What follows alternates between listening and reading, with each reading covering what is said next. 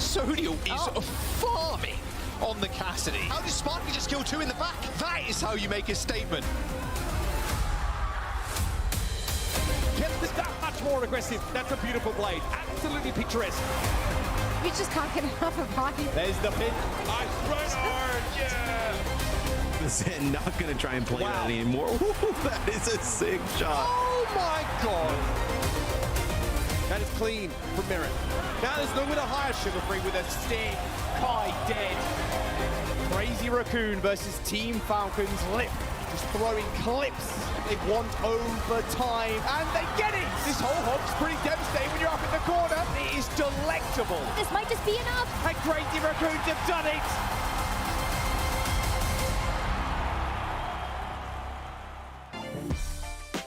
Hello and welcome to OWCS Stage 3 Groups. This is day number 4. We had a lot of action already going down last week, of course, and today we're finishing it up. Not really, but for some teams we do actually. We're starting with the EMEA portion, and for that, of course, we have Joss and Necra joining us. We have some elimination matches, lots on the line for everyone. I'm very, very excited to see how those groups are going to shake up this weekend. Yeah, I always love the way you intro the show, so it's just like, it's going to end. But for only some teams. It's like just really putting a clock on some of the teams right now. Honestly, you know, some of them are 1 and 0. There are a lot of decided matches today, but yeah, I'm in for the drama too. I'm in for it. And Necra's back with us, although a little plagued, I say. How are you feeling? Are you holding up okay? I'm a little sick, but I'm holding in there. I think partially just a lot of travel, but I'm so excited to be back here to cast some more Overwatch and, of course, just be here with you two lovely people. So let's see what today has in store for us.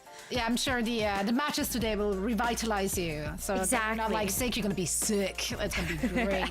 There's a lot, of course, on the line, not just for the teams, but also for you people who are watching, because we once again have drops. Everyone loves drops. And here's what you can get for a certain amount of hours watched. All you have to do, of course, is just connect your Battle.net account with your Twitch account, your YouTube account, your... No, I actually think that's it. It's literally it. But yeah, hey, listen, that's what we got for you. Although I do have to say, at this point, who hasn't done that? Yeah. Like, yeah, you should have had it done a long time ago. But yeah, like but if you are new, first time chatters, first gaffs in the chat, rise up. Maybe you haven't connected yet, but there you go. 10 hours and you get the little chart.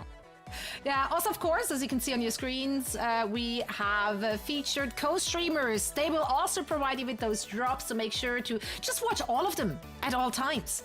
I mean, you know, people have multiple monitors at this point. Yeah. You can catch it all the action. Get the multi-Twitch up in action. That's right. Got it. That's right. And if you don't want to just watch, but you want to get in on the action, make sure to apply as a co-streamer as well. The link is on your screens. I'm going to hold it there for a few more seconds. So type away, little friends, type away. There it is. That's it.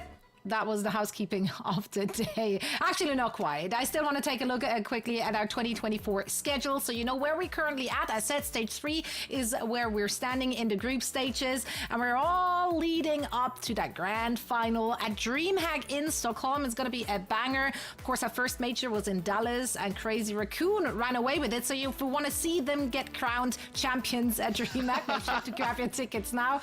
So making the earliest prediction. It's like... Yeah, they're just going to win the whole thing. I mean, it's a good bet. It's a very good, safe bet. Yeah. Also, yeah, if you're a betting man or woman, make sure to, you know, put your jelly beans on Crazy Raccoon. They've been looking really good, guys, though. They've been looking really good. So this is not a too out there prediction. They're just sick. Can any other team beat them? I mean, EU and NA always talk big game when they go to LAN. They're like, oh yeah. I forgot how strong Lip is. Oh, Lip? Actually. Very good on the every character that he ever picks up. Yeah, Absolute Gaming Warlord, and you most likely will be seeing him in action at DreamHack. If that's not enough to convince you to join us there, check out this trailer. Even the devil looked away in disgust. I'm sorry, what just happened? See, look at the health bars just trickling down. They're running out of time. Beautiful boot from Junbin. Oh my word. Oh, they're making the hog work. Look at that shoe coming in with the nano 2. This might just be enough.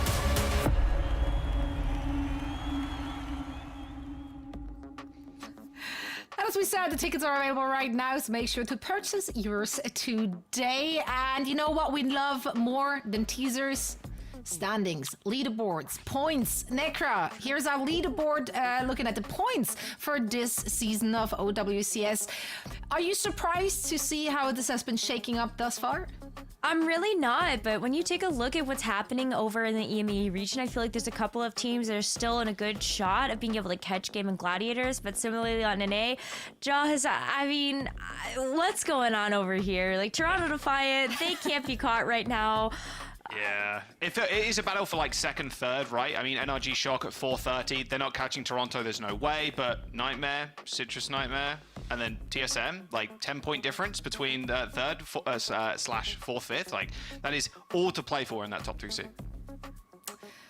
Yeah, well, still some points up for grabs. And as we mentioned very, very early on in the season is, of course, that the points you can collect are ramping up with each single stage. Now we are in stage 3. This is the EMEA standings right now as the groups have been played out already for 3 days. Today, day 4.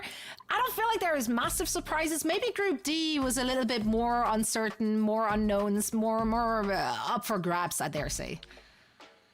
Group D honestly looks like the group of death, though. Like, these are all 4, like, known quantities when it comes down to the Overwatch organizations that we've come to expect in the Overwatch Champions Series. So, Jaws, I don't know. Like, Virtus Pro makes a lot of sense that they're going to finish off that group 2-0, but everything else, I'm like, a little bit surprised. That's going to be some tough fights over there. Yeah, I'm looking forward to seeing more Cloudy on Ryan, to be honest with you. I think that, that group is pretty scary. Oblivione, like, I'm a little bit shocked they went down 3-1 against SRP Czech to kind of start out the group. But I think EU across the board has been more competitive in groups this time around compared to stage 2 and compared to NA too. There's been so many 3-0s in NA, but there's a lot of 3-0s in EU, but there's a lot more 3-1. I was about to say, which is more day important. 1 was, or day 2 rather, was all 3-0s, so I'm not sure what there are a lot more 3-1s, okay? Oh, okay, we're keeping tabs. We have to keep tabs. Fine, Look, sometimes you get a group with SRP Czech and Virtus Pro. Sometimes you get a group with SSG. Like, look, there will be like 3 of those. Now, before we're diving into all the action for today's matches, though, a quick CTA, of course, that Season 12 is up and running. Lots of changes, lots of exciting things. Joss, you've been in it already. You're 3 days non-stop. Season 12. I won't lie. 3 days non-stop of playing the game already. I think I'm halfway through the battle pass. I think I'm level 50, close to at the very least. Yeah. Give me some highlights. What's good? Clash is sick. Clash and Juno won't be available just yet for this stage of OWCS. Juno's been very interesting to play with and against. I'm not sure where I place the character. They don't seem like meta-defining, meta-breaking right now, but there's a lot of interesting utility. The ultimate seems pretty wicked if you can like make full use of it. And Clash, yeah, it's like when Push was released. No one understands the tempo just yet, so there's a lot of fighting all the time. So yeah, it's actually been really fun. And the Reaper Mythic as well is pretty sick. Yeah, so I heard. Mythic is so good, so good. You got to check it out. I think this is probably one of my favorite Mythic skins that they've released so far. So I'm excited to get my hands on the Battle Pass and also start digging into it. But just no Clash for this group stage right now. Yep. So don't worry, we're not going to get to that, and we're not going to get to Juno either. Maybe fortunately or unfortunately, depending on how you view that. I thought the Lucio players would be proven in their boots. Juno and Clash is on the horizon for us, though, as well. It is. For now, though, we're sticking to what we know, and that is, of course, you know, the Group C teams. Wow, what a transition. Yeah. Let's take a look at the bracket. Not my best work yet, but some of the teams have been excelling, and that's all that matters. Twisted Minds, of course, already qualified. We still have decider matches against Gaming Gladiators, who are currently awaiting their opponent. That's why we're starting off with the losers match here. It's going to be AQ, as I will lovingly call that, because I cannot pronounce their name for my life. And then we'll be going up against a one-man army. So let's chat about those two teams here. Josh, starting with AQ. We have a few known quantities in their squad. Haku, Psycho, Skyle comes to mind there as well. Love them from their appearances in Contenders as well as Flash Ops.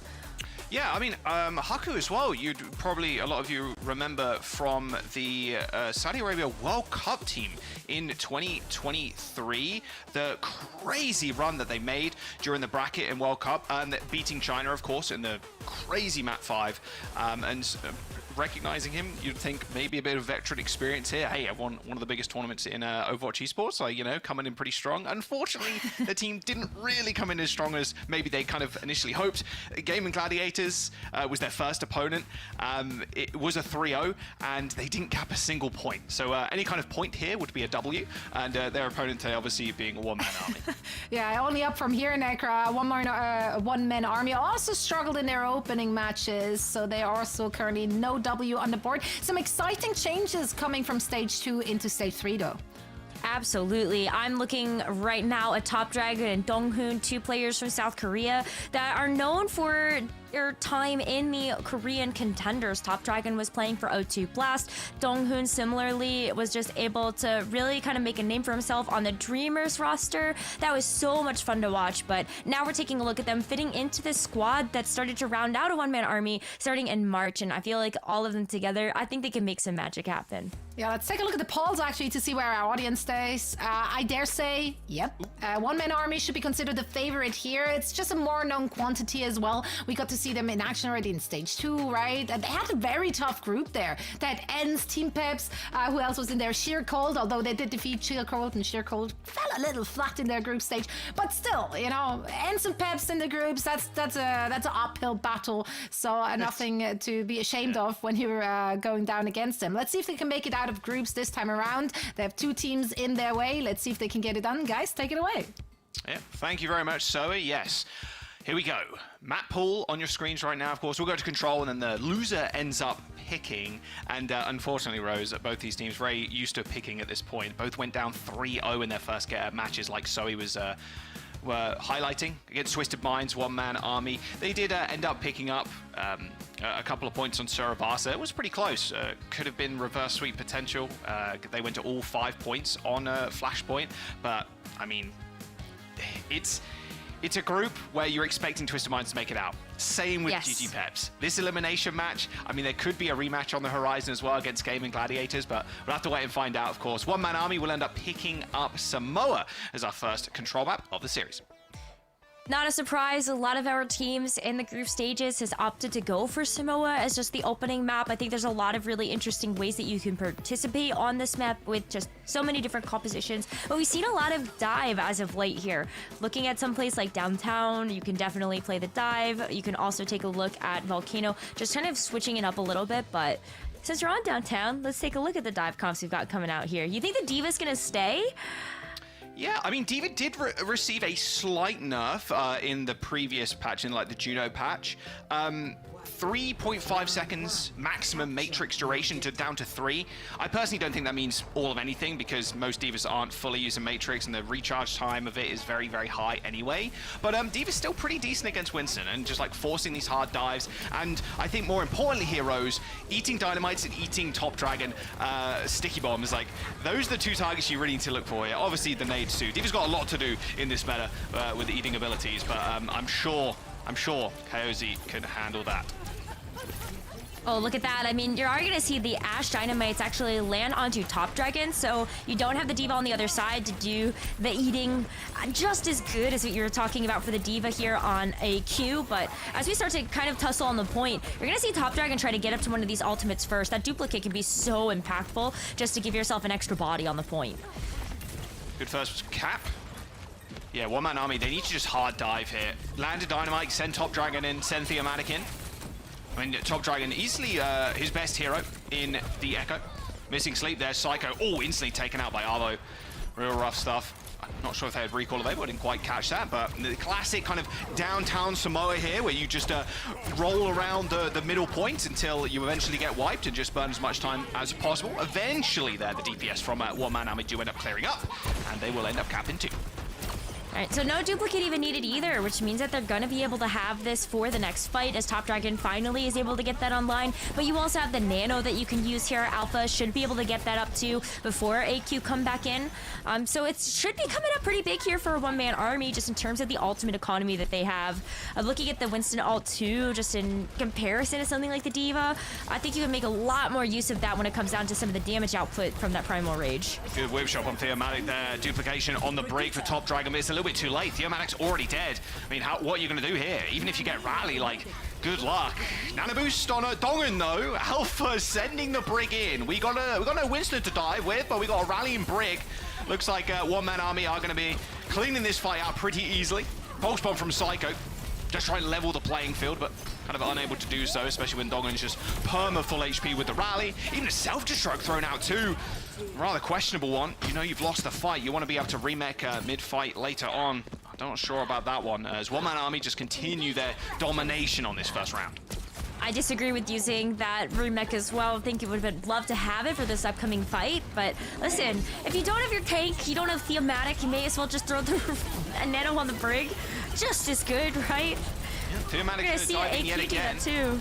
Primal Rage being ripped to get stunned briefly. Haku propping the rally, but issue with the rally, especially against the Primal Rage, a lot of people getting booped around. You're not going to provide that overhealth to the Ana.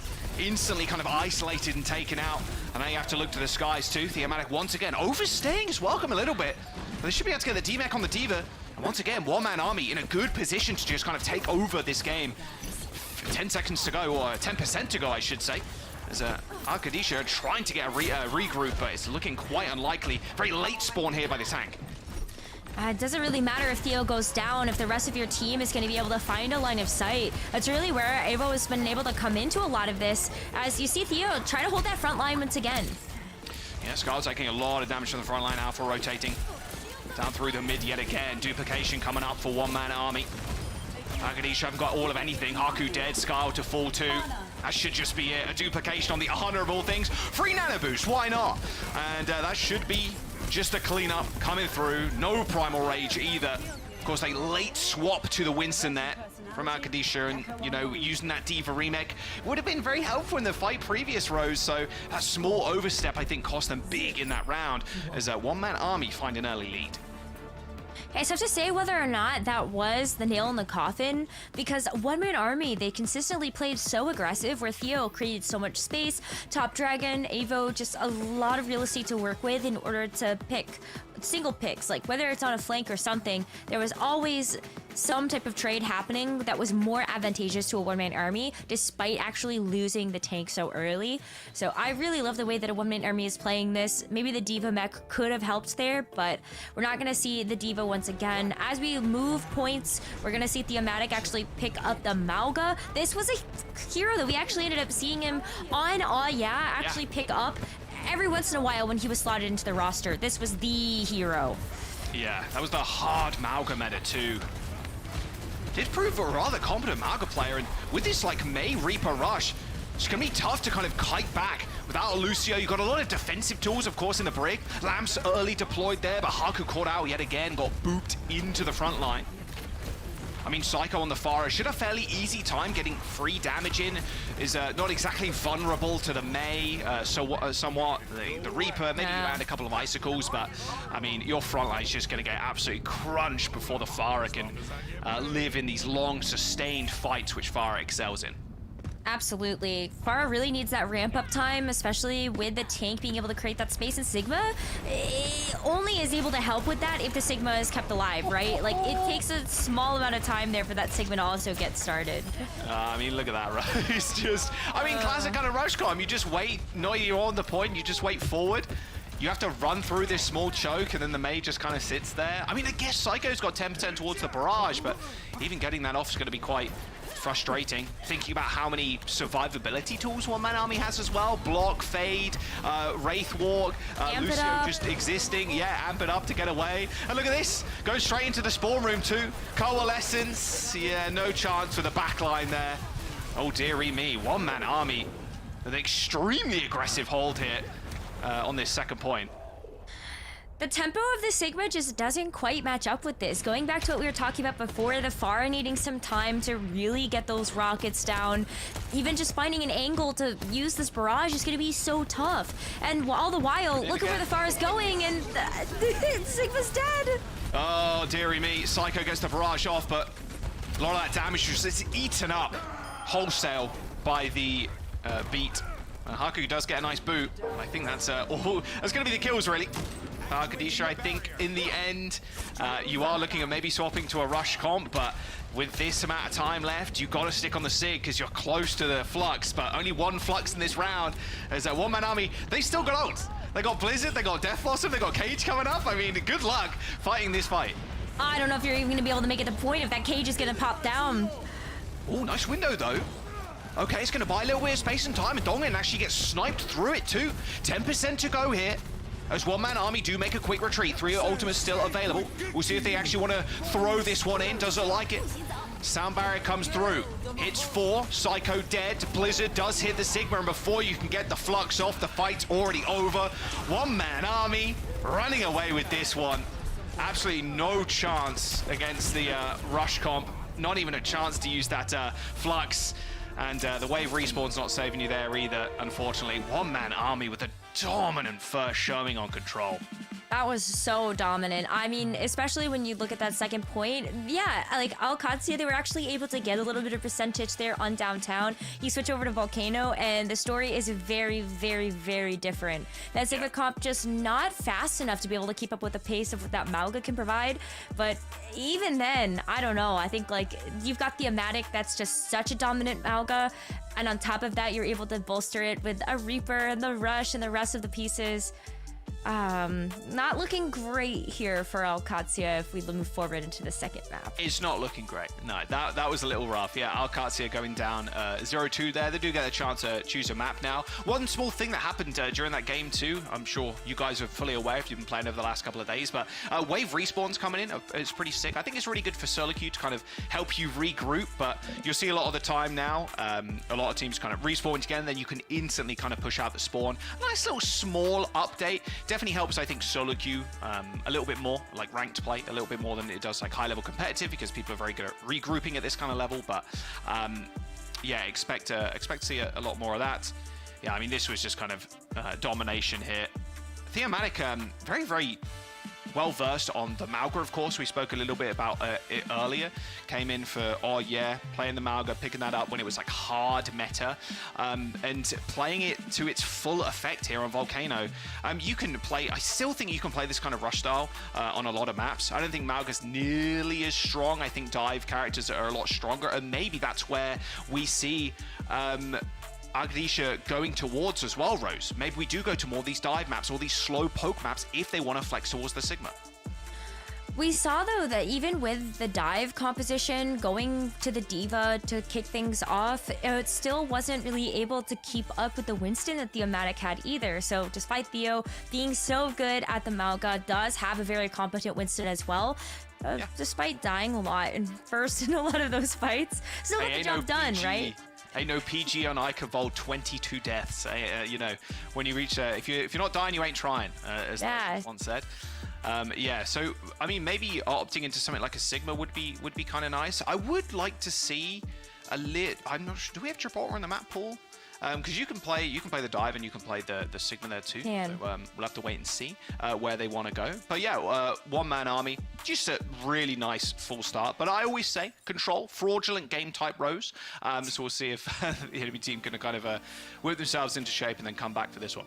I mean, you talk about all these 3-1s, and I just immediately think of Space Station sometimes needing the first map of the series to really get things going. Yeah. So, yay, yeah, it can be a little bit fraudulent at times. But when we take a look at the rest of the map pool, there is no Gibraltar.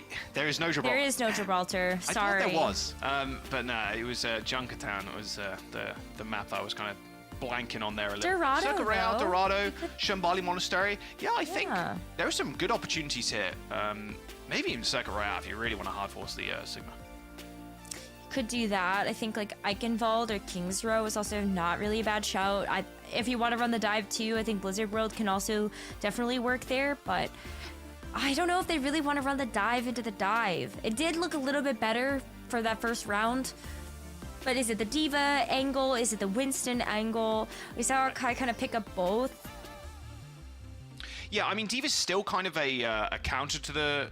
No, sorry, the Winston is still kind of a counter in a way to the D.Va. You can just bubble off a lot of the heals, go into the D.Va and like bubble off the D.Va as well. Can be quite good to do. I still think D.Va is probably the strongest play you could pick here if you're like kind of a hard off-tank kind of player.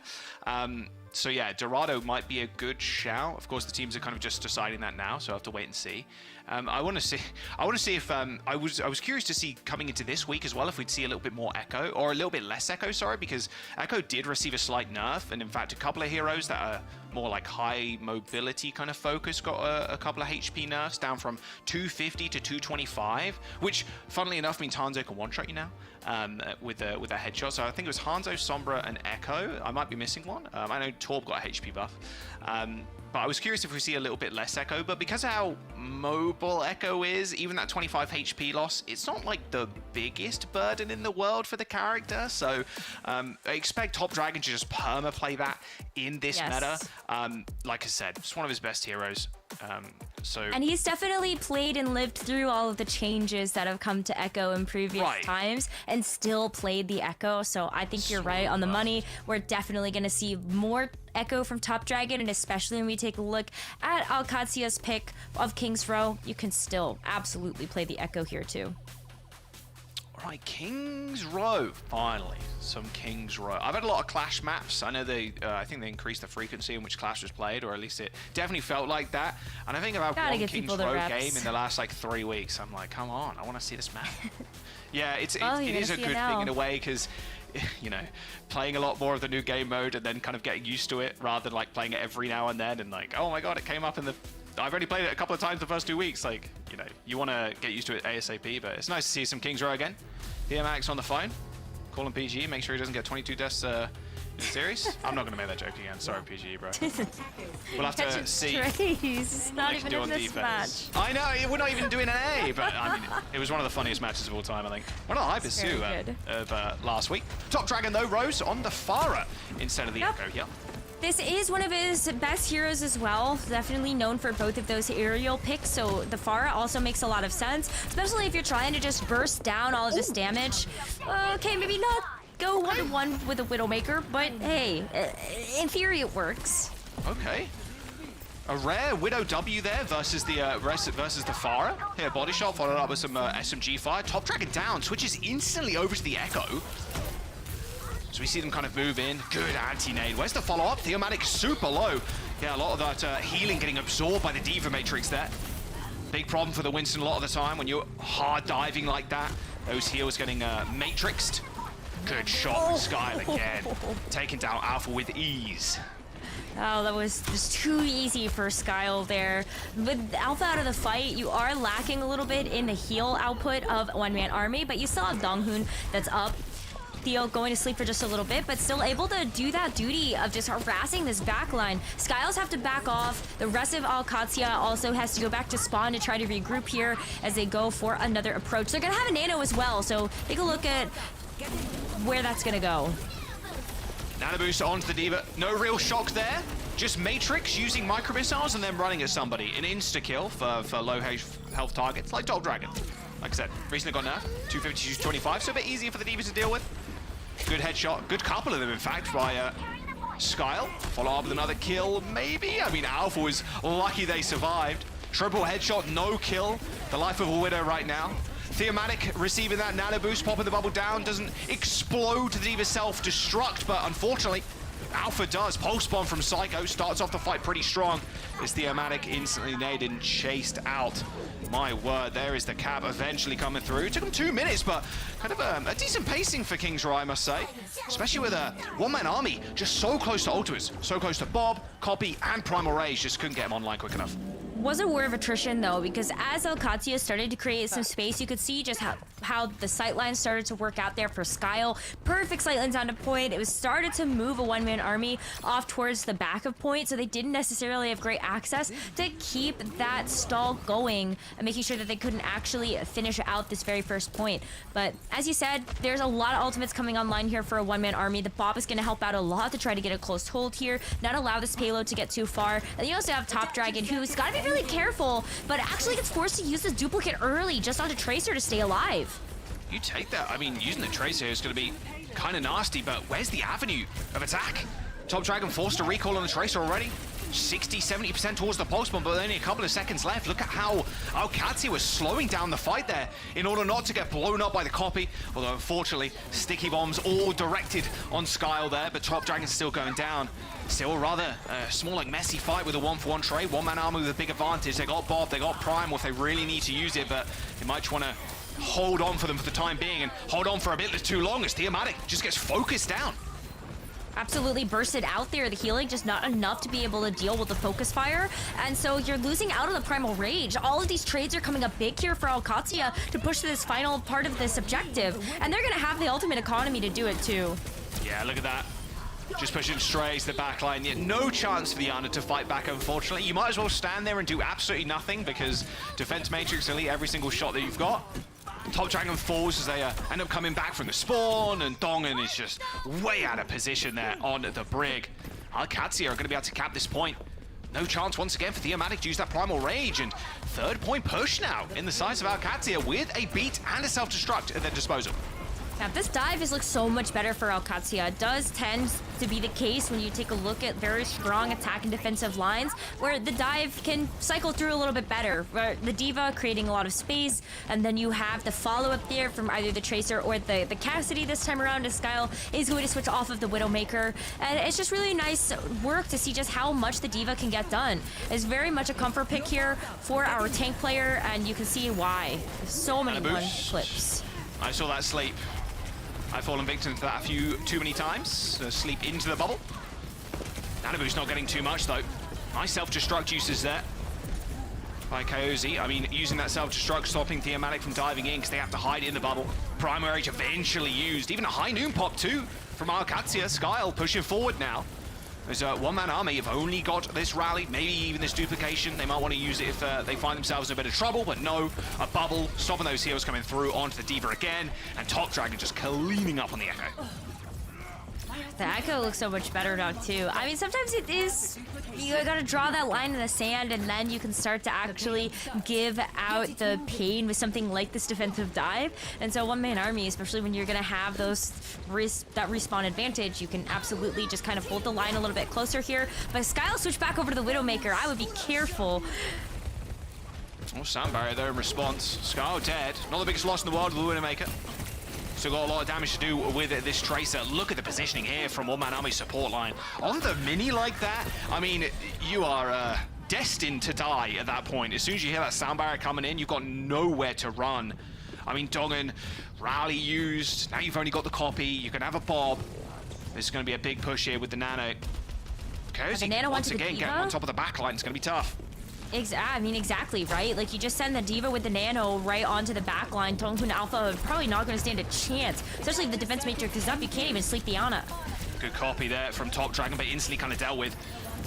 Pretty good presence of mind there from Cozy, just defense matrixing Top Dragon, knowing they copy into the Ana. That's the freest nade in the world more often than not, because the Ana is duplicated high in the sky. You get a nice little angle. Bob deploy from one-man armies. Alpha ends up going down. Rose, like we said. Nano boost into the backline for the Diva, but Top Dragon just again and again and again. Domination. Skyle, Ana dead too. Absolutely no chance from OWCS to find this fight. Only a minute and 18 seconds to go as they stagger the Diva just a little bit there. Top Dragon is just waiting for Coyote to go forward, and then once that backline is vulnerable, absolutely jumping on that opportunity to try to take them out. So that's why you're seeing poor Skyle, Haku, Fakator, like they're having a lot of trouble having to deal with something like the Echo, but there's less than a minute left. OWCS does have an ult to work with here and something like the Pulse Bomb, but they're getting jumped again. That damage from Top Dragon is just immense. Skyle, Fakator once again going down. They lose mech, and they're going to stagger the Diva. Oh, dynamite there. I would love to see the Diva stagger a little bit longer, because you could have made that an overtime fight. But it's only Diva dead here from OWCS, so they are going to be able to regroup as 5 for this one final push. Top Dragon eventually slain by Skyle. Gets their revenge. It's not a positive win record right now for Skyle, but you'll take what you can get. Only a couple more seconds left, though. You're gonna wait for this rally to expire before OWCS is going to move back in, but this is the final 10 seconds for them to try to push this payload over the line. Got to find this headshot on Alpha there, dancing around the payload right now, trying to dodge out of the way of the Tracer and the Widowmaker. Alpha still under a lot of pressure, needs some serious help, but I think Dongen there throwing pack after pack after pack towards that Ana, keeping them alive. Top Dragon once again with the copy. Just an unbelievable performance right now. Just disgusting stuff on the Echo. One-man army, they're going to hold 2 points on the board for OWCS, and that'll be where the golden box of victory is for one-man army. I mean, look, Echo got nerfed a little bit, Rose. A little bit, right? 250 to little. 225. It don't matter if you're top dragon. He duping everybody. He's killing people with the dupes too. Really, really impressive stuff so far. It's been great. I mean, even though we haven't necessarily seen a lot of big conversions from the duplicates from Top Dragon, I think it's just the presence in the backline that has been absolutely standout here for a one-man army. Really making sure that the defense on that third point was up and going. And when you look at the Echo, a lot of the impact that Echo's going to have is just being able to get the sticky bombs, get the focus fire with the focus beam, and just make sure you're taking out targets really quickly. And if you're deleting targets like that, then it just really does stop that attack in its track. So OWCS, unfortunately, not able to get any more there than that little bit of progress through that third point. Okay, I'm interested. Call me I see intrigued. the Hanzo too. Hanzo pick. I mentioned before, like, Hanzo also did end up headshots getting now. changes. Yeah, exactly. So the Hanzo and the Hanzo 1v1, they can now kill each other, which is always the funniest thing, when you both fire an arrow at the same time and you both end up killing each other. But you can insta-kill the Echo now with a headshot because of the reduction in health. So I wonder if this is kind of a response to Top Dragon. Normally it was like, you get the headshot and then you instantly storm arrow and then you hit him with a body shot. Or is this kind of, yeah, I don't think Avo is going to stay. Yeah, okay, going over to the Ashe. Another kind of meta pick right now is this Ashe at the Echo.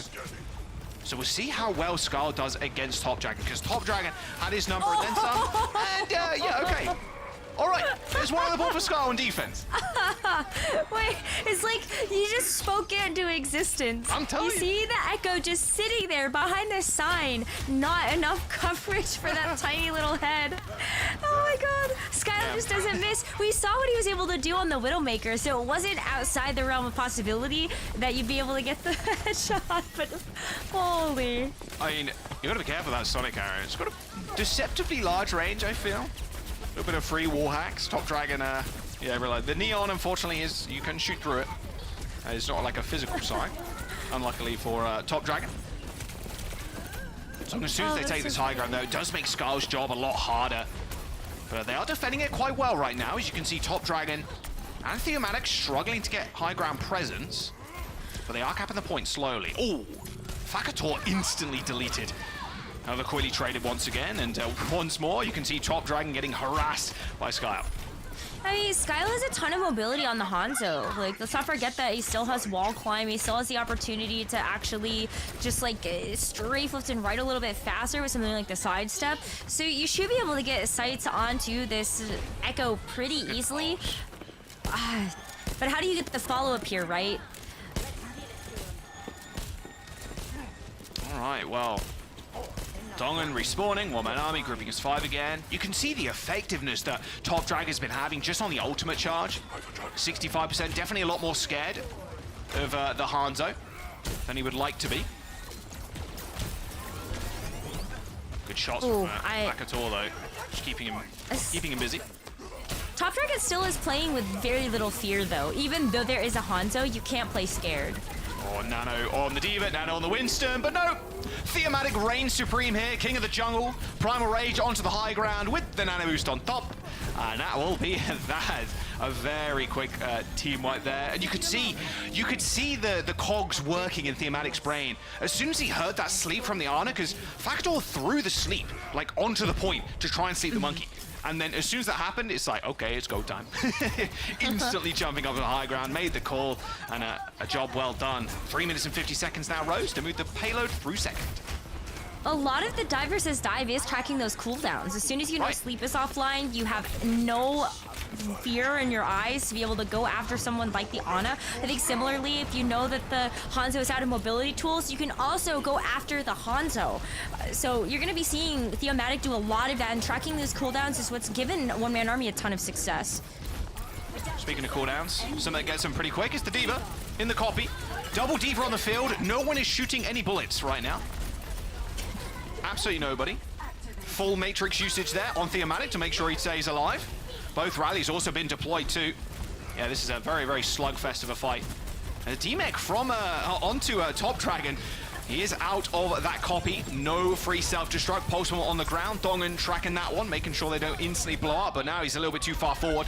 Bob deployed, kills Psycho. Better trade though, as Dongan is dead. However, Haku is quick to fall too. This pressure mounting here from One Man Army, using that Bob to his full effect. And once again, Theomatic just being a support's worst nightmare right now as Fakator ends up going down.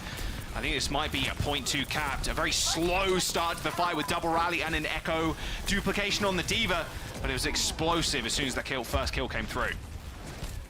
Yeah, I mean, just even after a while, when you take a look at some of the after effects of having such a long dive, a one-man army still had ultimates to use. They could have used the Nano, they could have used the Primal Rage, and they're still wailing away at them in spawn. Just got out of you spawn. Can hold. They can't. They literally can't. And even if they do, Theomatic is ready with a Primal Rage to bat them right back into it. Okay. See what Scar can do on the Widowmaker. Good pick. All right. Punishing Theomatic, you cannot no longer spawn camp. It's all chilling. See if Scar can make a big difference on the Widowmaker. Had a few nice shots early on. Spots the Brig. Dongan bashing out though, but unfortunately chased out by the D.Va. Still impressive when Skyle's able to hit those headshots onto something like the Ana, very, very tiny head hitbox. But as a one-man army, they get staggered a little bit, but it's really giving them a chance to regroup with something like that Primal Rage still available. They can go in with that. Top Dragon's gonna have another duplicate alongside the Nano. There's a lot of oomph that a one-man army can attack this next attack push with. Especially if you want to try to get after this Widowmaker. I think you have a lot of territory that you can play around that you don't worry about those headshots hitting your team. Yeah, you can see Scar kind of repositioning here. Nanabu straight into the backline once again. Good little whip shot. Jump reset. Theomatic joining the rest of his team's got the Primal Rage. Now the final push here for One Man Army as the duplication comes through. A dive of old. A nade into the backline as well. Haku trying to hold on, hold the rest of his team out this door. Theomatic is still pretty low. Refused to prop Primal. Jump straight back in. A little a bait and switch there as the backline from OWCS is just getting absolutely decimated by Theomatic and Top Dragon right now. 0.47 meters to go, and that'll be it. One Man Army, a 2-0 over OWCS. That King's Row looked a little bit more competitive at the very end there, but One Man Army showing up in a big way. Top Dragon and Theomatic, that whole map was just a dominant dive force. Man, I got chills seeing Top Dragon duplicate the D.Va and go in with the dive with the Winston. I know you call that the dive of old. I'm like, I don't know. I'm just excited to have seen the two of them back together again, the Winston and the D.Va. No, I will say, on the other hand, being a support player in that moment is the worst, and it is worse than a nightmare that has you sweating at 3 a.m. Like, it's not exactly a position you want to be in because you're just getting full matrixed. Your Brig is getting full matrix, so you can't nade, you can't sleep, you can't just throw darts. Like, you can't do anything. Like, it's so. And then a nade, I think, followed up as well. So like, hit the backboard, hit Haku, and then it was like, okay, we're done. We cannot fight no longer. Team, you're gonna have to clean up because we cannot do anything. Yeah, the backline in that third point is always just so collapsible when you look at the Widowmaker, the Ana. It's just a very punishable position. And if you're just going to push that Widowmaker so far back, not only does she lose the ability to have point presence, but then you're also losing out that damage output when you have something so beefy in your face. So unfortunately, I think like the Widowmaker maybe overstayed its welcome just a little bit, even if you were hoping that it would be the perfect answer to something like Top Dragon's Echo. But I think that if you're OWCS, you can't necessarily play this game looking at just Top Dragon as the threat on the team. You have to think about like, how can you actually deal with somebody like Theomatic? How do you punch that damage through such an aggressive Winston? Yeah, that was the big mistake there. We just saw it on our screens. Fakator using that sleep super early, and Theomatic just jumped in with the Nano, hit the Primal, everybody's grouped up. I mean, that's it. That's point A, done and dusted, just off of that single cooldown, right? Yeah, I think it's good that kind of singing Top Dragon's praises. He was part of that kind of LFO WD40 debacle. Played on the Great Showman as well, or Great Showman / Makers team, not just long ago. And there's been a player that I think has been on a lot of people's radars for quite some time now. And yeah, big success here for One Man Army. Map number 3, Rose. I mean, you got one final opportunity here to come through. If you're OWCS, where do you think we go? Because right now it just feels like they're just getting beaten blow for blow, you know? I don't know if you can necessarily pick a dive map again. I think while the dive was fruitful, it just wasn't fruitful enough. And again, I think it goes back to what is the biggest needle or the thorn in your side? Is it actually Top Dragon's Echo? Is it even smart for them at this point to actually go full in on trying to deal with the Echo alone? That's really what I look at when I see the Diva alongside something like that Widowmaker or Hanzo. It's specifically because of Top Dragon's presence in this match, but I think you got to look outside of that holistically. How does your team, OWCS, deal with the team as a whole, not just one single player? I think we go to Circuit Royale. Just slow it down a bit. Slow it down, chill out, or maybe I a would little love bit that. Dorado, although Dorado's Sigma. pretty fast with a dive. Dorado's maybe pretty Circuit fast Royale. if you still play the dive, yeah. We'll have to wait and see, of course. OWCS is their map choice once again. We're going to jump to a quick break, give the teams a little 5 minutes, and we'll be right back with map number 3.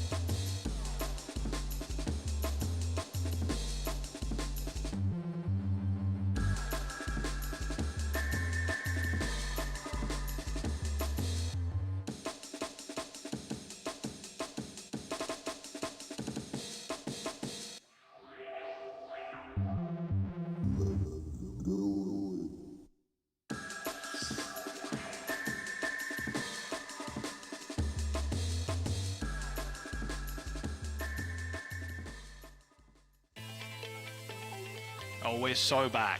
We are so back. One-man army versus OWCS. OWCS, that's what they're saying in their comms right now. We're so back, guys. We're going to circuit. They're so I back. predicted it correctly. They're going to slow things down. We were what, like 120 BPM, and now we're going to go a little bit more chill. I actually don't know what resting heart rate is. I don't want to say anything too low to scare people, but It depends. It actually depends. It depends 60. on like how fit you are. If the more fit you are, the lower your resting heart rate is. And if it's higher than that, then maybe go outside and touch some grass. okay, so it's apparently 60 to 100 beats per minute. So there you go. Okay, a quick Google. Who knew? Google's your friend. Yeah, so they're going to want to chill for a little bit here. Just play a little bit more of a slow comp. One-man army, pretty happy to do so. by the sounds of it as well. They're going to run the Zen here too, which is always quite nice to see. I was surprised to see not see a little bit of Alari here. I think Alari's pretty decent on this map, very slow, but Zen, of course, a little bit more greedy in the back line. Love to see it, especially if you're 2-0 up and you're feeling pretty confident. Zen kind of a meta pick here. 2 ways to kind of deal with the Flux too, and the Lamp and the Transcendence. But it's all going to be up to the Widow battles here. Katsia running both snipers, in fact, running the Hanto as well. Oh, that was a very close hair clip there. I heard that. Skyle definitely went back to spot thinking about, okay, maybe I got hit by that. Maybe I'm just going to go ahead and try to get a little bit more HP, but it was very close graze. You can see Avo just kind of waving hello. It's going to be really fun to watch these two Widowmakers go head-to-head. It is a double sniper composition for Alcatia with Psycho coming out on the Hanzo. So a double threat here to Top Dragon's Pharah.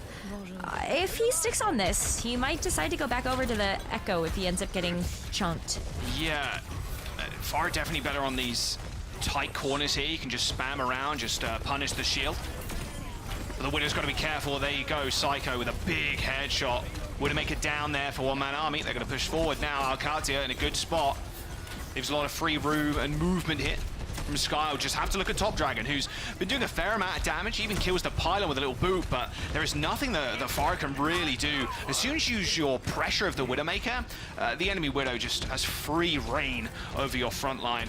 And getting an angle with the Pharah, good for ult charge, but not good for like these initial kills. Very little resistance here from the defense of a one-man army to stop this payload to get this first checkpoint. Alcatia, with just even one pick, was able to keep snowballing that through. And you're playing so far forward now. But just knowing that this payload can start to kind of catch up to you, you want to make sure you take this high ground presence away from a one-man army. So that's why you see Chaos just already up close to Thematic on the Sigma. And look at the sightlines that now Skyle gets to have around these stairs. Venture is a pick here for Top Dragon. Well, it's better than being in the air, I guess. Like, I guess he plays both subterranean and then in the sky. I mean, you're not wrong as well. Like, a bit harder for Widowmaker to insta-kill too, especially as a Top Dragon. Whenever they use an ability, you obviously get the health, but getting split off by the dragons like that, not so great. This is a very different Alcatia. Very much more in their wheelhouse right now, slowing things down, like I said. Just getting picks from the Flux, even though the Transcendence was used.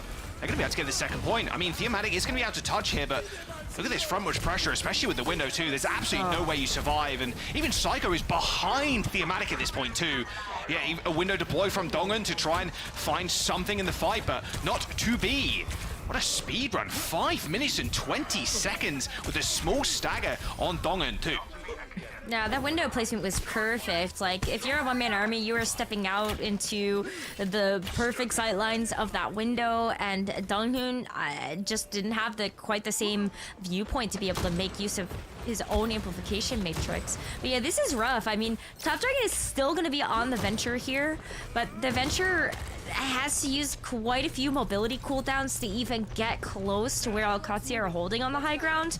And outside of that too, like, you still have to deal with the threat of the Hanzo and the Widowmaker, both of which are going to be able to just continue to chunk down any of these squishier targets, right? Yeah. But I guess if there's one way to limit Top Dragon, it's to limit the hero pool that he's able to utilize in these big open corridors. Yeah, I wonder if Top Dragon has got the jump out on the hands a little bit here, because yeah, I'm not sure I see the Venture working too well. I don't see the vision into this comp.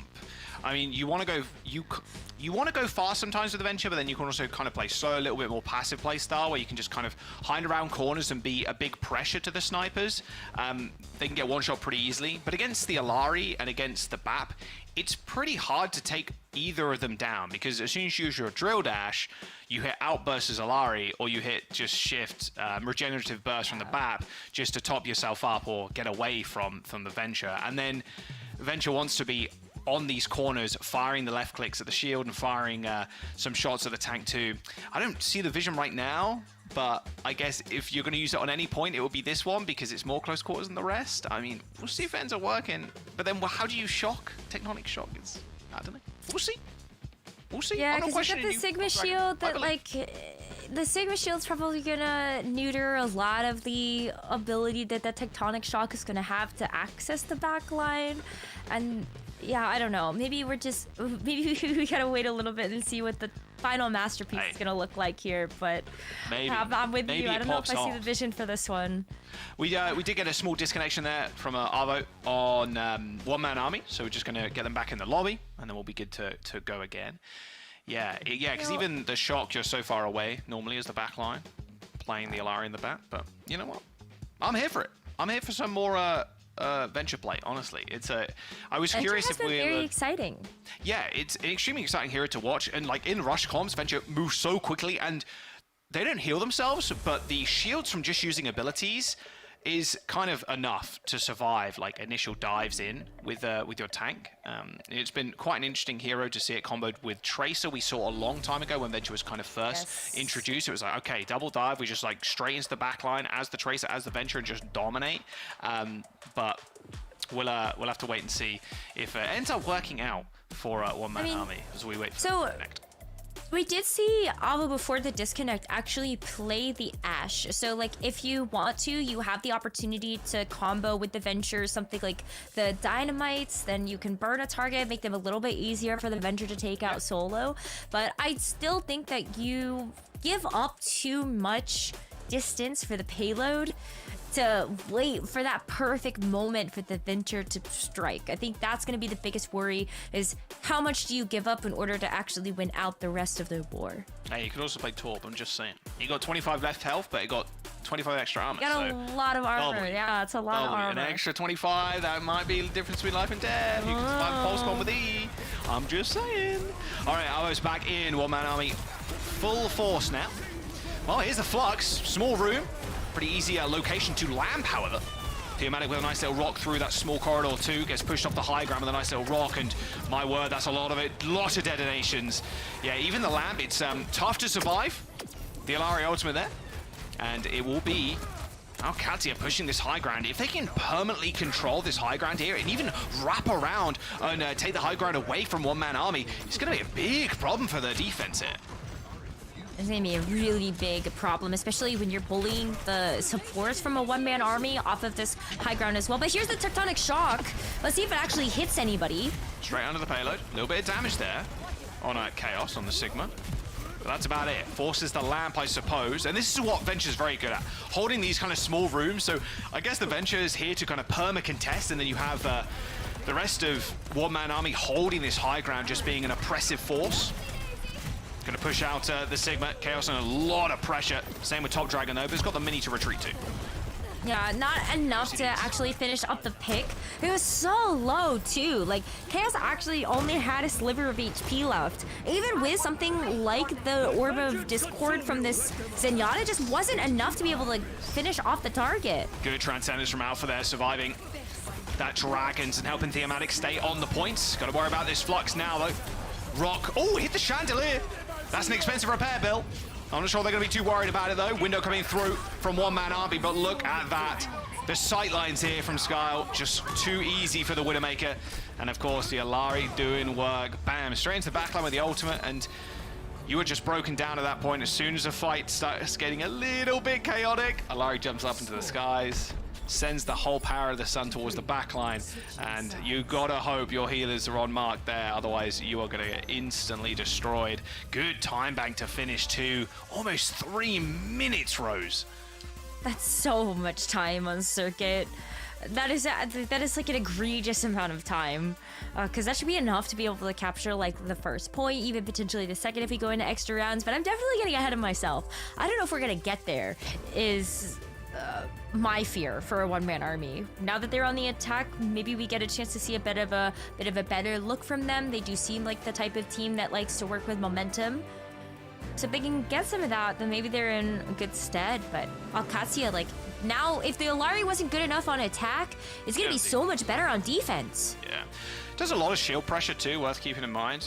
And helping the Hanzo finishing off picks. If you can get a long-range headshot, although she did get nerfed in the small hotfix that happened yesterday. So the max damage, like range, 75 to 70. The minimum Yeah. damage was 25 to 20. to 20. Yeah, so it does a little bit less damage, but when I was playing her, I didn't feel the impact that much. Maybe it breaks a couple of the break points that Alari had originally, but I personally didn't feel anything. Yeah, the Alari very good at shield pressure, and their healing pylon too. You can just kind of set it and forget it kind of mentality, and it's on the It's quite corner nice. here too, so Chaos can play super far up if they really want to. Yeah, and it doesn't take a whole lot of time to reset up that pylon either, so if you do have to give up a little bit of space like this, so no worries. Chaos still has access to a healing pylon in just a couple of seconds. They have to give up a lot here. I mean, Top Dragon already picking up Psycho is a pretty big pick to have. Yeah, that's what we were talking about a minute ago, Rose. Can Top Dragon jump over the Hanzo? I'll be surprised if he couldn't. Kind of projectile DPS extraordinaire for one-man army. Look at this aggressive push too. I really like this. Waiting for the call down to the Sigma, swinging. Got hands to retreat if needed. Getting a lot of space here. And Chaos using the hands super early. This might be one-man army trying for another aggressive push here, trying to knock Chaos out of here. Orb of Discord, those can be really helpful for like Avo or Top Dragon to clean up a bunch of these picks. You don't necessarily need a full charged shot from a Widowmaker in order to get that done if you do have that Orb of Discord on top. But it's gonna come down to these 1v1s here. Oh, Top Dragon again. Yep, Fakator down, Dragon's in the back line. Lamp deployed on the corner. That's it though. No chance you're coming back from this. I mean, this is kind of Hanzo evolved too. It's kind of worth thinking about. Hanzo can both one-shot the Widow and the enemy Hanzo. So all of these DPS, like, they're just running off these one-shots. Whoever can get the better shot first. This would have been a very different matter of fact if it was the previous patch with both Hanzos, but extremely strong in this circumstance. It is why we can also see the double flex support here, right? Like the Zenyatta or the Alari making an appearance, just because the healing is just not nearly as impactful when you have these heroes that are going to be dealing so much damage. I mean, Top Dragon again taking down Psycho. Like, that's just another huge opening pick. The payload just has to follow and try to catch up here to cover the second point. Top Dragon definitely being the best player in the lobby right now, for sure. Double Hanzo kill. Flux, not quite dodge. Return Flux, in fact, and there's the Transcendence from Alpha, keeping everybody alive.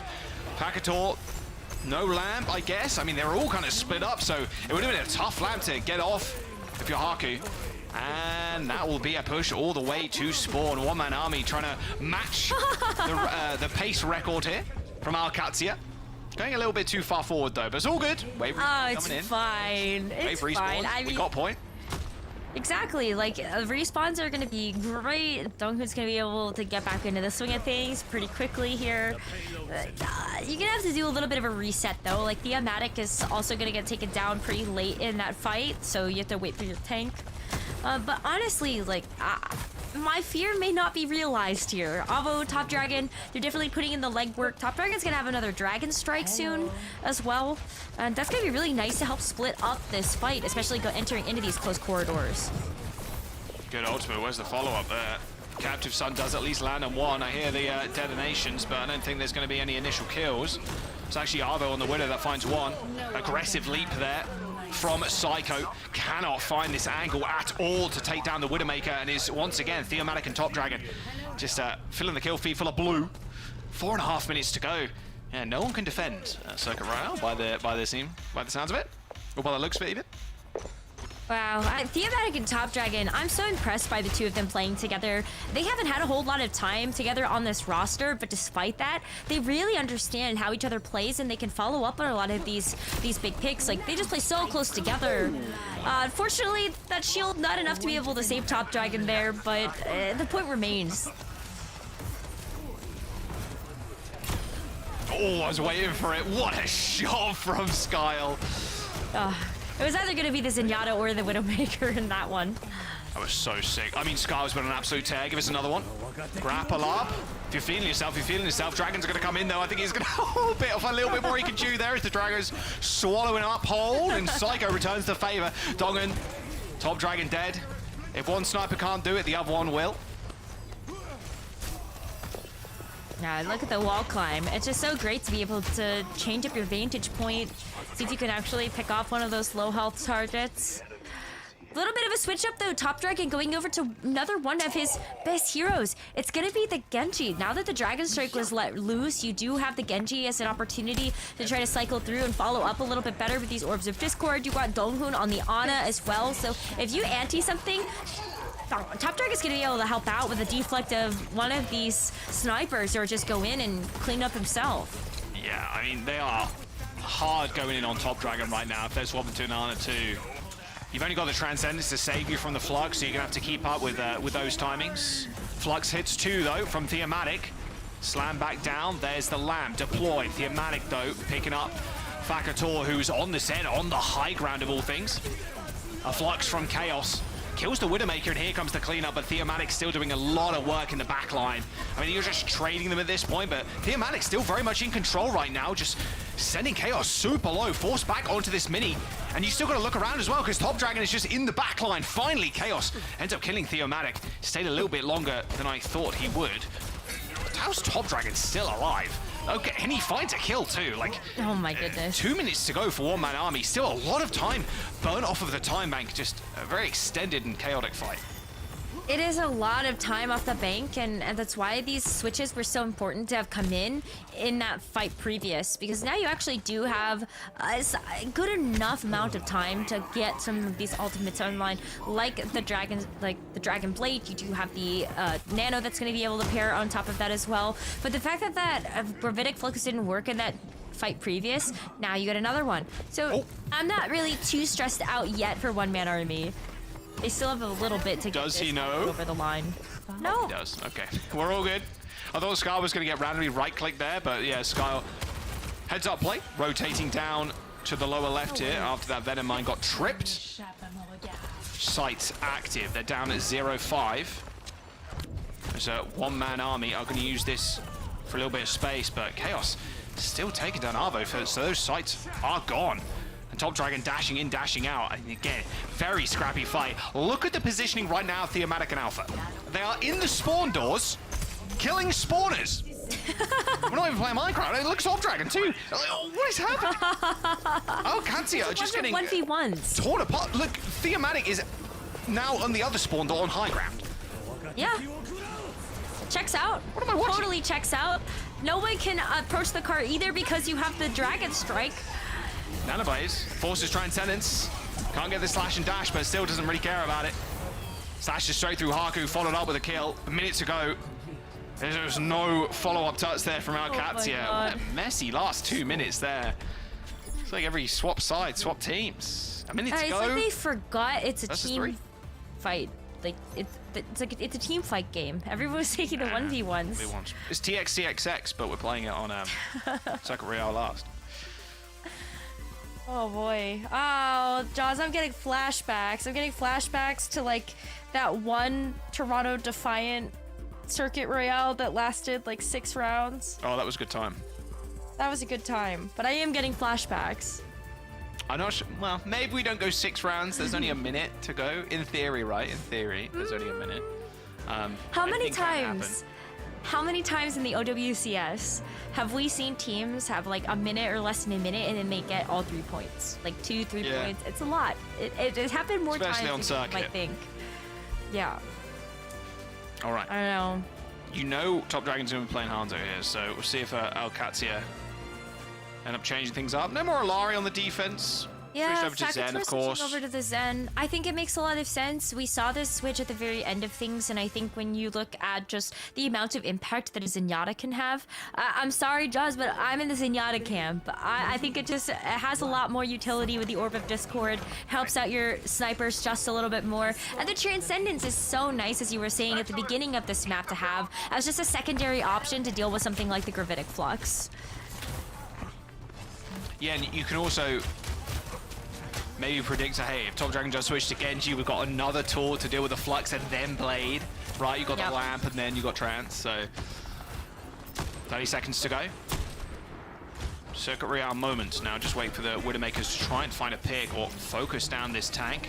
Scar goes for a grapple shot, hits it short. Doesn't end up coming up with anything, but they can still retreat to the corner. They've not lost anybody yet. still, this payload is making progress. You put the Orb of Discord here onto Chaos on the Sigma. And if you can chunk down the shield, then it gives your snipers just a little bit better time. Chaos is actually at half health right now, so pay attention to whether the Sigma gets dropped. Yeah, Theomatic dodging the rock there. Yeah, Chaos taking a lot of damage. That shield is pretty low too. Ends up breaking. Is the grapple Scar with a perfect vision there on the Hanzo. Still manages to miss the shot, however. That angle pretty tough when you're looking almost straight vertically downward. Taking a lot of damage too. I mean, you're playing so close to this corner that Theomatic is getting a lot of value just throwing those spheres in, but it is Chaos with the first ultimate coming up, at least on the tank side of things. Window deployed though from both sides, and here's where you got to look out for, but Chaos actually instantly taken down by the Zen. Alpha through the window, snipes out the Sigma, and that will be first checkpoint for One Man Army.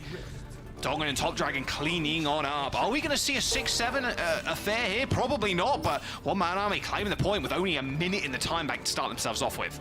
Hey, don't count your chickens before they hatch, Jaws. It could still be within the realm of possibility. But we are in overtime, and this composition doesn't necessarily have the most amount of point presence on the attack. It's a little bit better. You could sit the Zenyatta or the Widow or Hanzo, either of them, on this payload and just keep it moving. But you're going to want to make sure that you actually have sightlines for your snipers. It's going to be tough. You've got the Dragon Strike from Top Dragon that can help out here. Psycho's actually going to let it rip first, though. See if he can go right over the point, get somebody off. Okay, nothing crazy from those Dragons, but Top Dragon. A couple of Storm Arrows to the dome there. As Factor ends up going down, and now you're in big trouble. No Transcendence. Theomatic's got the Flux. You don't want to use it here. You want to be just a quick and clean team fight. Find the picks. Save the ultimates. That's exactly what they're going to do, and they don't even need to save the cheerleader either. One Man Army now pushing onto this second point. They're going to be able to get it. OWCS, this game is just slipping out of their fingers. Full brim of confidence, I would imagine, going into this, the second round, right, Rose, after that 3-minute, 22-second time bank. But One Man Army stretching out this 1-minute time bank to its very extreme. It could be another point capture here as well when we look at the ultimates that they have. The sites are going to be popped on both sides to negate each other. It's going to be a little bit better here for the defense to know where they can actually set up shop for these sight lines, but you still have to worry about Theomatic with this Graphitic Flux. There is an answer of this Transcendence, but is it going to be enough to actually stop this incoming damage? Connects, and Theomatic goes for the reposition on the high ground. Pretty smart play there, but needs support. Has only got an Orb of Harmony on him, and there you go. Response instantly from Haku. Smart Staff jumping up into high ground to finish off Theomatic. And there you go. That's where the payload will end. Eventually, OWCS gain a semblance of control in these fights. 5 points on the board, though, for One Man Army. Just under that 4-minute, full time bank for OWCS. 3:22 to try and find the match, but we know how Circuit can go. You either get held on first or you go all the way to last. It's a tough map to complete. And that might as well be a completion, right? With only a minute to go, I mean... close enough. Yes, it feels like it's close enough, right? See if what OWCS can do on offense. I'm not gonna lie, I even wonder if they could have pushed it further if Theomatic had not made that pivot up to the high ground using the ult. It makes a lot of sense knowing that the Transcendence was up to negate the Gravitic Flux, so you may as well go after the Widowmaker instead, but I don't know, I feel like it could have come up even bigger for them. Regardless, though, you have them coming out on the defense with a very different look here. Jaws, they want to limit the amount of impact that both of these double snipers can have from OWCS that they're expecting, so it's going to be the Ramatra Rush. We see alongside Top Dragon's May and Avo's Widowmaker just to have that extra little bit of oomph into those snipers. I love this too. Yeah, you're just playing, you're flipping this up completely.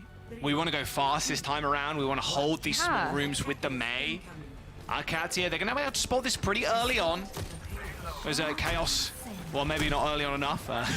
As Chaos steps up and wonders why there's no Sigma peek in the corner. Well, you've got a Ram to deal with now. And Sky was basically only looking for Abo here. Ideally, Psycho just focuses his damage on the Ram and on the May to try and focus them down. Dongan falling first, though, for One Man Army. That's not a good start. There you go, there's the Storm Arrows to finish off. But they're just burning time off heroes as much as they possibly can, and then just going for just a firework kind of ending. Two massive AoE ultimates in the Blizzard and the Ram. You just jump in with Nemesis form, hit your ultimate, and then you just run at the back line. That's the exact kind of game plan I imagine they want to go for here. Yeah, and it makes a lot of sense with the time bank too, because you're guaranteeing that you're going to have these ultimates up and running within that 2.5 minutes. Whether or not you can actually get them to be, you know, off sync a little bit with what OWCS have is a bit of a different story. But we actually do see Skyle switch over to the Pharah. So kind of a nice way to be able to chunk down behind something like this Ram Shield or even just force out the Mei Ice Block. But yeah, even Avo making that switch over to the Sojourn is already coming up big. Sojourn got a couple of little changes as well. Talk about them a little bit later if we see a little bit more Sojourn. Flux being used from Chaos. Good headshot from Avo too. I mean, this push is over. That ult is wasted, I should say. You've got a couple of picks, although maybe not wasted that much. I mean, Top Dragon going down at the hands of Psycho there. Does mean one man after you have to play off of that, and that means they are going to retreat, at least to this corner. Another big kill from Psycho, in fact. My word, they're springing back into this one with ease. One-man army, of course, want to take as many fights as possible, Rose, so look for another recontest. They can absolutely do that too, especially with the Mei alive. You know that you have the stall potential with something like the Ice Block, and the Blizzard's coming out already. Goodbye, team. Good Dragons to try and defend. A lamp onto Theomana, though, make sure he doesn't end up going down to the front line, and there goes Chaos. Falling on the Sigma, and only a minute to go. They've taken like 4 fights or something silly at this point, Rose, that being one-man army. Scar doing some decent damage with these rockets, but unable to kind of peek this corner aggressively. Still got to be careful of the Sojourn. Big Captive Sun. Initial kill. Yes, there it is. No lamp, no savior there for one-man army. A triple kill for the Alari in the back. Give it to me. Oh, mega health pack taken, but the damage has already been done. Alcatia hanging their lucky stars. They got the Alari on their side, hitting a big Captive Sun like that, but with only 44 seconds to go. Still a very tough fight to take against this very fast comp from one-man army. It's going to be rough. I mean, this is going to be at least one more fight here that a one-man army can approach this defense. They're going to have the Sound Bearer as well. So it's kind of coming up to Skyle right now with this Fire Barrage to just chunk through enough of this HP. Ooh, big kills. Do end up trading a DPS for DPS, but here comes the Annihilation straight into the backline. That is a very precarious window if you're Haku. 15 seconds to go, and it might just be all over here. OWCS here have no say in this fight. And like I said, that's all you wanted to do if you're one-man army. Force as many fights as possible, force as many ults out as possible, and then just go for a big AoE finish. Overtime for OWCS, but there's no one to touch. Not even Haku can make it back in time as one-man army clean the series up in a 3-0 fashion. It was looking so good there for OWCS too on this Circuit Royale pick. Like finally, it felt like they had figured it out with the Sigma composition, just making it a little bit slower. But Zoe, it was coming up all one-man army at the end of the day. They really have their stuff figured out, and so I'm excited to see this next match from them. So am I, and I believe that was an elimination match. That means that we do have to say goodbye to AQ, but quite frankly, I feel like they really ramped it up at the end. It got more competitive as the series went on, where the beginning was all a one-man army. I really feel like we saw some good stuff from them on King's Row, and then certainly Circus Row. They could have taken that one as well. Like, that was quite even. That such a good time bank heading into OT. Alas, you know, circuit things, as you said, Jaws, it do be like that. I love the switches that were made, actually on both sides, to their compositions there. And yeah, let's rehash the game in its full glory as we kick things off, of course, over on Samoa. Yeah, I mean, Samoa was just kind of a stomp. This rush with the Theomatic on the Malga, and then, yeah, there's no chance you there. If you're playing the Sigma, you end up just getting run over, and Control is just such a fickle beast if you get, like, out-comped to start off with, because then you're, like, sunk cost fallacy. We have to keep the Sigma because we've got ult, but then you can't get ult off because the team's already run you down. It was really tough, and then King's Row was just the Top Dragon show, basically.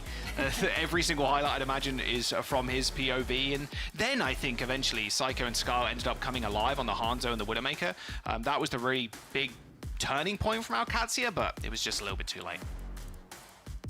Yeah, and then I think just looking at Thematic, what a fantastic addition to this roster. Didn't get a chance to see a whole lot of Thematic when they were on Oh Yeah, but now that they are actually able to be kind of like the star of the show on a roster, I feel like it's just really glued the team together. Even looking at just how Thematic was able to play not just the Winston, but the Mauga and also the Sigma and Ramatra here, really have a lot of tanks in their wheelhouse to make sure that the rest of the members of a one-man army can shine. I think that's why we saw Top Dragon have so much success. Yeah, I think seeing that depth in hero pool from them that's going to be a big boon, and that's definitely something the other teams have to watch out for, as we did see them playing really well and very, like, the synergy was on point when they played the dive, the synergy was on point where they picked up the slower comms as well. I love the end that we see them, you know, going for something a little more speedy, something a little more aggressive, which really got them those great pushes at the very end on this very map. So yeah, of course, huge congratulations to a one-man army. A team that can never be underestimated. I love the changes they made, and one of those changes for this stage is adding Top Dragon, who earned themselves the player of the match. Yeah, no real shock here. I mean, Top Dragon definitely proving its best in the server right now. Like, there was no question about it. On the Echo, especially on King's Row, just completely dominant. There was not really much Scarl could do, just harassed time and time again on the Widowmaker. Kind of a greedy pick, especially on second. And then the dupes were good. I mean, Top Dragon is just a star player for this team. And I think they're going to be able to go quite far if they can just manage to pocket Top Dragon. 10 times out of 10, you know, give them nano, give them everything, give them all the resources. I think they're going to go pretty far. It's a tough group, though. We'll see if Top Dragon kind of overcome GG Peps. I mean, at the end of the day, well, Gaming Gladiators, they're going to be a tough opposition. They're always going to be really tough. But if Top Dragon can put up performances like he did here, maybe they have to be a little bit scared. I worry, though, about this team kind of putting all of their eggs into the Top Dragon basket, though, because you can't always rely on one player to be able to carry the rest of the team, right? It does still have to be a team effort at the end of the day. But I'm so excited that we get a chance to see Top Dragon actually perform at this level. We missed getting a chance to see Top Dragon in the Overwatch League, and so now to see them here in the Overwatch Champions Series, I'm very much looking forward to seeing what the rest of this player's career has for them. I couldn't agree more. I mean, Evo last stage has been popping off as well, so like Top Dragon definitely not alone in this, not alone leading the charge. I think the changes they've made make a lot of sense for this roster. I do see where their strengths are lying, and to see, as we already touched on, the depth we also see from the tank department here, I think this is gonna help them tremendously. Tough group, let's see if they can get it done. For now, they're staying alive. They do have one more match to go in order to actually qualify for the playoffs, and I do believe we have an interview right after this graphic. So this is where we're currently standing. As I said, one more opponent to go in order for them to advance alongside Twisted Minds, who've had a phenomenal run this stage. Something, by the way, which makes me very, very excited, because heading into OWCS, Twisted Minds was that one team we all had our eyes on. So many of the players just coming out of the Overwatch World Cup, defeating the greats of Finland, the greats of China, and whatnot, you name it. And they kind of fell flat those first two stages. So I was very, very thrilled to see them advancing out of this group with such ease as well. Yeah, with such ease, I mean, Gaming Gladiators, they kind of rolled them. That was obviously last week. Quartz just dominated on Twisted Minds. It's good to see the team back up to their full potential, because they did end up coming out with a win in stage one, and that was like, wow, this team is crazy. And then it was kind of just a snowball from there. The team just kind of split apart. There were indecisions on who they wanted to run. It was a rough time for the team as a whole, but seeing them back almost at full strength, right? The main event for them, I'm excited to see how far this team can go, because I got high hopes for sure. Likewise. I mean, nothing more to add to that, honestly. Like, yeah, no, it's perfect. I think it's going to be an extremely competitive main event. I feel like the first two stages, it was a little bit more clear cut, because just based on the players we knew from the respective teams. Now things have already, they switched it up. Players were picked up from this team and that team. Everything is mixed. So it's a lot more exciting, and I hope to see some more unlikely winners, or rather teams joining us in the main event. One of them could be a one-man army. army. We actually have Thematic joining us now for a quick chat, so let's bring them in. Thematic, congratulations on the dub. Finally, we get to see the full strength of your team in action. Talk a little bit about today's prep, because you made some roster changes obviously coming into this stage. Some were, I dare say, fairly recent. How much prep time did you get, and how did you prepare for your match against AQ today? Yeah, I mean, it was definitely a bit rough. I mean, over in FACEIT League, we had a rough start until they arrived, and now we've sort of been able to gel the whole team together. It's taken a bit of a while, but yeah, I think we're happy with how we're going right now. We're not done. We're not done by any means. We have a lot more to grow and learn and also solidify, but I'm really happy with how it's going right now. Do you think this patch has really changed much up in terms of like the meta? There was a few HP changes here and there, and Hanzo does seem a little bit stronger, especially against Echo, who's almost been perma-picked across the regions. Do you think we're going to see any kind of surprises going into the main event, or yeah, how do you feel about it? I think not many people think of it as a super big patch, but with all the HP changes, like suddenly a lot of different comps can be really good. Like we've seen some crazy rush comps. I think a lot of extreme comps are coming out now. People are trying new things. And so even though it's not a big patch, people are definitely trying it and they're good at it. So there's a lot of stuff that's viable right now. We have to be used to everything. And so where do you fit into all of this, Thematic? Because I think the last time we ended up getting a chance to see you was on Oh Yeah, if I'm not mistaken. And so now you get a chance to be that one tank for your roster, and we got a chance to see so much depth from you and your hero pool. So how are you finding the patch and just fitting onto this team? I'm pretty happy with the patch. I mean, we obviously have a style, like the way we've been playing with Top Dragon and Donghoon, like they have a style they want to play with. We've been trying to help with that and play mostly that, but we also have to like play other stuff now. So it's felt pretty good, like learning that with them. Yeah, to see the flexibility on display today was really, really impressive. So we hope to see more from you in the squad. Theo, thank you so much for joining me, and best of luck in your next match. Great, thanks a lot. Always great to hear it from our players, and with that we're wrapping up our very first match of the day, but we have so many more to come, so make sure to stick around. We're heading into a quick break, and when we're coming back we're going to tell you all there is to know about Oblivion and Super Shy.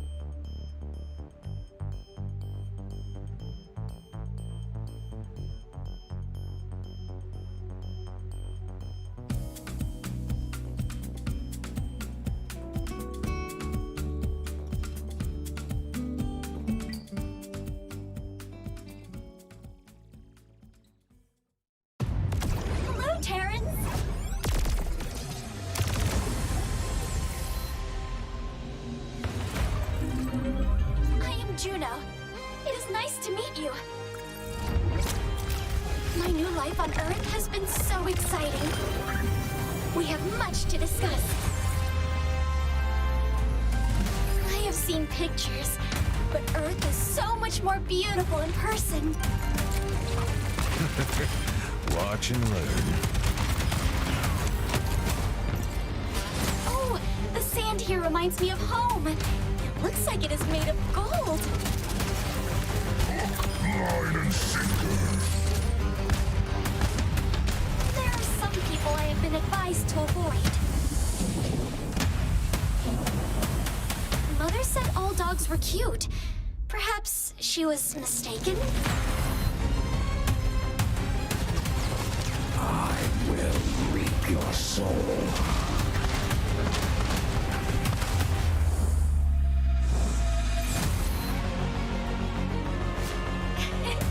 I am having trouble keeping track of everyone I meet. They keep changing their appearance. All right. That one is Mercy. That one is Diva. I'm so bad with names.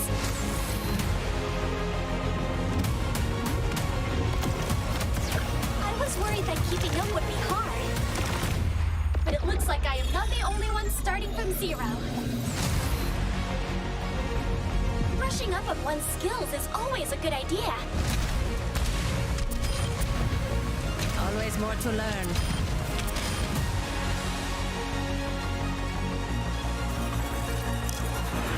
As the Terrans say, it is party time!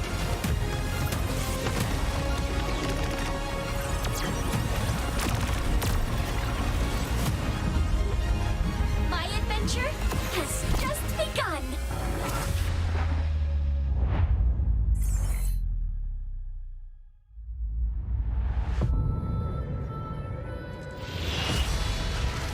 Wait, what was that? Ooh. So is someone Actually- going to explain to me what the Well- Frostmourn's about? Yes.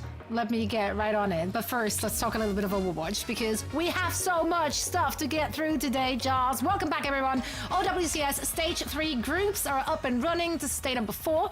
And we just played our first elimination match of the day, saying goodbye to AQ, seeing one-man army advance. So next up, we're heading over to Group D. As you can see, this is the Group of Death, we'd like to title it, where we get to see yet another elimination match. EXO will be taking on Super Shy. Only one team will survive, and I'm personally very excited about both of these teams, so let's dig in. Necra, EXO, that had a good run in Stage 2. Fourth place finish behind SSG, ENCE, and Gaming Gladiators, and I think people have a lot of expectations for this team. Do you feel like they've shown what they got this stage yet?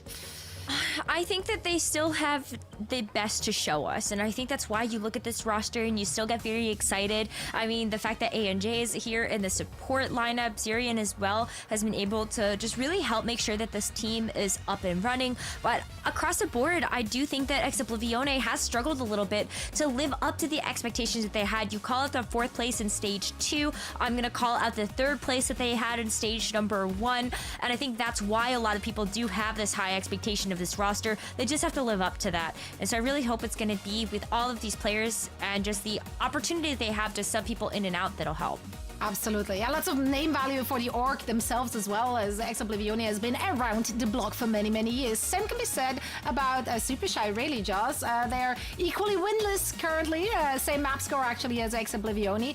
Now, since Stage 2, though, if looking at the roster, they made some changes. They picked up French GPS player Stelios, which should ring a bell to many, many people who've been following, what's it called? Contenders. I got it. Podanova, I believe, has been picked up on support, a Belgian player. So there were a lot of pickups and drops in between that, though. So it was a little confusing to watch this roster being put together for Stage 3. I'm not entirely sure how much time they actually had to play with each other and get ready for Stage 3. Yeah, I mean, it's been a long time since Stage 2, which is the crazy thing. Like, it felt like an eon, like a long time. It's funny too, if you look back at Stage 2, like, Super Shy and Oblivion were in the same group, but they were also in the same group as Space Station, so it's like, meh, okay, Space Station taken first in that group, that's fine. Super Shy sticking with the majority of their roster too, which is quite nice, which is a little surprising to me, in a way, not because I'm like, you know, I'm surprised that, you know, they did so poorly or whatever. No, it's more like the time that they've had, the gap between Stage 2 and Stage 3 is just kind of immense, and that's why you see a lot of like kind of roster shuffles here, there, and everywhere. I'm excited to see Super Shy play once again. I think they're, and one of the funniest things for me, I always remember just Danny singing Super Shy every single time the team came on. Every single day we were in the studio. If Super Shy was like brought up in any way, Danny would be singing the song. They did end up. It's a banger. It is a banger. They did end up going down in the lower bracket quarterfinals back in Stage 2, if you can remember that far back. So they obviously want to kind of repeat that same success. This being an elimination game too, a little bit rougher here, so one of the teams will go home, but it looks like EXO got the fan vote at the very least. Yeah, I'm not surprised, honestly, given some of the name value we have, of course, on the Oblivion, and just how long they've been around. The expectations are very, very high for that team, so they should be considered the favorite heading into this very match. I'm very excited to see what both of these teams have in store for us, with everything on the line here for them in Stage 3. Let's see who's coming out on top. Joss, Necro, take it away. Yeah, thank you very much, Zoe. Oblivion versus Super Shy. I will not be singing, and I will not get the stream DMCA'd. Oh, come on. Come on. Give the fans what they want, Joss. I'm not getting any legal trouble. Also, it probably wouldn't get picked up by DMCA because my singing is not that good. Not as good as Danny's, that's for sure. All right. Danny's is pretty good. Nepal pick here from Oblivion. Was actually the first map they played against SR Peak Check in their opening match. Didn't end up losing that 2-0. A little bit of a rough one, of course. Jake loving the Rhine. They had a lot of good Rhine maps in that series as well, I'll say. We'll see if Oblivion don't want to repeat the same process here, but we'll see if Super Shy can give it to him. Listen, the viewers, they got it right the first time with the one-man army winning out the first series of the day, so you gotta think that the viewers are on it, and they've picked the winner of this match as well. Oblivion, though, they're gonna be coming out of the gates with this Malga comp. You've got Gucci on the Genji as well as Lauren on the Venture, so a little bit of a different look to this Malga than what we have seen when Malga was like the meta. You have the Venture and the Genji that can play very close together as kind of like this dive division of this actual comp. So you'll see them try to go after the backline. Sobek and Podonova, they're gonna have to be very careful of the Venture and the Genji together. Yeah, I love seeing the Venture paired up with the Rush. Super Shy, though, with a good nade kill to start us off. Podonova taking down Lauren. However, Super Shy seems to manage to clean this fight up. Oblivion, their ability to kind of stay in these fights and stay on the point is going to be quite evident, especially with the Malga and how much healing they can receive, even with the Cardiac Overdrive being changed a little bit a couple of patches ago. Super Shy, though, still come up with the point cap first. And with this unbelievable high ground, I mean, EXO have only got 2 people, realistically, that can chase after them in the Genji and the Venture, but good luck. It's such a strong position to be in. And they're closing in on Nano, too. Yeah, this is gonna be, oh, I mean, don't worry about the Nano. You gotta worry about the sound barrier that came up first. Yeah, kind of a rare ultimate to come up first, that being the sound barrier. But yeah, taking so much damage in the early stages of the fight. Should be pretty quick and clean up here with this dive. Oblivion with an early sound barrier, jumping on in the backline, and they've got the rush for this next fight too. Wow. Yeah, I mean, I just blown away sometimes about being able to see the sound barrier as one of the first support ultimates ever online, especially when we got an Ana or a Kiriko. You expect those to be coming up first, but yeah, the Cardiac Overdrive on the Malga is certainly a way that you can keep these fights going, and there's the rush as you called out. Yeah, you just have to almost automatically disengage right when that Cardiac Overdrive comes through. Lost such a short amount of time these days. Primal Rage has been popped from Atori. There's the Nano Boost applied to him too. Gonna use the Tesla Cannon, prying a lot of damage, but yep, of course, classic Malga, just standing in the corner, pops Cardiac Overdrive, doesn't die. Super Shy still struggling to find a kill. There it is, finally taking out Eyes. And Lauren too, suffering the same fate, but it did take them a fair amount of time. However, halfway through that fight, of course, managing to cap is gonna be a big bonus for them. 32%, now 50 and building. Huge, because they also have this a couple of ultimates they can throw into the fight early. I'm looking at the Bob, so Zoro can let that rip as soon as you see Oblivion go ahead and make their way in. And EXO, they're still looking for this like Venture Genji combo. It's finally up now, but wow, the Case. Yikes. I think the Tracer hit the frame perfect recall there. Pac got out of there before the cage could lock them down. Rough start. Malga dead, Bob deployed, Rally Pulse available for the next fight for Super Shy. Oblivione lost one of the best tools they have at locking down this such high mobility comp from Super Shy, and they're gonna put pedal to the metal there. Actually forced the Venture to use ult too. Thought they had a good attack, although I say that Sobek is still in range. That must have been on the tip of the explosions there, as Lauren comes up with a large kill, does end up getting anti, dives into the backline, made some amazing trades. Lauren picks up 3 kills on the Venture. Oblivione just run over that fight. Super Shy, they thought they had that, and I thought they did too. That's just how you play the Venture. Okay, first of all, the range on the Tectonic Shock is crazy. That is like the longest Tectonic Shock hit I've ever seen in my life. But the fact that you also have the ability to like drill dash, you saw that into the Ana, just soften it up enough that you just need one more melee and then Portanova is out of there. And Oblivione in the nick of time, able to get this point, means that they have one more life, one more fight left in them with another Soundbeer, with this Dragon Blade as well that didn't get ripped in that last fight. Well, Nano on, forces that beat, and Hattori instantly having to pop with that Primal Rage. Blade comes in from Gucci, instantly annihilating Portanova. Even takes that Mega Health Pack too. That was clean, in and out in a flash. Sobek just bashed past Gucci. And the Oblivione putting themselves on final fight. Another pill, oh yeah, another kill, just keep going. Anybody else peeking their heads around the corner? No. 10% to go, and Super Shy switching to fast heroes to try and get a final touch.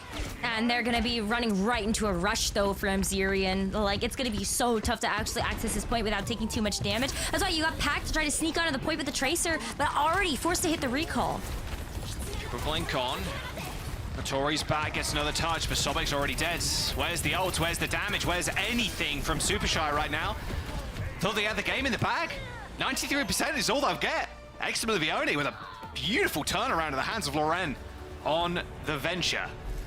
Start off the series pretty damn strong.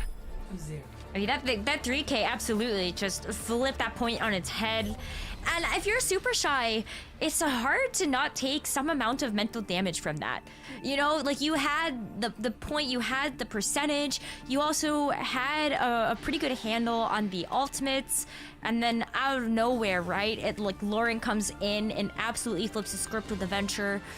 So now you have to go on to this next point where maybe you're not feeling as confident as you were on that first one. Little change up too. A little bit of a Sigma play. Can imagine EXO are thankful they didn't have to face Cloudy again, I would imagine. Faras too. So going for a complete mirror on both sides. The Farah getting an angle. If Loren can kind of exist on this sidelines, it'd be really nice. That would be the ideal situation. Just Loren and ANJ just wrapping around, just punishing Zoro for kind of stepping up. And making Zoro look two different ways too. Right, yeah, it's like, it's the Ashe and the Farah, both of them trying to play to get some type of pick in the backline.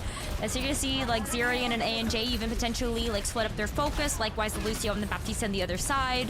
Both the Mortality fields are out too, by the way. Like they've just been like out and instantly deleted. It's only a matter of time now. Low. It's like a 2v2 happening on the side there. It'll be ANJ getting the better of Sobek. Good cat from Oblivione to start off a win. Yeah, it's literally like a 3v3 and then a 2v2 on the other side. You gotta protect that sideways flank though. The Farah could do some nasty work. That Sig shield can't be poking all different ways at once, sadly. Right, we have an amplification matrix here from Portanova. So Oblivione, they don't want to get caught out. They want to make sure that they have an opportunity to use theirs as well as Zirian also gets that online. Oh, good boop. Really nice boop there. Anything to capitalize on, doesn't look like it. Window's in a good spot from Portanova. Does force Oblivione back to that Mega Health Pack room, but they swing with a window of their own. Lamp saves Satori's life, but Pack off into the distance there, gets taken out by Zerion. Hello. Quick disengage though. Like Oblivione, they get a chance to push up so far because of how like just this like space creation from Ice. You've got the sound barrier as well, so another way that you can just keep playing so aggressive towards this choke point. Super Shy, they get a chance to make their way through, but they're taking so much damage from the dynamites, all this poke. The rockets here from Lauren, so much spam damage coming in. Decent dynamite. Zoro earns himself a bob. Here comes the sound barrier and the flux. They're just throwing everything into this fight. They can make this last. All for the better. Of course, these fights will take quite a while to kind of finish. ANJ with a nice boop on the bob. Hitori, where's that flux? Don't think he even hit there at all. Soba takes down Eyes once again, and this will be Super Shy finally kind of pushing on to the point. The barrage from the high ground, Loren unhindered by the entirety of Super Shy there. Eventually kind of slain, but made it a bit of a tough battle. ANJ now versus the BAP. It's got the legs on him though, but Zerion does end up claiming the kill. Super Shy just kind of fumbling at the very last hurdle there, not spotting out Loren, who managed to turn the tides of that fight pretty quickly, and now ANJ is going to try and find the flip. Super Shy, are they going to be able to contest? It doesn't look like it, as Exalbavione are going to be able to cap once more. Once more. You do see Zerion actually get sent over the side there as Pac is able to get the concussion rocket to send them over. But you got to touch the point. Overtime is starting to expire. Okay, touches. We got it. We got it. Nice rotation there from Super Shy. Zerion's going to come back in just a moment. Window deployed as well from Podanova. Should be a pretty easy time healing and doing some extra damage there. Exoblivione now with a full reset. Coming in, 99%, only one fight required. One fight required, but and like there's this amplification matrix to work with. Super Shy don't really have a great way to answer this. You're gonna see a big wraparound though from EXO as well to just try to bypass some of this damage through that main choke point. But you don't even see Super Shy actually playing that close together. In fact, ooh, Hitori's gonna have to be careful. Actually, you're dead. Side. I think Hitori is gonna die here unless a miracle happens. Nice little boop. Oh, might be able to get two. ANJ finds Solveig, boops the Lucio off the map. What a really nice play. Aggro play for ANJ. Ended up going round the outside of the map to start the fight off with, and then booping Hitori out of the LOS of his supports. Exoblivione, a 2-0 on Nepal. All right, starting off with a bang there. ANJ's play at the very end was just sublime. Really nice heads up from the Lucio. It's tough in that situation if you're the Sigma. You end up just getting destroyed. If you're pushed into that like outcrop where the Mega is, good luck. Your healers are not going to be able to follow you up. Yeah, I love getting a chance to see ANJ on this roster. ANJ has just been kind of a staple in the European contender scene, even actually having a couple of stints there in North America. But I feel like when it's come down to ANJ, always been such a strong Lucio player. You can probably remember seeing them on Nuage, Keltis, Raspberry Racers, just like the staples of EMEA contenders. You love to see it. Yeah, showing some highlights from that last game. So again, Lauren really clutch at the end of these fights. Not afraid to kind of use ultimates when the fight does end up breaking down. I think this was Super Shy, going a little bit too aggressive, like pushing into the Mega Health Pack. But to be fair, having the Tectonic Shock reach that much of a distance is a little crazy. I think Sobek kind of hitting himself in the head there and going, okay, well, my bad for extending that far, but come on. Does it really have to go that far? Does the range, can we nerf the range a little bit here, please? Like, you can't fault Sobek for that. That's like, that's like wild. Absolutely. Just out on the open field. And then again, like Lorraine coming up big with a barrage, a little 2K there on Zobek and Zoro. And here's the ANJ play, was what I was kind of talking about, booping straight back into the Mega Health Pack.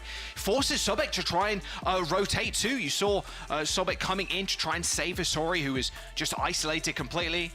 Easy as you like, straight through the shield, nice little boop, and that ended the map. Yeah, ANJ even stole the full health, like the large health pack there as well. Yeah. So it wasn't even like Hitori actually had a chance to stay alive. It was still relatively close though, right? I think the stats show us that a little bit more healing done on the Exoblivione side, but otherwise like pretty similar damage across the board. I think Super Shy, they did show a very good close fight there on our first point. And as we get into the later maps in the series, I feel like we are going to see a little bit more fight from them too. Match is definitely not over yet by any stretch of the means. Yeah, I mean, EXO with a retool roster, they're looking good so far. We have to see where Super Shy kind of want to take us.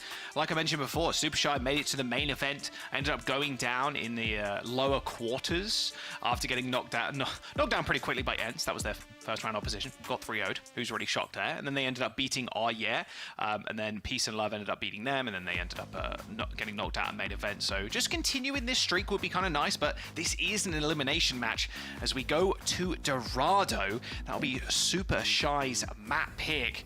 It's going to be all about the dive here. Definitely about the dive. We haven't really gotten a chance to see that quite yet from both of these teams on the mainstream.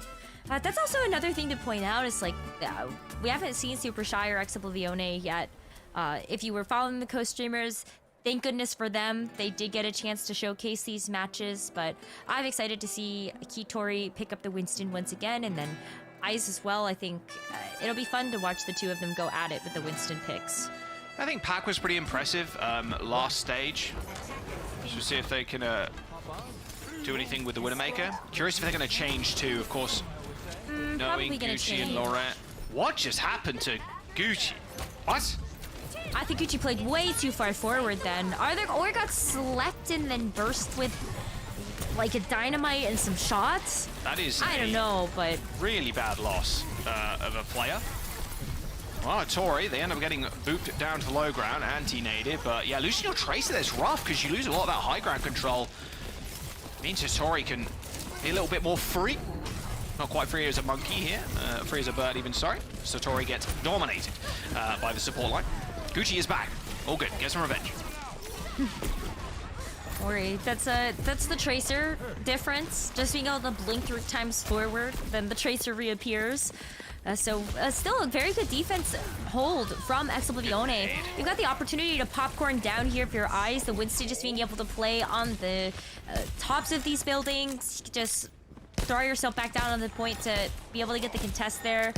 This cart gets stopped in its tracks, like right underneath this archway. Means that it's going to be so much more difficult for Super Shy to actually get some bodies on the point.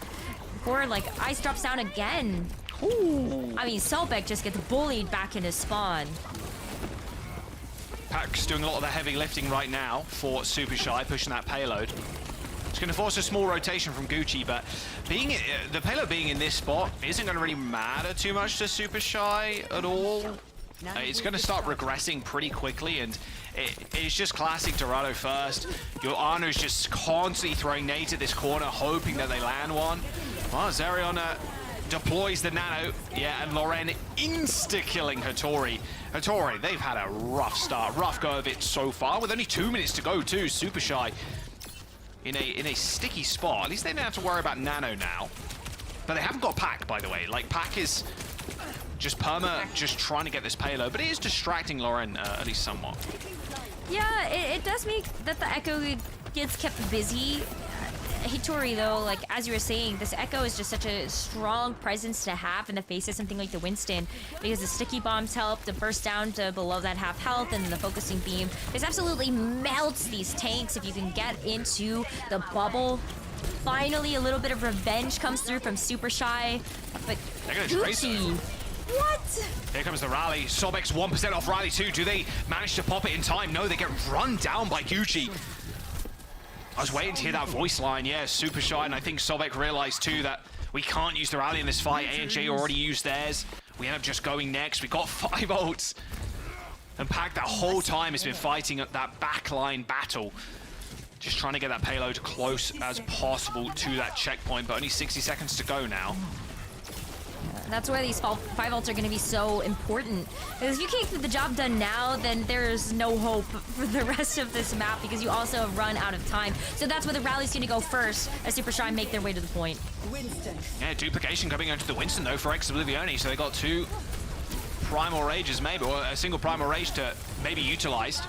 Sobek's already dead too, and now Podonova's going to be super vulnerable in the backline, so in fact tries to take the fight into their own hands. I'm not sure that was all too wise. They did end up deploying the nano boost, but there's going to be a recontest here from Oblivione. You can see Loren just using that shift to get up onto the high ground, and Hattori can't escape. They missed the jump there, hit their little head. And with 15 seconds to go, Super Shy aren't even going to get this first point. 5 ultimates deployed, and now they're going to try and get back with the Kiriko. Just try and get onto the point ASAP, and you can see Lauren just trying to look for anybody that can touch. Pac will get there, trigger OT, but where's the backup?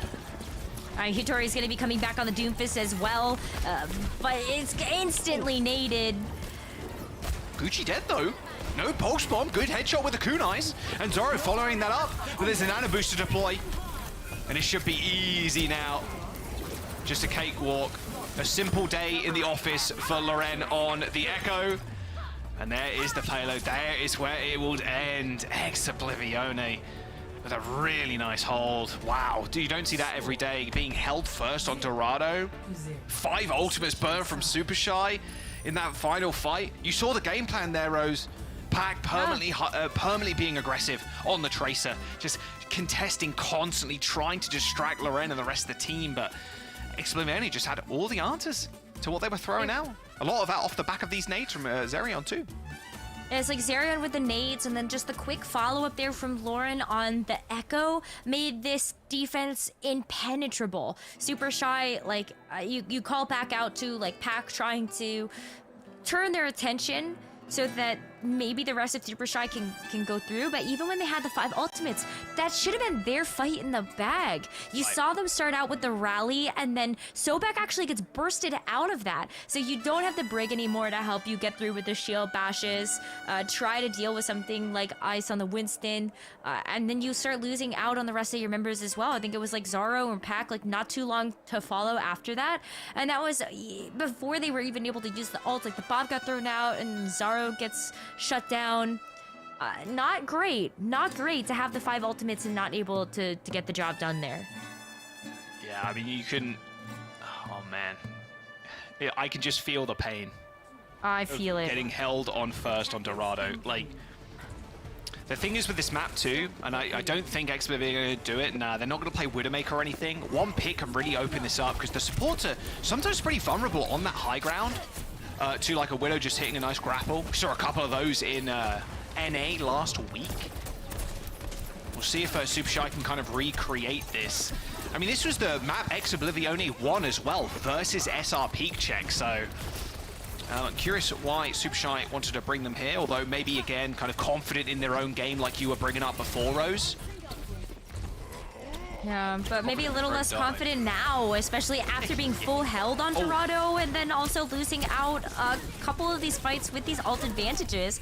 Lauren, again, like opening things up onto Hitori, you're just losing out on your tank time and time again. At the very least, like the rest of Super Shy, they're able to help clean up a little bit on this high ground and get these trades in so that Super Shy can keep this defense alive, but you still got Gucci up, and Gucci has been such a pain for Super Shy to deal with.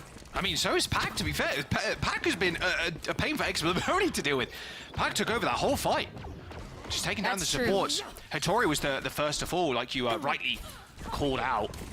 And you can see the difference in the Primal Rage, and even like the positioning now of Ex-Oblivione. They might just want to go now. Yeah, Zora's already down. Rose, Primal Rage just popped by Ice.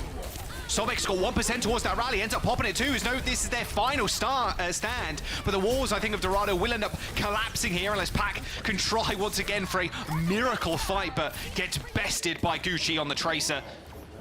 Might just want a 3x here, honestly. Super Shy even switching over to the Widowmaker to try and find this crazy final pick, but Hitori with 10% towards Prime was their final hope. They're just ignoring him. They just ignored him. Well, Hitori, that's fine. You can just stay on the payload. We're just going to rally and pulse bomb into your backline.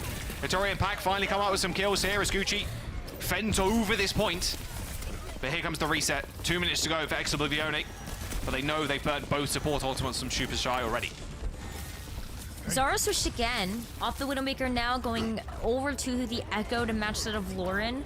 Plays a little bit better there with the Tracer, as you were saying. Like, Pac has just been putting in a monstrous effort here for Super Shy to keep this defense up, but there's still a minute and a half to go as Ex-Oblivione are working up to not only the nano boost that they can throw at this one, but Lauren's duplicate. There's so many good targets here. We've even seen the double Winston play from Ice and Lauren, but you gotta go back to the drawing board maybe, unless you think that this Hitori trade is enough. Yeah, good nade on A&J to start the fight out. There's the nano into the back line, but even better sleep, Pod and Over carrying the fight on their backs, at least for the time being. Ice does end up waking up, and Gucci once again getting better of Pac. I think that might just do it.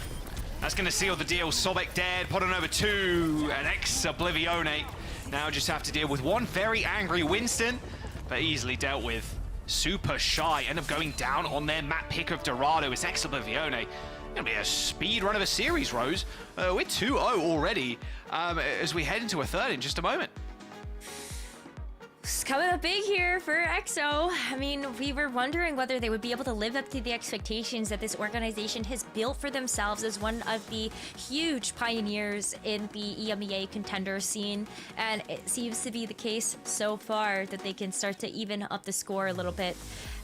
Wow. I mean, like, poor Super Shy. I feel like they got snubbed of that one round in Nepal, and then the fact that they got full held on Dorado, it's got to be hurting the mental a little bit that they can't seem to get these fights. Like, just going back to the fight that they had the 5 ultimates in. Right. Yeah, I think when you're going into a fight like that, especially with double support ultimate too, like the main idea from the brig there, you have to block that nade. Because if that nade lands on the brig, that brig, despite having all the extra armor, if she is focused down, it's a pretty easy kill if you're the Winster and the Tracer. I think Pac and Gucci kind of, as a head-to-head, I think Pac was kind of on top of dominating the field, but Gucci ended up coming up with kills at the very end as soon as they started to focus Pac a little bit more, knowing how much Pac was actually doing for Super Shy. Yeah, for a team that has been together for quite some time, a little bit of a disappointing start against Exoblivione, it must be said. In that fight, well, you just saw the clip just before this one. That was the fight Pac managed to kind of carry the team. Hattori, once again, the main focus for Exoblivione was taken out so quickly after an anti-nade landed. And Pac was coming up with just solo kills. Good stick from Gucci too. I think both Tracers, in fact. Even despite the hotfix, right? The 6 damage to 5.5 again. When will Tracer ever get like a please, leave Tracer alone at this point. The damage has flopped every single patch it felt like, but even despite that small hotfix nerf, Pac and Gucci coming up large and pretty close stats though across the board, apart from the deaths, of course, 15 to 29, but damage and healing around the same.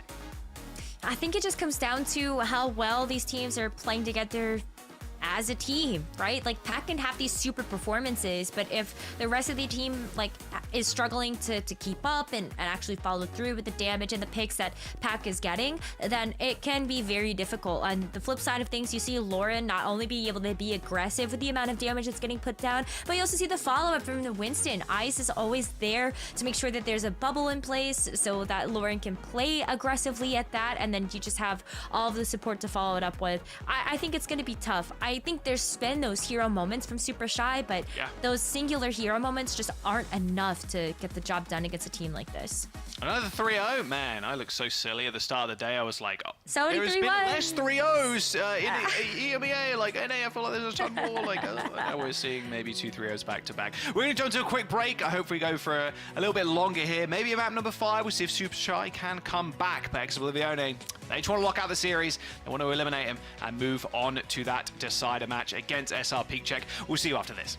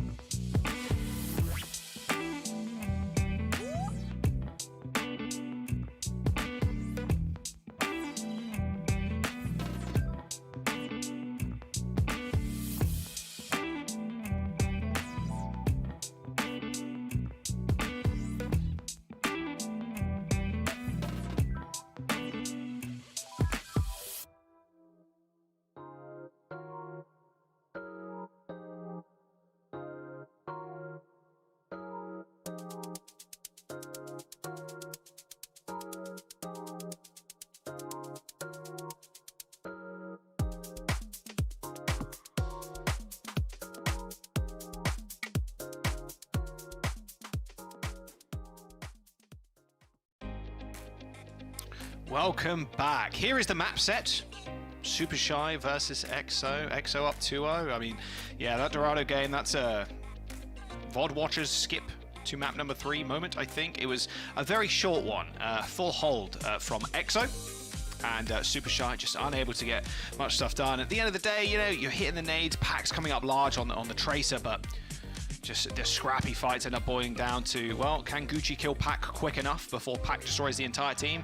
And a lot of the times that was correct. Go to New Junk City now, Rose, as our flashpoint. Okay, so throw the dive out the window. It's gonna be back to the Mauga. We ended up seeing Ice on Exoblivione pick up the Mauga for our first map of the series in Nepal, Lauren on the Venture, and then we also ended up seeing Gucci on the Genji that actually helped make sure that this Mauga composition was at kind of its peak level of success. But I don't know, I think Gucci could also just play the Tracer and be totally fine. I don't think you necessarily have to bring out the Genji here to see this Mauga reach its full potential on this comp. But we are going to end up seeing the Genji regardless, and Super Shy actually with the Genji as well from Pac. But it's going to be Zaro and the Cassidy to kind of switch things up. Yeah, I'm curious why Podonova's on the map here. It feels like the Ana or the Venture. I feel like it has to be because of the Venture. Yeah, potentially. The Ana or the Kiriko would be pretty sick here. The Suzu is so valuable. Oh dear, that's a bit of an overextension. By the looks of it, Ice instantly getting taken out there. You saw them trying to push in with a cardiac overdrive. If you can kind of outmatch the enemy team with cardiacs, I think, especially it being 3 seconds now, more impactful, but 3 seconds. You just kind of wait out and then push back in. It can be such an overwhelming amount of healing for the rest of your team. It's tough for the other squad to come back. Quick cap there, Super Shy. See if EXO can come back in.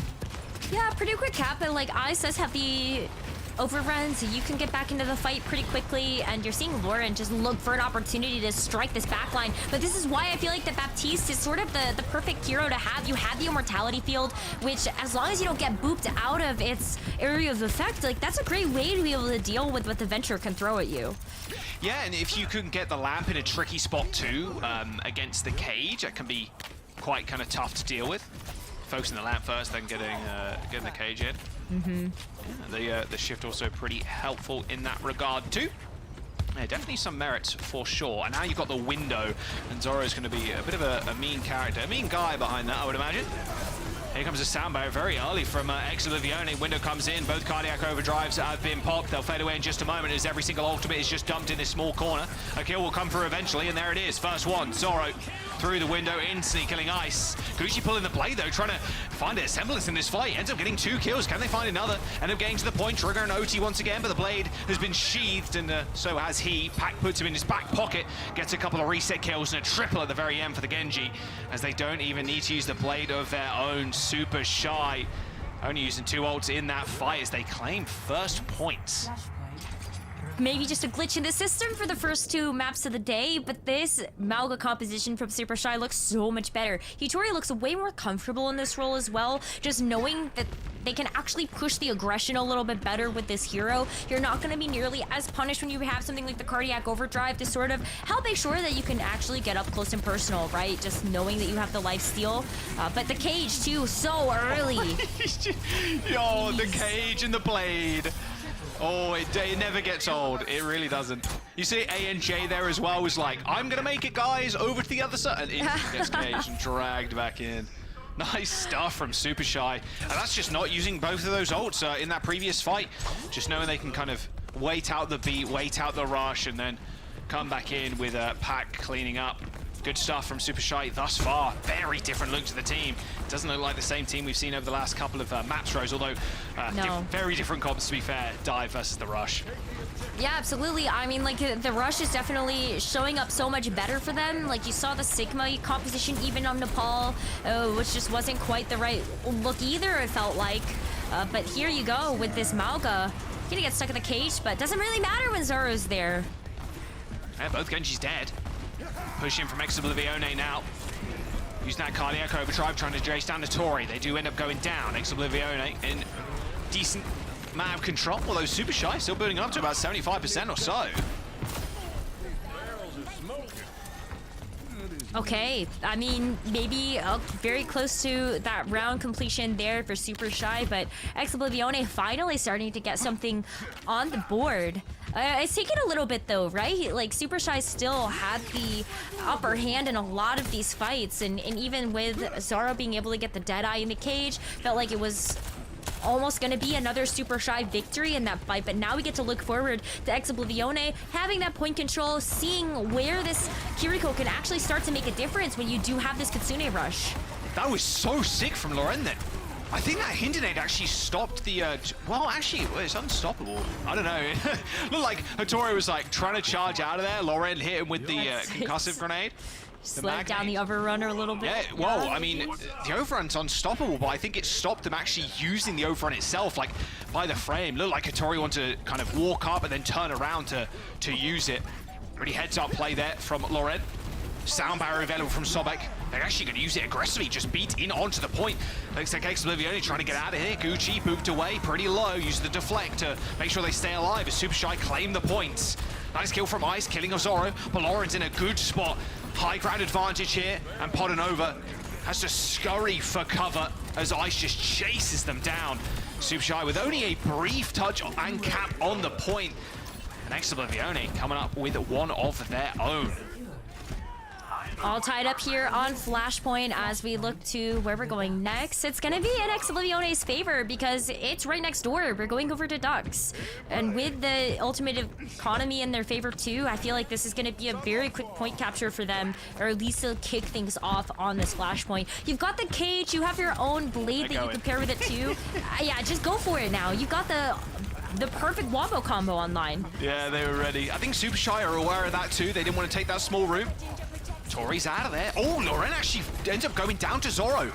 That's really big. How do Oblivione kind of respond to this one? They still have the cage blade. They're going to jump down to the point as well.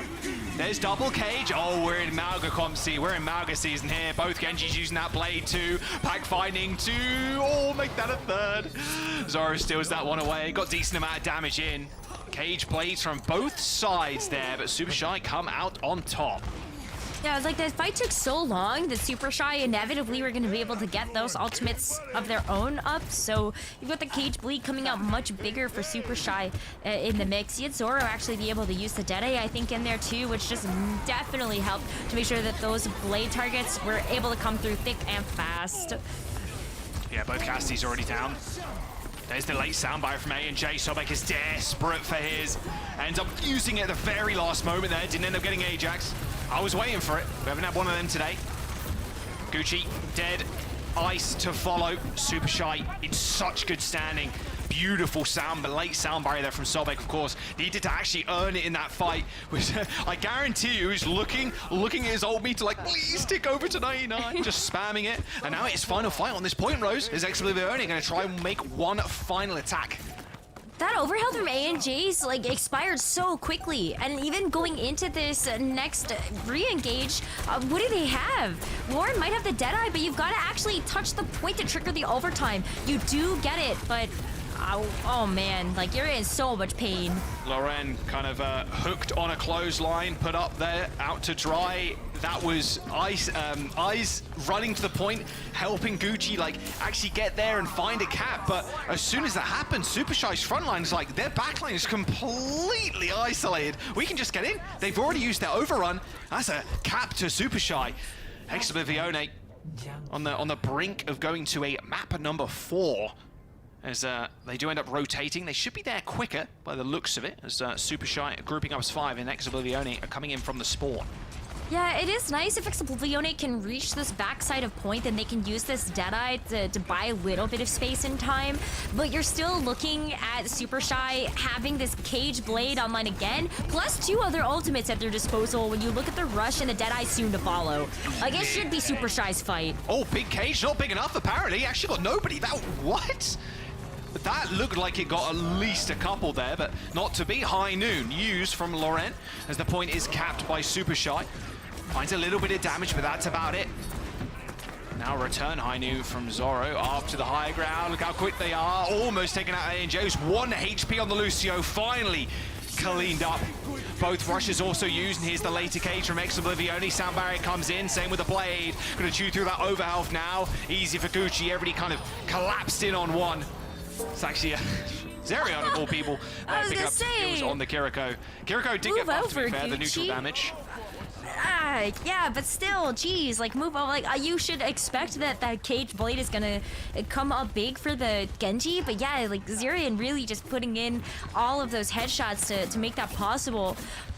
And honestly, huge credit to Oblivione, because you look at that Cage Blade being online for Super Shy first on top of the Kitsune Rush, and you go, yeah, Super Shy's got this. But that huge disengage from A&J meant that there was nobody caught in that cage, nobody caught in the Blade either, and Oblivione got 50% of this point so far. I wouldn't even say like they're even out of the woods just yet with Lauren down.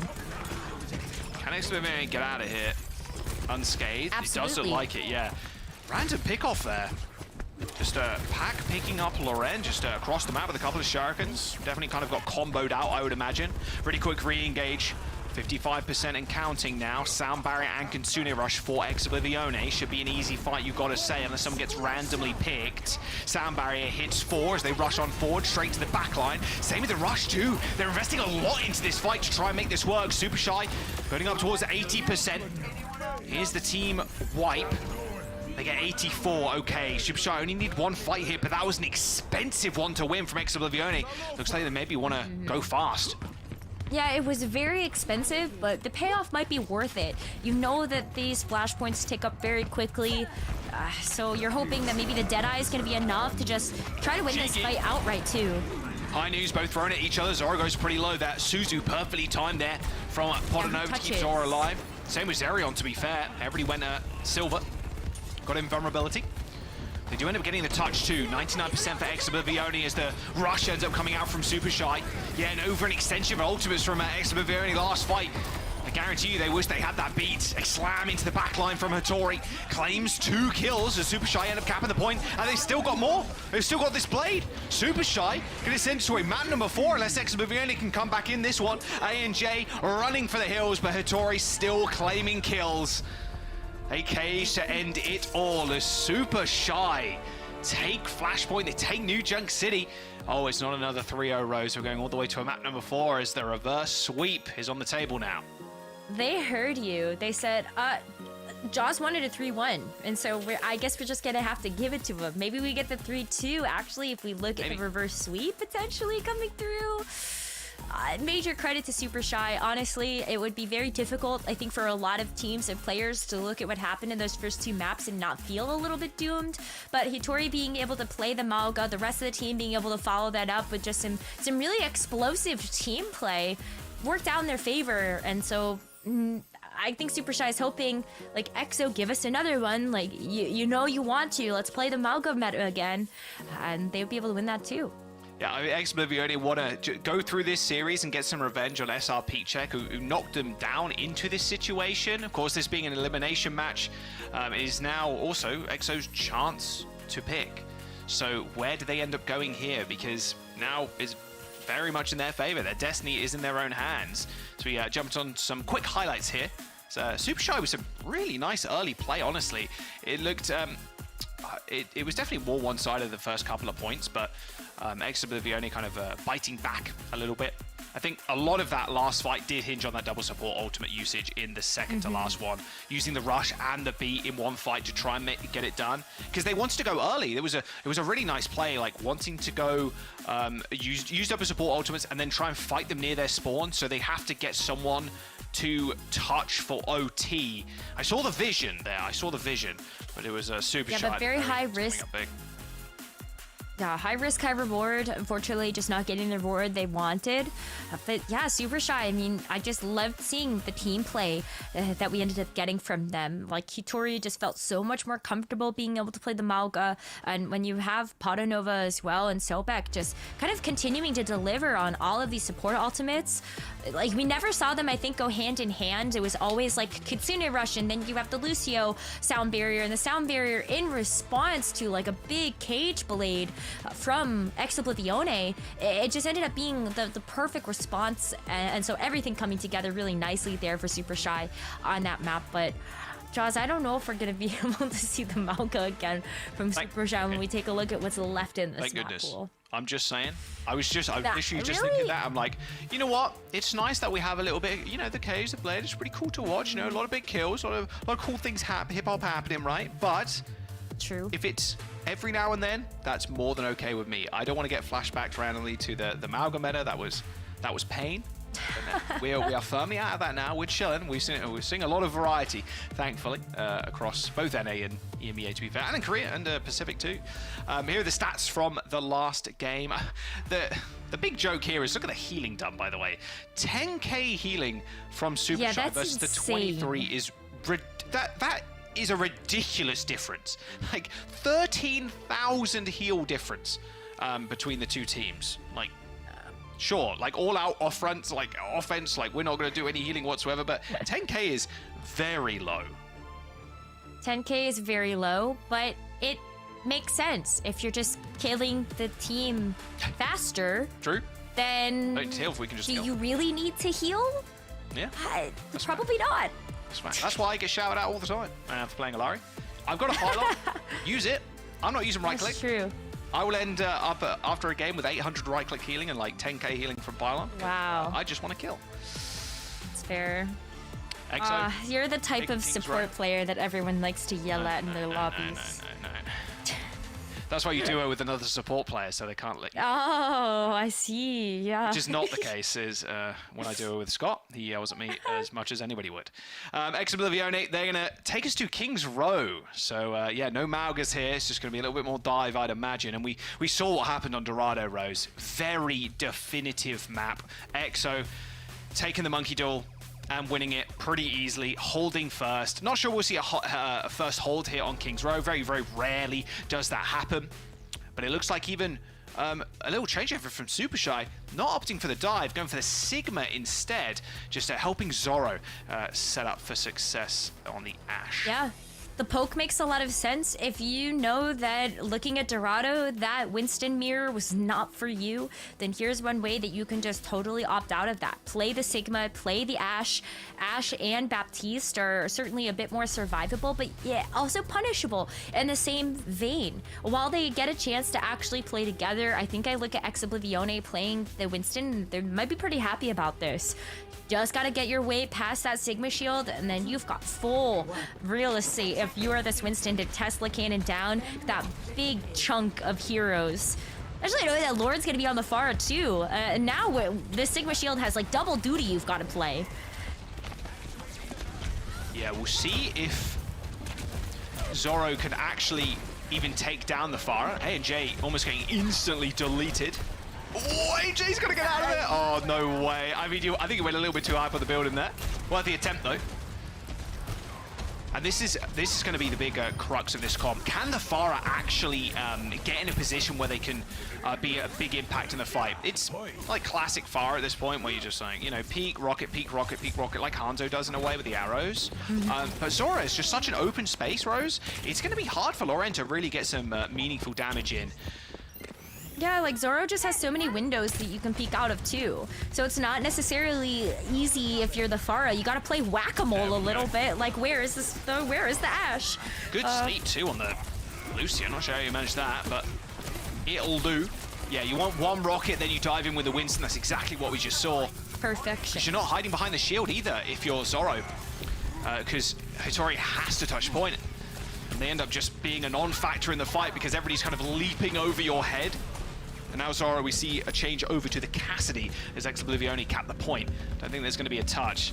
Big switch up, actually. I don't know if we're going to see a touch at all. It's just going to be a full backup, especially because Hitori is coming out of spawn. On the Ramatra, no longer on the Sigma. Going to play a little bit better into just making sure you can get a little bit closer to something like the Winston. You don't have to play as slow, especially if Zoro's going to switch off of the Ashe, then you've got a little bit better of sort of a brawl angle happening here with something like the Ramatra. Hitori played really well in the Mauga, so maybe the Ramatra is going to be the right thing up the wheelhouse too. A bit easier to hold this kind of choke point too. Gucci getting better of Pack.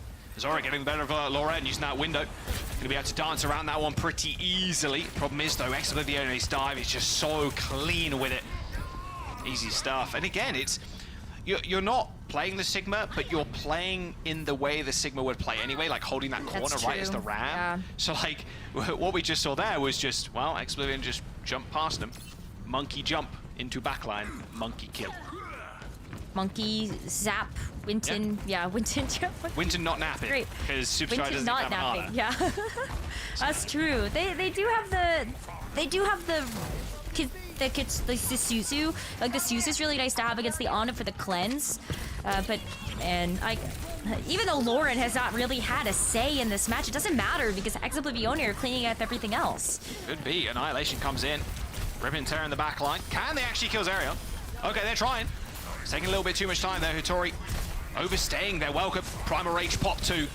Hattori now just trying to defend against the Tracer. Blocks the Pulse Bomb with the right click there on the Nemesis form, but as soon as that runs out, as soon as the armor disappears, you are the next dinner, the next meal here for Ice. 3 minutes to go. It was a little bit of a scrappy fight, but Lauren now can hold this high ground too with this barrage, and I think Hattori knows it as well. Switching over to the Diva to try and get this final touch.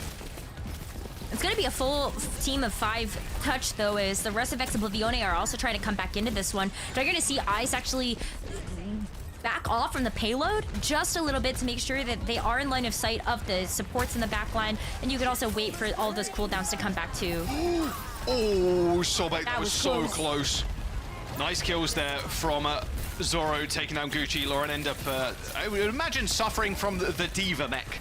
That's a defense matrix, or the Diva mech just accidentally killing the Pharah.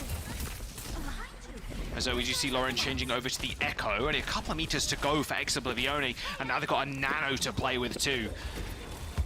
Yeah, the Nano's going to be really nice if you want to help out Lauren there, makes him a little bit more survivable so that he can go in and try to get those duplicates a little bit faster too. But also just the amount of damage you could do with a Nano focusing beam is crazy. Good eat of the nades. Sleep Dart goes a little bit wide. Probably would have gotten eaten anyway, even if it did attempt to land. Nano Boost deployed. Ai's already 160 HP. I mean, yeah, against the Kitsune Rush, good luck. Still, though, with kills coming in through with the Primal Rage. I mean, Sobek does end up going down, but this Deadeye should be enough to slay the almighty Winston.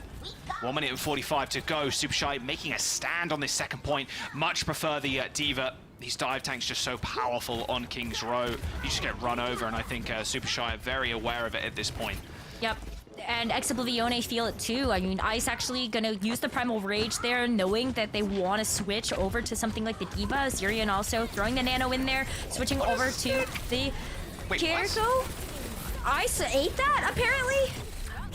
I don't know what happened there, but it looked like it stuck, and then the Suzu came in. Oh, the Suzu dropped the pulse bomb, and then the then the Diva eats it. Yeah, I've seen that a few Oh, times. smart. Not a rare. It's not the rarest occurrence of all time, but it's definitely something you don't see every day.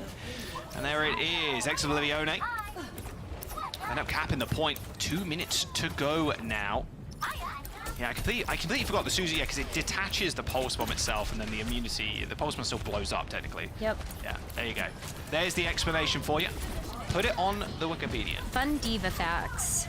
And also working out great here. I mean, Oblivion with that quick switch over to the Diva didn't really need anything else on top of that to actually make their way through that second objective, and now they're already pretty well into third. They've got the ANJ Sound Bearer, so that's a great thing to have, knowing you can match Sobex on the other side, but it comes down to the fact that these rushes are also online for both teams.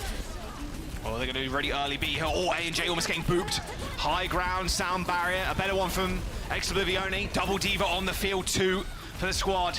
Absolutely no chance here. Even using this Kitsune Rush would be nice, but getting past 2 defense matrices, good luck. Lauren hitting that remake and instantly transforming back into the Echo. They got self-destruct, they got pulse bomb, a team wipe, but Super Shy equally invested into that last fight, popped both their support ultimates as well. 1 minute and 20 seconds to go now as the spam on the spawn doors commences. Yeah, but it is about that remech. It's going to be very difficult for anybody on Super Shy to actually touch if that mech just gets launched right on top of the point. And you're also looking at Gucci just still coming up big with something like the Tracer. Ooh, has to be a back off though. Yeah, Lauren got so low. Headshot into the nice little body shot there from the unscoped left click. 1 minute to go. Bob closing in as well. Oblivion with 50 seconds. Remake coming in through for Ice, and oh, straight onto Hattori. What a horrible place to be demeked. Rest in peace, Hattori. Ex-Oblivione cap with time, 45 seconds in the bank. That is not too much time, but it's still enough if we do go into extra rounds. Got a bit of a pause coming through though, so we're just gonna make sure that that is all sorted before we get the side swaps underway. It looked pretty good though. Honestly, I think Super Shy, they started to find their footing. Took them a couple of tries there with Hattori sort of going through a revolving door of tanks, but the D.Va ended up working out there to at least get a sizable amount of time off the bank here for X. Yeah, I'd imagine they go D.Va here on the offense. I'll be kind of shocked if they try the Ram, because again, they're just kind of, they know, especially going back to Dorado, they know how good the dive is coming through from Exo, so you're going to want to match it. Although normally it's advised to, you know, if we're getting beaten on the dive, we go to another comp that suits us maybe a little bit more, but the dive is where they're having the most success, even though they lost that Dorado game. And yeah, the D.Va, very, very good at protecting the backline too, which is where, I mean, Hattori most of the time, they're just jumping in, they're just putting on so much pressure. Or Eyes and Gucci are pushing on so much pressure onto Sobek and Podanova. And it's been tough, I think, for Zoro too, especially in this map, to find great success on the hit scan. The Ashe is so good on this map, but how rapid and how quick EXO are being at kind of closing the distance and closing these gaps, it's been really tough for Zoro to really shine like they have previously. It's so hard, so much harder to actually keep the high ground control for yourself when you know that the Winston or the D.Va can jump up there with you. And if you're setting the pace that quickly, then you don't even have time to actually get up to the high ground in a lot of these cases. And on the Ashe, you have one coach gun, right? Like, you have one chance to actually try to escape. And then you've got the kind of like the pincer coming through from Gucci. So yeah, it has been really tough going here from Zoro. Maybe we see the Widowmaker at the start just to see if they can get any type of pick, but I don't expect the Widowmaker to stay when you know that Lauren's also going to be playing the Echo. What would be beautiful is you get a nice little shot, a nice little kill. Add one to the highlight reel. All right. Yeah, no one's peeking that one. No one's peeking. Not anymore. Not anymore. Well, saying that, I think we saw a couple in stage one that I lost my mind at, but. All right, well, Zoro goes back over to the Ashe. Maybe a little bit easier to play with if you're going to be on the attack, but I worry about this composition, Jaws, because look at Hattori playing the Sigma. It's just so slow, right? You're waiting and you're hoping that there's going to be a pick that comes through from your backline, while Ice gets to set the pace. With this, Winston just jump onto the backline. How do you actually peel for that? Yeah, and there you go. Exactly as you said. Ooh, Sobek's going to have to be careful. I think Zerion got rocked on the high ground of all things, and the beam just shredding the Sigma through the grasp.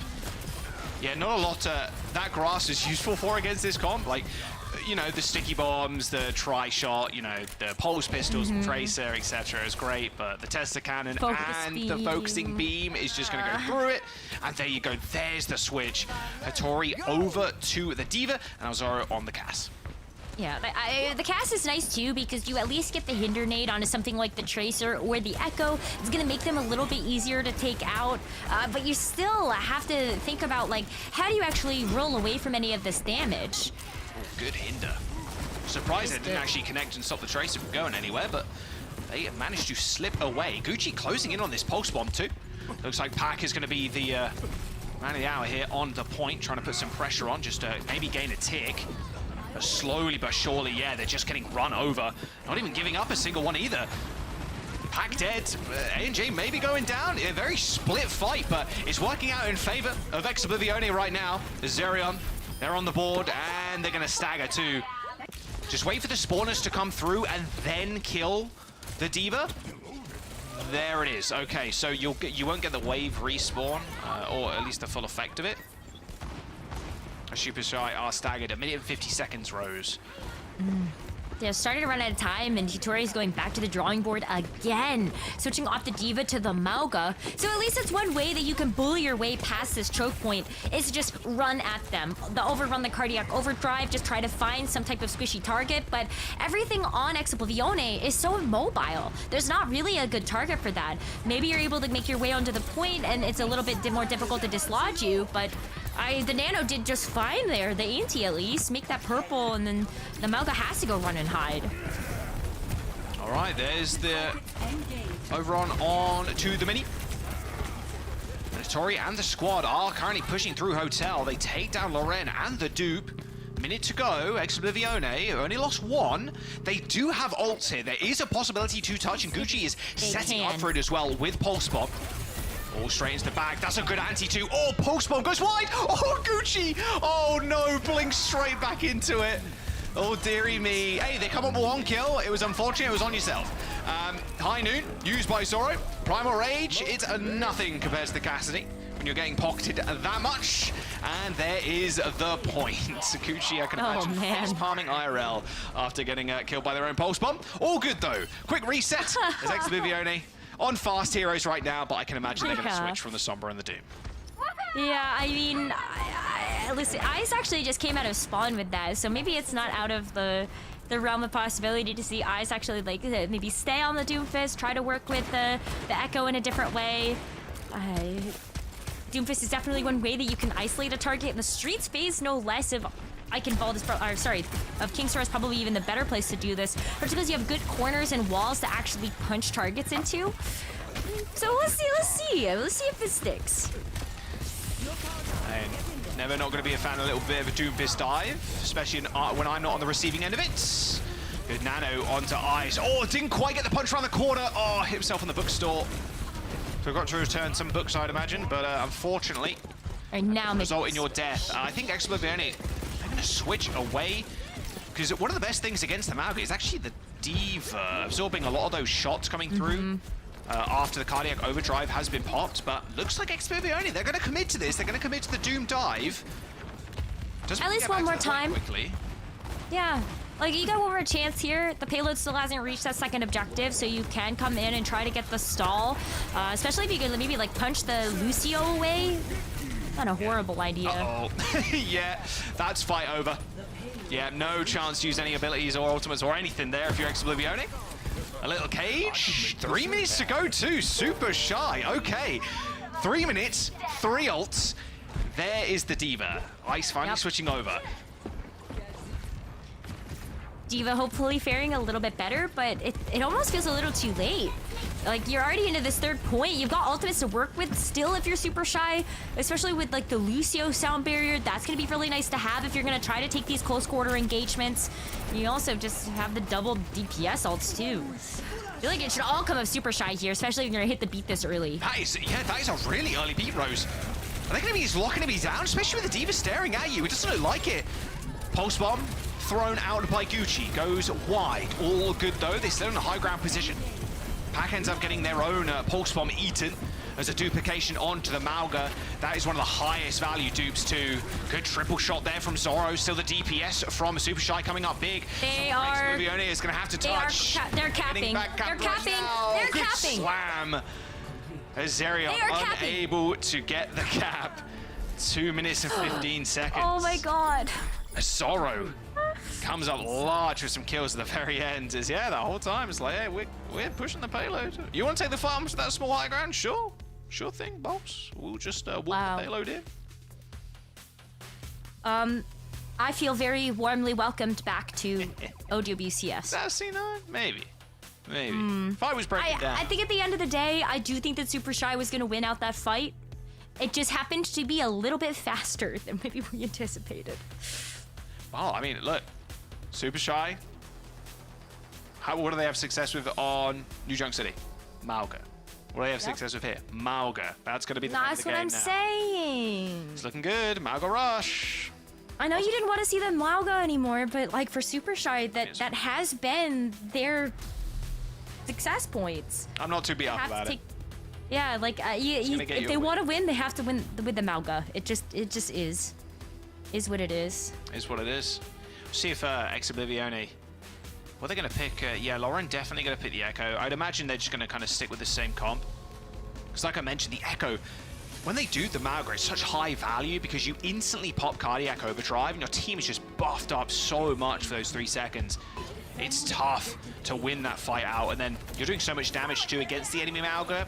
Could be a pretty easy cage, a free one. We'll see what they can do with a minute though. Exoblivione on the attack.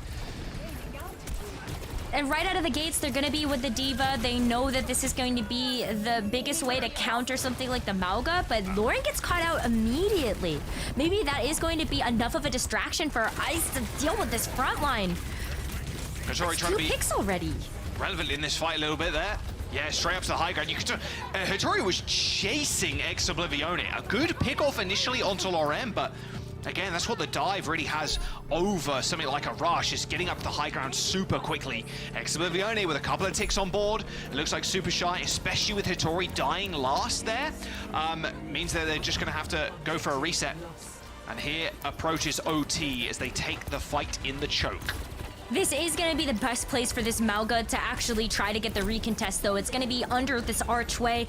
There's a little bit less room for this dive to operate in, if that's the case, when you are able to take this close hold with the Mauga. It's also great that this is going to be overtime. Exoblivione have no choice except to try to fight on this point, so even better for this Mauga to actually try to get the overrun on them and such, but they've got this Kitsune rush already here for EXO. Yeah, that's exactly what they were playing for the rush. Oh, okay, they're backing off for it. Super Shy already turning tail and running. They know. Might not even need to use it. Ice ends up getting booped into the small corner there. Nice little boop from Sobek. Does end up getting the D-Mech. Pulse Swarm goes wide too. They end up utilizing the rush, and they've still got a sound barrier if they really need to use it. They might need to. There it is, as soon as they see Hattori charging up that overrun. They end up letting it loose, but a later sound barrier and a later rush here from Super Shy might just see them through this fight. A good pulse bomb from Pac onto Ice, stops the remake from coming through, and now it's all on the Tracers. Super Shy, they're gonna hold the payload. Just on that final, that first corner, or second corner, I suppose, going towards second point. And now with only 2 minutes in the time bank, can they bring us to a map number 5? A very clear win condition is set in front of them. A clear win condition, but Exoblivione also know how to get the upper hand on this Mauga comp. If they come out of the gates for this defense with the D.Va, and they can actually get like a first hold from the first fight, they might be in a good spot to actually just get the full hold on first point. 2 minutes and 15, though, is a lot to work with for Super Shy. It should be enough time for them to start to get really big ultimates online, so if they wanted to try to come out the gates with the Mauga, then that's a cage, right? That would be some DPS ultimates to spare, too. But, I don't know, maybe if they expect the D.Va, they don't try to go the Mauga. Yeah, I would love to see Super Shy run the Mauga here, and then just do the classic rush thing. Or even with a TP. Look, you can TP. You can put Pac on the sim. You can TP onto the high ground, or just run around the high ground, right? I mean, which is, if the enemy team is kind of very aware of that, it's pretty easy to just kind of run away with the faster comp. But we'll have to wait and see. Oh, that's something worth keeping in mind there. Yeah, Lucio does more damage than Genji now with the left clicks. Lucio got quite a significant buff to the left clicks. So yeah, doing a lot of damage to the Widowmaker.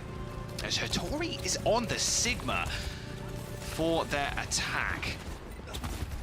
That's close to a tick already. If anything, like, Super Shy have gotten in very quickly. It's already going to force Lauren backwards. Azirian also gets domed. Like, this is just going to be first capture. Yep. Oh, yes, it is. Only had 2 minutes to do it. That's first cap for sure, Exoblivione. He dealt with the Sigma last time quite handily. It looks like Super Shy want to punish a couple of the spawners, too. They're a bit too slippery, though, Echo and the Lucio, and they're going to get out of there, no problem. Oh, Jazzy Lucio. The best. Greatest debate in Overwatch history. Jazzy Lucio, yay or nay? Yay. Absolute yay. Absolute yay. I hear Zoe saying nay. I have to... friendship ended with Zoe. That's all I gotta say. But... 1 minute to go. Tori, oh, missing that rock. That's a little rough. Oh, good though. Ice is out of there. There's one final fight for Super Shy. All they need to do to win this and take us to a map number 5 is looking quite likely here as Oblivione health bars are ticking downward. Pack with a pulse bomb in hand too. Oh, the Susa's come out. A perfect opportunity now for Pack to dive to that back line. Oh, the stick. Oh, ends up going onto the wall. Can they still get the D-Mech though? It's 0.2 meters remains as the window's been deployed. And there it is. Super Shy. They take King's Row out from under the feet of Oblivione. They're going to take us all the way to a map number 5. Reverse sweep on the cards as Oblivione go down once again. Here it is. There's no more 3 Overwatch. There's not even 3-1 Overwatch. We're going all the way as Oblivione just unable to deal with that Sigma, which they easily dealt with last time. I wonder how they're going to I wonder where we're going to go next, because you best believe they're going to take us to a non-Mauga map and hopefully a non-Sigma map. Just they want to go pure dive. I have no question about it. What a difficult choice to have to make, though, because at the end of it, I think like you do have an opportunity with this map pool to not pick a Mauga map, but you're also looking at I think push, right, for a final map game mode. Yeah, push. I mean, Like, where do we go I if think you're you on can push? still. I think you can run the Mauga anywhere, actually. Like, if you're Super Shy, just do it. That I don't know. Put the onus on Oblivione to figure it out. Yeah, you really can. New Queen Street, you can for sure. Like Colosseo, Runasapi, Mauga pretty viable on all of those. Sigma not so much. You can play a little bit of Sigma on Colosseo, I suppose, but glad we got that one in the highlights. Unlucky Gucci, you know it was going to be there. Sorry to see it.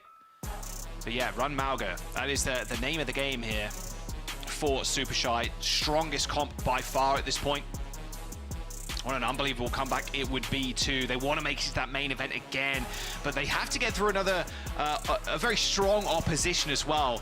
This is the elimination game, and the loser here will go home, but Gaming Gladiators stand in one of these teams' way in order to actually make it to the main event. But going through in a map 5 like this will be definitely for Super Shy a massive buff to their confidence, I'd imagine. So we see the final moments here of King's Row on your screens. Yeah, that window. Good luck fighting into that window. There's just absolutely no hope. But yeah, where do you think we're going to go, Rose? Colosseo, Runasapi, or New Queen Street? It's so tough to call because I think when you look at Oblivione, it's like, okay, we just want to try to pick a map that maybe Mauga is going to be the least potent. I think for that reason, Colosseo seems like a pretty safe bet. Maybe you do open up the doors for them to be able to play something like the Sigma a little bit better, but it's tough. I don't know. You can play Mauga on everything. Yeah, I think if you're Oblivione, I think you go probably Colosseo. Out of all of the maps, it is the most vertical, so you're going to be able to use the Diva a little bit more Winston. Echo? Yeah, Echo's pretty good on that map. Like, although Hitscan's pretty good on that map too, but you're probably playing the Echo regardless. Like, Echo's just very strong right now, even after the small HP nerf. That would be my pick, at least, if I was in Oblivione's shoes. Runasapi, there are high grounds there, of course, for the Winston to kind of dive, but it's a lot more like straightaways, a lot more wide open, like hairpin corners.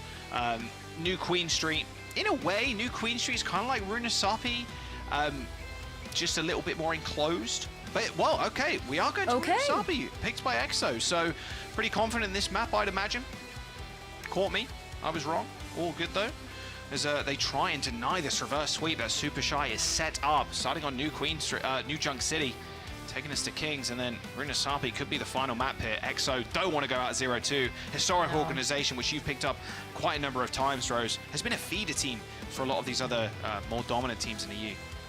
Yeah, well, I think the biggest example of that is Chase. The main tank for Oblivione got picked up by Ents, and just like, I think one of the smartest pickups that Ents has had over the last OWCS stage. Like, such a stellar tank option, and now you have the ability to have that as part of your roster. But it did leave Oblivione in several occasions having to plug up a ton of holes in their roster. Hasn't phased them though. Like, they're still here putting up a great fight, and they still have an opportunity to win this map and move forward to play another set So we can't count him out right now, and we certainly can't count out Super Shy either. As you see, Hitori already hovering over the Mauga. We know what's coming, Jaws. It's gonna have to be this Mauga. And Exoblivione, they're prepped for this. It's gonna be the D.Va straight out of the gates for them to try to make sure that they can get a heads up on this Mauga. All right, let's rock and roll. Mauga versus the D.Va. You can, again, Exoblivione, like you mentioned, maybe expecting this. Little Symmetra play from Super Shy as well. This is looking like very Twisted Mind stage 1 as well, with the Sim TPs, with the Mauga, etc. Yeah, Yubi's TPs. Maybe that 0.5 seconds was more than enough there for the Mauga versus D.Va matchup. Unbelievable damage coming through. And that's another big thing about the Sim too. You ignore the Matrix completely. You just fry the D.Va. Oh, I mean, geez, D.Va was like actually de-mech'd. Is that what I just saw? Like the mech was already... Yeah, I mean, they just pinned the D.Va in the corner, like laser beam, 2 Gatling guns, like it was... Oh, such a fast swap there too. There's the mirror.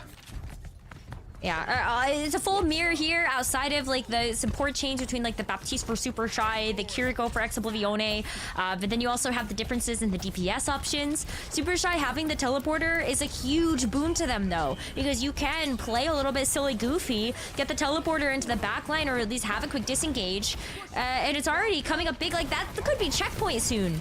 They've got ultimates to spare here with the Amp Matrix. Well, there goes the Mauga battle. Sound barrier coming through really early from A&J, so like 3% away, but Zoro's already fallen. You don't mind that though at all. You got 50 meters on the first push.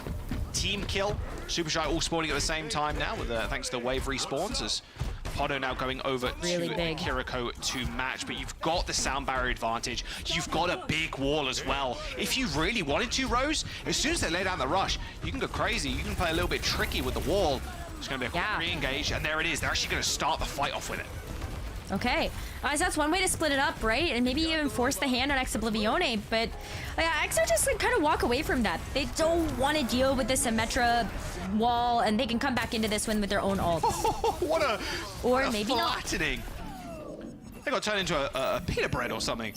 Exoblivione just got run over, sound barrier advantage, and no chance for Zerion there either to use the rush. That's going to be checkpoint for Super Shy. Exoblivione, and I think a majority, was it 77% of the chat as well voting Exoblivione? They're sweating right now. Absolutely. You see the checkpoint already come through. There's still 7 minutes and 20 seconds left. It's like so much time left in Runasapi to work with, but you have to get in with these ultimates like fast. And it's Super Shy that's just continuing to set the pace. Like the teleporter just completely warped them to the other side of this point. Laura's down already before being able to use this duplicate. Oh, they've been studying the Symmetra VODs for sure. And there's the rush, but all good, we just disengage. That's fine. We got a rush in 10%.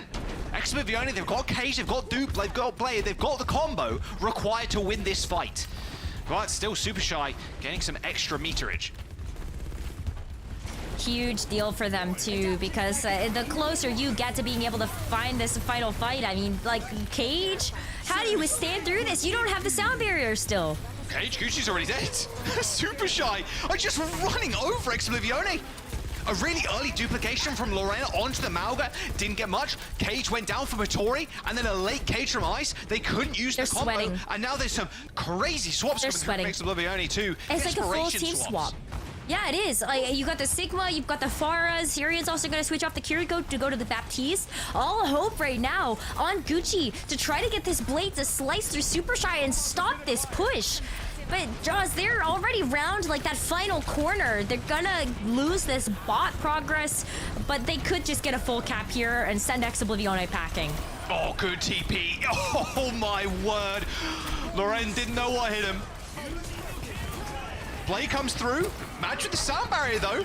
This Blade's looking pretty dull right now as Gucci a perma holding S with the Blade. I doubt they even got one slash off with it. 99 meters, that's ticking over to 100. Slowly but surely, Exoblivione, they're losing control of this game.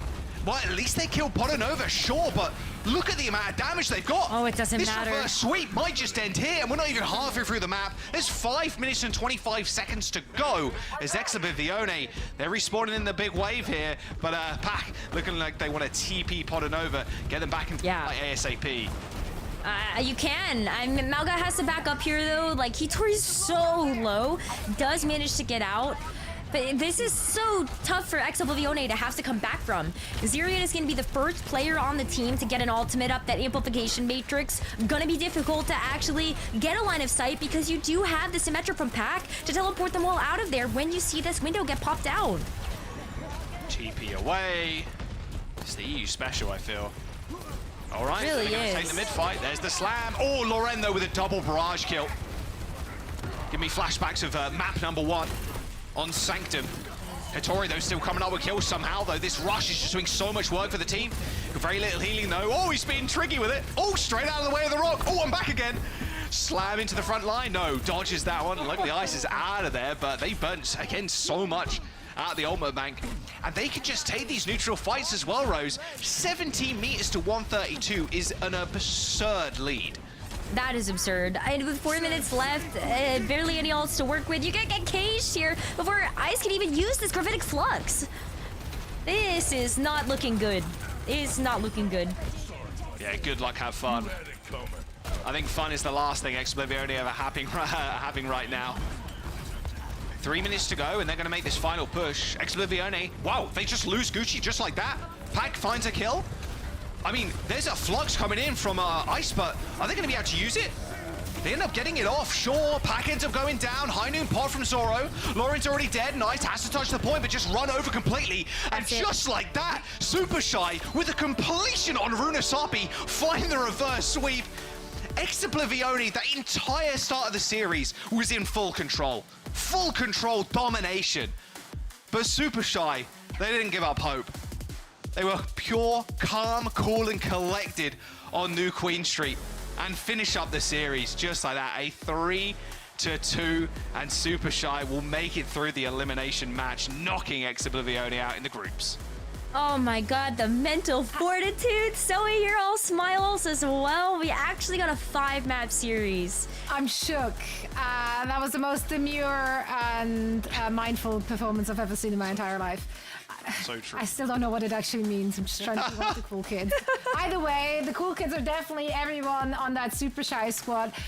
That was insane, because quite frankly, I mean, if we're going all the way back with the highlights onto Nepal, you know, the stats there indicated that this was, you know, a close-ish game. It was 2-0 for Exhibivione, but, you know, Super Shy held their own. Map number 2, though, getting fully held on Dorado, that was just rough, okay? Like, to even come back from that, and it did not look close. It was just across the board, so much excellent performance on the side from Exhibivione, which made it seem at that point like, well, this one is a wrap, right? Like, why wouldn't it be? Yeah. Zirion, like, hitting those nades so clean. Lawrence on that venture in map 1, and then also, of course, Farah on map 2 or Echo. Like, Lawrence had an incredible performance. So, like, across the board, it just felt like Exhibivione had the upper hand in that series. And then, lo and behold, Super Shy gets to play those rush comps, implementing that Maga, and they're popping the F off. Like, this was actually so impressive. I mean, it's like return to Monkey, but for them, it's like return to Mauga. And close enough. Yeah. The rush was just sick, and at the very end too, just a completely different style of the rush as well. Not just like, oh, we're coming out of Mauga, like, oh yeah, here for example, like Pac playing the Genji, they're playing the Cass, etc. No, it was like, okay, we're gonna play Sit. We're just gonna TP around you. We're gonna do what Twisted Minds had great success with back in stage number 1 in setting Zoro up with these crazy high noons, or like just disengaging from these fights. And you saw the desperation slowly set in from Exhibivione. I mean, I saw the tweet of it earlier from Super Shy. It's like, you know, don't be sweating out there. Like, come on now. Like, don't get nervous, guys. Don't get nervous. We might reverse sweep. And they do. The sheer tenacity and from the whole squad is just excellent stuff. And I think something that we brought up, Rose, was the fact that Super Shy, this squad's been together for quite some time. Yeah. A giant break. And you can see they've really put in the effort and the work. They're going to have a tough opposition in Gaming Gladiators, but what a star. What a massive confidence booster coming in to a series like this. I think they finally figured out that they just have to play their own game and put the onus on Exoblivione to figure out how to deal with it. We're getting some really great highlights back of Pac on the Symmetra, just playing tricky with it. Those teleporters made it so much more difficult for Exoblivione to actually mark down a target and even use their ultimates. We see Amp Matrix, we just teleport away. We see Blade, I guess you can't hit us because we've teleported away from you. And like the fact that even, I think Jaws, you called out that they were S-keying with the Blade up and using it. Like it just speaks volumes to Super Shy being able to really play around with that Symmetra and just play so many different looks. And congratulations to Hitori, like having to pull out so many different tanks and really try to figure out how to glue the team together with the Malga. Like fantastic. Yeah, I mean, she really showed up today, and I love that they switched it up. I love that they went into their comfort zone, you know, like that the dive just didn't look as clean for them as it did for the opposition. So for Hitori to go on over to that Maga, the team following her lead there, really fantastic performance. Love the synergy we've seen from that team. The comms were on point. Like, I'm very excited to see more of them. Yeah, I'm hoping in a way that they end up coming up big against Gaming Gladiators. It's going to be so tough though. I mean, Gaming Gladiators are an extremely strong team, a lot of experience, like Overwatch League level experience, but yeah, Super Shy. I mean, hey, what a better way to do it? Honestly, a little reverse sweep here, a reverse sweep in an elimination match. I don't think there's anything sweeter than that, honestly. No, there isn't. But let's ask Hitori herself as she's joining us for a voice-only interview very quickly. So first things first, of course, Hitori, a huge congratulations to you and the squad. That was insane. You must be shaking right now. What a way to come back. How do you feel? I'm feeling pretty excited. I would say like history repeats itself. Like we already beat them 3-2 when we qualified for stage 2 and now we did it again. So it's pretty cool. Quick question about your team transitioning to that rush come towards the end of that series after the dive just didn't quite work out. Was that planned, or at one point did you guys just rally the troop and go like, let's play into our comfort zone?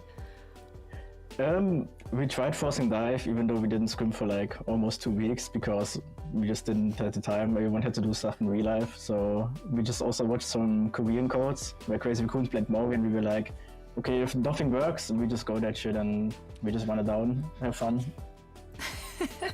I mean, if Crazy Raccoons are doing it, I mean, sure, it works, sure. Whatever you say, Crazy Raccoon, like, that's all good. I want to know how you're feeling after this match, especially with now Gaming Gladiators being your next opponent. It's going to be definitely a tough game. Like, what is the confidence level in your team right now, knowing that they stand in your way of making it to the main event? It's gonna be a tough matchup, but I think we can beat them. Like, if we try hard enough and if we play well enough, we can almost beat any team, I think. That definitely feels the case, especially being able to get the reverse sweep on an opponent that is, you know, a lot of people consider like just one of the top dogs in EMEA by name alone, the organization Exoblivione. So it's great to be able to see you get the win there. But I'm curious now, just like you mentioned something that I think a lot of players are going through, which is that you have a lot of IRL stuff that you have to juggle alongside playing Overwatch at this level. So how have you guys been doing with that, especially being a team that's stuck together for the most part since stage 2? It's been pretty rough at the start because like with FACEIT League, our flex support quit and then our flex DPS quit, and then we had real life stuff going on, so trials were like kind of looking not that good, but we came back after it and now it's kind of getting all together, except like our main support Zobek has to like miss some scrims because he needs to work in order to play OWCS on the weekends. All right, darn IRL getting in the way of the success, but today you got the dub. That's all that matters. I'm so excited for you and the squad, and we can't wait to see more of you. Thank you so much for joining us. Thank you for having me. Of course, great to hear from Hitori. She and her team got one round closer to making it out of the groups. Let's take a look at the bracket to see where we currently stand in Group D. This was a very, very thrilling series. I believe it was the first 5-map series this group stage. I'm probably lying because my memory is actually a sponge. On this stage, more in the Holy Whale, not in the... match. Yeah, it's the first 5. Sure. Definitely the first reverse sweep, that's for sure. Let's settle on that one. SRP Czech now standing in the way to advance alongside Virtus Pro. This is a group of death. This is a very, very tough group. Oblivioni, they gave it their all. They look good. I am sure we're going to see so much more of them in the next stage. But for now, we do have to say farewell to them, which I think should surprise a lot of people. I want to correct myself as well. I just realized it's not Gaming Gladiators. It's SR Peak Check. Sorry, I know that was. You the had other me group down earlier myself. on. You said it with such confidence. I know. I was like, I must have gotten it wrong in my head because I mentioned them before. No, but yeah. it's SR Peak Checks. My bad. That's going to be their opposition. Their logo is purple. Gladiators historically have been purple. I see where your brain went with this. Yeah, definitely wasn't thinking about the first series. Yeah, definitely not. Yeah, that's definitely what happened. Either way, this concludes the Group D for today. We're now heading into a quick break, and then afterwards we are back with a decider match between Hypnos and Vendetta. You don't want to miss it.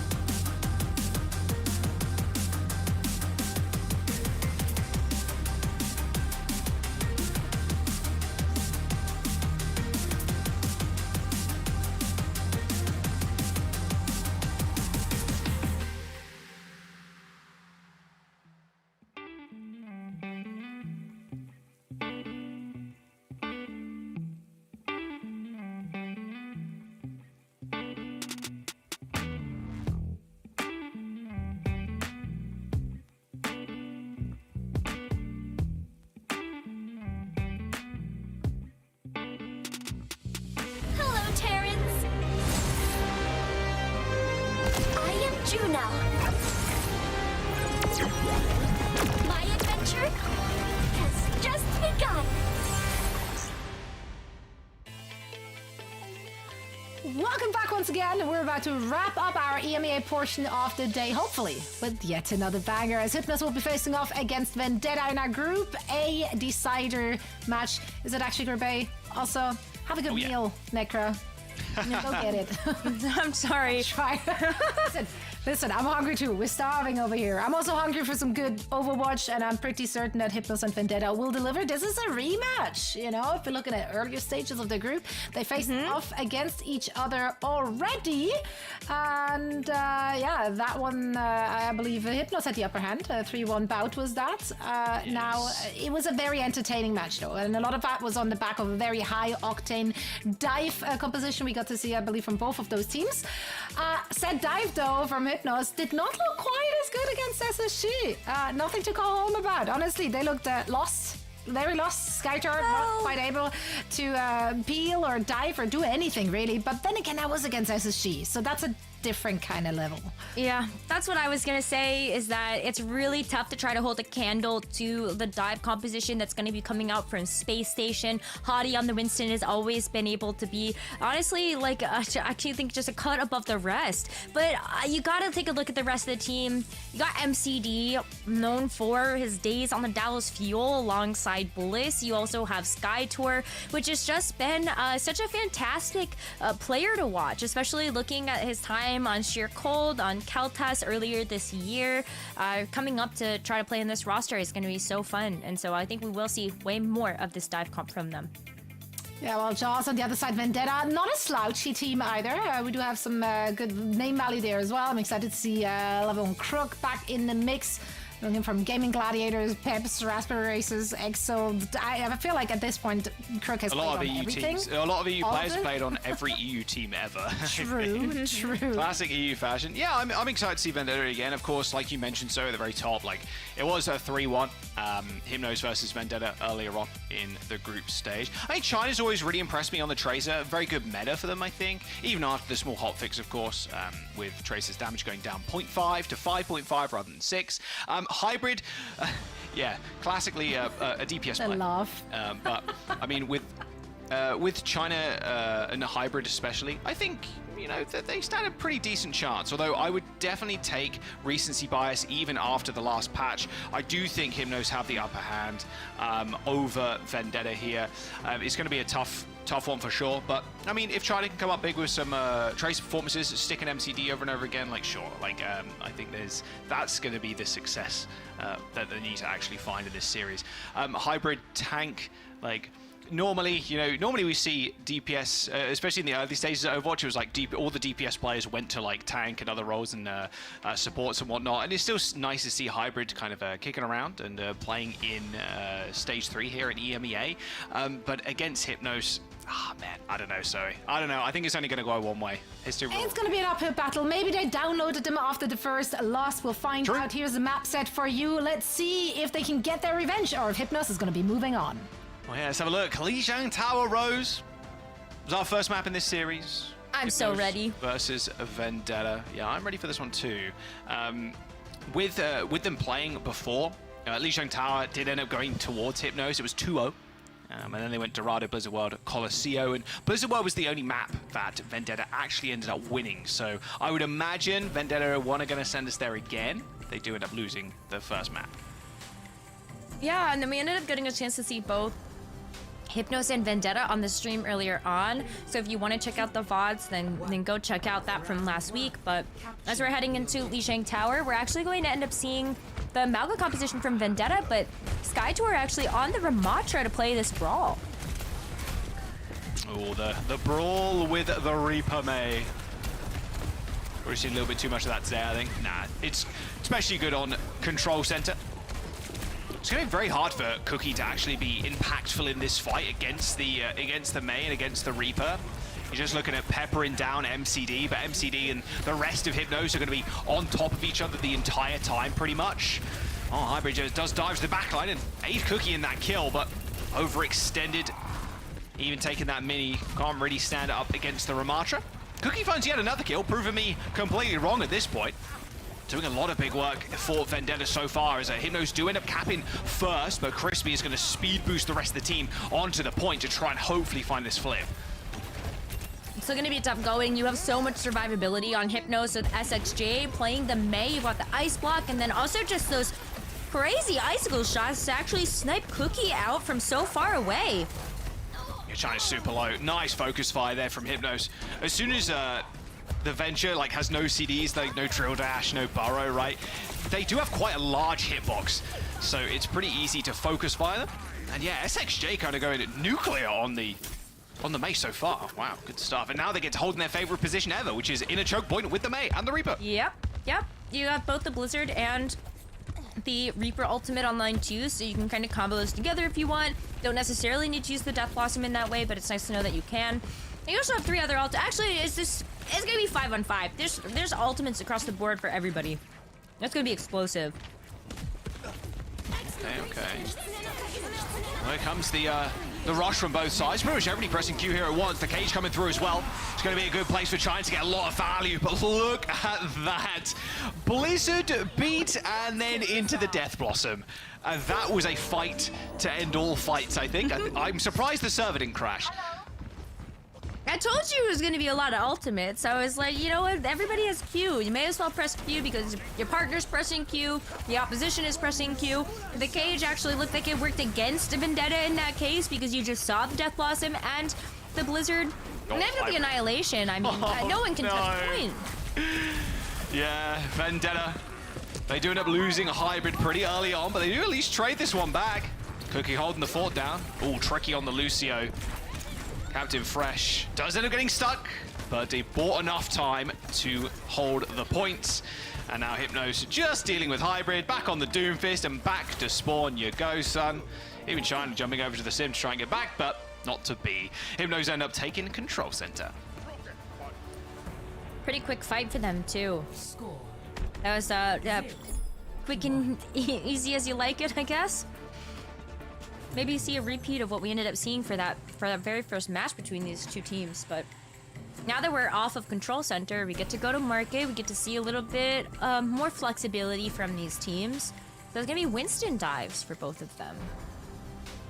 Okay, a bit more traditional. Makes sense. Little Winston. A little TP out as well. Yeah, I see Echo. China going back to the Tracer after this. Yeah, 100%. Yeah, China definitely Tracer specialist. It's been really impressive to watch actually over the last few stages of EMEA. All right, we'll see what Skytor and Hybrid and how they end up matching up on the Winstons. Ooh, Echo versus Ashe though too is going to be interesting to keep an eye out on. You've got a Cookie that can play a little bit better with something like Crispy's Brigitte, but the SXJ Echo, if you... Ooh. Oh, I mean, Hybrid can't even walk away from that into a health pack. Insane healing coming out from Crispy. If you looked at the health bar there, it was like ticking 100, 150, 90, 100. That was so quick to tick down. Couldn't quite get that to the mega health pack. Unfortunately, the retreat unsuccessful from Hybrid. It's really nice positioning too from Crispy level 1 Crook, but yeah, these dives are tough. Look at that. Hybrid not even making a dent in the front line. Oh man, I mean, like, and Hybrid has to wait too for like the bubble cooldown, the jump cooldown. All the while, Skytor is already back harassing like level 1 Crook and Crispy. Like, that's just a backline trade already. SXJ is going crazy with the Echo. Yeah, it's so much easier to dive with the Echo, right, against the, versus the Ashe. The Ashe is looking for Dynamites, then China and Hybrid follow up, right? That's kind of the game plan there, but when you've got the Echo, you're in the mix with your Winston, with your Tracer, and you can see how much damage SXJ has already done. Like, they got copy. I mean, you could just go super early here. Getting an ult this early, you just blow this, win this fight cleanly, and you then stall out the next one. Hey, you can get final fight. They're actually just going to throw the Nano in first. Nice defensive nade, but look who's already in the back. SXJ, you don't need a dupe here either. You're just more than content taking down the enemy backline. As only Captain Fresh. Well, MCD does end up going down as well, but they're just so out on an island here. Oh my God. Got no boat, no paddle, no canoe, no kayak, no nothing. Not even a small little raft to sail them home. And Hypnos, this is final fight. SXJ is like the exterminator. We've got Skytor going in to smoke out the backline, and then SXJ is there to burst them down with the focusing beam.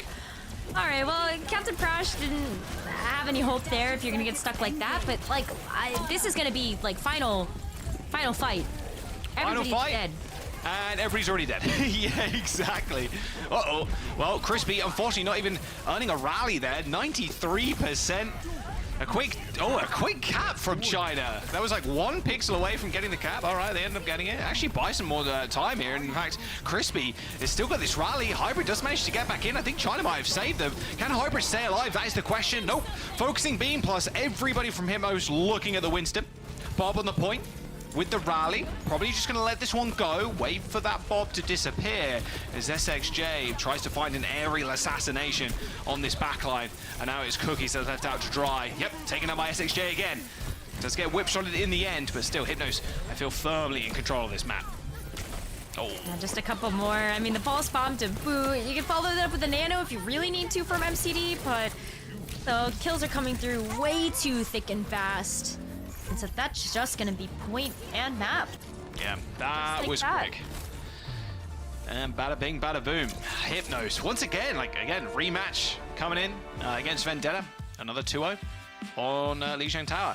That's how you're gonna start the series off. Then sure, we'll go here, we'll 2-0 you, and hopefully not repeat what we did last time. Hopefully today it's just a 3-0. Maybe Hypnos downloading Vendetta as equally as Vendetta downloaded Hypnos, right? I mean, it is tit for tat there, you know? It's like, oh, we lost. We know what we can kind of improve in this series. For Hypnos, are like, well, we won against you. We know exactly your weaknesses, and we're just going to exploit them. Sounds easier said than done, or maybe it is as easy as it's said. Something like that. There's a saying. Something like that.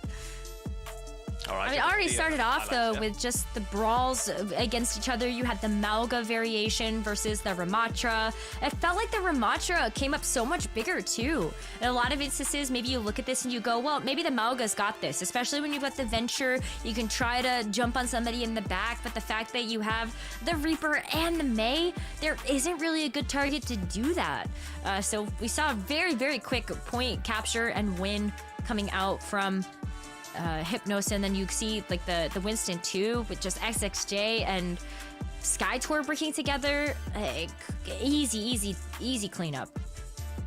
Oh yeah, the Sky Tour jumping on the Primal, just insta popping the backline. Well, there's a big whip shot from Crispy, but I mean, now thinking about the series ahead of us. I mean, Dorado, Blizzard World Coliseum were the maps beforehand when they did play in the opening matches. As you see some map stats, very clearly, obviously a Hypnos win, just on the stats alone. 25 deaths to 9 is, quite the chasm, and I'm not talking about the ball player either. Again, I think maybe Vendetta just want to go to Blizzard World. That was the map that they did end up winning against Hypnos, but we'll have to wait and see. Do you pick that now, or do you pick that when you feel like hope is starting to get lost? Like maybe you just go, okay, well now we're down 2-0, and Blizzard World could be the thing that gets them back into the swing of things, or do you go now try to keep the hope alive? When does one lose hope in a series? There's an overarching question for the chat to get their brains racking a little bit. When do you lose hope at a series? If you've played it like a best of 5 or a best of 3, like, I don't know, coming out with a big win to set yourself up on this next map, I mean, maybe you don't pick Blizzard World, but then if you end up going down a map like next one, you're like, okay, now we've put Blizzard World, now we have to complete a reverse sweep, right? But then if you win the next one, maybe your opposition end up picking up like Kings or something like that. Of course, we'll have to wait and find out where Vendetta want to take us. I don't know. You don't want to lose hope too early is all I'm saying. You don't want to be a one-map Andy. You don't want to go in there. You don't want to just jump in. Okay, series over. It's all good. No. You want to stick it out to the very last moment, just like we saw Super Shy did. Another classic reverse sweep against Exoblivione. So, yeah, you can't lose hope too early. Or you're in your ranked games, and then you are just like a one-side Andy, and you realize, oh my god, we got rolled on defense. Like, all hope is lost. You can always hold. Like, come on. Always get the full hold. You can always win. You can win. You gotta keep the faith, keep the dream alive. You can always win, except always win. Yeah, well, I got a long laundry list of things that I accept for that statement, Rose. But yeah, we're just waiting for Vendetta now to select the map, and you will see where we take it. Looks like it's going to be a hybrid though, by the looks of the little graphic down there, but we'll have to get confirmation on that in just a moment. Yeah, I mean, SXJ too. Man, the Mei play at the very beginning was just exceptional stuff. I think Hypnos in general are going to make a small substitution too. Kyo is in, Delusion is out. So hit scan more here. Less Tracer, I would imagine. So Hypnos seeing the map and going, okay, little hit scan, which kind of does lead me to believe we are going to, yeah, more of a hit scan orientated map, which is Circuit Royale. So yeah, definitely no Tracer play here. That's picked by Vendetta as our escort map. Yeah, like the last time we saw Hypnos last week, they ended up playing on Samoa, Dorado, and Eichenwald, and Delusion played on all 3 of those maps. And it was definitely like coming up all Tracer all day, but with Circuit Royale on the menu, this is definitely one way that maybe you can throw a spanner in the works. Maybe bring in somebody that's not as warm, maybe not as fresh with the team, and see if maybe the double sniper can work out for you. Yeah, I mean, we've already seen a little bit of double sniper from earlier. I do think Hanzo now is, especially with these buffs on circuit specifically, so playable. Well, I guess he didn't necessarily use it. It's like people getting nerfed, their health values. So yeah, I think very, very doable. And just a classic MCD Zen, and then Cat and Fresh backline in the back of the Zen. All right, we'll see if Vendetta want to match him. We'll see what China wants to play. I don't think they're going to play... Well, they could play ball. They could. It's very possible here. A very, very aggressive dive style. I don't think we're going to see that. Like, especially if you can peek out and you can see maybe Sky Tour is going to be on the Sigma. Vendetta has an opportunity to match that with Hybrid on the Sigma. And, I don't know. It's the Pharah that to me is a little bit questionable. You definitely have these buildings to play around, but if you know that you're going to be dealing with a double sniper composition, yeah, vulnerable is the word I would use here. Going to get healed up before they make a peek. Ooh, MCD, luckily there. Luckily Zen is already bald, so couldn't quite give him a haircut.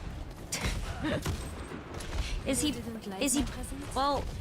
He is bald. I was gonna actually say, like, yeah, but you could give an on the care if you wanted to. What a shot from Cookie. Yeah, you could. You can give him like, it's like Doomfist has that metal skin, but he has like a mohawk as well. It's possible. Oh, toupee.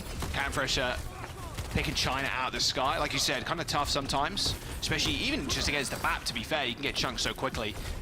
Slowly but surely now, just waiting for Cookie to potentially find another pick, but nice aggressive swing. All like 3 people there from Hypno swinging the corner at the same time, so the Widow is under a little bit more pressure than usual.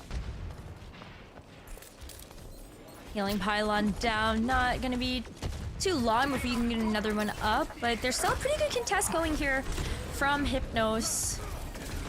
The Widowmaker also being able to get some good sight lines here is very impactful, but I kind of look at MCD really helping to just kind of keep this defense a little bit stronger. You've got the Transcendence coming up pretty quickly, but maybe you hold that, I think, for this Gravitic Flux from Hybrid. Well, there's the window. Boop kill from China, actually. Ends up killing Kyo. Okay. Not the best for Hypnos, so now Cookie is pretty much free to do whatever they choose. Doesn't have to worry too much. Now they're taking position here, but the Fluxes are coming online, and Skytour's going to rip theirs first. Window already down. It's getting used quite well, actually, by Crispy, just punishing that shield. Flux comes in. On the return, Hybrid slammed down to earth, pretty low. Lamp received in order to stay alive as MCD and SXJ end up going down as well. China even holding on to this barrage, but shouldn't need it. And there it is. Okay, point A taken by Vendetta. MCD didn't actually have the Transcendence up to deal with the Gravitic Flux either, so it's kind of all up the back of making sure that this Immortality field is going to be able to do the job. That can be a tall ask sometimes, especially when you have all of this like high damage output on the other side. So, good point capture here for Vendetta. Still quite a bit of time off the clock if you're Hypnos. You gotta feel really good about that heading into this second point. Especially knowing that you still have that Transcendence to utilize now. Okay, Sightline's in favor of Cookie. Yeah, a little bit longer, although Cookie revealed there by the Sonic Arrow, pretty cheeky. Using on the little pillar. No one willing to peek this one whatsoever. I like the later usage there. Nice tracking too through the even through the brush. Here comes the ultimates, however. Crispy, Captive Sun, does land on this high ground. Cookie claims the first kill. Captive Sun not getting any damage in as MCD just rocks the Transcendence, just healing everybody up to full, and those detonations wouldn't have meant a whole bunch. And now even a window being utilized by Hypnos, just slowly but burning the time bank down. Of course, Cookie finding a kill is great, but they need to actually press the issue. China's still holding into this barrage as well. And there it is. Skytor dead, window at such a nice angle as well to afflict Skytor with a maximum amount of damage possible. And now who touches? Well, unfortunately, I think it's going to be MCD, but China makes quick work. A little triple kill with the barrage. Okay, the Pharah is still coming up pretty big. I gotta give it credit where credit is due. I think China's also played really well around the buildings to make sure that you can still get that Pharah damage off, and it's nice when the barrage lines up the way that it does. We are gonna see a Baptiste come back out here from level 1 Crook. Good way that you can be able to play on the high ground is just be able to contest that of Hypnos. But this is where the going starts to get really tough. Third point of Circuit Royale can always be such a pain to get through. Knowing that you do have that high ground advantage in favor of Hypnos at the moment, China's gonna have to figure out a way to weave those rockets around. Oh, good pick from SXJ. Crispy dead, and Kyo's on a nice little angle here. It's really tough to... you have to really just send so many people after someone like a Widow in that position. Pretty easy to spam out if you're someone like a Hanzo, a Pharah, or whatnot, but if left unattended, the Widowmaker can get away with murder. Flux comes in, Skytor didn't travel too high up in the sky. That lamp from Captain Fresh will only save so many. As China follows that up with a rocket to instantly destroy it, and Crispy with the additional shots on top. 2 and a bit minutes to go, Rose. 2 and 45 is Vendetta. They're going to make their final push. They've still got to deal with this Flux and the Transcendence, so it's not exactly going to be an easy feat. Oh, but it still looks like it could just be a full capture here if they can withstand both of those ultimates. Not too difficult to do either when you know you have that mortality field. And here comes the Captive Sun from Crispy. It's at the ready. Oh, okay, there's the sight. All right, slowing the fight down, but SXJ is already dead. Switch over to the Venture, but ended up dying. Kyo with a nice shot, followed up with the SMG fight. Level 1 Crook down, still with sights. Oh, what a shot from a Cookie down. Kyo with another one. No, China eventually erases them from the map, but Kyo has already done as much work as humanly possible on the Widowmaker. Oh my god, that shot was so nasty. There you go. At least you stopped the impending doom.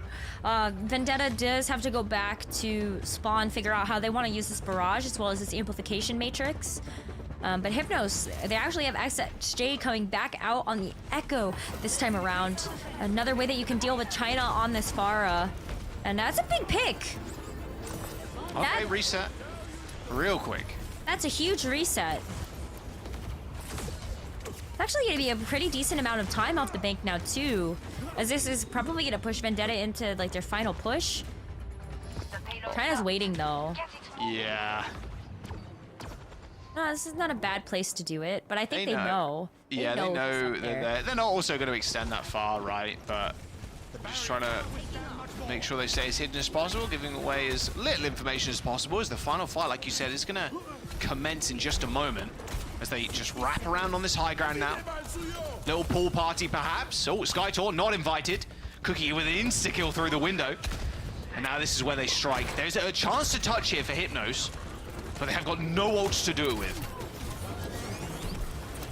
No ults, but I don't know if you mind if you can just kill things, but I don't know how SXJ got taken out there. Oh yeah, SXJ just ends up falling over. Nice little kill onto China after that barrage didn't find all too much. Kyo needs to come on an absolute monster right now, but is that MCD in the backline just kicking people around? Yes, it is. MCD just kicking level 1 Crook, well, trying to kick them to death, but unfortunately Crook took to the skies the exo boots and flew away. As Vendetta do end up capping last, 27 seconds in the time bank. And SXJ going down really early on the Echo. Was on a nice little off angle too to maybe pressure, but got 2v1'd. That was a tough go of things. I feel like maybe just like slow and steady wins the race in a lot of cases. But those fights were very indecisive in some, decisive in others. I wonder how we're gonna fare on the side swaps. This is where I'm really interested in, because I don't want to call like, oh yeah, you know, Vendetta, like they have this. Because anything is possible when you actually switch sides on the map like this. We literally just saw that, right? We ended up going to 4 rounds. Very possible. Anything can happen on circuit. Snowball is pretty crazy.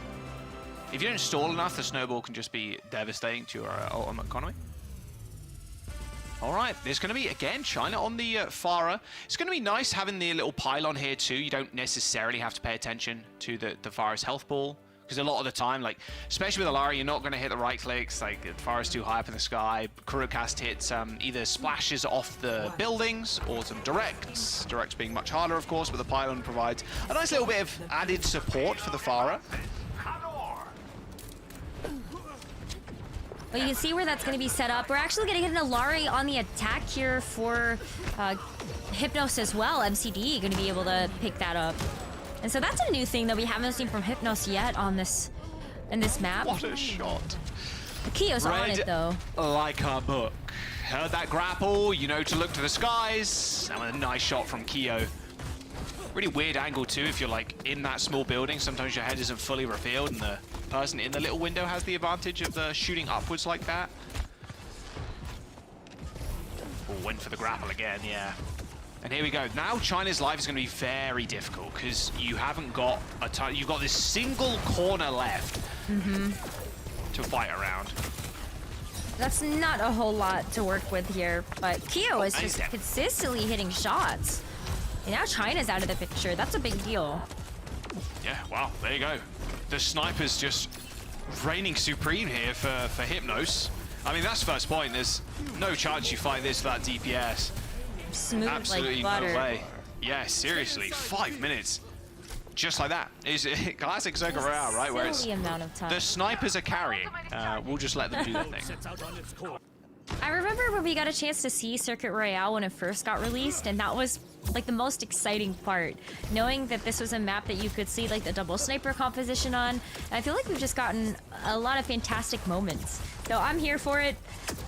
That's China switching off to Farah, though. I think that's been one too many headshots for him. So he's going back over to the Tracer that we really do know him for. So it's Cookie. It's all the Cookie left here for the Widowmaker. Oh, nice flux. Does connect. Oh, an MCD, guys, mid-air. Nice focus fire from Crook. Now Hybrid just, force themselves in a 1v1 versus SXJ. All right, here you go. And here's where they can set up on this corner, which might be a little bit easier for China. Because you can play around these little buildings too. But, yeah, I mean, the issue with Tracer is on this map. Where do you go for flanks? On the staircase, obviously. That is a great question. Well, you say that because it is like it's not really a surprise, right? Like one of the nice things about having a flank is being able to surprise the enemy, and you know that if there is a Tracer, you know kind of where they're gonna be. So like they just line up. Fight's done. Or if you're an Orc in Orgrimmar, job's done.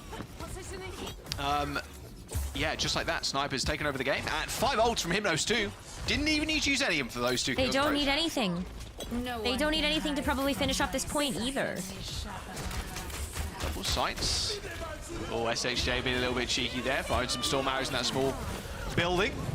And there you go, MCD claiming 2 kills. I mean, this is a roll from Hypnos right now.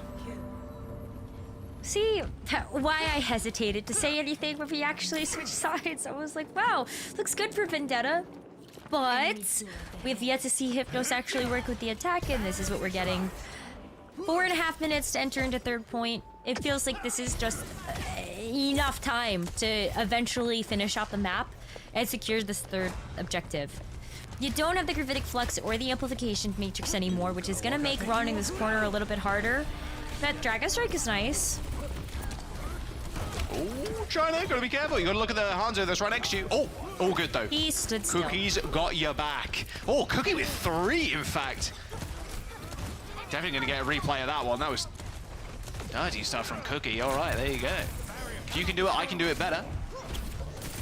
And I mean, at this point specifically for the Tracer, yeah, it kind of just gets better and better for the Tracer. First point, it sucks. Second point is okay. Third point, a lot better because there's a lot more routes you can take. Yes. Like, you've got high ground, you've got low ground access, like so many places to get a little bit more tricky with it. Like, you could even see like the Tracer going down to that bottom right corner. And taking an SXJ already is a great way to stop this momentum. Yeah, looking good, looking much better. Let's take a look at this replay though. Like, oh my god. That was a nice shot. He's staying still. Standing, yeah. I mean, SXJ was looking at China the whole time, just trying to poke out the Sigma, just holding the angle with the Hanzo. But yeah, Cookies from the back. Nice stuff so far. Oh, switching over to Genji now. SXJ, fed up with the Widowmaker's shenanigans. What is that melody? All right, Flux is hitting, but Kyo again. Level 1 Crook down. And there, oh no, Hybrid tried to get the eat. Oh, and falls to his death. Well, the effort was there, that's for sure. But unfortunately, you looked the wrong way and landed yourself with a respawn timer. MCD going a little bit too aggressive too, and China follows that up, but that's what I'm saying. Way better on this point. And now the Flux trying to find a target. Skytor does connect. But there's going to be healing there, and a lamp if they really need it, and there's the window too. Now Cookies in a nice spot where he can shoot through it, but it's actually Kyo that comes up even bigger with the kill. A body shot through the window is enough to kill the Widowmaker there. As they're waiting for that window to wear off, as Vendetta try their hardest now to try and stop dying to Kyo, but it is impossible. Don't peek it. Don't peek it. Do that. Oh, that was close. Very close. So the respawns are just coming through too fast for Hypnos to finish up the job. And now that Cookie was able to get the better of Kyo, this is going to stop a lot of Hypnos in their tracks. MCD, though, not going down without a fight. And maybe if they're able to keep this prolonged enough, MCD can actually get a Kitsune rush online. Very close. They're just going to start ripping else, yeah? Cookie does end up connecting. They do end up getting the kill on the lamp, and Skytor too. All right, there you go. They had to use ultimates to get that job done, but look, 2.75 meters. You got to throw everything and the kitchen sink at that one. 1 minute and 20 seconds now. Hypnos, no ultimates in the bank, like you said. Maybe that rush comes online. That's going to be the deciding factor. And it's also going to mean whether or not you can maybe even get like a pulse spam from SXJ, maybe even Skytor being able to get this Gravitic Flux. But right now, Vendetta, the players there are actually going to be outpacing on those same ultimates. China and Hybrid should be able to get these up as long as they don't get taken down too quickly in this fight. But you gotta wait, Kyo's back on. All good. The grappling hook is insane. No one panic. No one panic. Oh, I was panicking. I'm not gonna lie. 40 seconds to go. Someone on the payload. Cookie hits a leg shot on SXJ, forces the recall. But Crispy ends up going down once again. Kyo just slaying the enemy team. But it's all the Widowmakers right now as MCD also ends up falling. Captain Fresh with an aggressive angle wasn't really there for the Skytor healing, however. And with 19 seconds to go, this is looking a little bit worse for wear as Vendetta are going to be able to hold on. China pulse one kill onto Kyo, and now if they can get one more pick, this might just be it, Rose. There's no easy access to try to get to this point without having to kind of walk your way through some damage.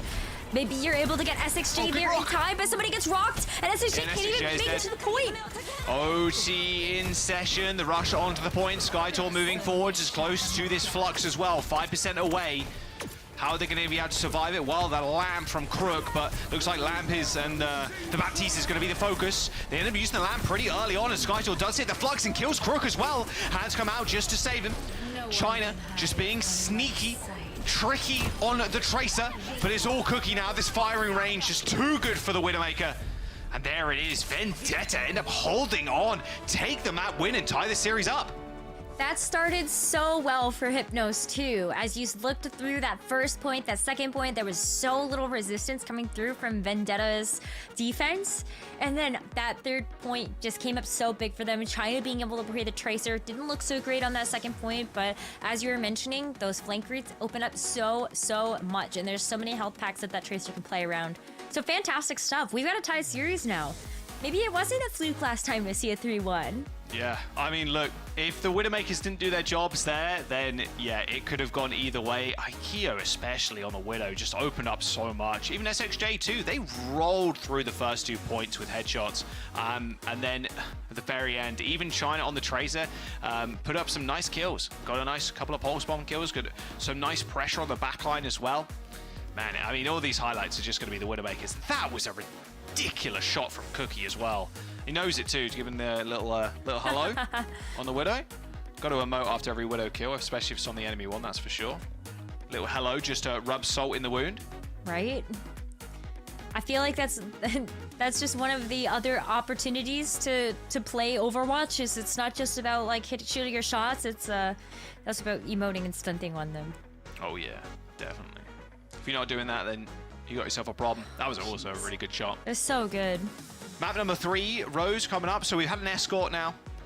So we could still potentially go to Blizzard World here. We've got a couple of game modes you can choose from. Just any map that doesn't kind of, I think, benefit China here would be quite nice. I mean, that was a ridiculous rock. Thank goodness Keo had the grapple there. That could have been disastrous, but it wasn't. So, you know, all good. Sometimes you have the wall ride for the Lucio. Sometimes you have the grapple. Sometimes you're really SOL, and then the the drop box is much closer than you think, and then you. Oh yeah, the death box. Some of the maps, to be fair, have a very, very high death box, so you can get baited sometimes. Yeah, you think you're going to be okay. Maybe the cooldown comes off real quick, and you end up getting back to safety, or you're just a fraction too late, and you end up just dying to the death box, sadly. Yeah, here we go. Rematch of the century here. A decider match too. One of these teams will end up advancing. Group A, pretty tough, especially with Space Station Gaming here. It was a 6-0 in terms of maps, like a 2-0 in terms of series scores. No shocker at all. Of course, Hypnos made it to that winners match against Space Station by beating Vendetta 3-1. They've got their one. Vendetta have got their one, and now Hypnos are like, okay, you've got that, and now we just clean sweep you, right? Surely? Right? It's possible, especially because this is like Circuit Royale is one of those maps that you have to look at it in isolation to everything else. It is like the one map I feel like just has its own defined meta. You can't necessarily run double sniper on the rest of the maps that are in the map pool unless you are looking specifically, maybe like Junkertown, I guess is another one that we've classically seen double sniper on. So take it with a grain of salt, I think, for a lot of teams. Yeah, no one's playing Junkertown right now. Absolutely nobody, even after the changes. I like that map. Meh, it's okay. It's for like a C to D tier map, I think. Even with the changes, you know, it's like it's still sniper dominated. Sure, they added the broken houses and cars and stuff, but still. Zoe said it's her favorite. Yeah, the friendship back. Yeah. So back. We are so back, Zoe. Add that to Wikipedia. Icon Volder is going to be the pick for Hypnos. Rose, what do you expect we're going to see here? Okay, so we have actually seen Eichenwald played from both teams. Looking back to last week's matches, we ended up seeing more of like the Tracer Echo Winston coming through from Hypnos. And similarly for Vendetta, we ended up seeing like Ash Tracer Winston.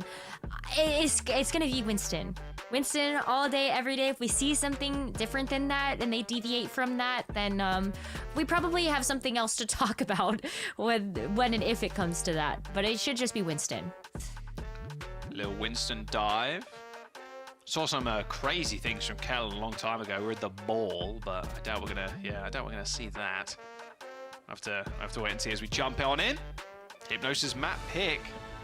Both teams fighting for their lives, wanting to make it to that main event next week. See who can come out on top as we look at the defense first here. Hybrid running the Winston. Yeah, Cookie on the Ash, just as you expected. I only expect it because I feel like this is also pretty normal for a lot of the teams that we're going to see on Eichenwald. I also could cheat because there was the VOD last week, so, you know. so true. But it's definitely helpful to kind of understand what we're going to prepare ourselves for. And Hypnos, similarly, should know what Vendetta ended up playing on Eichenwald as well, so they can also try to make their own plane of attack. I think the only difference here is I guess, yeah, whether or not they would actually want to end up playing Life Weaver, because we are on a different patch. Like, there was a patch that came through a little bit earlier this week, but I feel like it's just kind of like the same old. You try to do the Life Weaver just to get that early Widowmaker shot, life grip them back, and then go with what you want to do, which is the Tracer Echo. Yeah, classic kind of meta comp at the moment. I really like the Echo on this map. Can be so impressive. I mean, with the Cassie nerf too, obviously we're seeing a lot more Ashe now. The Ashe does need a little bit more room, but if you're landing sleeps like that on a flying character, then yeah, play all the Ashe that you want, because you're getting a free ride here. Nice stuff. You could probably stagger the break here a little bit. Oh, okay. They decided to end that pretty quickly. All good, but just in case. They will end up spawning it together, them and Skytor. Yeah, you don't really want to give the Brig extra ult charge, to be fair. Yeah, if you're like hitting people like multiple times with the flail, like not ideal. Yeah, I feel like it's not the best stagger target when you take a look at it that way. MCD though is going to be coming up to this Nano pretty shortly, level 1 Crook as well. But I'm looking at this China Pulse Bomb. China's been so good at being able to nail these Pulse Bombs down. And that just could be another way that you see another defensive fight win. All right. That beam's so strong. SXJ cleaning up cookies pretty easily, but once again, China killing MCD. Delusion here with the recall. Yeah, looking for some semblance of support. But this dive coming through from Hybrid China is looking real good, but the problem is it's been pretty equal on the side of things. But China with a Pulse Bomb, guys, just a sick Tracer. Any map you can kind of put China on a Tracer pick, you're going to be smiling from ear to ear. And it's, like, which is crazy because you go to Circuit Royale and they end up winning that map, which is like the most non-Tracer map of all time. Yeah. So you're really happy with yourself if you're Vendetta winning a map like that. Nice whip shot onto Skytor, who's trying to get up to the high ground. They're going to be isolated in that bubble too. Hybrid pops the bubble just in front of Skytor, so no healing could be received. That's going to stop Hypnos too from being able to capture that third point. Can come back into this one though with the duplicate as well as the Primal Rage, so a lot of just like general tankiness from Hypnos to try to extend this fight. The problem comes in where you've got Vendetta that actually has the double support ultimates. Nano, the Winston, or even like, I don't know, yeah, Nano, the Winston, I guess, actually to start things off. The Delusion actually is going to kind of flip the script here. Good sleep onto China. MCD coming up clutch. Rally popped by Captain Fresh, but you can't rally that. MCD thrown off of the map to his death. This Hybrid with a Primal Rage causes some chaos in the backline. Got to be careful though, as they might end up losing the point there. That'd be Vendetta. Hybrid eventually goes down, gets focused out by the Echo, and that third tick will eventually come through for Hypnos. Cost them dearly, but same with Vendetta, to be fair. Crook jumping over to the Kiriko. Curious if he's going to stay on this pick at all. Yeah, both of those these nades, they've been good, but Moira and the Ana. Okay, yeah, back to the Ana. The Ana just makes way more sense, especially when it comes down to how dive teams are playing now. The Ana is so good for the utility of like sleeping the Winston when it jumps in, or just being able to get a really good ante. Not an easy way to be able to cleanse that if you're on the other side without something like the Kiriko in tow. But yeah, that was an expensive fight for both teams. It's going to be Hypnos that's the only team that has an ultimate right now. Skytor actually going to be able to use the Primal to try to bat them away. But look, see? Asleep. Onto the Winston, at least keeps it at bay. Yeah, Winston gone again. Whip shot comes out. I think there's a bit of counter synergy there, to be fair. I think the whip shot actually bumped him out of the way of the slate. Primal Rage using the low ground, exactly where Skytor wants the supports, but they managed to worm their way out of there. There's the sleep, won't last too long, and there will be a couple of leaps in Skytor's future. Unfortunately, the future that Captain Fresh is seeing is that front of that spawn door as China lands a pulse bomb. 2 minutes to go. And Vendetta really stepping up so far. Hypnos with a ton of ults online. They should be able to just overwhelm this high ground now. Nano on the Winston. You go in with even the duplicate. Should be tough for level 1 Crook and Crispy to stay alive in this next upcoming dive. It absolutely will if you're going to be able to put a Nano on top of Skytor, or even just send SXJ up there. But they do have both of their ultimates, so like, I don't know, maybe they can actually throw them out and you just trade the backline. Oh, what a stick. Oh, what a sleep. Oh, the sleep does land. Delusion doesn't end up going down. Same with Captain Fresh. Rally on the high ground. Crispy, the only one benefiting And yeah, SkyTour, and without the armor there for the Brig, I mean, it's such an easy kill for the Winston. A copy pop, we'll take that. SXJ still survive it. Use that glide to get to the high ground, and either a couple of try shots too from onto China, who's just stalling that payload out for a minute longer. Speaking of which, minute 15 here for Vendetta to defend against as they immediately take to the high ground. Look how quick they've spawned. They've spawned so fast, and they're gonna have a Bob, Primal Rage, the Nano that level 1 Crook couldn't throw out before. Oh, might not be able to get a chance to do that now too, but it does. At the end of the day, after getting chased down by SkyTour. Please, someone save MCD. I think Hybrid can't secure that kill yet. Brig and Ana just trapped in a small room like that. But a follow-up nade. Vendetta holding the fort. Or the castle, I should say. 45 seconds to go. And Hymnos are going to be able to come back in. But they've only got Rally here. I mean, this is final fight with Vendetta with 3 ults. The Rally just probably not nearly enough to be able to get through, like the Nano onto do Hybrid. You also still have the Bob. China with another post bomb too. Like, Rally ain't gonna save you. If you get stuck, you're so dead. Look, they're going early too. Oh, what a stick You're from so China. dead. MCD down and Cam Fresh like, oh, who's the Rally gonna get applied to at this point? I mean, maybe SXJ, but you should be able to get a touch because SkyTour is not dead, Rose. Yeah, SkyTour's not dead. The Primal coming up in a couple of seconds. But you gotta get somebody to actually activate the overtime, and Captain Fresh is gonna have to be the one that gets there first. Okay, looks like Delusion got the touch in the end. Bob deployed on the high ground. Good luck actually securing that. Cookie trying to get some flick shots onto Delusion. We'll take SHJ out of the sky. And now attention turned completely towards SkyTour. They eventually come back in with SkyTour with an amazing Primal Rage. Somehow, Hymnos have managed to do it. And they didn't even use the Rally either, mind you. The one ultimate I said that they had. SkyTour with a clutch couple of, what, like 10% or something on the Primal they had left. Ends up coming up big, and Hymnos, a miracle. How did you survive the Nano with the Pulse and the Bob as well? That is unbelievable stuff from Hymnos there. Especially because you lost MCD so early. You kind of look at that and you go, okay, surely this push is doomed. You don't have your main support anymore. You are lacking so much healing to keep SkyTour up. But I think it was just that corner that SkyTour was able to hit the Primal Rage into. It keeps everybody busy. You're able to like juggle everybody with your fists, and you buy yourself a little bit of extra time. They got it back up though. They lost somebody early. They want to make sure that they have enough firepower in the tank to actually get through this third checkpoint of Icon Vault. They got 4 ults here. So you talk about the rallies, that's still online. The Nano as well, MCD didn't get a chance to use that. Yeah, I think you're feeling pretty good if you're Hypnos, so knowing that you have the ult advantage. Nanabu's Cookie, coach gunning towards the payload. Not exactly where you want to be, but had nowhere else to go. Nanabu's onto SkyTour, and they even popped that Rally just to secure it. They got 2 ults. They got 25 seconds. And Hybrid's got a Primal. Switching to Lucio Bastion. Oh, Cookie. There's going to be some kind of crazy miracle with this one, I think. Oh, from Al. Onto MCD. Okay, juggle him. Oh, free high ground maybe. No, not quite. MCD in a whole heap of hurt right now. The Primal can't kill him. The Primal eventually. Okay, Hybrid narrowly gets away with a kill. The grenade bank shot kills SXJ as Cookie comes back on the Bastion. And he's getting the job done too by the looks of it. SkyTour with a Primal Rage. He does it once, can he do it again?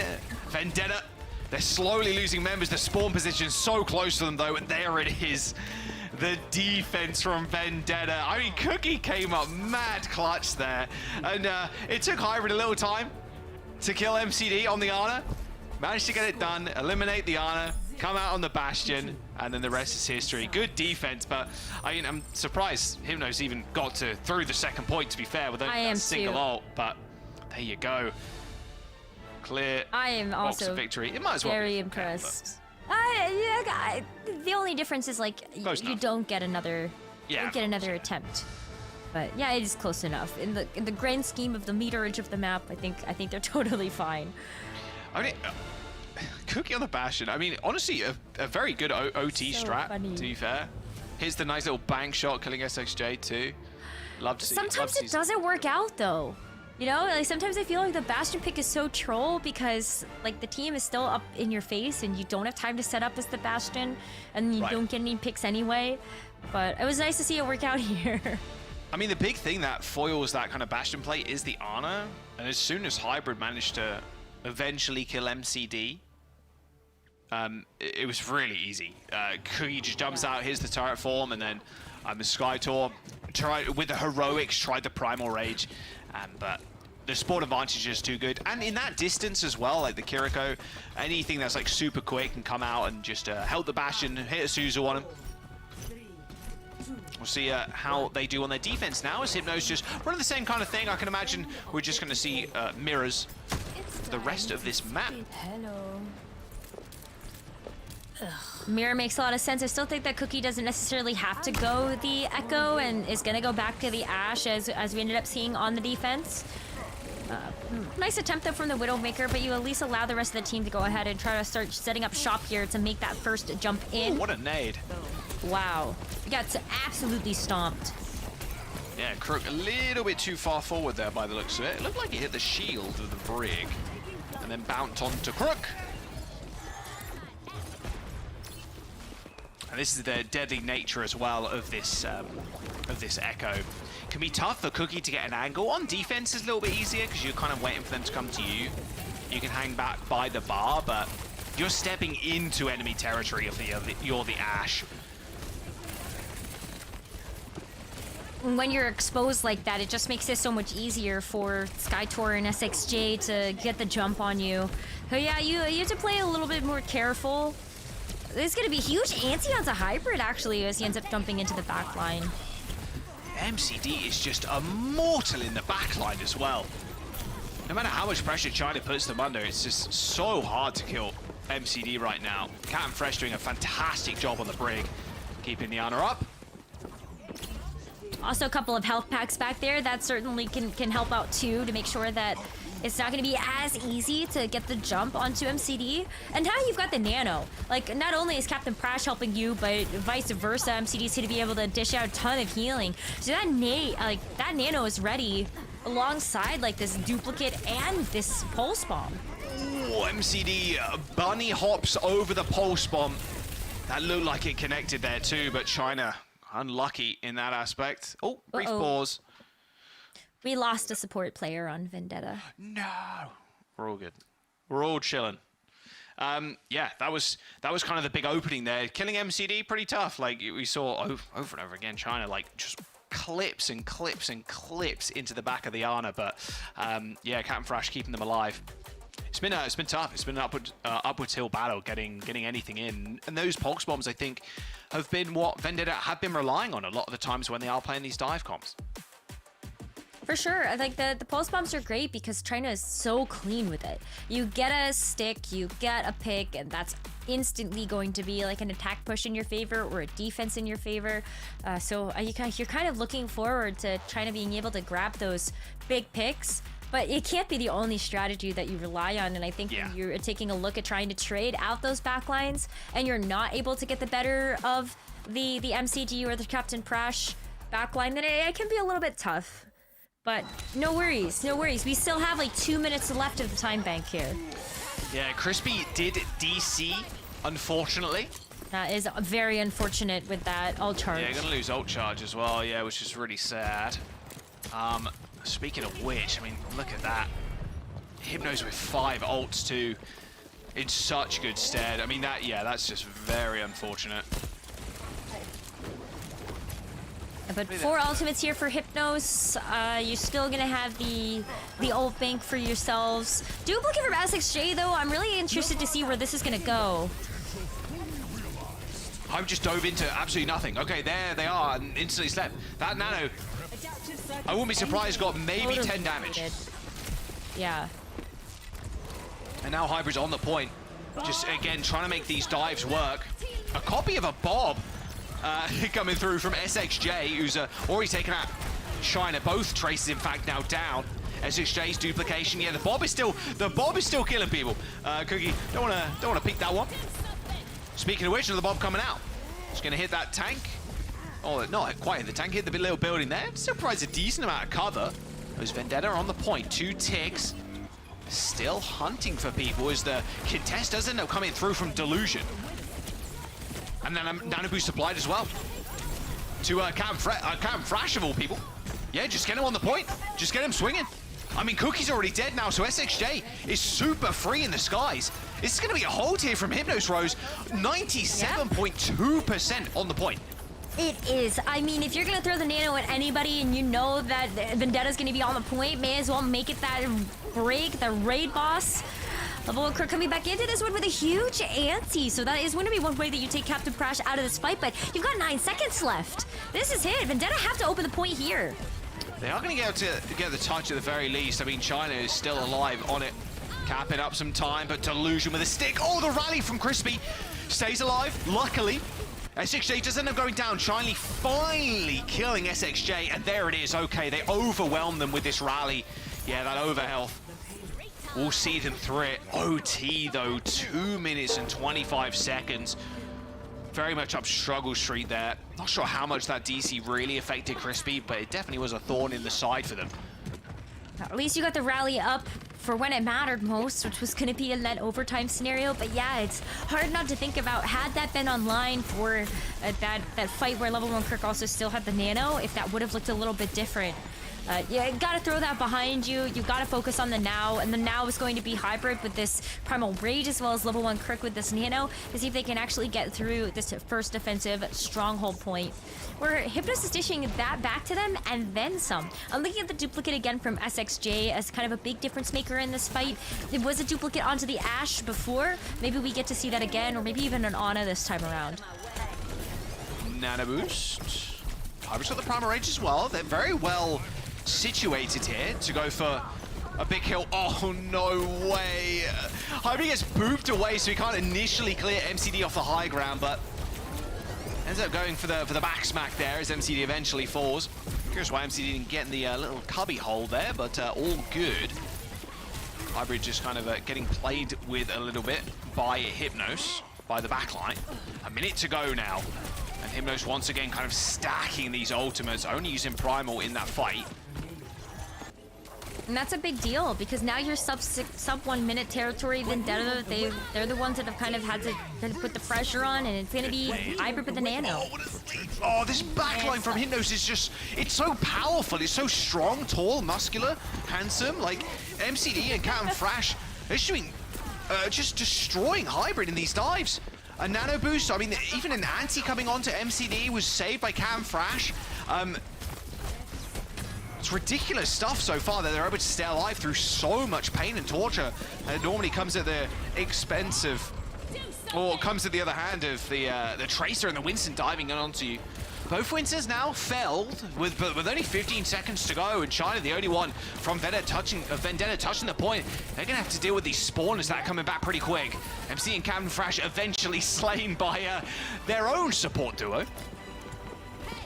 Yeah, but now you have to look at who's actually going to be on this card to keep this contest up. Still quite a few members of Vendetta, and most notably you do have Hybrid. It's going to be able to push people back. But the rally too, perfect timing here from Crispy to have this.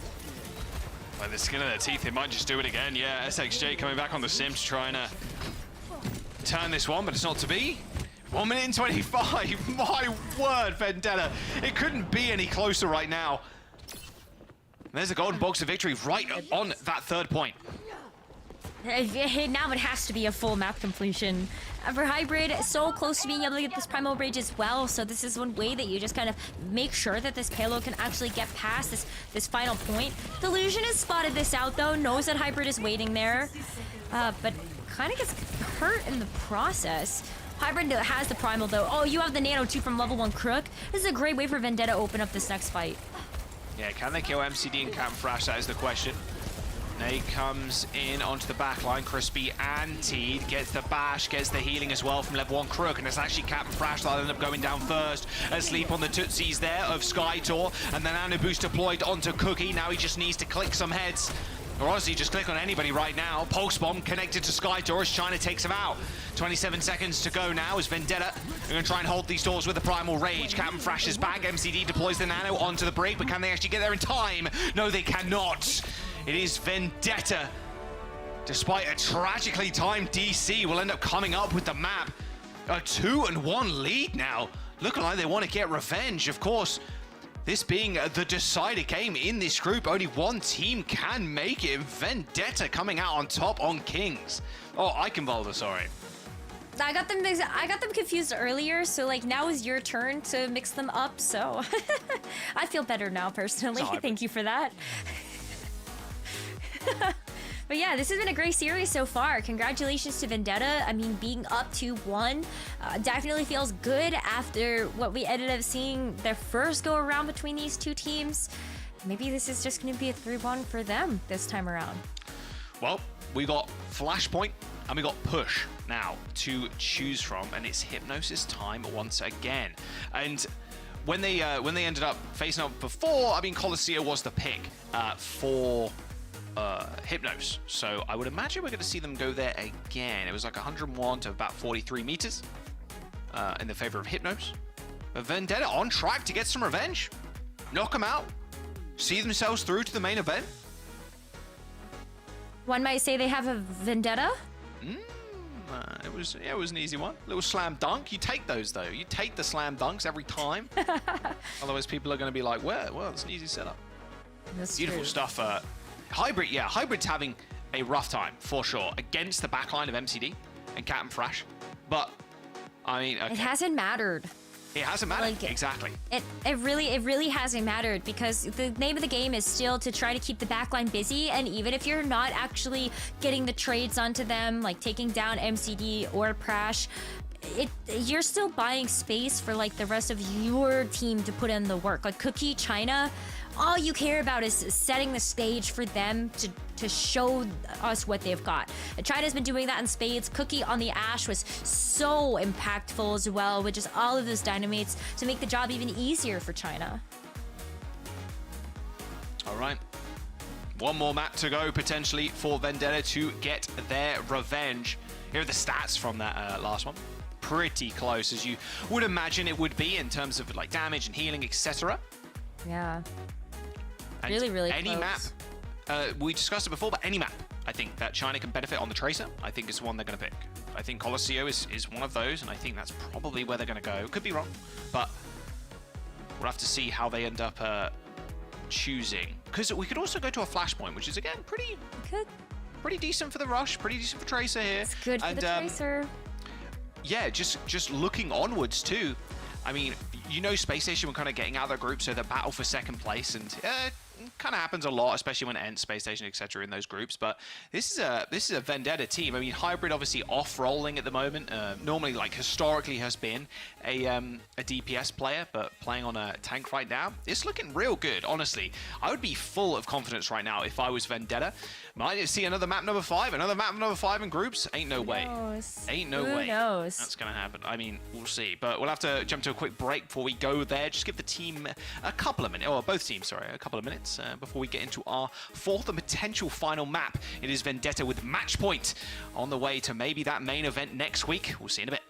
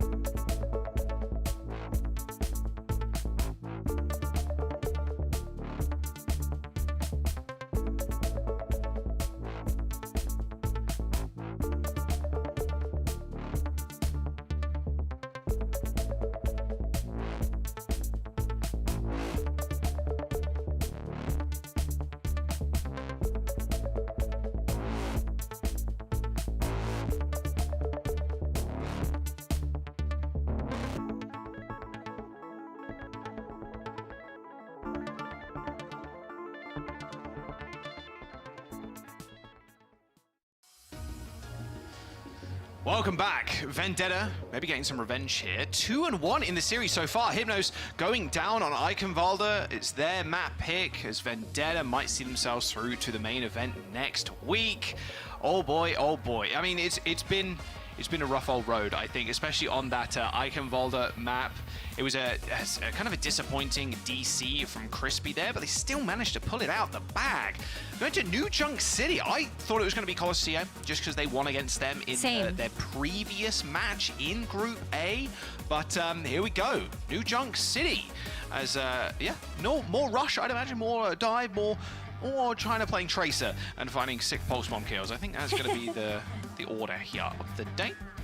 That is definitely on the menu. I cannot wait to see a little bit more of that. If it's not the pulse bombs, then I think we could totally see a world where we see a little bit more rush of different styles. Actually, like both Ramatra and Junker Queen playable here if they really want to go down that route. So we'll see what they decide to settle in on. Or maybe China even playing the Venture. Okay, don't mind that at all, honestly. Cookie TP and then Cookie on the Tracer. All right. And then Hypnos with a very different style. Maybe anticipating the Queen here from Hybrid using the Mei. Mei, the Cassidy, I think kind of an interesting look here from Hypnos to go for something like the Ramatra, but Ramatra is a hero that we've seen Skytor pick up on occasion. Vendetta though, like, yeah, maybe expecting the Ramatra, but I do think they're playing the Junker Queen really does sort of play into their style where China, Cookie, able to play with this Adventure and this Tracer just into the backline, get this big bleeds. Nice nade from Kyo there. Yeah, that's that one big hindrance to the Venture. That will be the cast nade. Stops them from borrowing.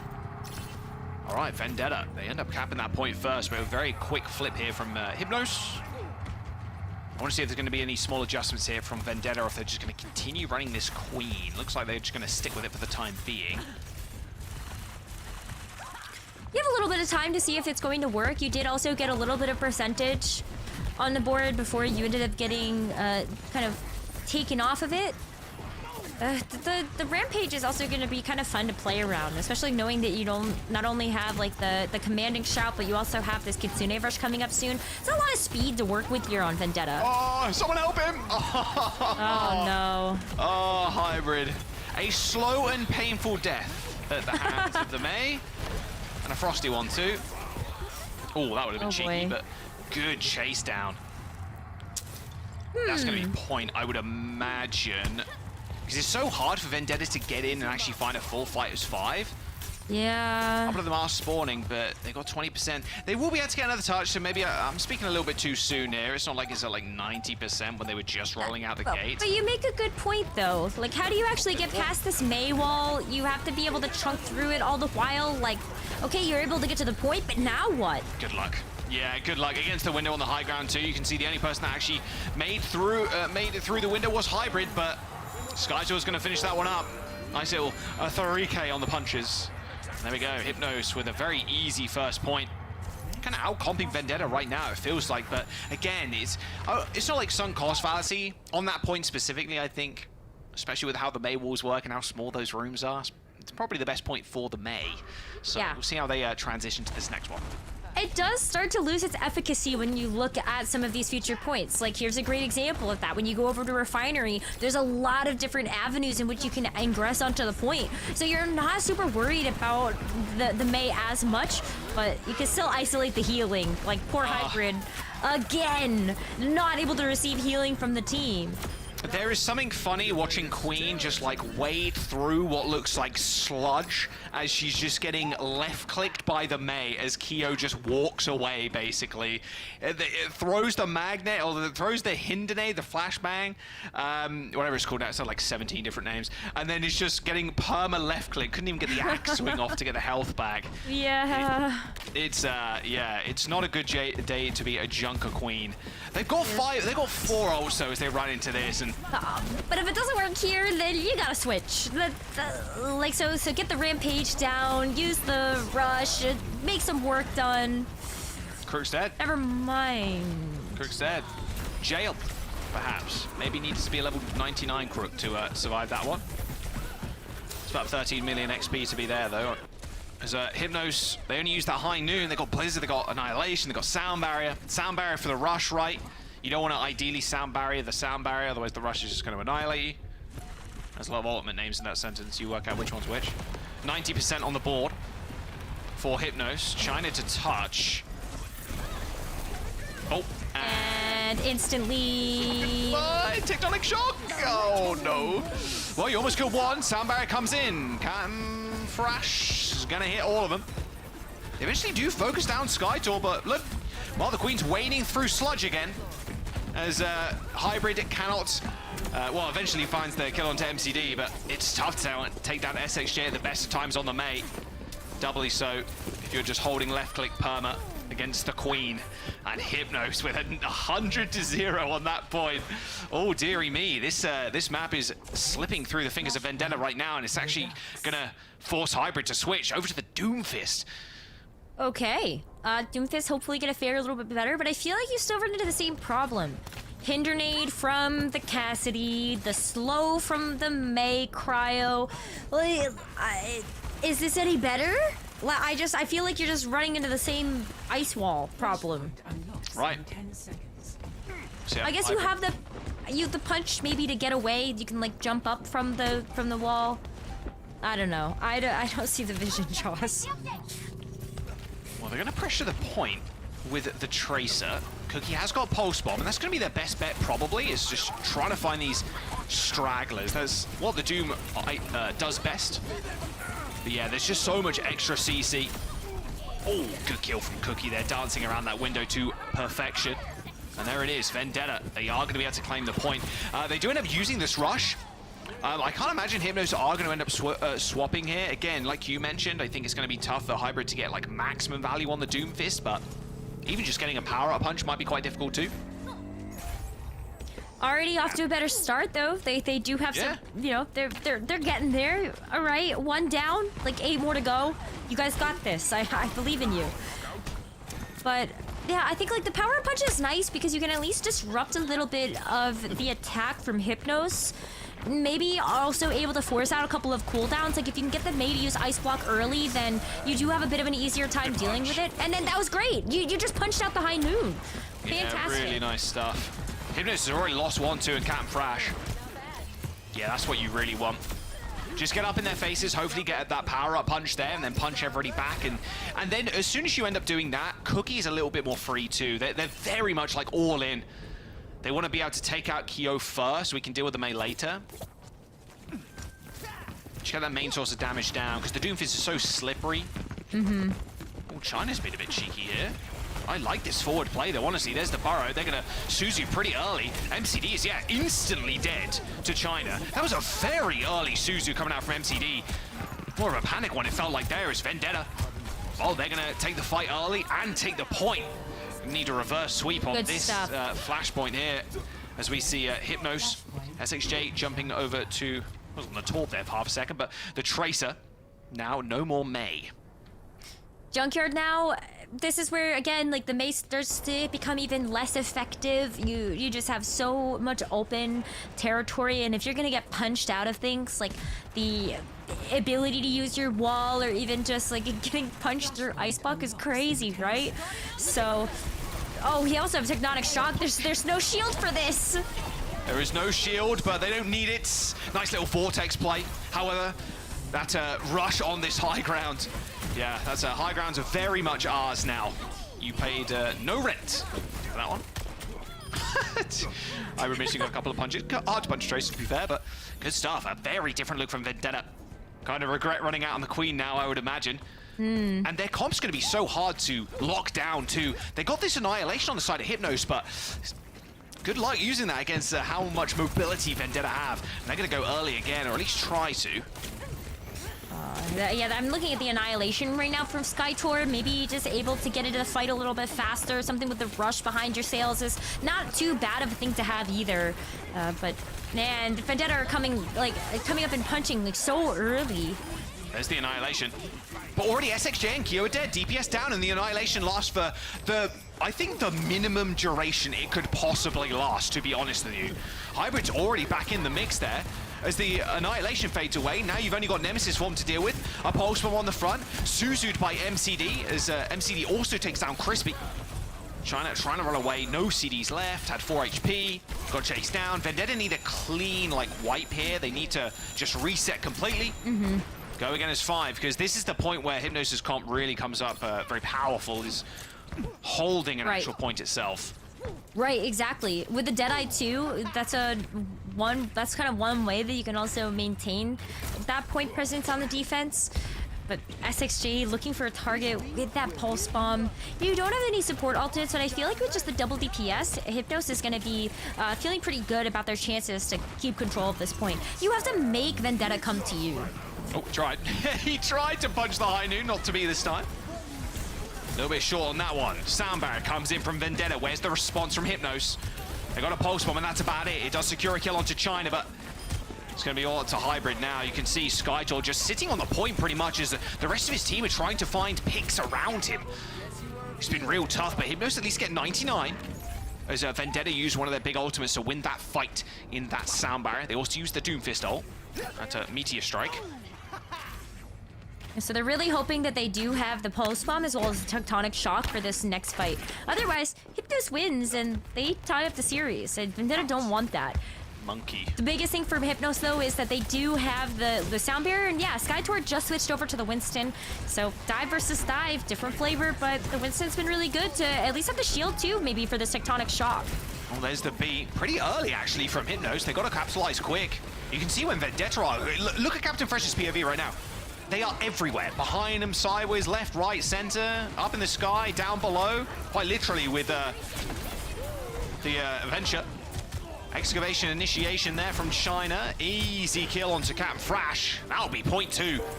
Very early sound barrier from the Lucio from Hypnos. And Vendetta setting himself up for a reverse sweep on New Junk City alone.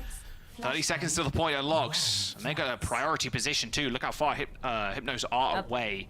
Just spawning now as a group. I mean, you can just hit them with the Kitsune Rush as soon as Hypnos show their face. Right? Like, that's the big upside here for Vendetta getting to the point first. MCD does have one to be able to throw into the mix as well. Oh, they're going in. Oh, MCD just had zero control of his character there, I think. China Crispy do end up getting traded here, but look at Cookie's positioning. It's in the back line right now, and especially with the Doomfist ult being available, you have so many extra lives as the Doom. Croak also falls. Primal Rage has been popped. Cookie on the mini, picks it up eventually, but Skytor chases down the tricky Tracer. And now it's tank versus tank. Although I say that Captain Frash is making it a little bit more uneven. But with how quickly people are spawning in, I'm not sure Hypnos are going to be able to get a clean cap. No, it doesn't look like it. It's Vendetta already back to full strength. And that's kind of leaves Skytor all by his lonesome to have to try to contest this point. The monkey bubbles are definitely going to help with that as you wait for those reinforcements to come through. And that's going to be Kyo with the Deadeye, hoping to find somebody in his line of sight. Can they get the cap off this? Yes, they can. High Noon only just a tickling bit of damage there. Rolls out the way of the Doom Punch, but SXA is already dead. Sound barrier comes in from Vendetta. That overhealth already disappearing, but so the rest of Hypnos right now as they're all just scattering. You can see the only person on the point was Skytor to try and stall out and maybe and hopefully able to stay alive, but against the sound barrier it's pretty tough to do so. They're denying quite a bit of time on the time bank though, I must say. It's taking a little while for Vendetta to actually clean up. There we go. Okay, so it's going to be about 50% before Vendetta find the flip. The Deadeye was really important to allow Hypnos to grab that first, and then after that, the stall was immaculate, right? You had the Primal Rage, definitely going to help you out there, but I think just outside of that, the fact that you've captured 50%, you get to come back into this with the Rush, the Pulse Bomb, so Hypnos are definitely in a position where they can tie up the series.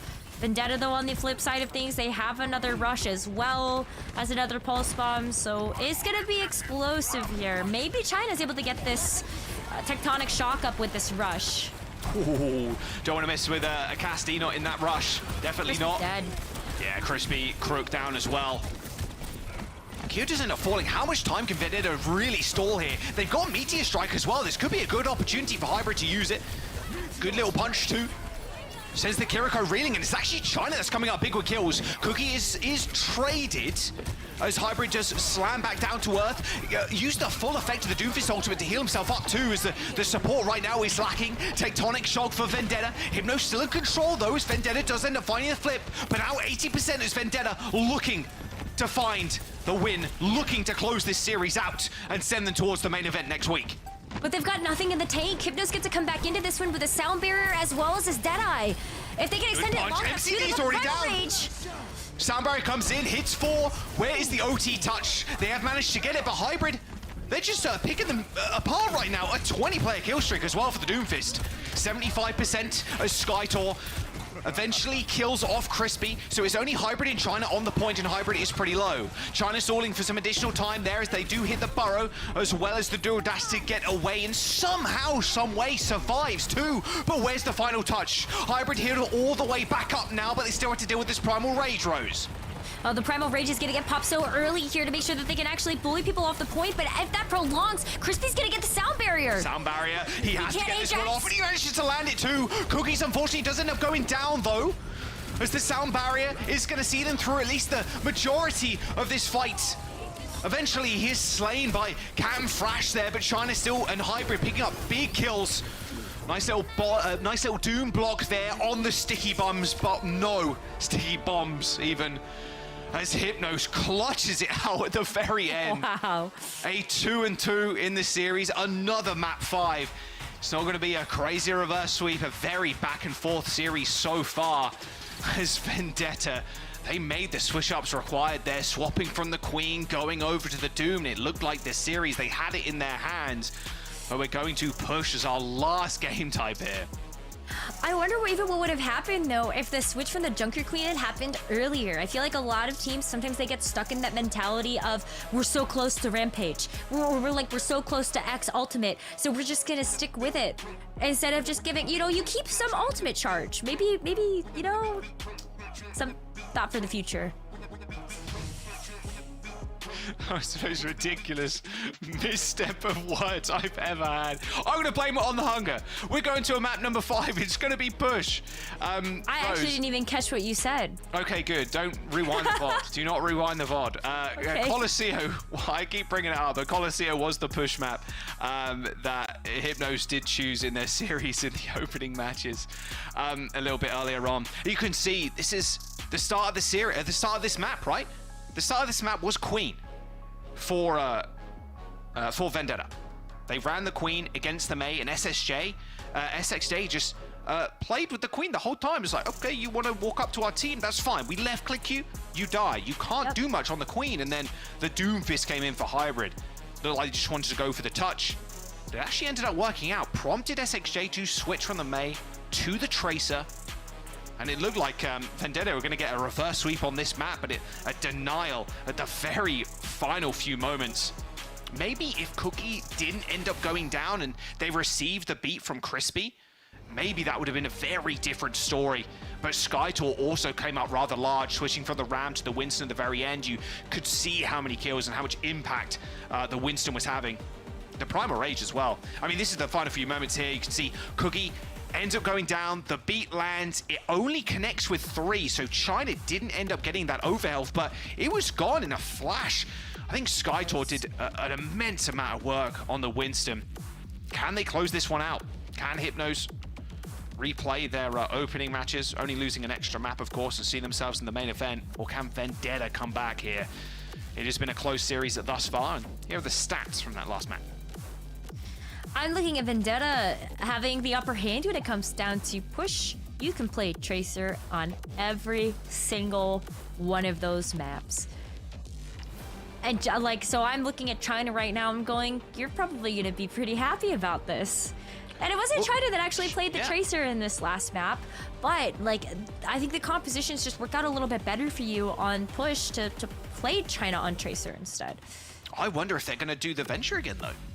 Seriously, I think there's a real possibility here that they might try the Venture and then have Cookie on the Tracer.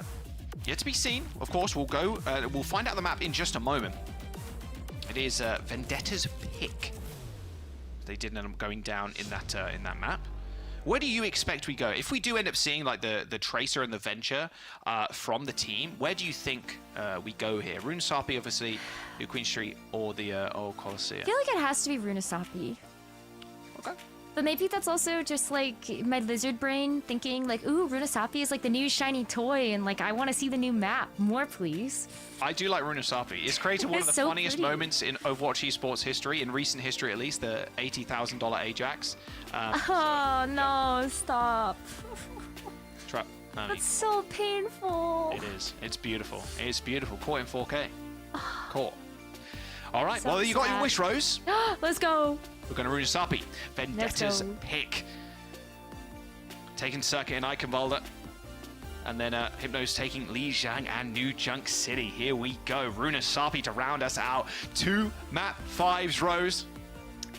I'm One reverse so excited. sweep and one back and forth. Can't ask for better than this to round out Group A.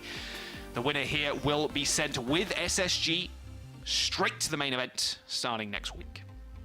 I'm so excited. I feel like it just harkens back to what we were talking about for how close the competition really has been in EMEA. And I always get so excited being able to cast this region. I love North America also, but I feel like EMEA competition has always just been so close to call. We've already been treated to 2 map 5s. I think we have even more to come tomorrow when we look at rounding out the rest of the teams making it to the main event. But I don't know. Giles, I'm glad to be back. I love Overwatch.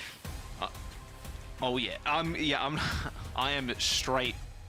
Oh, wrong camera. Oh, I was sitting down. Oh. Standing desk moment. Look out. I could sit down. I could just be a little head. Yeah, I'm not. The producers in my true form. Like, come on now. Okay, even the producers. It's like the Jeez. molding. It's like you're just molding when you look at that. I was just chilling, just waiting for the map to open. I just wanted a little sit down, okay? I know. Yeah, no, I feel you. Leave me be. No, this is yeah, I'm gonna jump on and play after the NA games, I think. Especially with the Juno out. Although, yeah, I'm not, like I said at the top of the show, I'm not sure how powerful Juno is right now. I don't think the utility-wise, feels like you want to play Ana and Kiri over the character. Yeah. Yet to be seen. I'm excited to see if any teams are going to kind of pick it up as well as we eventually kind of move on to the Juno and the Clash set of rules as we move on throughout the stage. But we're here right now.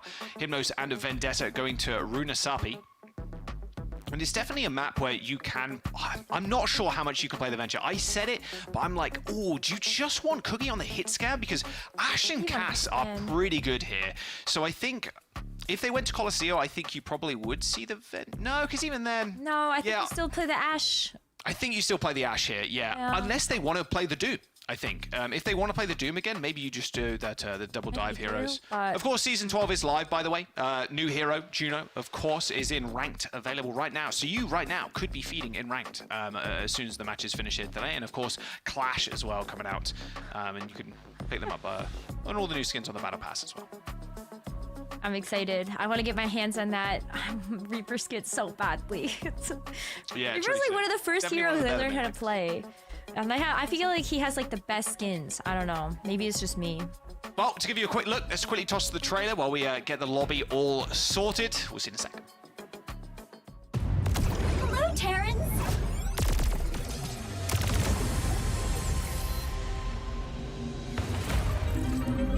I am Juno. It is nice to meet you.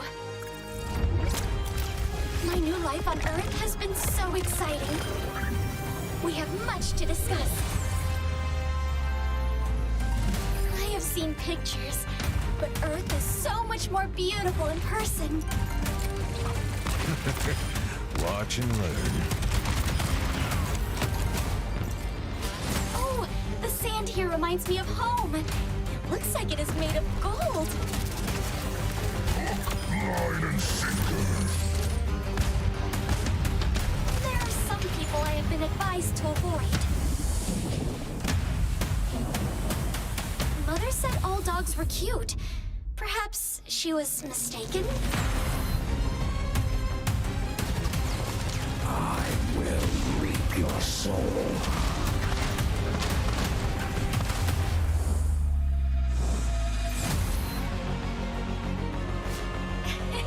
I am having trouble what I need. They keep changing their appearance. Alright. That one is Mercy. That one is Diva. I'm so bad with names.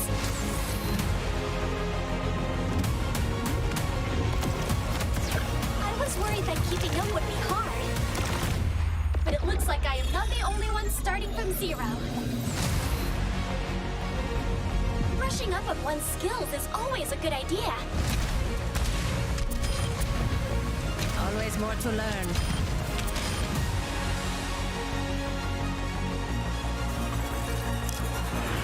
As the Terrans say, it is party time!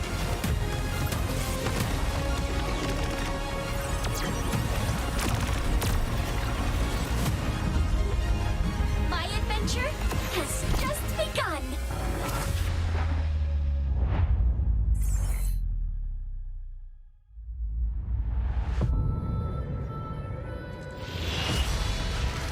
Wait, what was that? Well, we'll have to find out the mystery of why Frostborn is in the game. I'm actually. I can't wait. More What WoW did you stuff. see the Sylvanas Widowmaker? Yeah, Sylvanas Widowmaker as well. If you're a That's so WoW good. head, then yeah, you're gonna be loving the new stuff that they're coming out with. Right, Runa Sarpi, they just had to remake the lobby, by the way. Just give everybody a heads up real quick. So they're just getting all the players back in. We're gonna start the map again. It's all good. No DCs, no pauses, no extra stuff like that. We're just gonna hop right in. Map number 5, Vendetta versus Hypnos. Man, it looked like it was going to be a reverse sweep, but Hypnos at the very end clutched up, denying a reverse sweep on Flashpoint and denying, you know, a reverse sweep there. So we'll see what happens in map number 5. So doubly denying a reverse sweep, technically, as we jump onto Runa Sarpi as our 5th and final map here in EU for today. And then NA obviously is a little bit later on. We'll see what Vendetta want to run. Like I said, I wouldn't say bullied or tricked myself into it, but I was like, man, surely they just run the venture again. But yeah, it looks like Cookie is going to hover over. You were just Ash. hopeful. I think you were just really, really hopeful. I really like seeing that dive. It's like so chaotic, and it's very frustrating to kind of deal with, especially if you're a backliner. But it looks like Vendetta are going back to your faithful here. Cookie on the Ash, China on the Tracer. Okay, so it makes a lot of sense. Vendetta has found so much success being able to use China on the Tracer, and then Hybrid on the Winston is just another way to really make sure that this dive composition is going to be strong. But you do have this Ramatra Brawl on the other side, and I just kind of wonder how both of these styles are going to clash into each other. I feel like the Ramatra has been really good from Sky Tour specifically, and has really kind of forced Vendetta's hand into trying to figure out how to play around it, but when you've got China on the Tracer, I feel like a lot of things are possible. I'm going to chalk this one up to bad timing. Yeah, that was bad timing. Definitely not a caster curse. Definitely not. No. First kill. Going over to Gio there. China goes down. Yeah, still have to be worried about the Hindenade or the flashback. Good start, though, here for Hypnos. I'm looking kind of at like the rush, like when can this come online? It's a pretty big difference here between the two back lines. You got MCD that has the Kitsune, so the Suzus are going to be so nice here with the cleanse those antis from level 1 Crook. But similarly, you know, you got this very survivable back line from Crispy. Ooh. That's quite nice for the Ash. Yeah, real nice setup. Oh, what a coach gun too. No chance for Gio to escape there.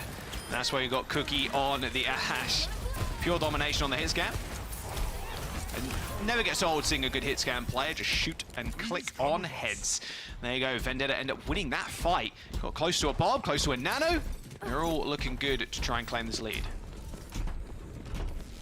All right, so a little bit tit for tat. I feel like we should expect to see a little bit more of this. Like, as the ultimates also start to come online, a lot of these fights are going to be decided on who is actually able to get the ults to work properly. So for level 1 Crook, it's going to be, this is Nano actually going to land in a Hybrid. Can Hybrid get that job done? Similarly, can MCG set up this rush so that like the entire team can benefit from it? But look at the cleanse. Actually doesn't work on a Keo. It missed. I think the cleanse missed completely there.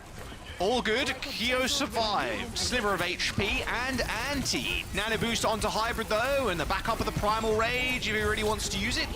Oh, the Pulse Bomb from SXJ will turn the tides though, as Crook falls victim to it. See if Hybrid wants to pop the Primal. He does. Got the sight set on to Lucio. Cat and Thrash easily able to dodge out the way. Takes many years to be good at a Primal Rage. You can see the Lucio easily being able to deal with that. And as quick as Bob was deployed, as quick as he was sent on home, as it will be Hypnos regaining control of that bot and trying to find some stagger kills too. Should be an easy one onto Cookie, although wants a little bit more than he can chew there, Gio, but he receives the sound barrier just in time to get saved. Look like Cookie at their number. And the bot, again, in control of Hypnos as they burn the rally from Vendetta, which is a massive loss for this next upcoming fight. It is. I was gonna say that the sound barrier looked to be like it was a little bit expensive, but if you're gonna get the sound, like the rally as a response to that, I think you're in, and also the checkpoint, I guess I should say. Like that's a really good trade to make for such a valuable ultimate. And now you look at Hypnos being able to follow that up with this. Ooh, I was gonna say Pulse Bomb here from China gonna stick, but yeah, Suzu's great. Suzu looking clean, but scratch mode complete. As we move on forward. Yeah, a rather treacherous point to kind of cap. You really need ideally a quick and clean team fight here. The Annihilation should do it. I think someone got booped over the edge. Was it MCD? Not sure if he got booped over the edge there or he just got turned into jam on the wall. But Vendetta do end up half winning this fight at the very beginning, but Skytor again surviving. His ability to kind of stay alive, and I think a lot of that time is Vendetta kind of ignoring him to the very last moment, which is normally what you do. And like, okay, if the Winston dives in, we'll explode them, but we want to kill the supports and the DPS. But Skytor with the Annihilation straight into another Nemesis form, cleans on up, and they get some additional meterage. Do you think we get another full completion here? Surely not. Surely not, he says, cluelessly. Clueless. Well, you got another rush here for Hypnos. You also have the Deadeye, so that's going to be one speedy Cassidy coming your way. I mean, yeah, China's already dead, Rose. Yeah. End up pulling the rush. Cookie as well was in a nice position, overlooking from the high ground too, but now that high ground is, well, it can't be used whatsoever. Can chill out in this small room, I suppose, but it actually just slings the bomb out. Tries to find some control in this fight, but the bomb is in the window. Decent position, actually. Too bad. Not too bad. It's at least gonna go ahead and stop them in their tracks for a little while, but you know, how does Vendetta actually follow up? You do have the Doomfist ultimate, but you're so low. Hybrid got hella scammed there. Nice Meteor Strike, though. Okay, that's pretty good. I thought Hybrid was guaranteed to land that punch, but it looks like he slid off one of the surfaces. Sound barrier, though, ready for Crispy. Yeah, but look at the meterage differential here, Rose. 103 to 22. It is a lot that you're gonna have to make up if you're Vendetta, but like this is the comeback right here. You still have 4.5 minutes left. That is pretty good amount of time, but China just consistently has been getting picked off. They're using the sound barrier at a deficit right now. Yeah, they are indeed, and it's actually going to force Hypnos to use their own, but I think they're more than happy with that. It's like, yeah, that's fine. Like, you get, what, a few meters? That was like 5 or something? Like, sure, we trade sound barriers, that's fine. MCD swapping over to Ana, dealing with the Doomfist a little bit easier. China is just normally very consistent on the Pulse Bombs, very consistent on Tracer. Like you said, it's been shut down over and over again. And I think that's the big crux of their composition right now, is that China's not able to stay alive. Oh, good pulse, though. You take that. Yes, you absolutely take that. That's the China that we have come to expect from playing this Tracer, but you still have so much work cut out for you. You still barely made it past this halfway point, and you're looking at level 1 Crook, maybe even holding on to this Nano for the next fight. But look at still, like, you bring up the differential that hasn't been changed within this last fight. Right, now they're gonna start getting some meters. They still need to cross checkpoint too. Proceed with me. Kia actually switching over to the Ashe as well, but not staying. I'm surprised actually, considering how well they've been able to shut down China.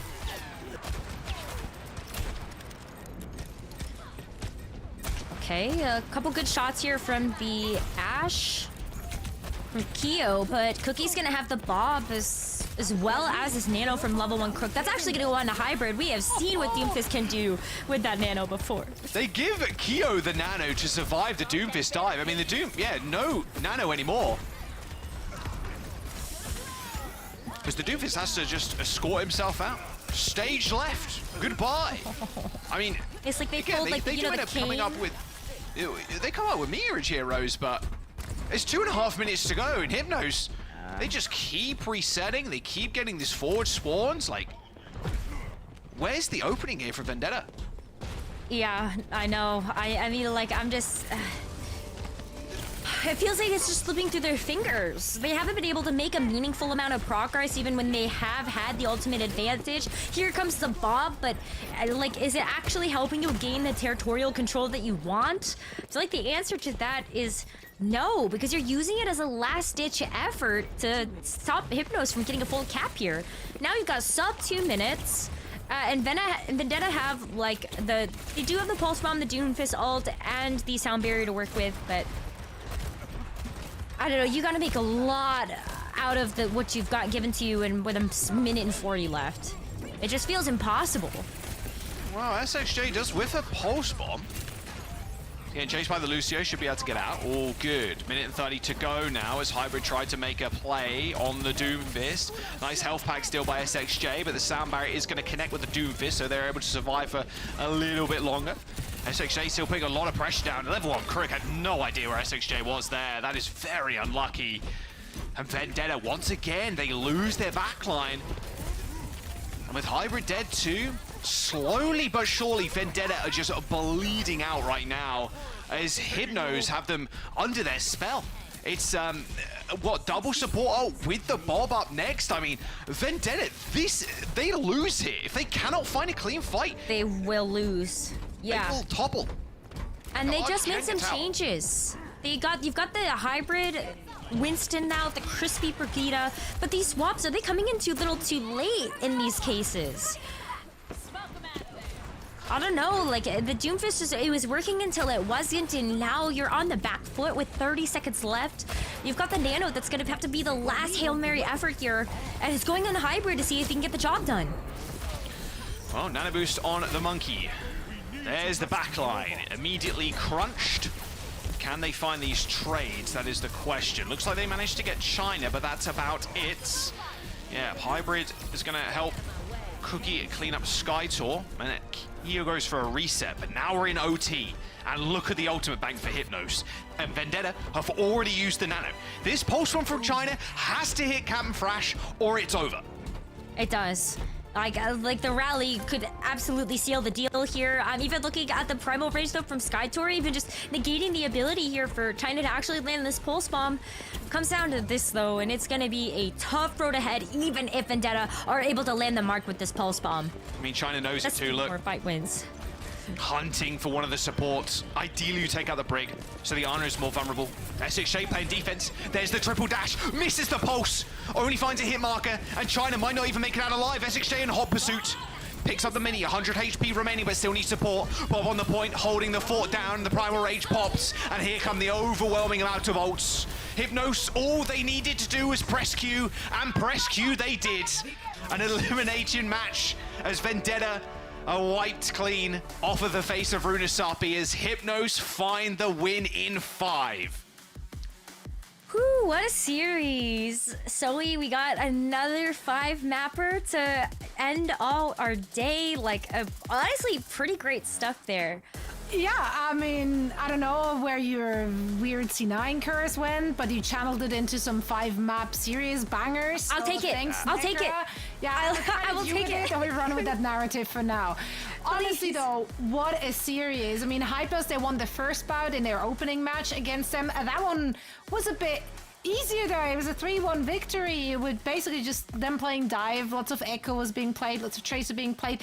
This time around though, what a back and forth, what an incredible series, and then series within the series. So let's roll it all back. It feels like we started this eternity ago, and quite frankly, it was a strong start once again for Hypnos. So after the map 1, it was like, nah, they downloaded them. This is gonna be pretty clear cut. Well, joke's on you, it was not. There are so many highlight moments from so many individual players.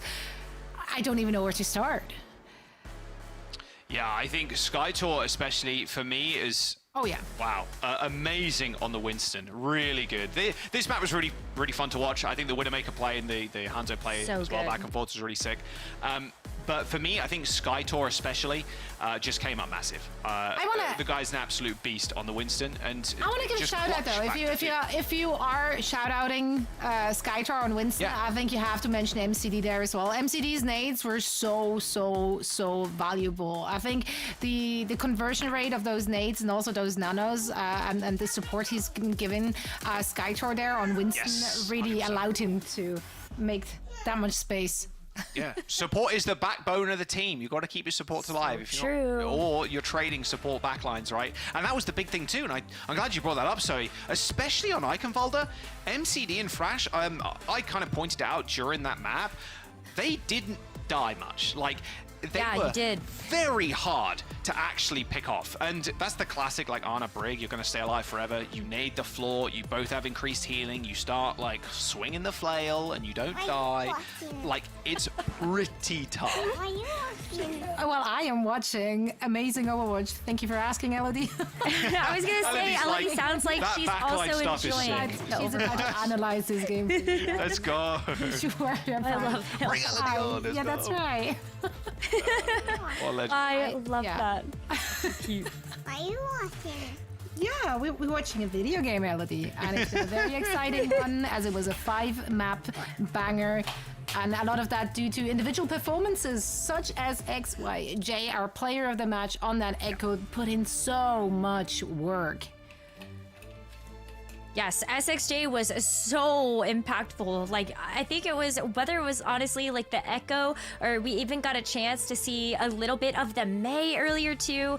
Jaws, this was just a standout. Like the Echo in conjunction with the Winston was always so stellar. But then you saw the Mei and how much work it was able to put in on on New Junk City, as well as just that first map that we had in the series too.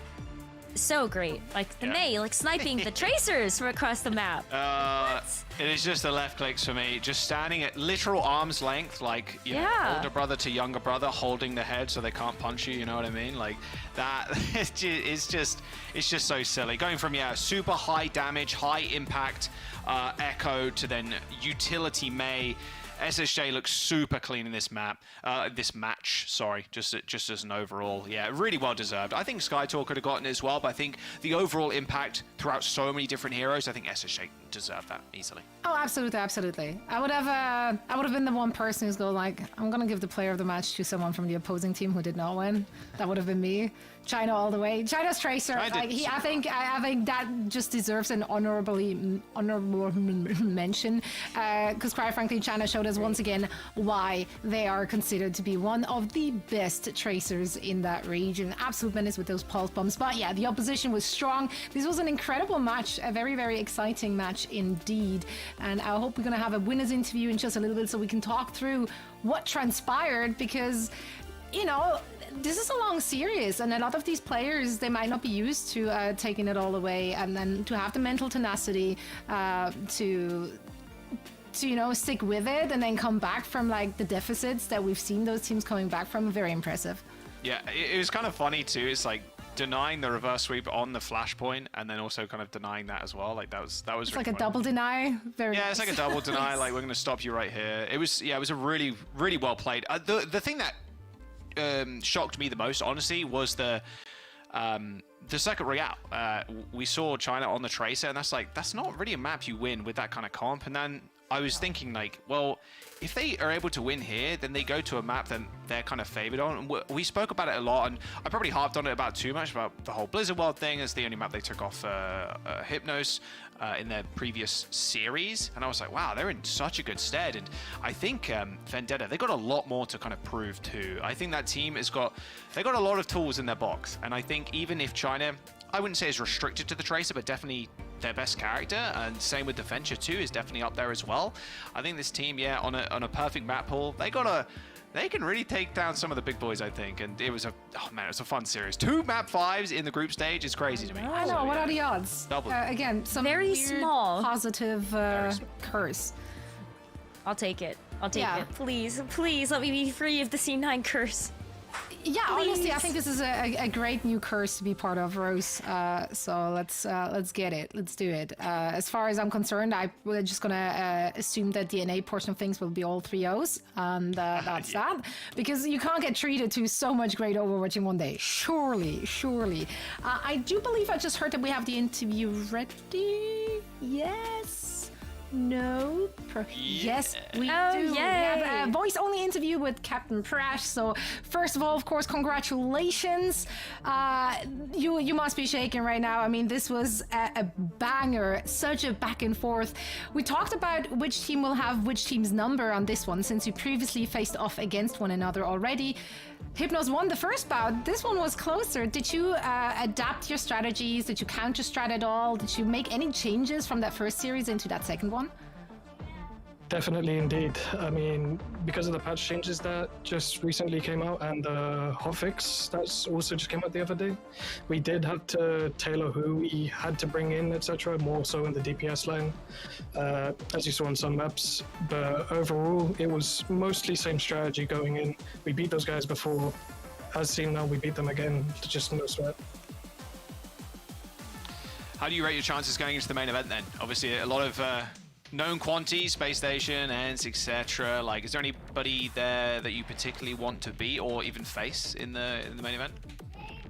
The top 3. I want to face the top 3. I want to have a hard challenge. A hard challenge. Okay, I like that. I like it. That's the spirit. I love it. Well, Captain Prash, I wanted to ask you a little bit about the teamwork that you have with MCD. All of us in the desk were praising your survivability alongside MCD, especially when you two were getting dove. So is there anything special that you two have worked on in order to kind of get that synergy together? We're just that good. Like, we can just outlive anything. I love it. Skill difference. It's fair. Easy. But it's on a brig. You just live. MCD's the GOAT. I'm just too good at brig, so we just keep each other up naturally. Yeah, lots of goats. There's a whole zoo on your team there. So it's been an absolute joy witnessing the action on the server. Congrats once again to you and the team, and thank you so much for taking the time for a quick chat. Thank you for having me. Of course, that was our captain joining us here for a quick chat, and now it is time to take a look at the bracket once again.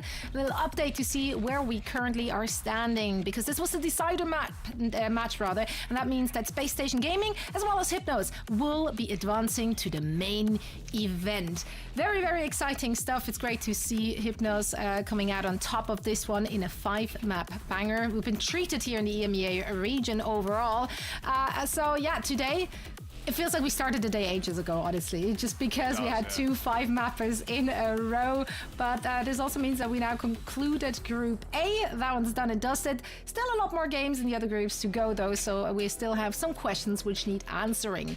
First thing, though, we have highlights we want to show you, of course, because with 5-map bangers, 2 in a row, and of course our first match as well, there are plenty of highlight-worthy plays to choose from. Did you guys have a personal favorite before we're showing you what production has dug out of the archives of earlier today? Probably the Tracer killing themselves the past one. Just, yeah. Probably I was gonna say the Widowmaker headshots. Oh, okay, sure. You could make a whole highlight reel of like the Widowmakers popping off, and you choose somebody killing themselves with a pulse bomb. Yeah, it's funny. That's always the best. Oh my goodness. Either that or Ajaxing. Just funny moments. Funny, I suppose. moments.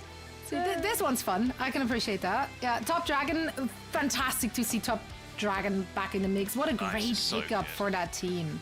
He's so good.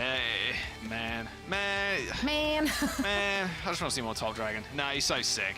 I'm really excited to see more one-man army. I think they're going to go... Yeah, they're going to do pretty well. Although they are against GG Peps. I want to see if Top Dragon can kind of continue to perform, because Zakko play is just absurd. All right, our second highlight is featuring Ice Gnome. That D.R. remake kill, bro. That was something. That was actually really good too. I remember we were looking at that and go, oh, that is a bad spot for a squishy D-mech to Diva to be. Wrong mech. Yeah, actually, it's like, oh, I'm getting in my mech, guys. Oh, wait, it's the wrong one. And you instantly actually. Rest in peace. Rest in peace. And here's our last clip of the day. Oh yeah, and when the server might have have crashed, when it was like, yeah, a sound barrier, Blizzard, Cage, and double Death Kitsune Rush, double Rush, like come on, how many ults? These are the clips people watch and go like, so what is Overwatch exactly? Yeah, it's like, what's happening? And that's why I'm glad we're not in Malga meta anymore, because that meta was not good. Not good for viewing experience, because it's just 2 cages and then just... Yeah, we've escaped. Get your eardrums blown out by double cage ult sounds. Yeah, great highlights. We could have added so many more, but that will be it now for the EMEA side of things. Let's take a look at our schedule one more time. There it is. What am I looking at here? Okay, the schedule for tomorrow. More great matches in order to conclude all the groups and head into the main event, which is happening just next week. Yeah, all of these decider matches. That Group B match, that's going to be the very first one, versus Wasp. That was ENCE, obviously, kind of winning the group 2-0, 6-0 in map score, like same with Space Station. The best game, I think, of that. I want to say Group C, but like Group D, the SR Peak Check versus Super That's Shy. my favorite. That is going to be a really fun one. Yeah, you don't want to miss that one. Especially after Super Shy today. Damn. Rhine Gaming. Yeah. Let's go. Actually, all the Rhine enthusiasts, it's great to know that it's not just Hardy who will bust him out. No, Cloudy, the actual OG, the one Hardy was based on, you know, is the original character. The original Reinhardt. And Cloudy's back in action. It's been great fun to watch Cloudy last week already, so we get to see more of that. For now, though, we have to say goodbye to you, Jack and Rose. Thank you both so much for calling the action. I'm going to see you both again very soon. We're now heading into a very quick break, and when we're coming back, we're going to start things off with our NA region. Vice taking on Shikigami. You don't want to miss it. T-pose for dominance. And you step to your left. Yeah, bring on. Too much. Split the difference. Yes. Hey everyone, my name is Joshi Zhang, and I'm a narrative designer on Overwatch 2. And I'm Andre Abrahamian, senior hero designer and hero designer for Juno. We are really, really excited to be giving you a glimpse into some of the things coming in Season 12, New Frontiers. Today, we'll be showing an in-depth look into Clash, our brand new game mode, as well as showing off some never-before-seen concept art for our Season 12 Mythic Cosmetics. But before we dive into that, Andre and I will be chatting about our next new support hero, Juno. Let's get into it. Juno is the living embodiment of space technology with an otherworldly sense of awe. Our early goals for Juno were to make an agile, versatile support hero that feels very futuristic, as if you're piloting a spaceship. In the beginning of development, we had the idea of Glide Boost, a special type of horizontal flight, to quickly move around the battlefield in a unique way, inspired by how UFOs are depicted moving around the sky. We continuously iterated this fast-controlled movement, which led to the idea of the Hyper Ring, a familiar type of speed ring inspired by racing games, allowing her to speed boost her allies and promote more engaging playstyles. Her weapon changed numerous times throughout development. We explored several types of rapid-fire blasters, volleys of beams, and homing projectiles. As you may have seen at BlizzCon 2023, the visual design of her weapon started as a two-handed smart SMG, but we wanted something that felt a little more medical, so it evolved into a lightweight supportive tool. We iterated and combined ideas to form the Meta Blaster weapon with its smart burst fire and Starship-style barrage. I promise that was not personal. Along with the Pulsar Torpedo's ability with its channeling lock-on volleys. And of course, you can't have a character from space without actually doing something from space. So we made her ultimate Orbital Ray. We loved the idea of a beam raining down from the sky to empower your team, like they're being energized by a spaceship. And it ended up combining really well with the forward motion playstyle of her kit. But one might wonder how Juno acquired such abilities, and why she has such a sense of awe and adventure with her quirky personality. Well, I can tell you. So much like many of us, Juno tends to be a little bit of a mess. She's really high-strung, and she has this baseline level of anxiety all the time. Even though she's excited to be experiencing Earth for the first time, she's overwhelmed by just how much there is that she doesn't know yet. From mistaking soy sauce as a drink, to suffering from the sounds of New York traffic, you'll hear her expressing how often she feels out of her depth in some of her voice lines in game. Even though she's kind of freaking out most of the time, what really makes her a hero to me is that she doesn't let her fear get in the way of doing her job. If she's scared to do it, she'll just do it scared. We hope you enjoy getting to know Juno better with the launch of Season 12 on August 20th. Now, we're going to toss it over to Ryan and Constantine to talk about our newest game mode, Clash. Oh my God. Hello. Okay, we should go. We should go. Stand it up. It's too high. Okay. Hello there. Constantine Löffler here, Senior Level Designer on Overwatch. And I'm Ryan Smith, Lead Level Designer on the Overwatch team. In Season 10, we gave you a preview of Clash, our new core game mode in Overwatch. We received some fantastic feedback through the preview and have been working hard on updates to address a lot of what we heard from your experience testing the mode. Based on community feedback and in-game data that we collected, we focused on addressing match length, steamrolls, and some frustration around the final zones not feeling worth it for the attacking team to push. To improve match times, give players a better chance to contest, and have more breathing room to better position before pushing capture zones, we are making the following adjustments. Capture times and decay rates have been increased on all zones. The capture speeds for when there are 1, 2, or 3 teammates on a zone have also been adjusted. The spawn delays on some points have also been increased, but there's one bigger gameplay update to Clash. In Season 10, if the final zone was captured, the attacking team would win the match, as it's worth 3 points. If they didn't manage to capture it, the defending team was awarded 1 point, and the match continued in the other direction. We've seen a lot of examples where the attacking team feels that pushing that last point isn't quite worth it, and that it's a better strategy to just hang back on the previous capture zone to safely get another point and keep the losing team on their heels. We didn't really like that much. So to solve it, we've split up the final capture zones into 3 segments for the attacking team only. Each segment is worth 1 point. So if your team is pushed off the zone, you keep those points, that's like the best thing about it. You keep them. So the longer your team is capturing the zone, the more points your team gets, which means a higher incentive to push those final zones and get the win. And if you thought that was it for Season 12, you'd be wrong, because we're also launching with a new Clash map. That's right. Alongside Hanaoka, we're releasing the Throne of Anubis. In this map, we actually go into the pyramid from Temple of Anubis. There are familiar elements in this new map, but in a new context and interpretation. Each capture point has a distinct atmosphere and theme, giving you plenty to explore and discover as you move around the map. Throne of Anubis comes with a healthy amount of cover and a good mix of interior and exterior spaces. You'll find long sidelines, close combat quarters, and both high and low ground throughout the map. We want a dynamic space to enable a variety of strategies and team compositions that give all kinds of heroes opportunities to shine. It's pretty awesome. Thanks.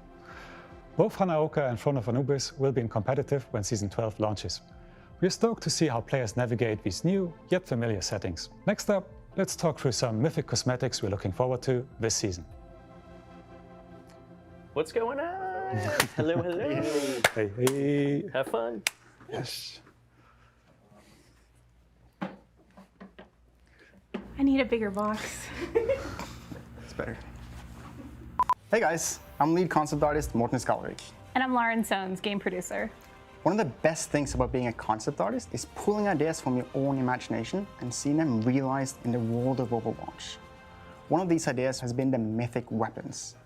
These weapons react to your gameplay and highlight cool moments during a match, with 4 levels that unlock different visual effects. The vision for designing these was to imagine the fantasy of a hero discovering a new, powerful magical relic that becomes their new weapon. For our first mythic weapon, Reynard's Bound Demon, we wanted something that looked as badass as possible, making you feel more powerful. So we created a cursed axe with a demon inside. With each swing, it spreads hellfire in its wake, and with each foe slain, the demon hungers for more. Like mythic skins, mythic weapons have multiple levels of upgrades that can be acquired. You have the base mythic weapon with brand new visual effects. Another level will make your weapon truly reactive to your gameplay. An additional level adds a flourish animation bound to your reload, and we highly encourage you to spam it. And finally, we're adding a level with special kill effects to punctuate each of your kills. With each level, your weapon will get more badass as you tear up the enemy team. When designing weapon skins, we try and push the limit of what we can and challenge ourselves on how to make these experiential and compelling during gameplay. This includes finding inspiring themes that have a natural, powerful evolution, while matching each unique hero's fantasy.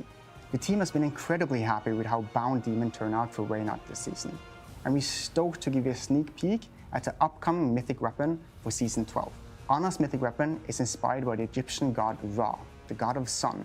We can't wait to show you more about it and how the weapon plays on the duality and balance of light and dark. Keep your eyes peeled for more on Ana's mythic weapon close to mid-season.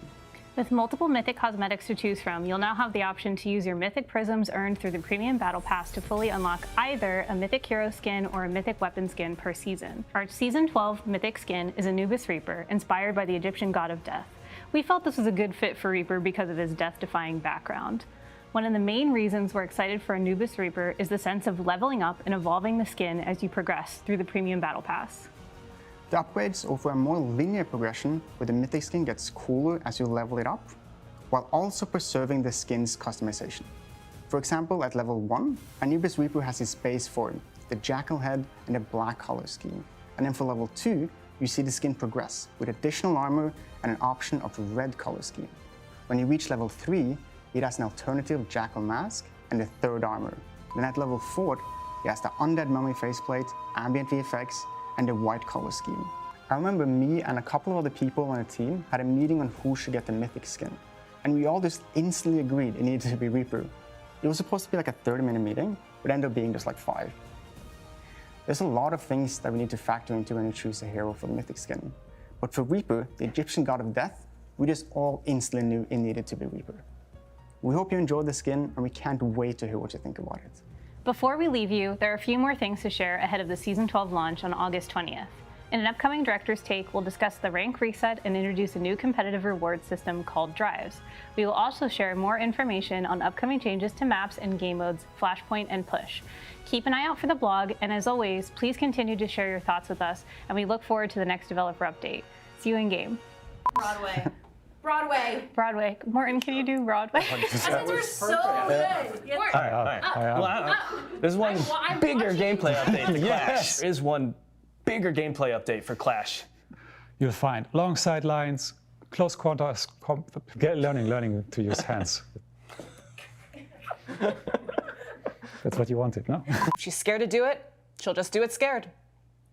If you're wondering, I'm horrified right now. I'm terrified. The premium Spawn delays on points. Damn it. All been increased. Damn it. In an upcoming Director's Take tomorrow. Feel. Damn it. To seeing you in the next No, that's gonna finish it up. We look forward to seeing you in the next developer update and see you in game. Exodial is farming on the Cassidy. How does Sparky just kill 2 in the back? That is how you make a statement. Kept this that much more aggressive. That's a beautiful blade. Absolutely picturesque. We just can't get enough of hockey. There's the mid. Nice run hard, yeah. Zen not going to try and play that anymore. That is a sick shot. Oh my god. That is clean from Mirren. Now there's no with a higher Sugar Free with a sting. Kai dead. Crazy Raccoon versus Team Falcon's Lip. Just throwing clips. They want overtime, and they get it! This whole hog's pretty devastating when you're up in the corner. It is delectable. This might just be enough. And Crazy Raccoons have done it!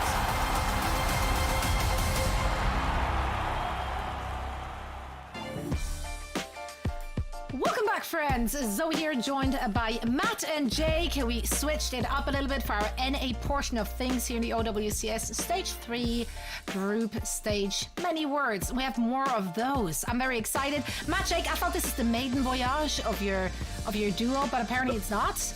No, I feel like Jake and I have casted together numerous times. I feel like I've known Jake since he's a little child at this point. Numerous we do times, go way but back. I actually, we go way back. We're like this. Many times. They're tied. I still don't actually think I heard you guys cast together, so I'll treat it like this is the first time. The end. Sure, if you want to treat it like it's the first time, I might you just can do that. Gonna up the excitement a little bit.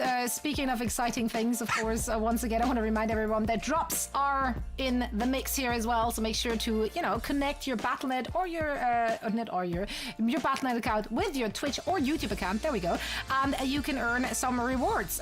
The day has been going on for quite some hours already, so you should already check off at least 2 of those. Good stuff. Jake, have you copped all of them yet? You gotta stay strapped on the drops. If you're not rocking the latest drops, the latest skins, everyone's gonna know. All the kids in rank are gonna be making fun of you.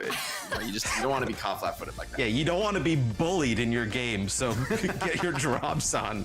Exactly. That's the only way to prevent the bullying. Also, of course, you can call in reinforcements from your favorite co-streamers. They will protect you. I trust. Richard, Tiny Shiny, Joystick, ATB, they got you back. So make sure to support them accordingly in their co-streams. Drops, of course, are also enabled for all of those co-streams. So honestly, just put all the windows up, like all the streams, all at once. That's what. Yeah, I don't know if that does that benefit. Like, do the hours? Yeah, like do the hours start doubling at that point? Have you just cheated the system? No, that's not how it works. Also, not what I tried to imply here. I just wanted you to support the homies. All right, support the homies. Go check out our co-streamers. Also, big shout out to our co-streamers. Thank you so much for helping us cover all the action. Now, a lot of action has already been had this year, and there's much more to come. Let's take a quick look at our schedule for 2024. We're halfway through, a little bit over halfway through actually. We had the first major in Dallas, of course, crowning Crazy Raccoon as the champion. So if you want to see them getting crowned again, make sure to check us out at DreamHack in Stockholm. Haha, make the joke twice now today, because I said that earlier, but it was a banger, so I rolled it back. Go me. No, but jokes aside, tickets are on sale right now. I'm very excited for that one. Do you think there's going to be stiff competition here, Matt? I think Crazy Raccoon probably wins yet again, but I think the competition will be extremely close. I think it'll also be fun to check out Sweden.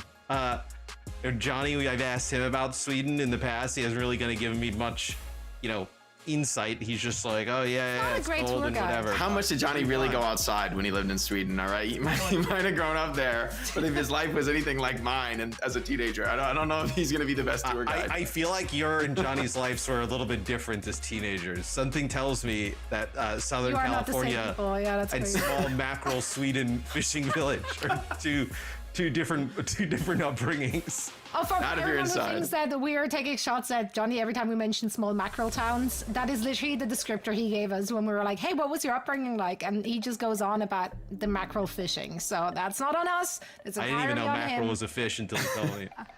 There's a lot of things you don't know, Matt. So that being one of them. Wow, even Matt's catching strays, and he's here on the show. Matt is always catching strays, though. Always. It's coming from a place of love, because I just love Matt. I also love good Overwatch. We've seen plenty of that already here, of course, in our NA region. Looking at the groups here, I wouldn't say there was any massive surprises. Perhaps a few we could have predicted otherwise. I don't know, Jake. Are you surprised? No, not really. I mean, I do think there's definitely a difference in strength across these groups, though. With teams like Toronto are just so overwhelmingly strong for the region. I think really we have to wait and get past the group stage. But for the teams still in groups, you've got to fight, just get out of groups, and you could really equalize or change things up. And that's what makes these matches so significant right now.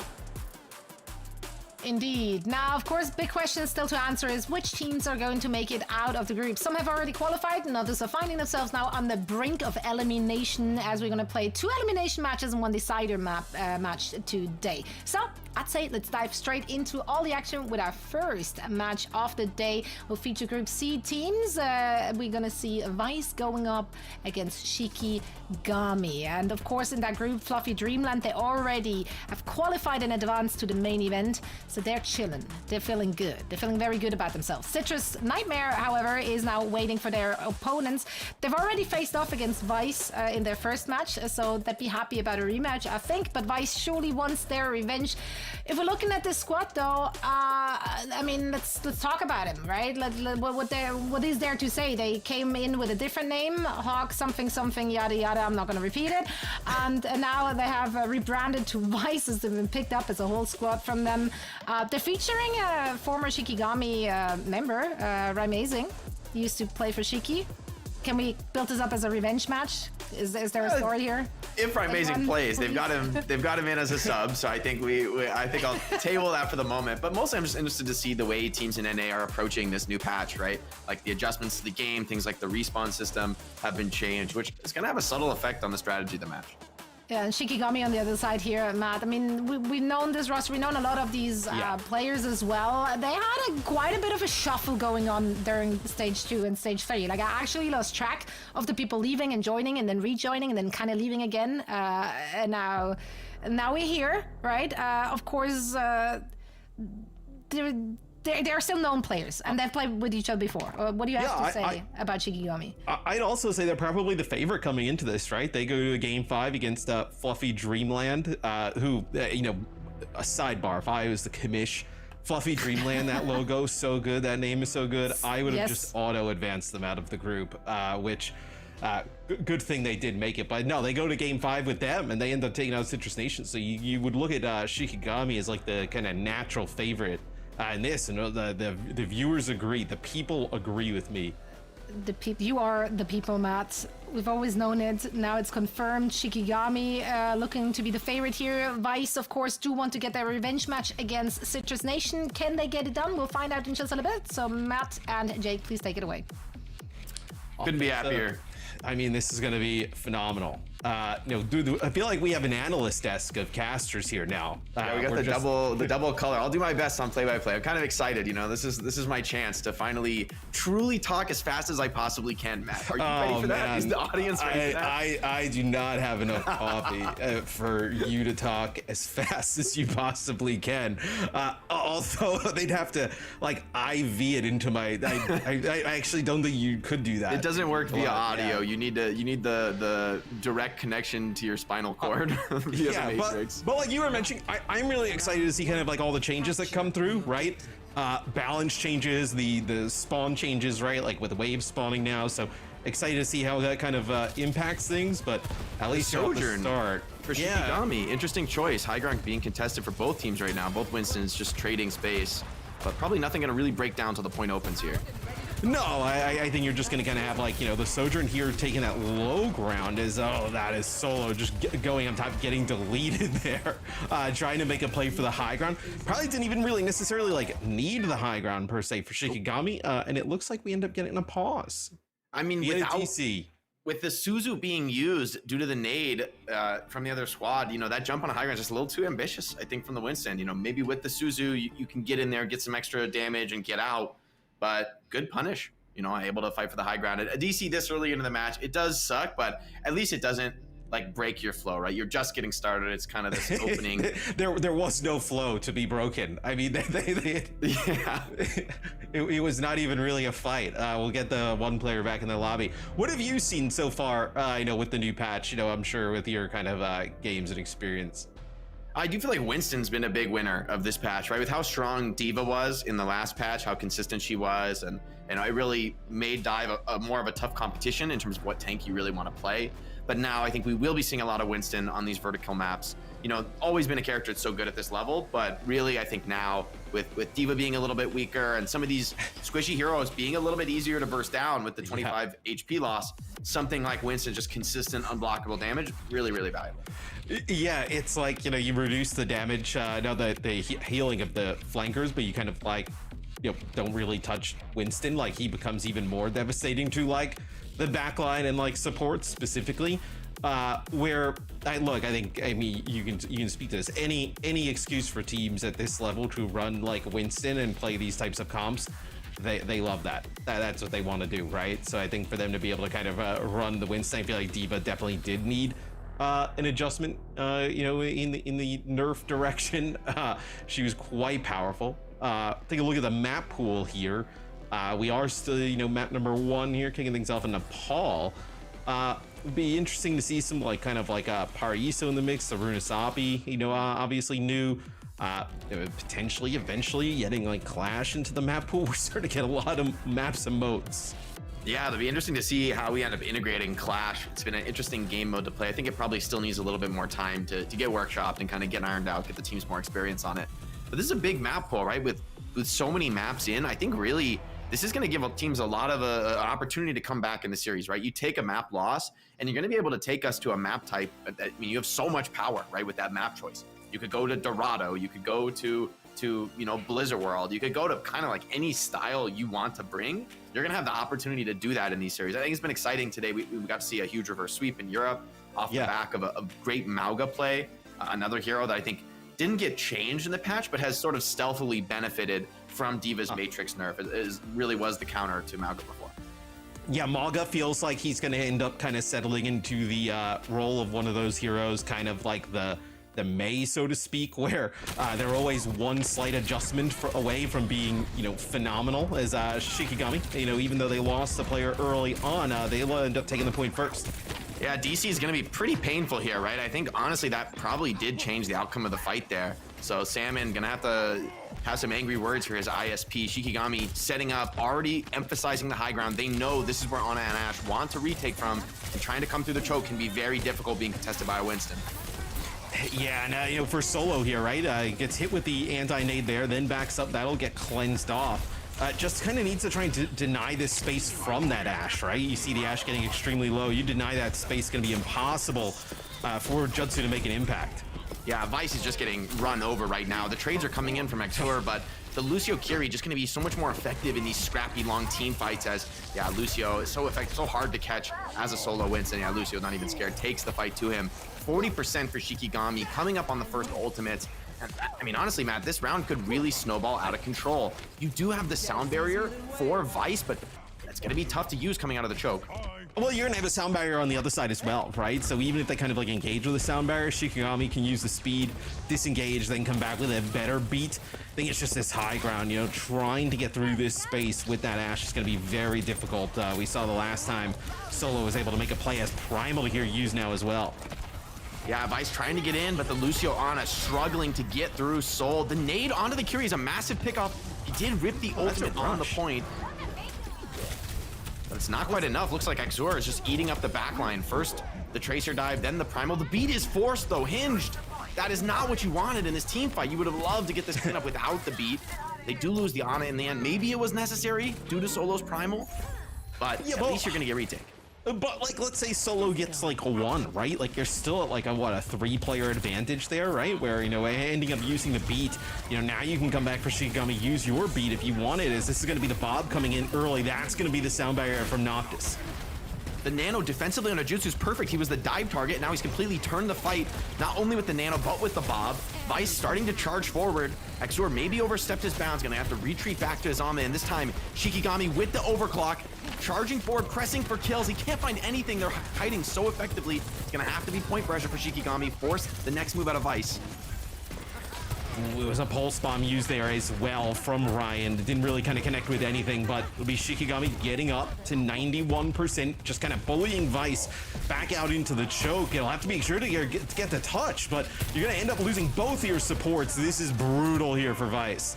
Yeah, it's just a cleanup round there. And the Sojourn Lucio Kiri, just a much faster pace style, right? With a lot more flexibility, a lot more individual playmaking potential. It does win out. I'm surprised the choice to run a Lucio with the Ana, right? I think typically we'd see a Brig in that spot, but it is control. So maybe a feeling that, just getting him back a little bit quicker could be what the doctor ordered.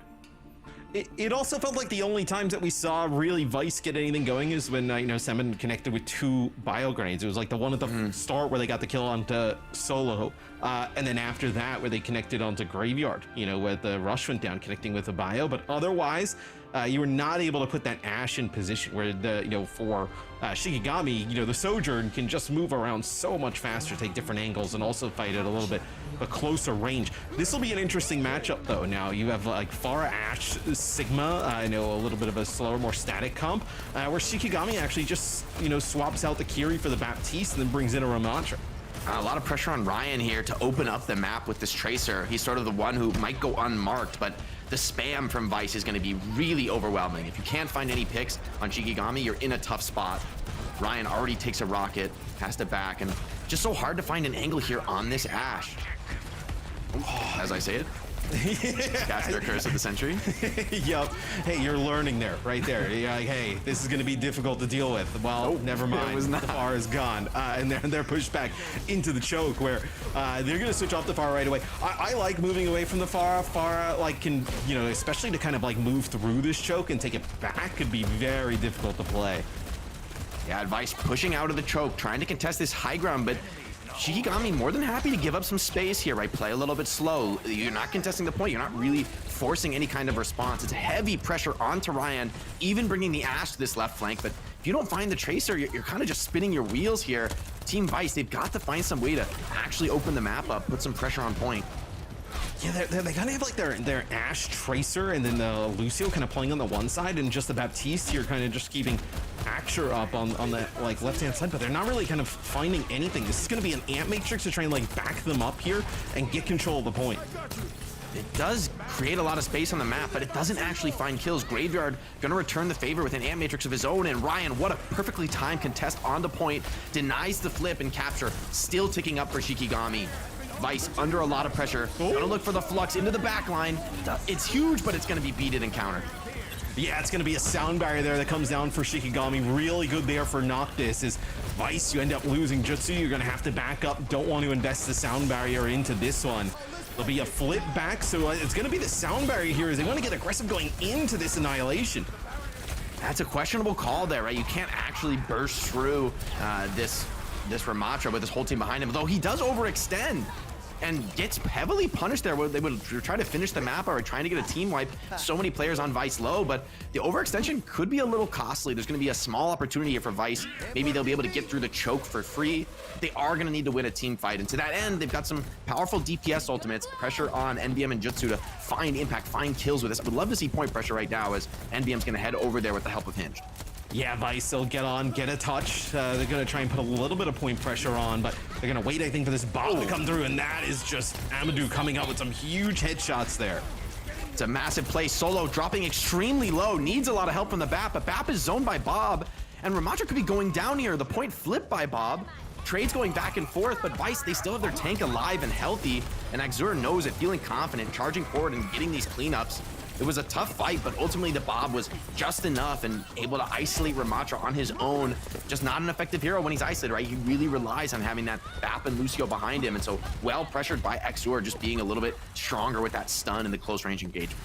Yeah, the Bob kind of forces the Ramatra like up onto the catwalk by that mega health pack, and then once he's over to the side there, he's just kind of screwed on his own, right? Can't really do much of anything from there. Vice actually builds up you know, a decent chunk of ultimates here to kind of work with now. Still very much in this game. Oh, an ambitious Ant Matrix, but it's well shut down by Salmon. NVM doesn't want to overextend, does not have recall, cannot afford to die in this spot.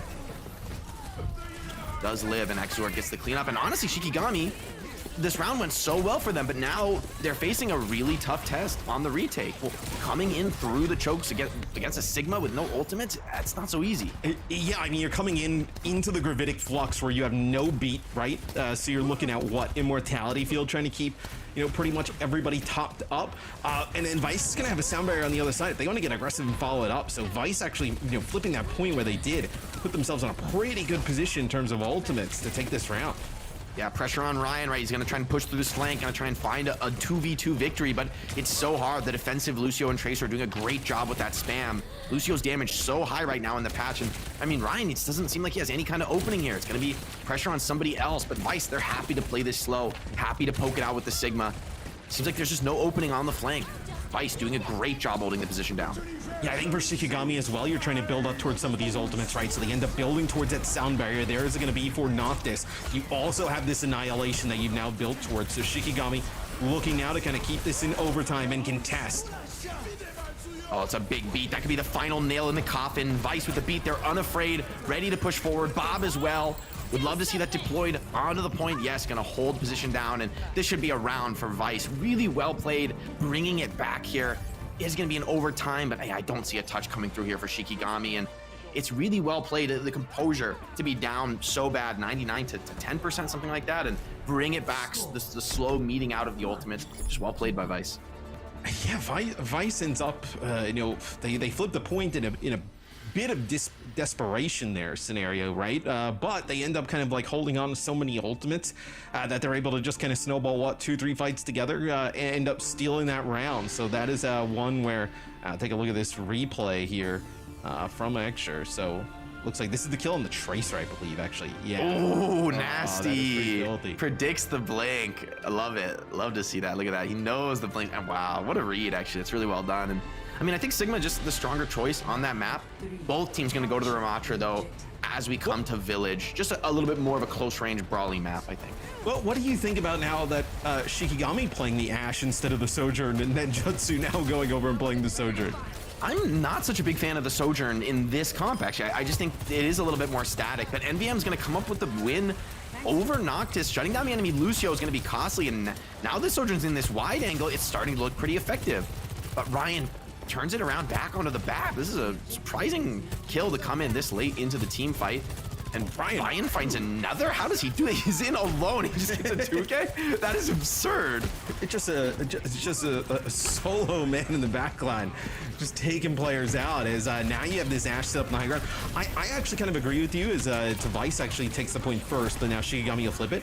I think when you're playing this like faster Ramatra style, and they kind of want to use the speed boost and just kind of run in with the Ramatra, the Dynamite provides so much healing pressure value that I do think the Ashe is pretty solid here. That's a really early immortality field up on the high ground. And no one's helping NVM on the low ground, right? That's the real cost of Ramatra taking all that damage, that they do drop a player. They're going to try to just hold on to the high ground here, right? Not let any kind of engagement happen. I think Shikigami are probably going to be content to just slow the game down. There's a little harassment on the high ground, but I don't think they really want that smoke on the high ground just yet, as, Ramatra, no verticality to speak of. So Shikigami in a bit of an awkward scenario, but they are taking up point cap. It's such an awkward position for the team that caps to then not be able to get high ground, and Vice just kind of sits there and ends up holding the high ground. And they'll end up picking up a few kills here, and that's actually huge because they go straight past Graveyard's Amp Matrix, right? They go straight into the Amp Matrix. They find two players there just kind of in the backline shooting, but Ryan is still going on a tear. An uncontested Ramatra is a powerful thing, and now it is only Ramatra living up to his name on the point here, but I'm not sure it's going to be enough. The spawners are coming in so late. He's got form in one. Wait a minute. We could be seeing a massive stall here. If he just forms and blocks, there's no stuns on this whole team comp, and the supports are back. The bomb's here. The bomb's in the point as well. So he's going to do that. I mean, that's insane there from Solo that you're able to kind of keep that one going. That is surely one where Vice should have been able to flip it. It's an Amp Matrix from Graveyard that goes nowhere. Ryan picks up 2 kills, and then Solo able to hold the point by himself. Oh, no! Ryan is just tearing them apart. The beat to shut down this Nemesis form, and the counter coming in. It should be last fight, actually. Shikigami reading this well, recognizing you have no opportunity to reset.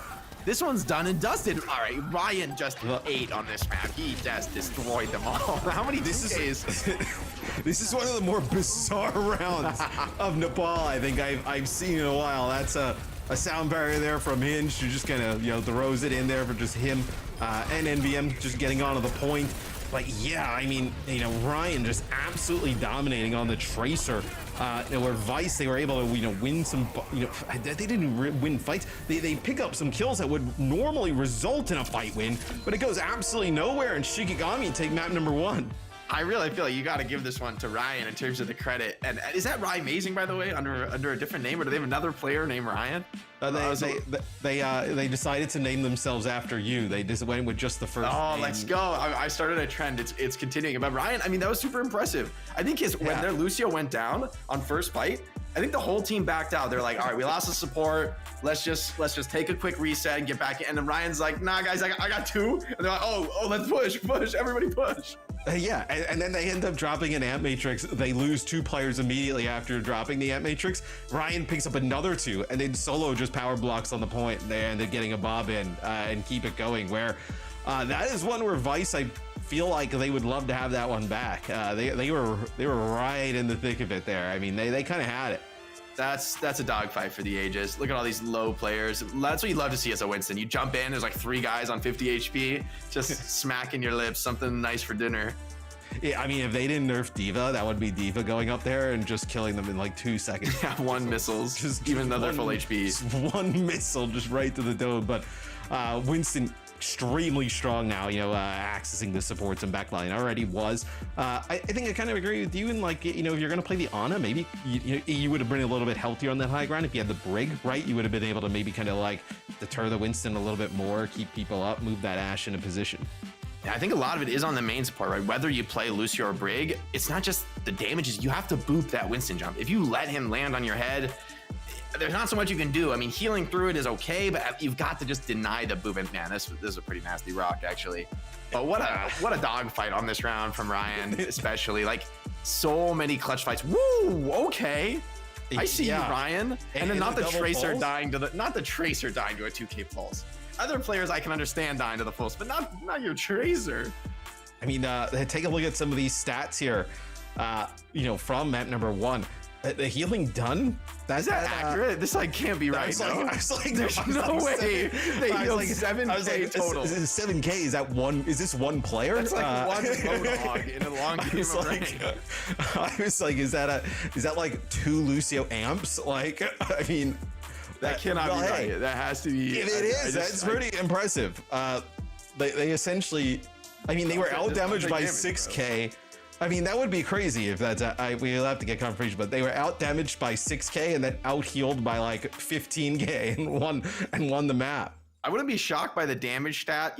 Sigma is a hero that like when you flux a beat, you just do like 5,000 damage or something heinous. And those clutch fights on Village, right? You were getting the kills, you were getting the openers on Vice, you were dealing the damage, and yet you just get clutched on time and time again. And I'm not gonna lie, I think that's one of the most painful ways to lose a map 1. When you just get kind of individually styled on by a Tracer, it's like, what do we do about that, guys? Like, just do better, win the 1v1s with the Tracer more, but it's a hard thing to fix. So maybe we see a map pick that takes us away from that style. Because Tracer, like, I know when the patch first dropped there, it was like, oh my god, like, the flankers are gone. But like now I think people have kind of decided like, well, wait, this just means Tracer can just kill them even easier now.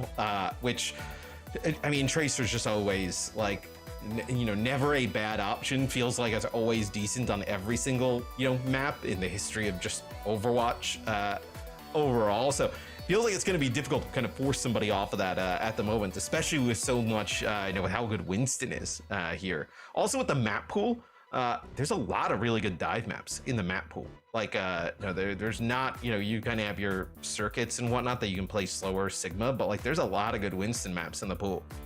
Yeah, there's so much verticality, so many options for teams. And then even if you do want to play a slower style or a rush style, more and more we see, like in the past with that Ramatra, we might have seen a lot of teams running, maybe a May or a Sim with that main rush comp. But the flexibility of Tracer, right? You throw a Dynamite in, get a little spam from Lucio, and suddenly that's like an opening for Tracer to find a kill. And you're playing a style with, it's just so much more difficult to deal with when there's different looks being matched up, right? Like different you're not just only rushing, we're gonna rush, but sometimes we're gonna find opportunities, just get a quick pick here and there, or force the point with the Tracer as Aspect's gonna come in.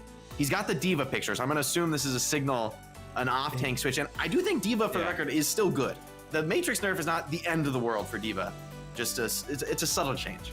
Yeah, no, I still think Diva is entirely viable. You'd assume, that this is probably for some kind of like off-tank pick, as this will be Blizzard World here from Vice. What's your thoughts? This is really interesting because I think Circuit is one of the really common map picks we see, because it's just like you can almost, not entirely, but you're basically guaranteeing no dive is going to be played on Circuit. It's very hard to do, so you force a Sigma look.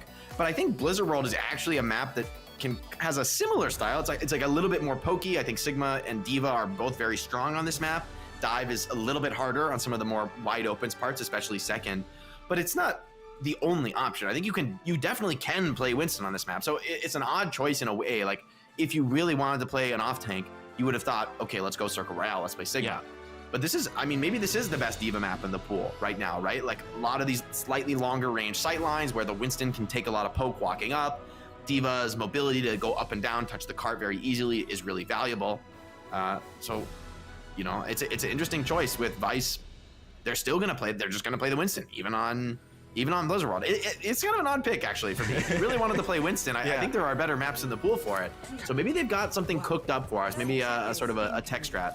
Yeah, and their best look was kind of, you know, map 1 obviously extremely early, but like playing like Sigma Ramatres. This will be Amadou playing a Widowmaker here. That was a full charge headshot out of the fall off range. Not too many of these ranges in the game where you actually can't one hit on Widow, but that's Anna's you know, happy you're about very far back. Yeah, I mean, it's like. Maybe the one thing about Blizzard World is a very good Widow map. So maybe Vice having confidence in Jutsu, really wanting to put the pressure on the Widow duel.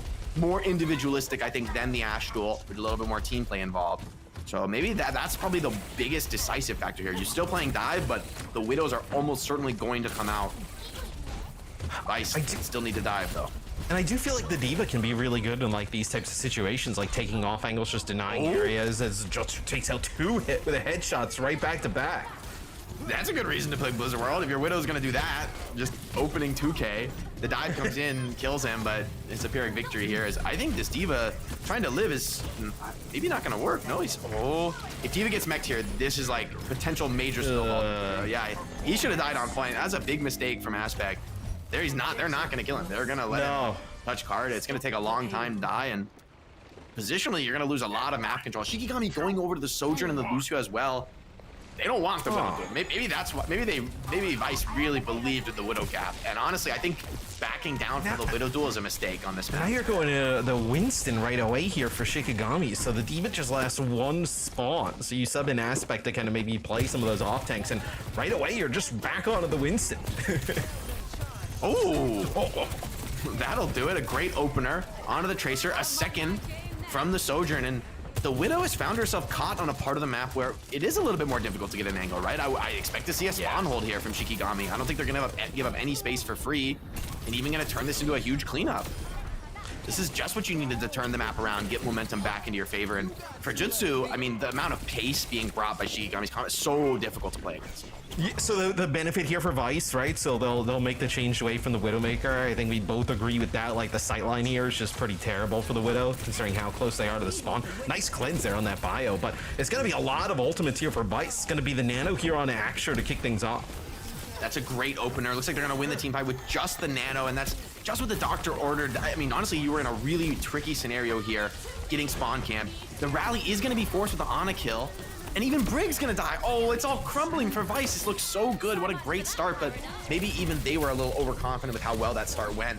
The counter dive from Shikigami gets both supports, forces both support ults, and although the cart is rolling, I think that looked like disastrous for Shikigami. Like they lost all the position, but now ultimate-wise, they're in a wonderful position to come back and retake.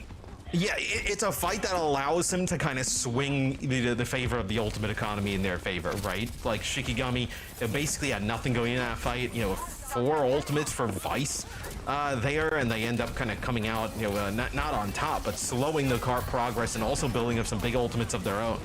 Axure is finding immense pressure on the flank right now. Sojourn uses slide but can't fully escape, and now with both Winstons primaling each other's backlines, should be a little bit better for Vice. That Ana Brig a little bit more effective at peeling off a Winston. As you see, the health is dropping. Shikigami, it's a desperate overclock. He needs to find kills here, but so difficult to do, so just gonna back out. One last chance on the rail, but again, Axure is right on top of the Sojourn, not giving him any room to breathe. Well played Winston dive, and a great job by Vice peeling back. Yes, Aspect gets hit with a pulse bomb there. It takes a lot of damage going up into the sky here as Shikigami doesn't want to use their support ultimates just yet. This will be the rush here. Kick things off CV and just kind of like back them off of the payload here and hold on to that sound barrier. In the last fight as well, Aspect did a nice job trying to like body block the doorways, trying to deny some of the healing from Salmon, but he goes down, so you're gonna lose your tank now, and now you're in a terrible spot. Do you want to use the sound barrier without the tank alive? Not ideal here for Shikigami. Axure with the Nano, cleaving them. You cannot leave the card. Noctis, no opportunity to drop the beat here, and it's just going to be a finisher here on the second point. And the Lucio Kiri swap, maybe it was a necessity to shut down Jutsu's Widow, but the counter swap to Ashe, no longer such a vulnerable, easy hero to dive on your team. And then Ana Brig is just a better comp when it comes to the Winston mirror. I think especially right now in the meta, really, for me, hard to justify not playing this comp in the Winston mirror. And Vice started to run away with the map off the back of Jutsu's threat on the Widow. It wasn't just his play. It was like you forced a counter comp out by being this good at Widow, and you put your team in an advantageous situation. Yeah, I mean, what does Sakiri really kind of provide you here, right? Like, you have a cleanse for the, you know, bio grenade, like, pretty, you know, sweet, but, like, in terms of like protecting the backline, not really much. And then there's not really, you know, a dive target per se when they have the Brig on the other side. It makes it really difficult to get good value out of the Karigo. Yeah, Cleanse is a powerful defensive tool, but you need aggression in this comp. You need to find opening kills. The beat might be enough, but Rally tends to outlast beat in these long fights. That's a real, I think, biggest difference in the comp is that long fights, I mean, yeah, look at this Brig. It just does not care. It's absolutely running you over. And just even though there's trades coming both ways, I mean, that's Brig's wheelhouse, right? She does not need clean fights. She's happy to play low numbers engagements where she can take these 1v1s, keep the heal pumping, and Vice keeping the cart rolling with 2:20 on the clock. Well, Shikigami, they dove in, right? You know, Aspect went in towards that backline, got hit with a pulse bomb right away. The rest of the team followed up. I know with the beat, as you're going to lose Noctis here, it's going to be a primal from Axer, but Axer would love to catch one out of the spawn here, but they can't quite pick them off for the juggle. That's a huge survival from Shikigami. Gonna have the ultimates up to get this recontest, and Vice, hard map to close out here. Yeah, I mean, it looks like Vice is going to back up, right? This is going to be the Kitsune rush coming on through. They're going to try and just back up out of this. Not going to make it out with their lives, but still, that's going to be the rush invested here for Shikigami. Is Vice, you'll be able to come out. You have like a nano boost potential. I mean, the Aspect's quite low. I mean, trying to just find probably another kill here. Can you get the Ash, maybe? Nope. Getting the Ana is nice, but is it really worth primaling the enemy spawn? That's a questionable call because now it's all on the overclock for Shikigami, and overclock was once a game-winning ultimate. For me now, it is a little bit more of a combo tool, right? That you need a good dive to come in as well, but you've got the nano. Could be coming in defensively even onto Jutsu here as he drops low, gets separated from the supports though. What a perfect dive from Aspect. Traded just back though. It's a very winnable fight now for Vice as they look to push forward, close out the map. The nano onto the Winston, force Kiri TP, and what a nice nice cleanup. Can you keep this stalled enough though for Shikigami to get some players out of the spawn? It'll be, I'm going to go over to the Venture here. Can you just do enough, right, to kind of keep this one going? Is looks like actually they get nobody back towards the car. So they did end up having some players stay alive there, where they were actually able to potentially go out around the corner and make a play, but nobody actually ends up getting on the car to contest. It looks like Amadou on the Venture was trying to get around, but maybe just didn't make it there in time. Yeah, we have to see another POV of that. Maybe a Brig boop can come out. I mean, it's so hard when you're making that mad dash to cart and you just have no flexibility with your movement, where against Ana, Ashe, Brig, I mean, there's just heroes that just, if you walk in a straight line towards them, you are, you know, asking for trouble, asking to get booped away, CC'd, controlled, and it happens exactly like that. So Shikigami trying to bring the pace that worked decently well for them on Nepal, and it's getting shut down on Blizzard World, frankly. I think the Ana Brig looks well practiced from Vice. You know, like time and time again, the Kyrie ult comes out and it's just kited. It's you know, you're looking desperate with that Kyrie ult. You're not really connecting onto the enemy team because Hinged is just doing really well with those bash outs, right? Staying alive and able to get the re-engage, able to win the scrappy fight that progresses from there on out. Yeah, and they're definitely making it much harder on Aspect, right? When Aspect kind of jumps in and tries to make a play for the backline, having the Brig there compared to map number 1, right, where they did not have the Brig there. It was like the Lucio with the Ana. It's like night and day, being able to keep that Ashe and the Ana alive. Also getting a little bit more help from NVM coming back and dealing with that Winston. So was Vice able to complete the map? Only 55 seconds in the time bank. Shikigami put together, you know, a few fights in the, you know, second point and there towards the end. But let's see how they go on offense. Both teams not going to come out with a Widowmaker here. It'll be a Sojourn for Shikigami with Vice playing defense here with the Ashe. I think the high ground, like really deep here for the Ashe, is quite good. Such a good setup, right? You have boops on boops here, right? We've got the Brig and the Ashe. So if one boop fails, you've got to back up. Such a powerful comp is they're just going to back up the high ground. I actually like this decision. I think the Lucio flipping the map is well done. If attackers taking this defender high ground is great. But these pushes cost a lot of time. They're costly to set up in that way. And you need to win this fight if you're Shikigami because you've invested a whole minute into the push. You're trying to get forward onto Axor. He's dropping low, but regroups to the supports well. Defenders find themselves caught, though, in an awkward corner here. They've got to retake. They've got to get onto the point. Yeah, they find themselves kind of like trapped in Snack's Ramus. That's going to be Aspect going down, though, at the hands of Hinge. That's going to be like a bio grenade plus a dynamite damage that goes down onto the Winston. So you already see like kind of the Brig making another impact. We were looking for the Brig in map number 1. They didn't do it, but here in map number 2, bringing it out looks quite good. It's great patience from Vice, right? They even give up a tick here, just willing to stay alive, to, you know, outlast the fight. And now they've got some very powerful ultimates to work with, right? Whether it's the Pulse Bomb, which, yeah, you've got to cleanse, but, you know, there's a lot of threats you're going to have to worry about cleansing. It's going to be, there's a lot of ways it could get forced, whether it's a Winston Dive or a nade. Really big opportunity here for NVM to just shut this down in one. Needs to find a Pulse Bomb. And again, it's what you got to do with the Lucio. Take the long rotate to the defender's spawn, but takes a lot of time. I also wonder if Shikigami kind of expects them to have double support ult on the other side, right? You have the Nano and the Rally available here for Vice already. It's going to be the Nano boost used on Aksha right away. The backline trade comes in. Salmon super aggressive walking out there. Does get saved by the Rally, but it's not enough as Amadou gets the cleanup 2K on this Sojourn, and Vice are gonna look to clutch, but the beat just shut it down. This should be a 0.8 cap for Shikigami. Aspect keeping the enemy primal even off the point, so now Vice they recognize this. They're gonna try to escape with their lives here, take the reset on to second point. And although the first cap does come through, I think Vice not gonna be too upset about that, right? You ran the clock down, and I think, to be honest, this comp only really gets better onto the second point, right? Now there's even longer ranges to deal with, much harder for this Lucio to take a rotation and get on the back line when Ana has a nice safe high ground to play on.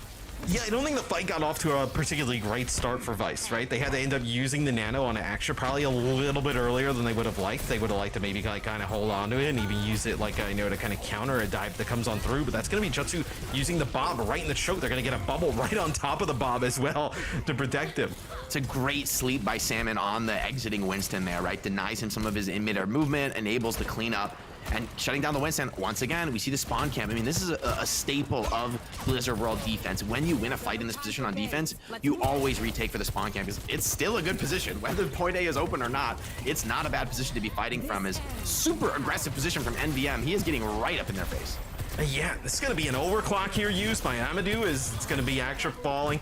Going to lose a few players here. I was going to say you could hold on to that like spawn camp in the back, have NVM kind of patrol that cart so they can just kind of like rotate around, get to cart and pull it away. It does not matter though. That they just kind of blow through Vice on defense. So Shikigami will get the payload moving. They're starting to get in a situation, Jake, where, you know, maybe you can win this next checkpoint. You know, maybe only you end up like using a rush or something like that, and you can actually potentially finish with even better time back.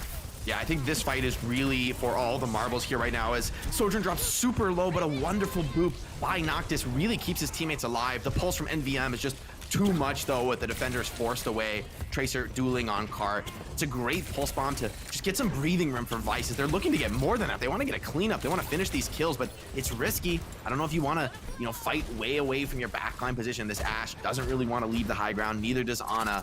Now though that you have the Nano, would love to see somebody baiting some aggression here, right? With the rush, it is a very powerful ultimate, but we've seen how good Vice have been at kiting it so far in this series, and so I think Graveyard's going to be aware of that. Gets it on the high ground. Oh, it's perfectly positioned. You can't escape that.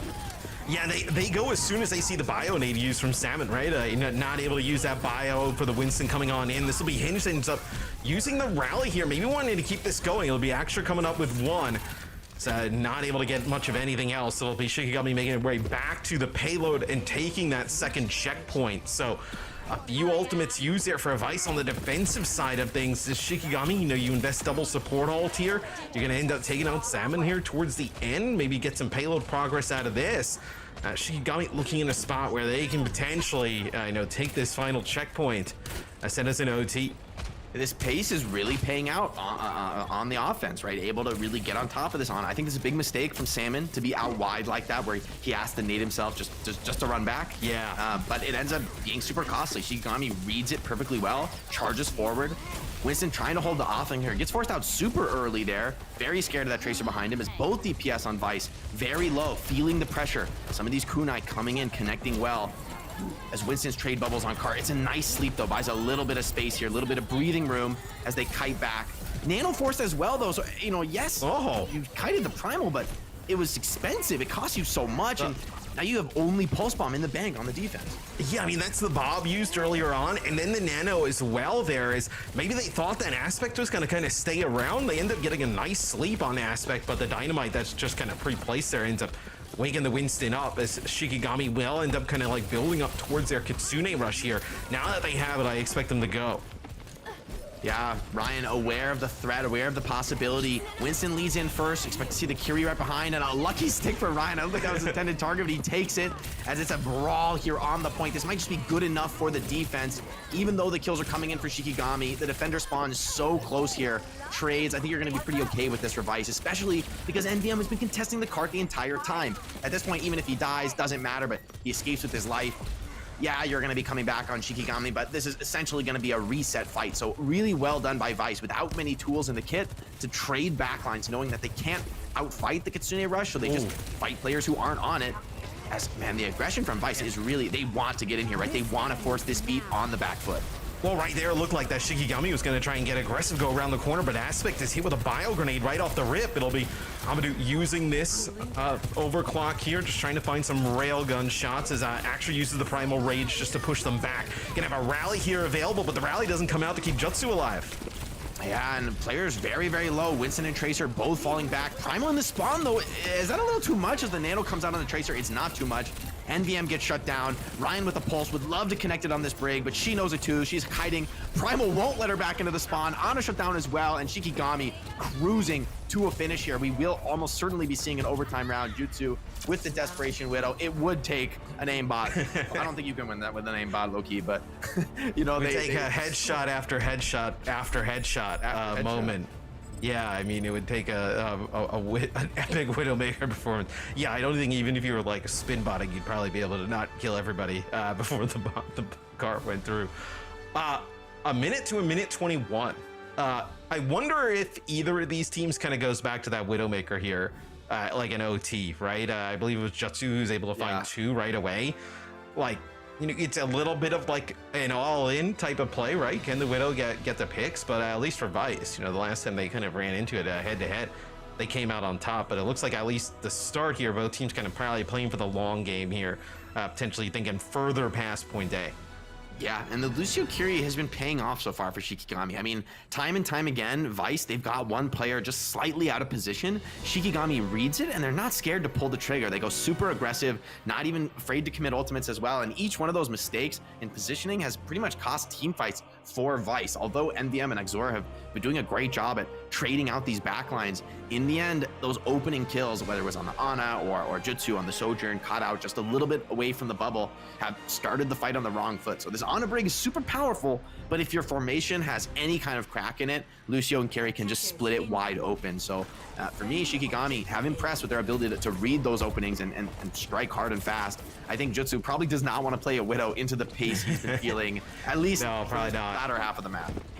Yeah, you'd be playing at a very far range to just even feel okay about it, as Shikigami on offense has been much better with this Kariga Lucio as opposed to like the defensive side of things, where they kind of have Vice split yet again. So a few of them go into Snax Ramus. This is very similar to the last Shikigami attack. Yeah, but Vice, they were so defensive, they didn't even try to hold the high ground. And now Shikigami is just gonna force the point. Amadou shuts down Tracer, and I think Vice playing way too scared here, right? Not even forward contesting the high ground. Burst comes in on the Curie, but she's of course gonna save herself. Jutsu could be the one, could be the hero in this spot, but I think he needs more than this. As I mean, the HP is just high. Great nade though by Salmon. That could be the start of something, as Aspect is extremely low on the Winston. Amadou dropping low on the Sojourn too. It's a dogfight on the point. Brig could be a difference maker, but no, the Winston bubble in the Ana's face. Another nade, but it's just not quite enough. Noctis is solo. Nice Maybe it is enough. Doofus is back. Yeah. Jutsu's clutching with the dynamite. And, oh, what an unbelievable fight. I thought there was no way that Vice could come back into it, but they've done just that. Two huge bio nades for Salmon in that fight. Yeah, and I mean, it was impossible for them. They did not want to go fight hinged on the point, playing the Brig like up in that corner, making it very difficult. And then when Shikigami kind of pushes in, gets those kills by that back staircase, it's a huge dynamite there from Jutsu, connects with like a few players, and they're all so low at the time. Then you have Aspect back in the fight, Axer back in the fight as well, and it just ends up being a very nice defensive hold. Yeah. It's absolutely winnable, though. I think this is one of those caps that's like, well, it wasn't what we wanted it to be in terms of an offense that could have snowballed into something like unbeatable and incredible. But getting almost a full cap, it gives you a lot of time to work with. If you need to give up a tick, if you need to regroup and get some of the skills back online, you can absolutely do that. You've got flexibility to work with. As we will be seeing, well, no draw possible, right? Someone's going to come away with the map win here, and I think both teams sticking with their guns. Overwatch is one of the only esports where you're like, somebody is definitely going to win this. Highly likely to win this. Yeah. We have a high degree of certainty that somebody will win this map. And I like the Widow a little bit more on the attack, because I do think it does force the defenders to push, right? You really do not want to sit back against Widow. You do not want to let her just find a random kill. It's scary to play against. And so I wouldn't hate to see it. Maybe he'll just go for the jump shot and come back with a more stable hero like Ashe. But this does force the defenders out of their comfort zone. It's pretty scary to just sit on the point and play slow when there's always the threat, especially for someone like Tracer, that you just get your head taken off. And Shikigami, they do not want to lose that way. This is going to be the Ashe, though, so stable choice. A lot of pressure on this flank fight. Both Winstons fighting for the high ground, but it's kind of a weak bubble from Exur. Shikigami, they don't want to force aggression being in such a strong spot. That's a huge headshot right off the rip. I mean, you had like a 20-second advantage, right? I mean, that's going to be completely negated now with the kills here that are coming in from Amadou. So I think we're going to see a spawn dive here, right? Like, these players are low. You get in there for the cleanups. Briggs going to die late here. There's no second healer. It should be an easy kill. And wow, that's, I mean, from one headshot, right? It all spirals out of control, especially the Ashe. You know, one of the biggest threats on your comp is now gone. The hero that you're kind of all here to protect is gone. And now, you know, Ryan and Amadou are just diving in with Abandon. They're not scared anymore. So that's a great pick from the Soda. That is brutal. I mean, you almost couldn't script a worse start there for Vice on their offense. And then you this would be another part of that script. I mean, yeah, this would be part two.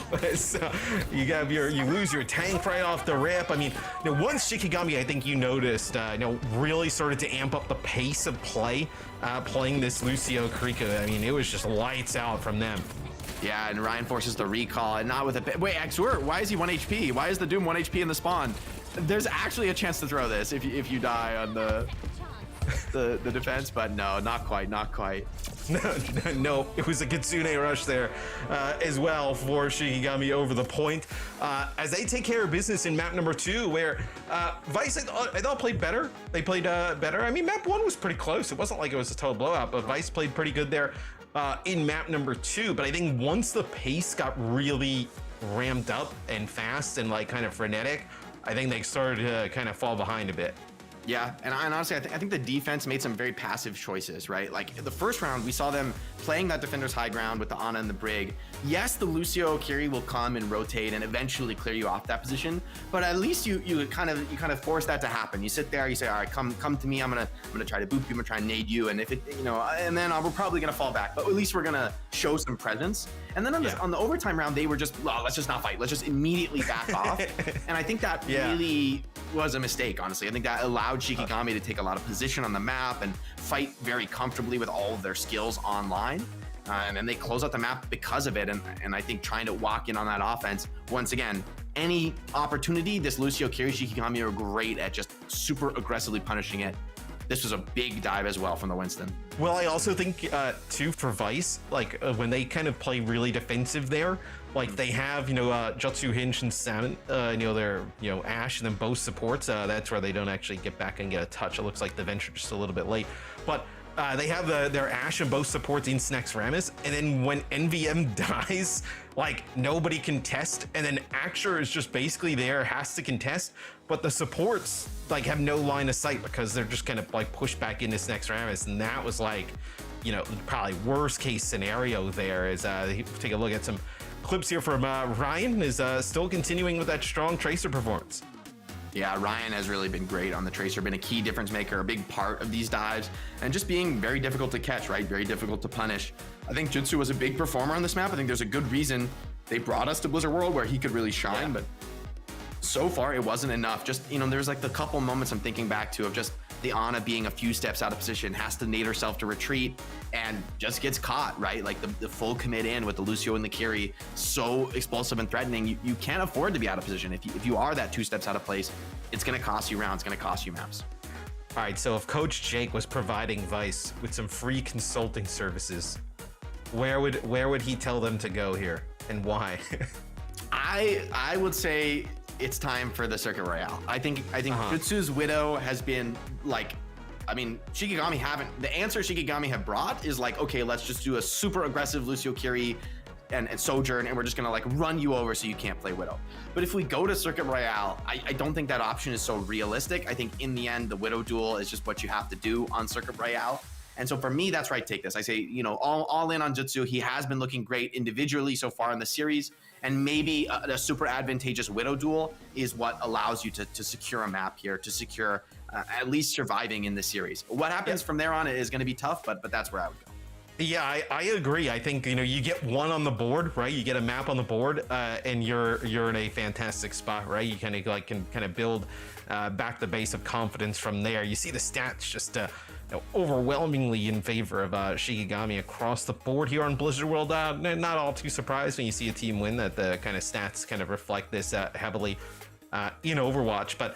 I agree. If you're Vice, you win, you know, let's say you can kind of take it to circuit, you win there, you play some Sigma type of composition maybe with some Widowmaker. Like, then going into the next map, you're like, hey, you know, we were really close in map number 1 and map number 2. Like, we're right in this series. You know, you get a push, a flashpoint, you know, back to back, you know, anything can happen at that point. But players just taking a little bit of a break. We'll be back with map number 3 right after this.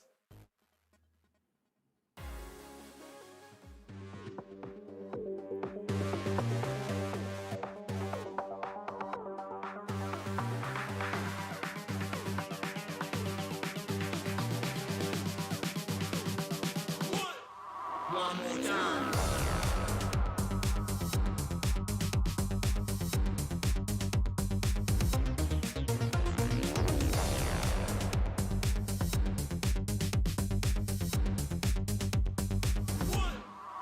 more time.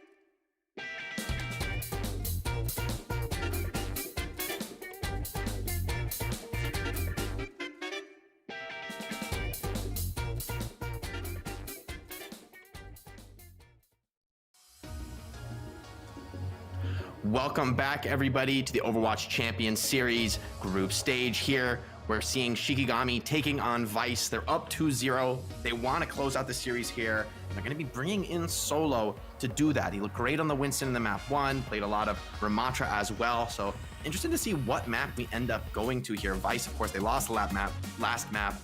Quick, Matt, before we see it for real, what's your pred? In terms of map, I think we see like a circuit. I think we see circuit, wild card, I guess. Like, do you see like a Dorado pick? I mean, I don't know. I don't hate the idea of a Dorado pick. You've shown you want to play Ana Brig. The other team has shown they don't want to do that. They want to play Lucio Kiri. Dorado's a great map for Ana Brig. And the map is what? Okay, this does not make sense to me. I'm not even gonna pretend that I understand why. Yeah. I mean, they haven't really wanted to play the Lucio Kiri style, and that's clearly been Shikigami's wheelhouse. And to be honest, Flashpoint for me, that's where Lucio Kiri really shined. These super high-paced comps, they shine. However, this does signal maybe a Mauga can come out, right? So at least we could change the tank comp. Mauga, Junker Queen, some of these brawlier styles have looked strong on New Junk City, but to me, Flashpoint's been an interesting map type this patch where there's been no consensus. We've seen teams play Mauga, Junker Queen, Winston, Doomfist, Ramatra. I mean, we feel like we've seen it all on New Junk City. Yeah, I feel like it's just chaos. Like whenever I see it, it's just like the game mode kind of has like this like very like pub type of feel, right? Where it's just kind of like, you know, hardpoint-esque. But with like the speed adjustments and the spawn, I mean, it just feels like, you know, just a little bit all over the place. Maybe it is like a little bit of a Mauga pick. No, just kind of a little cheeky Mauga action here. But yeah, I mean, with only like 2 maps in the pool, I don't know why.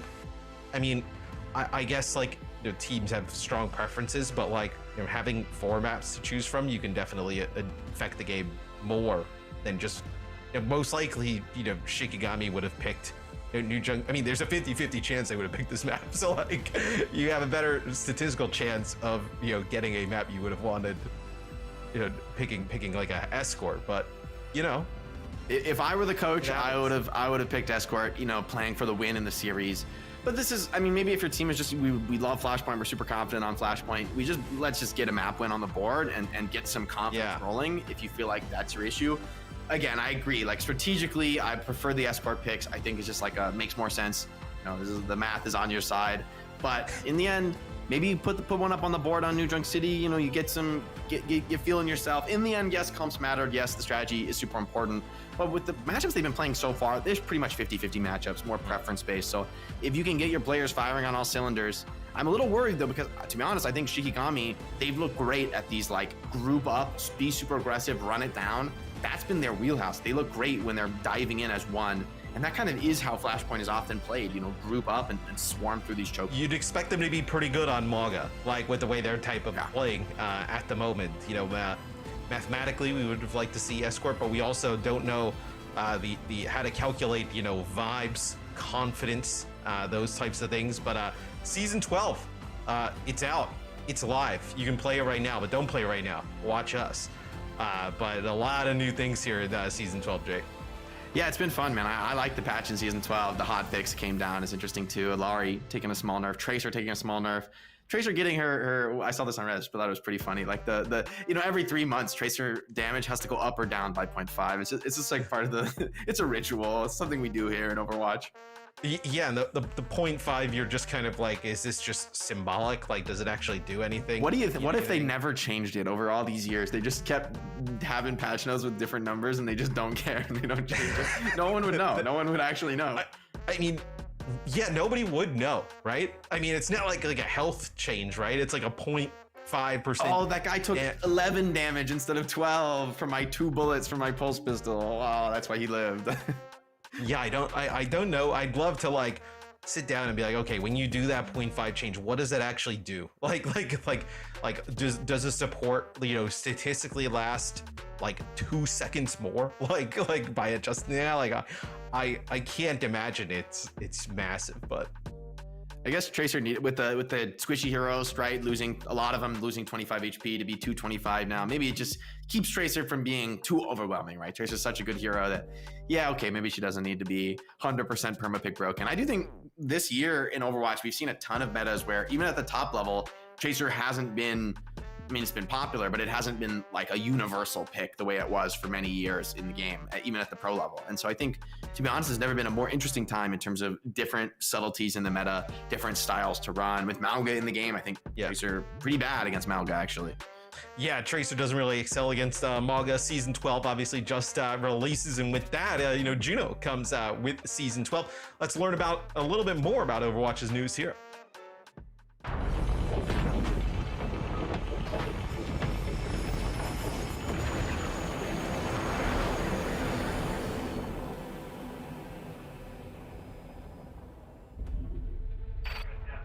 Flight, we're wondering why you haven't fired primary boosters yet. All systems appear optimal. I just need a minute. It is so hard to say goodbye to the only home I've ever known. I understand, but the colony isn't safe anymore, and our window of opportunity is closing. So let's get you on your way to your new home. Next stop, Earth. Initiating boosters in 3, 2, 1. Control? Our sensors indicate an external issue. External? Follow protocols and you'll be fine. But you have to hurry.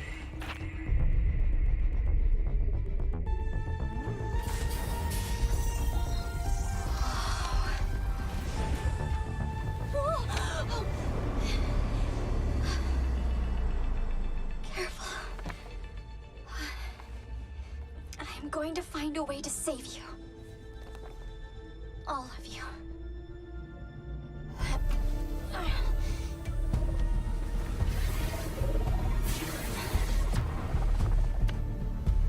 I think I see the problem.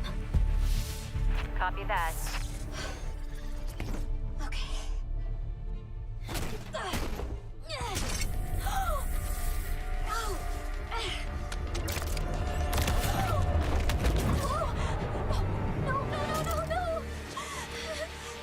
Don't panic. You're okay. I am definitely not okay.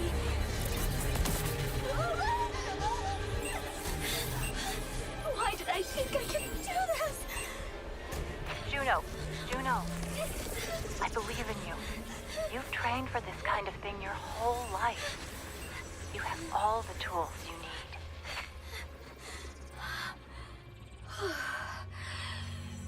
Okay. All right.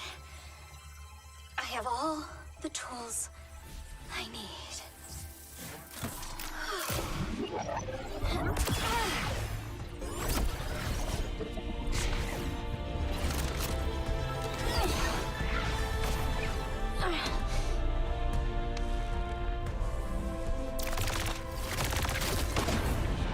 Control. Problem solved. Hear that? We're all so proud of you. I want you to live a long, happy life on Earth, sweetheart. Always remember, I love you.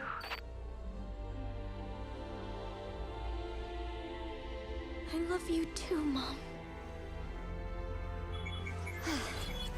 Okay, Earth. Here I come.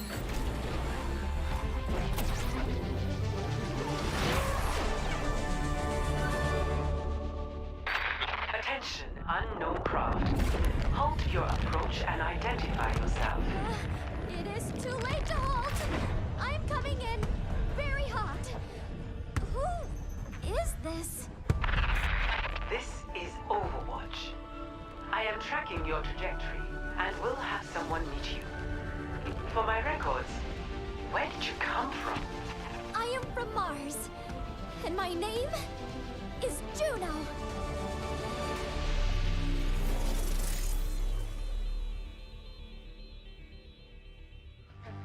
I actually can't believe that you thought that red planet was the moon, Jake. Oh yeah, Matt. That is you know I'd get confused.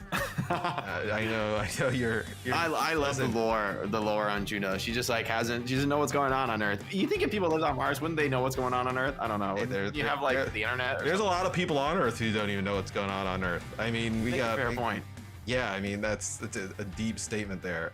But you know, we do have another map come up here, New City, Shikigami, up 2-0 in the series against Vice. Juno looks like could be kind of cool. Maybe needs some buffs. I'm very confused about the whole space travel thing. I owned a hat that said NASA on it, but I don't really know much about it. But it feels like she could have went to the moon. Isn't Winston on the moon? You're a lore guy. Doesn't he have a base? I love the lore, Matt. It was actually very rude of her not to stop in for a housewarming visit with Winston. So I don't know. Maybe Winston and Juno are. I figure that would be the clearest path, but I'm not. The moon, of course, being between Mars and the Earth at all times. There's a lot of space up there. You can get around pretty quick, evidently. There's room for everybody, Matt. Room for everybody in space. Even Winston with his moon base. Do you think she'll get played? Well, you know, when we eventually kind of have her in play? I think she needs more buffs, honestly. I think when I've played in high rank, I just feel like as a DPS player, you just eat this hero for breakfast. It's like, oh, that's a free kill on the map, you know? Like, even Lifeweaver is way more annoying to kill when you're on top of Lifeweaver. He's so much quicker at like getting away from you and going up on the platform, and he's still healing, and he's still just like doing a lot, even though you're harassing him. Whereas for Juno, I feel like you can just kind of like roll up on this hero and kill her a lot on DPS. Which, at this level of play, I mean, you think about Lucio, Kiri, Ana, Brig. I mean, these are what we've seen so far in the series. These are just strong heroes. Like, you come up to a 1v1 with Ana, you need to respect those cooldowns. If she has both available, you can't just run in and be confident. Yeah. With Juno, I think you just don't have to respect her cooldowns as a DPS. So for me, pro play, I don't know if she'll be played too much outside of maybe some. I think maybe the most viable strat I've seen is like Lucio plus Juno and just no breaks on the train. Oh no, the comp. Which that's the one style I think that could be good. I don't know if I want to see that, but also you say that compared to Lifeweaver, and Lifeweaver has advantages, definitely seems like Juno needs some buffs. Let's take a look at some of the groups I know here for NA. We got I know some of the a lot of other groups going on throughout the week as well. Toronto went 3-0? No way, man. This is one of the biggest surprises. That's crazy. The true underdogs of North America, Toronto Defiant, find themselves in the main event. Timeless Ethereal, that'll be a pretty good rematch, right? With Avidity, right? Avidity wins their first round 3-0, and now we get a rematch there in our decider. It's a scary rematch, right? When you just lost the last series, you played against a team 3-0. It's felt a little scary to have that be the final boss in terms of your access to the main event. But maybe Avidity can be overconfident, you know. And with the new patch, I do think there's room for teams to grow and experiment. And Shock advancing out of Group B, shutting down TSM 3-1. I mean, I think a lot of people have been looking at TSM since stage 1 having such a great performance to now maybe not so much. There's questions to be asked. I still think we're trying to figure out who the second best team in North America is. It's wild that we're in stage 3 and we're kind of like, you know, in that position still. I think we're still looking at, who can solidify themselves, as, number 2 in NA, where Shock and TSM definitely in the conversation. This is the group that we're currently covering, the losers match in that group. Vice for Shikigami is Fluffy Dreamland. They end up advancing to the main event out of this group. I'm a Fluffy Dreamland fan. Not for any real reason, just the vibes, the name. It's just too good. Yeah, I mean, the logo's phenomenal. I mean, the branding here is just on point. The winner of this match would play up against Citrus Nightmare. We've already seen them play Vice, but Shikigami up 2-0, so looking in a pretty good position to set up that match potentially with Citrus Nightmare. And then we got Group D here, where I actually think Nightmare potentially setting themselves up to be the second best team in North America. I think they've, with their performance at EWC, and now kind of coming in here with some changes and whatnot, they're looking pretty strong. I really think they've done well with the roster, bringing on Infected, who played so well for them at EWC, and also Lethal, who I think has been just a super strong player ever since. He hasn't really been on these top teams, at least in OWCS, but he's always been a top player. Yeah. So now, that's the match made in heaven. I do think it's just the new roster of NRG versus the new roster of Nightmare. That's the clash that maybe is the most exciting in North America, with them both looking so strong here in the group stage. And then even for both teams, I think there's a real opportunity to make a statement against a team like Toronto, right? If you could win a map, if you can make the series look competitive, if you can be threatening against Toronto, I think as much as Toronto is just going to dominate NA, it's really hard to see anything else happening. I do think there are teams that see that they have a target on their back, right? You can't be on the top like that and not have every team be watching you, be studying you, and trying to not only replicate your success, but find a gap in the armor. I can't imagine how much that pained you on the inside to say, they need to make a statement by winning a map, like a single map against Toronto. It's looking like that though for NA. I mean, Toronto just that good. It looks like we're still waiting on a player, from one of the teams to get in the lobby. So we're gonna go to a quick break, and then once we have the game, we'll bring it right back.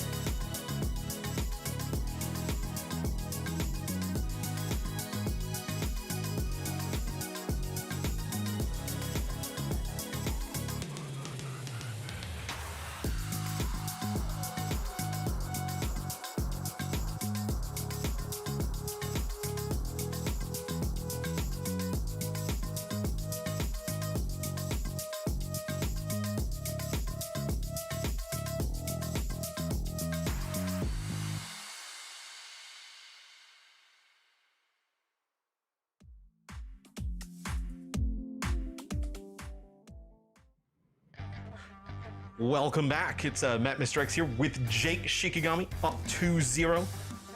They pulled us off. We were going to talk about lore some more, but they were like, no, you guys have dropped enough lore bombs here. We need to go into game. Matt, you're too good at the lore. It's out of control. Yeah, you know, I'm trying to do the math on where Winston is currently. I think it's somewhere between Toronto and Brazil, but we'll get confirmation. So evidently he's no longer on the moon. As Vice comes out with a Junker Queen composition. So we were talking, you know, way before, right? I know Junker Queen, Ramatra, Maga, all pretty viable here on New Junk City, and they opt to go with the Junker Queen variation.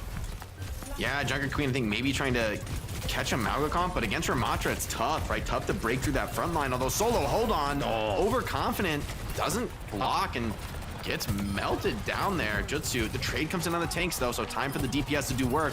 Amazing, he's subbed in for this map. He's already delivered one, gets a second. When your sub just turns up on the first map he's in, NVM, of course, had to take the swap over to support. We learned from Compops that he is, in fact, higher ranked on support than he is on DPS, begging the question of, why do you play support, bro? Support's OP. But Amazing comes in hot on the Genji. Imagine you turn around the series now with the subs in, with the role swap, and you start bringing the heat. That would be insane.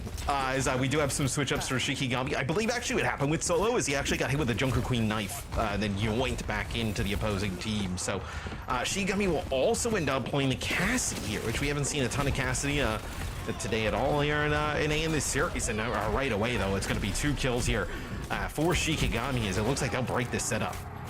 All right, you had your fun on Genji and Doomfist. The Winston and Tracer are out, and they're here to send you back to the spawn and make you play also Winston and Tracer. What's your thoughts on Cassidy currently at the moment, as it'll be a Junker Queen swap? You know, I think he really is a role hero, right? In the past, he's just been like, it's just hit scan, but he's also super good at close range. Now he really is about that magnetic grenade, right? Can you slow things down, stall out these movement skills, because you really are so range limited. The swap back over to the Queen, potentially to punish Winston, and very early blade pull by Amazing. Needs a team in behind him, but I don't think he's going to connect with anything here. No, it's a really nice boop there. It's going to be NVM actually using the Kitsune Rush here. Shikigami just holding on to this sound barrier for another day, it looks like, as they're going to end up taking the lead, but potentially could have used it to kind of keep Solo alive. But they end up deciding to hold on to it. Maybe trying just like match beat for beat. They don't want to be the first team to beat there and then have Hinge kind of bring it out towards the end, but Shikigami, they get themselves back into this flashpoint. Now a double support ultimate with an opportunity to flip it. They do have ults to win, but I agree. I would have loved to see them recommit to that fight. I feel like the blade really wasn't quite enough to get kills, and then just no ults coming in to really turn the tides for Shikigami, where I think they did have a chance to do it. Now, early Ventral coming out as Tracer forces the point. Beat's going to deny that value. A better beat for Hinge is opportunity now is Cassidy caught alone. That's not where you want to be. Yes, Solo extremely low, going to the high ground, trying to make a play, as they'll end up losing Noctis here as well. You still have Primal available for Shikigami, so still in the mix, as Solo will end up using the Primal, keep the point going. Ryan's still on a tear on the Tracer, ends up finding one. You actually have Noctis here, it's looking to try and finish off Axure. So it looks like Shikigami, even if it doesn't get off to a great start there, Jake, is going to be able to flip this point. Yeah, they clutch out despite losing the Cassidy, right? Queen is just so strong against some of those comps. You know, you'd think that would be enough to close out. It's just not, though. And Shikigami in position to win this. Vice have nothing. You just really need to get this Junker Queen ult online. But look at this. What a great high noon. Super aggressive. It catches them all. Oh, that's huge damage. Oh, massive damage. They get really aggressive behind that Deadeye. And that'll be Shikigami taking the first point as Vice put together some pretty good fights. I mean, I feel like that's the story of this series. Vice has put together pretty good fights, but not good enough to end up kind of like winning the objectives or winning out in the end. Very competitive series between these two teams, but when it feels like they need it most, Shikigami comes out on top as Solo gonna move his way to the next point with the rest of the squad. Yeah, something we see a lot at the top level is, when those flashpoints are about to end, you just push off of them. Whoever's not in control has to send somebody to point, and then at worst case scenario, you're 4v5, you're very likely to win. And it's a great high noon push, well done. Now Vice has huge ultimates in control. Gonna start with the Burrow, the Kitsune Rush as well. But Shikigami just kites back, right? They fall back away from this, and that's one ultimate down. The Queen's trying to connect, right? Trying to get value, but it's a scary corner to turn. And honestly, you're feeling pretty good about that of your Shikigami. You do give the flip, but you kited one of the strongest ultimates in the game. You're almost there on both of your own support ults. Queen's super low. Oh, in big trouble here. Maybe not getting the heals from supports. Doing well with Amazing now pulling the blade. And a disgusting... Oh, Queen ult finds 4. The beat comes through, but the damage might have already been done as Vice. Maybe they're using a lot of ults, but they are in control. The point it is ticking up as the cleanup comes through. Well done by them. And I mean, Winston is just, it is difficult to play into the Queen. It's an interesting choice for sure to be sticking onto the Winston and the Cassidy in this comp. Yeah, it was a double support ult used there by Shikigami, but a really nice use of the Queen ult there. From Action, just kind of like pushing on into the rest of the team. It was a blade that comes on through. They end up taking the Cassia right away. This is going to be Solo using Primal. Feels like just trying to find one. My God, the Venture. Anything. Yeah, the Venture is so weak. They were trying to dig underground for like 7 seconds, getting juggled by the Primal. But the aggression once again comes in. Amadou gonna swap over to the Echo, and that proves to be a fruitful choice, right? Being aggroed on by these dives, much harder to catch with the Echo. Now Winston isolated, punished by Queen, and this is once again, this time it's Ryan. He's forced to go to the point, but Vice are just cleaning you up off of the point and are gonna come back at their leisure to finish. But hold on, not if Ryan starts turning it around. That's a 1 pick, maybe gonna find more. So this time, even the 4v5 was not enough for Vice to win the team fight decisively. And I mean, it's kind of a scary situation for Vice now. They've got to get the reset. That's a big kill though. Yeah, it'll be another Queen ult here as it just connects with Solo. It looks like that's actually kind of cleansed off as you will end up losing your Tracer here, but this should be enough for Vice to end up taking this point. It feels like Ryan always makes it pretty scary, especially on the Tracer throughout this series, but no, as soon as he falls, the rest of the squad kind of goes in hand as Shikigami will make some more changes now, so Solo will play the Ramatra here. So you'll put the Venture away for Vice. They'll play like kind of a classic dive combo with the Tracer Genji. And then you also have Shikigami. They'll make a change in terms of the tank, so the Ramatra can definitely brawl a little bit better with this Queen. Yeah, it can stand toe-to-toe. I think you got to be disciplined on this Ram. They got to be very defensive because the damage can be overwhelming, and with Genji Tracer, very easy to get your back exposed. Rush is going to be a great opener onto the point as well. Shikigami just absolutely in dominant position here. Vice trying to reset, trying to regroup, but Shikigami don't allow it. The copy Tracer as well, and it should be a cleanup here. Getting the point flip and moving on now for more. Copy Tracer, just throwing pulse bombs willy-nilly. You don't even care if it hits. Yeah, it's for fun, pulse bomb.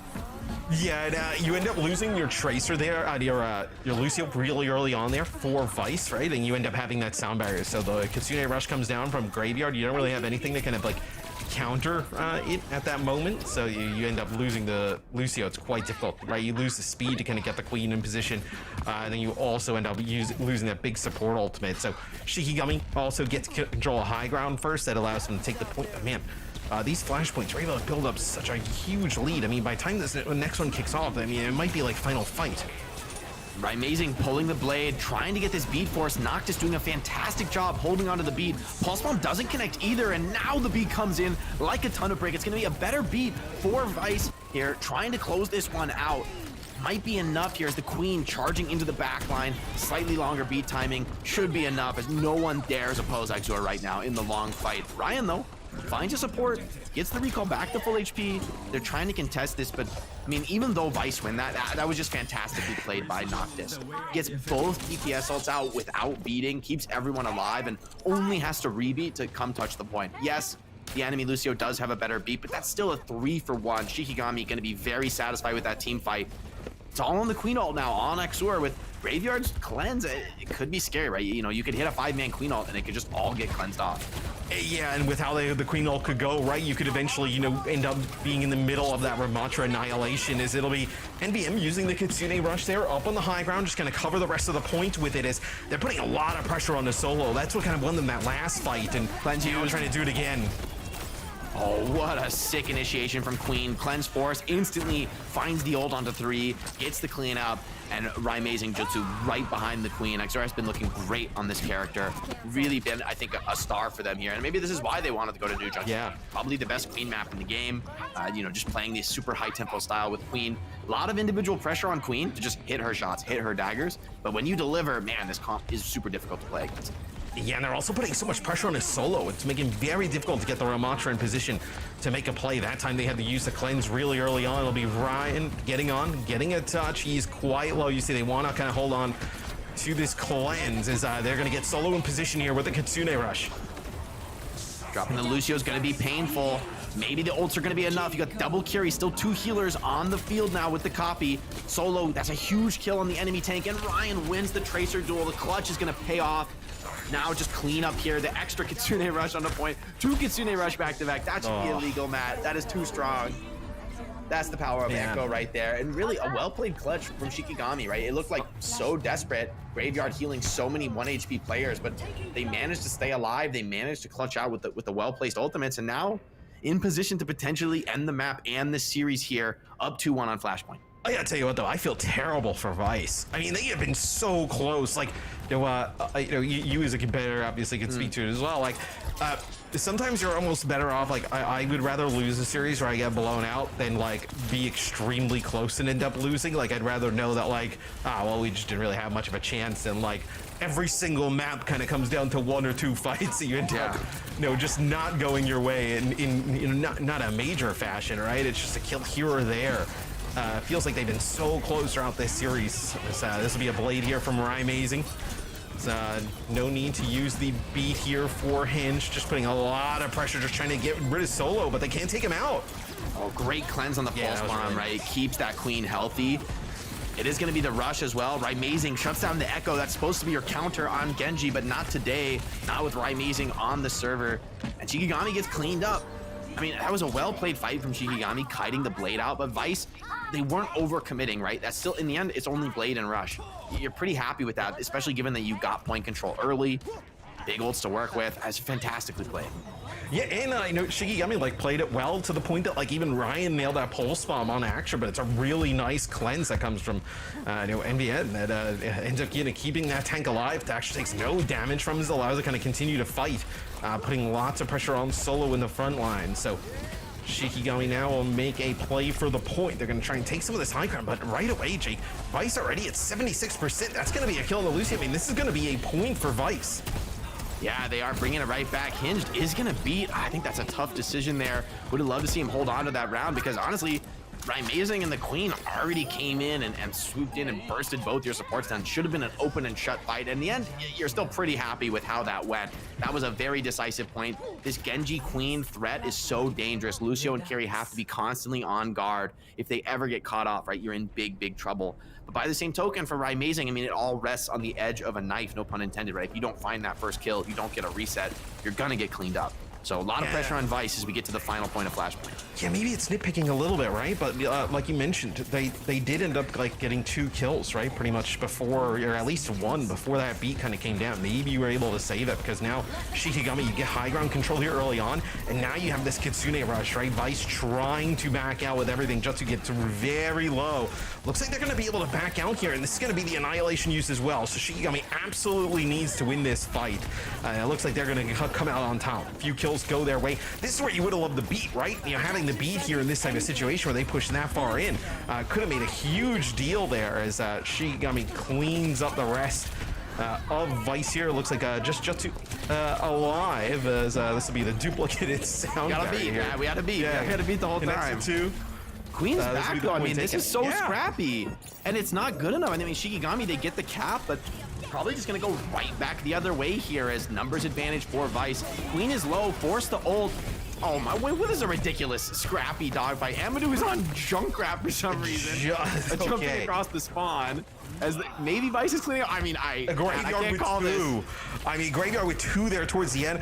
Amadou now over to the Venture coming on back. So changes here for Shikigami. Yeah, that was like, it was very scrappy. It took so long for Shikigami to kind of get rid of some of those players from Vice from the first fight that Vice was able to come back off the respawn, end up taking out Amadou, who's on the Echo, and then flip the point back. As now we'll have yet another fight here as NVM will kick things off here with a Kitsune rush as they just bully Solo off of that high ground.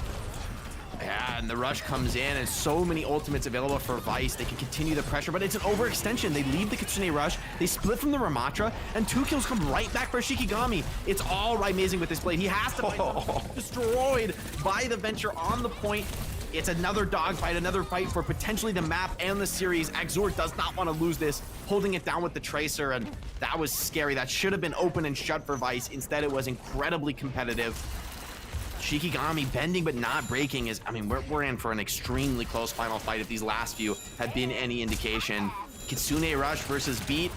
I guess I'd favor the Kitsune Rush, but this is anybody's game. At this point, it's all about the deathmatch, all about the individual. Yeah, the Venture could be really difficult to deal with that Kitsune Rush, right? It'll be Solo ends up using his Nemesis form there, goes towards the high ground. This will be the rush that comes in right after. They're trying to get rid of Jutsu and Rai Amazing. This will be the beat, though, from Hinged, and it's pretty good. Connects with everybody but Axure, but it'll be Ryan building up a pulse bomb, looking for another target. His teammates just kind of falling all around the point. Is 97% here.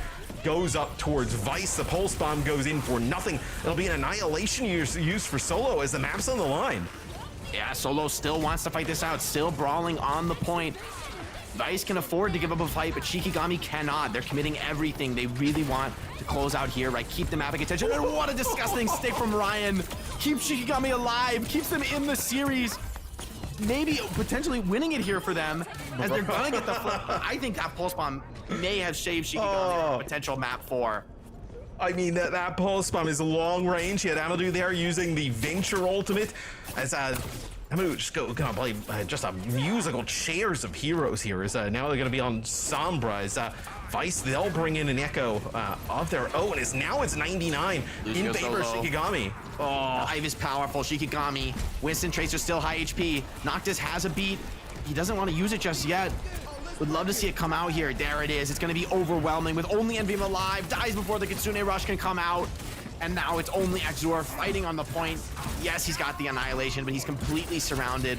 Genji staggering, stalling, but it's not going to be enough. Fantastic play from Shikigami to close out the series in just 3 maps. And wow, what a clutch. I mean, Ryan, for me, has just been fantastic this series. Clutch after clutch, map 1, map 3, looking incredible on the Tracer, looking so consistent. And the team overall, I mean, that was a dogfight of a New Junk City, though. You gotta admit, both teams really were going blow for blow. Yeah. Yeah, I mean, that was just, you know, absolute just haymakers back and forth there. You know, on Flashpoint. This is like the one instance that I'm happy we don't have listen-ins, because I feel like Vices would have been so tough to listen to, because they would have been so happy to be up, and then they would have just, you know, the Tracer Ryan on the other team would have just magically killed half of their team, and they would have just been kind of so sad. That's sad. Kind of it's a rough one for Vice. I mean, they were right in it the entire series, but Shikigami just a little bit too strong. I mean, you mentioned a dogfight. I feel like we've seen that that scrappy way of play throughout the series, and Blizzard World as well. Like it got quite scrappy here and there. It was just very obvious that Shikigami thrive in that kind of chaos. They like high octane, fast-paced gameplay. That's where they went really above and beyond, and it just really plays into their playstyle. It plays into the heroes they used to pick. So yeah, overall, Shikigami, very dominant performance. They were the favorite to win it all. I do feel like there were some great moments on the other side we saw as well. Yeah, I think Exor was great consistently throughout the series, right? The Sigma was fantastic on this map, and then the Queen was really wonderful in New Junk City. I mean, individually finding a lot of big team fights off of the back of his knives, his shotgun connections. Yeah, I mean, Jutsu's hit scan was good as well, but when the enemy Tracer's doing this, I mean, you know, just casual 2K, here we go, Pulse Bomb 2K, I mean, like, it felt like every single time they were starting to get something going, there was just a big play on the other side of things, you know, for Shikigami. Yeah, I mean, also here in Blizzard World, I believe it was it Salmon's Nates? Like, yeah. That was insane. Like, literally allowing them to get that point cleared off. So yeah, lots of great individual moments. I'm pretty sure a lot of those players managed to put themselves on the radar for potential other teams, as this was an elimination. This is ridiculous. That's such as me. I'm just saying, you know, when the stage is over again, there's always another team, there's always another chance, or maybe they come back with this rendition. You don't know. I'm just throwing it out there. No, I'm just laughing at the Venture getting juggled while they're trying to dig underground. They can't get to the ground. Let me go. And then they get underground and they stay there for like 0.25 seconds. They're just instantly above ground again. This is the end. I mean, this is just nuts. I mean, that is even the Lucio, he's doing what he's supposed to be doing, right? He's up in the air, he's being a little tricky, but then you just hit the Kobe. Ryan really was a clutch player in the series, I feel. And maybe that speaks to Shikigami's confidence. They're a little bit calmer in those clutch fights, more often than not coming up their way when both teams trading backlines, both teams losing players. They kind of found the way through those unique and challenging situations. Yeah, so Ryan getting themselves the player of the match honor, very well deserved. Lots of fantastic moments coming out, lots of clutch fights there to be won for the team. Generally, I'm very excited to see so much really explosive Tracer play already today. Also, we got to see some more Venture action, which is always fun today as well, here coming out from Amadou. But yeah, here's Ryan in action with that Tracer, an absolute game changer for his team. That kill on the Sojourn was huge. And it was right from the opening jump, right? I feel like the first fight, he just went on some kind of flank, just insta-kill 2 players on the other team. I mean, it was just every single fight. It was, I think you really notice, like, when, you know, a Tracer's playing this well, especially now with some of the HP changes, right? Just able to just kind of just get rid of some of these supports so easily. Yeah, I mean, easily is one way to say it. But I mean, you gotta fight for these kills. So he's just still finding them. Just really great individual play from Ryan. And I think at this level of play, the Tracer can just have so much impact. When the game gets scrappy, when the game gets chaotic, if anything, that only makes Tracer stronger. She's so good in these little one-on-one engagements. And I mean, Ryan really emphasized that this series. Yeah, lots of space has been opened up from both Ryan and Amadou from their team, really allowing for the rest of the team to, you know, have a little less pressure on their backs and being able to continue taking those map victories. Dominant performance from Shikigami, 3-0 in the bag, and that means that they will be moving on. They're not quite through yet. They still have one more match that they need to win in order to actually advance to the main event. So let's actually take a look at that bracket to see where we are standing. Fluffy Dreamland is already through. Best logo in the game. It's not even close. Love the rebrand. They started edgy. Now we got wings, we got stars. It's a floof. I don't know what it is, but I'm here for it. Citrus Nightmare now waiting to decide whether they themselves or Shikigami will get through to the main event. Based on what we've seen from both of those teams, do you feel like there's a clear-cut favorite, or do you think this is going to be a very, very close match? I mean, I've got to say, Shikigami looked great in that match. They impressed me. And if with the transitive property of Overwatch holds true, no. which it rarely does, I mean, in the end, Shikigami got 2 maps off Fluffy Dreamland, where Citrus Nightmare only got 1. So you've got to think that puts them, as much as Citrus came from the winners bracket, I would probably favor Shikigami. I think they look solid at this high-paced comp. I would favor them as well. I mean, if they play like they did today, right? I know Ryan kind of hands in one of those performances yet again. I think they're going to be really difficult for Citrus Nightmare to deal with. So I would say Shikigami's a favorite, probably by a little bit. It's not a major favorite, you know. If you are Citrus Nightmare, though, of course, I think one of the big takeaways you can have from this very match is to see that if you manage to slow it down, Shikigami is looking a little more shaky. Like, they want that fast-paced kind of game style. So there might be an opening there for Citrus Nightmare. Let's see what they have in store for us. But that's not going to happen today. We're going to wait for that one to unfold. For now, we're heading into a quick break. And when we're coming back, we're going to take a look at Team Z and Fries in the back.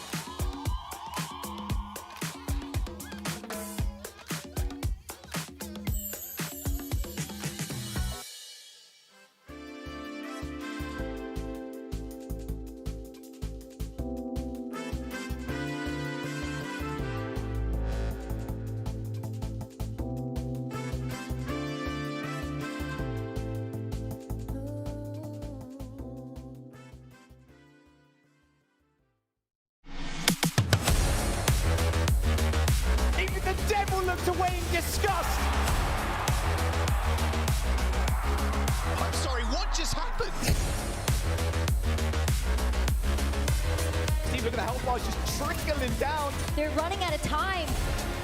Beautiful boot from Junbin. Oh my word. Oh, they're making the hop work.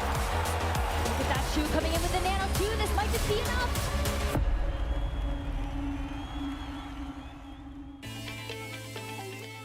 Hey, heroes. OWCS Stage 3 groups, day 4 in full swing. And we are about to dive into the second match of the NA region. I'm joined by Matt and Jake. You should just always do that for an intro. Why am I? That's how I talk in real life. That's how my friends. That's you on a plate. Yeah. Hey, heroes. Yeah, you should go work in sales. Just be like, hey. I'd buy that vacuum cleaner off of you. It's not. I would. Yeah. I could sell vacuum no cleaners. question. That's up next.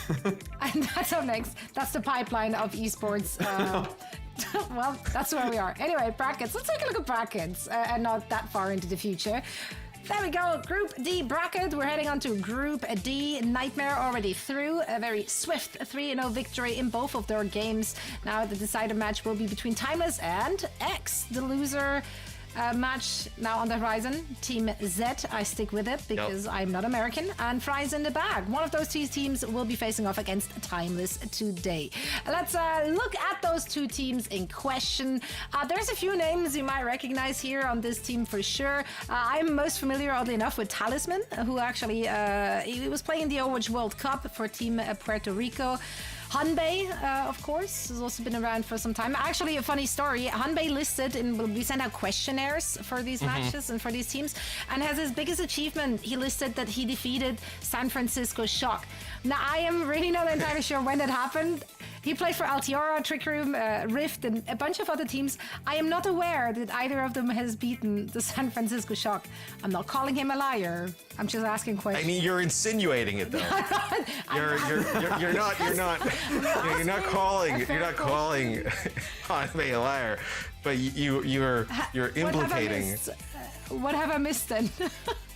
that there is a potential lies on the resume. I will not question the resume. I will just blindly trust. But for Fries in the bag, there's a lot of players that we've seen over the years, right? Nas, Cry, Onion, so very good roster. Goldfish as well. Yeah, Biz and Nas, I think there's a strong DPS line. Interested to see if they play Lucio Mercy. That would go crazy. Be surprised, but anything's possible. Anything is possible. Is it? World of Overwatch. Maybe Lucio Mercy may not there's be possible. There's a lot of veteran players on this team, so I think if we were to look at Paul, I am almost certain that they should be considered the favorite. I'd be shocked if not. Actually, this is so much closer than I would have ever expected, and I am low-key disappointed because I'm extremely very biased for anything Onion is playing in. So community, I'm disappointed. Matt, I think this is going to be a close match. Actually, I think these teams actually are quite similar in strength. I don't think there is a clear favorite. It shows the strength of an incredible name as well. If you have a name like Fries in the bag, you're gonna acquire some fans. I love Jake's interpretation. Blind fandom. Jake, do you want to share with class? I assume the name is a joke about being unemployed and working at a fast food restaurant, but that's not even if you're employed. I guess that means you're employed. I'm sorry, you're employed at a fast food restaurant. Anyway, let's get the show going. Let's get it on the road. Guys, please take it away. Lijiang Tower. Yeah, Jake and I were supposed to be the serious ones, and all of a sudden it's gotten, we've traveled to outer space, Matt and I have a reputation for being very serious, very stead. Well, very demure, very mindful, very cutesy. Yeah, Jake's big on TikTok, so he's just giving me all the knowledge about what's going on. I'm just like, I'm just kind of old over here in my little corner. Just be more demure, Matt. That's the #1 thing you need to know right now. Demure, all right? I heard about that one. Okay, let's go. You're in the know. As we load in here, curious to see what comps will run. It was maybe a little bit of a May rush, a classic. Both teams running a May Control Center. All right. I've seen the May on Control Center. this is such a very, like, we are far away from what we just watched, right? I know a lot of Winston-based kind of compositions. Orisa Ramatra with the Mei. I do think the Hanzo is quite interesting. We've seen a little bit more Hanzo play here throughout stage 3.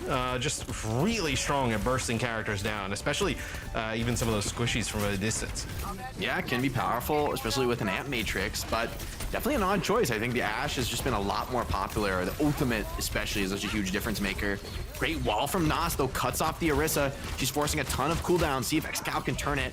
Doesn't find anything. Both teams sustaining super ball on point, but Painkiller dropping so low. Supports are doing everything, trying to keep him alive. Yes, a really nice wall there from Nas. Gonna, block look like Painkiller from getting back to the rest of the team. Is Fries in the bag. It looks like they will take the first fight. A very drawn out first fight. But I think, like you mentioned, especially when you're playing this Orisa, like you're trying to push up around this Orisa, the Ashe Dynamite can just be such a nuisance to deal with, right? It's like, it's not really like a major kind of threat, right? But when everybody's taking ticking damage, like it extends the healing resources just a little bit. It's a nice Mei wall there from Peace, just trying to get the team up closer to the point a little bit safer. Yeah, both teams with an amp matrix to open.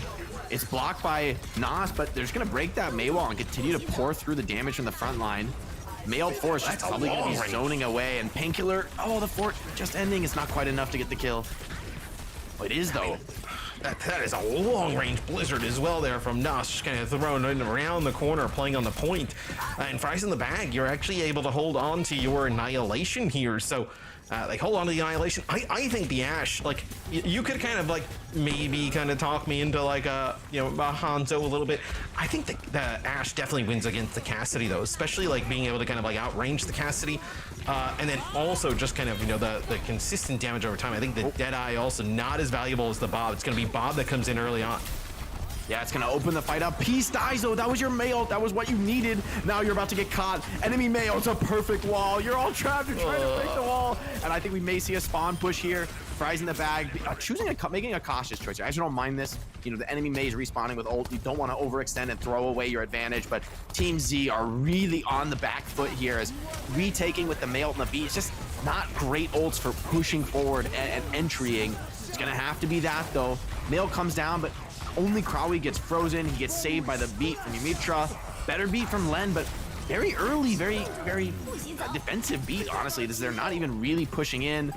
You're gonna Cassidy speed walks out of the blizzard. He's fine, don't worry. He uses the Deadeye to just run out of the blizzard there. If that's the value you're getting out of the Deadeye, it is a rough round as the kills will just kind of continue here. 4 Fries in the bag as this is a really strong showing from them here on our first point. Yeah, I mean, just a stable, straightforward gameplay from Fries in the bag, doing what they need to do. I think Team Z just kind of overcooked that one. I mean, the Hanzo Orisa, it's more of a poke comp, really, right? It's more of a long-range damage dealer. And when you're up against a Brawl that's just sitting on the point, Mei walling you when you come through the choke, hard to find those angles on Hanzo. You maybe need to take space, and you're tanking Dynamites, and Orisa needs a million heals from BAP. Nobody else can get heals, so it's going to be a huge change-up. Both teams going to swap, and honestly, Fries in the bag, I like what they're running here, right? With the Symmetra, it's a classic map for Mei Sim, getting onto the point over and over again, forcing the objective. And Team Z, I mean, if they run there's no way Reaper, right? Echo, Diva, I would love it, but I won't understand it, Matt. I won't understand it. Are they actually gonna roll out? Oh my God, it's real. It is so real. When the Reaper comes out. All right, OP, Matt. I mean, the fact that you laughed as you were saying Reaper is OP. I mean, he's got an awesome. Wait, he's owning. Reaper's owning. Not really. he did good for 1 second. 2 shotgun shots, and you're like, oh, look at the Reaper! And I'm so desperate for Reaper to be good, man. Oh, but hold on, the Echo turns it around, finds a kill. They're gonna try and re-push through. Reaper gonna bust through these tanks. Oh, TP straight to the backline. He's on top of the Sim. She's defenseless. He's gonna fight it out. His team comes in. The Reaper guy, his special move, very impressive. He's in. They win the first fight. And it's good. Well, it's actually a huge play there from Excal, right? You got to put a lot of pressure on that Sim to get rid of the Sim, because the Sim is just gonna chunk down the Diva, right? In a head-on-head battle where Fries in the bag has to make some changes. It is an odd composition, Reaper Echo. You wouldn't really kind of say work like together. You know, like even Reaper like Tracer, right? Reaper like along those lines, Reaper's in a is tough spot now. Oh boy, he gets caught in the May wall, and now you're just capping the point. Well played, Price in the bag, forcing the defenders to come to them. Biz is just uncontested on the flank here. And I think the Tracer is a great counter pick. It just dominates Reaper. You just kite Reaper forever. You can never really get on top of you. XCal feels it as well. Back to the Tracer in a more conventional style. Nas, though, huge pick onto the Echo from the low ground as May. And they smell the blood in the water. Fries in the bag, charging forward, cleaning up absolutely everyone. And I mean, Team Z, they might have won a fight, but it is kind of all falling apart for them now. So Team Z wins at the beginning with the Reaper. What do you think is the idea from them there at the start to kind of come Honestly, out with something like that? cannot explain the Reaper pick, man. It makes some no things that are sense to me. unexplainable. That is chaotic. It's a chaotic energy to pick Reaper. Yeah. But now they're on a normal comp. I mean, now I'd honestly like the Echo maybe a little bit more than the May. With Lucio and Kiri on the field, it can be really hard for something like a Blizzard to actually freeze anybody. Peace as well, gonna open it up. Double Ramatra.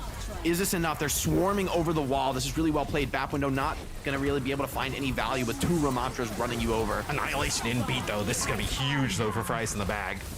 Yeah, every ult being deployed on the point. And the May ult does find a connection.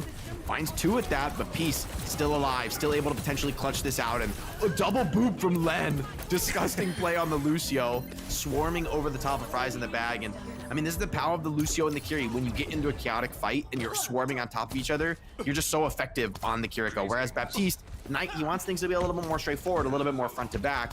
Nas is going to keep the May, which is sort of interesting for me. I mean, you don't have a conventional answer to the Echo, which would be a hit scan here. Feeling like maybe you're going to get run over playing hit scan, but it's going to mean Pieces has a lot of space to work with, and you know Biz has to worry about the other Tracer. So honestly, Echo could really get a lot done here. Yeah, I was gonna say, like, typically, like, a Tracer's always been pretty good against the Echo. Is Nas actually end up using the ice block here, tries to use a Maywall, actually, tries to, like, you know, block themselves off, actually. I think just blocks the pulse bomb there. May have been just kind of inadvertent, but ends up working out. But it'll be Fries in the back working their way onto the point. Wow, they just push all the way into the back, and they take out Hanbei. Yeah, it does cost them Annie on though. It's a very scrappy engagement. Both teams trading backline. HP bars low on both sides. Gonna come down to the individual kills here, but Peace finds Krawi. The Echo finding Purchase, trying to come back for a pack. That's a great decision here. Stabilizing the team fight, and this should be a round for Team Z. Biz strikes back onto Len though, so gonna keep things in contention. We should see an overtime touch here, but in the end, Team Z, they're sitting on great ultimates. You're forced to recontest into the Annihilation. It is an unenviable position.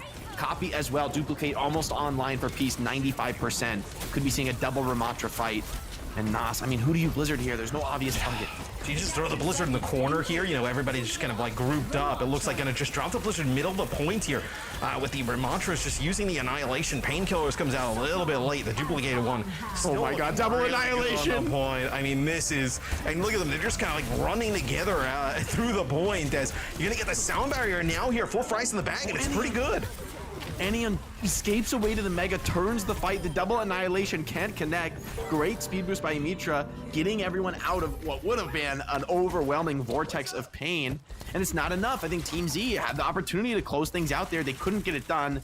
But however, they've got one more chance with great ultimates. I mean, they should do it here, right? Crawley probably gets the Annihilation here, just kind of off of just some chip damage coming into the point, but Kitsune Rush Sound Barrier, and they have no support ult on the other side. I mean, unless you have a player die really early here, you're in a fantastic spot to win this if your Team Z is... The Team Z, they'll rotate around on the point. Looks like a few players get blocked off here by this Maywall. Oh, hold on. Hanbei goes down. He got the Kitsune off, though. Might just be enough. Len needs to be really grinding it to the edge here. Painkiller got super low. Anion as well, though, does drop. Painkiller as well. Traded out, and Krawi. The Annihilation is just enough there. Hanbei dying as he gets the Kitsune Rush off. Such a huge pickoff. The May really did pay dividends there at the end of the round, right? That Maywall forced maybe an over-anxious recontest, trying to come in and clutch the fight out, and that cost you players. Where I think you're right. I think they had the ultimates they needed to win that. Yeah, I mean, you know, the Kitsune Rush comes down. I think maybe you just kind of like held that beat for maybe a little bit too long, right? And I think your Ramatra so low with the Annihilation on the point where Crawley has his going, and it's just getting insane amounts of value as like you kind of said early on. Expected this to be a close series. pretty close. Map number 1, the Reaper Echo, we saw that. I mean, that was like a little bit of a crazy kind of competition. I even think it's like a little bit wild that they continue to run the Mei even when the Echo Tracer on the other side, right? Like, it works out in the end, but there was, a minute or two straight where it was really doing nothing. So really interesting map number 1. Yeah, a lot of confidence, I think, in your Baptiste to not run a conventional hit scan. Basically, it's going to be on map to fight the Echo in a lot of these close engagements. Nas, I mean, as much as the Mei, maybe you could argue for playing a hit scan, Nas did look really good on the Mei, like very consistent, finding walls to split up the enemy team. The ults, I think, are just never going to get consistent value against something like Lucio, Kiri, Echo Tracer. It's just like how do you freeze those characters? And then Ramatra getting so many speed boosts from his teammates, getting saved by those supports, but you're not really playing Mei, I think, so much for the Blizzard, but it's really for the walls, for separating things, slowing them down. And that also makes Enion have a little bit more space to work with on the Baptiste. So overall, in the end, as much as the Kiri is nice in these super aggressive scenarios, I do think Baptiste, just a stronger hero overall, just puts out, I mean, the AoE healing, right? When you're just using your right-click heal and healing like 2 or 3 players at once, it's almost like an ultimate in terms of how much raw healing you're just putting out. Yeah, exactly. And then take a look, see here some of the highlights from round number 2. But I think it's like that last fight, like they potentially had it. But Painkiller ends up getting onto the point and takes a ton of damage. And I think Len just trying to hold on to that soundbite maybe for like the perfect moment. But Painkiller doesn't really get like topped up enough where they still kind of focus him down there towards the end. This is a fight though that ends up going in way of Fries in the bag. That was a little bit wild there towards the end. And yeah, here's the final moment. So that's going to be the Kitsune Rush used. And look how much damage Painkiller takes here. I mean, just insane amounts. Even the soundbar doesn't really kind of like top them up, and they just end up losing the Ramatra right after this. So puts themselves in a really difficult spot. The value from Cry's Annihilation is huge there. It'll be Fries in the bag. It takes round number 1. Pretty competitively though. For the first round, a bit of a blowout, but round number 2 pretty close. Yeah, I mean, Team Z is cooking with some of these comps. Like Orisa, Hanzo, Mei is like sort of justifiable, but definitely weird on a map like Control Center that's super short range. In the lab. Yeah, and then they play Reaper Echo, which I don't know what lab you're in. I want to try that. Like, let me play some Reaper. Reaper's like the official, like, once it's like past like 2 a.m. and you're queuing rank, like Reaper is like it's like you're physically playing, but your brain's not really like on. You're just queuing games constantly, and you're like, why is this going poorly? And you don't realize you've been selecting Reaper for the last like hour. That's kind of his special move there. But it ends up, look, Reaper's good at getting they won the fight, so maybe they're on something. I want to see the Echo Reaper again. Maybe there's an idea there, right? Like if you anticipate a sim, you're gonna just try and like swarm over the sim and just like kill the backline in like 1 second and just full commit on Reaper. So it did work. I would rather see like a Genji or something or a Venture to do the same job. But you know what? We got to see the Reaper guy come out. And for that, we're all winners, man. The one critique I would have is if you're going to rock Reaper today, you've got to rock that new skin, though. True. It's actually criminal. Although I will say, Elite Reaper skin tech is the Overwatch 1 default Reaper with the gold guns. Goes crazy. The confusing skin tag. Why is that confusing skin tech? You got the no skin with the gold guns. I mean, it's just like, it's like, who is this guy? Is he a Reaper mate? Jake is a default skin user. Overwatch 1 default skin user. Somebody who's not is Juno, because she's new in Overwatch 2. Check out the webcomic. Hello, my name is Xanthi Huen, and I voice Juno from Overwatch 2. Today I'm reading The Red Promise. Here we go. My parents left Earth on a secret mission, Project Red Promise. They had a dream to expand the reach of humanity.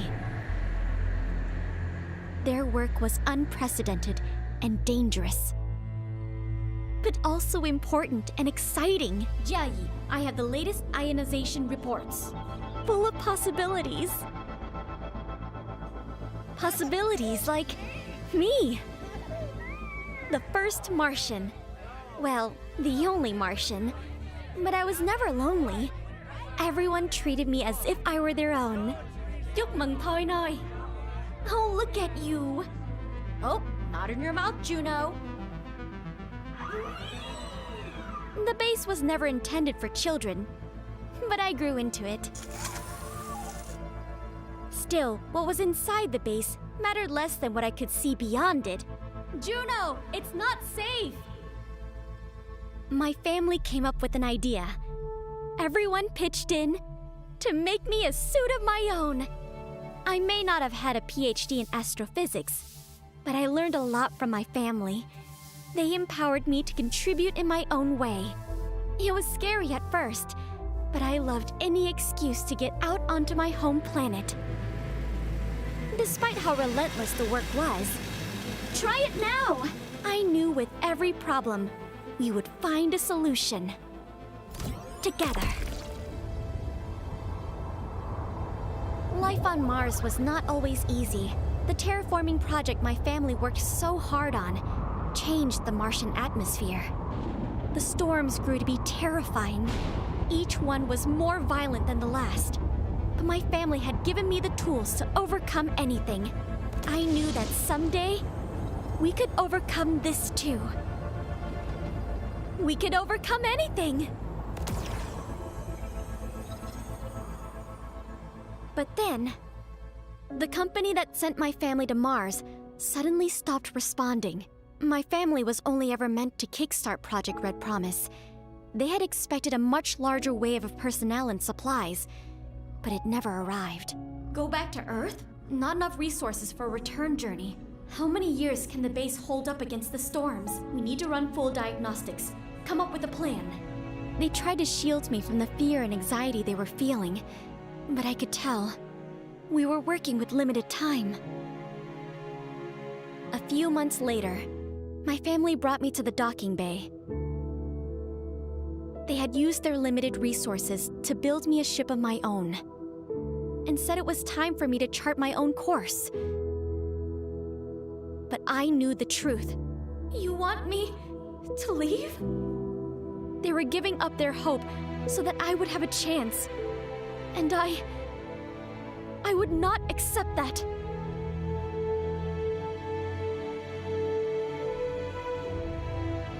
I was angry and scared. Mars was the only home I'd ever known, but my family was my entire world. They taught me that the most frightening challenges are most worth overcoming, and there must be others out there who believe the same.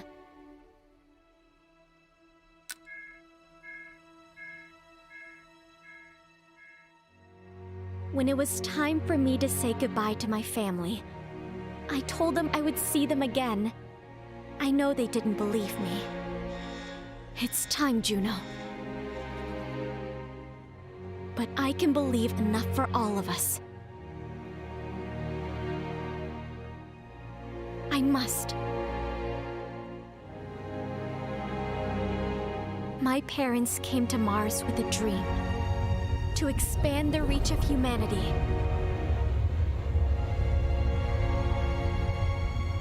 And now I have a dream. To save my home.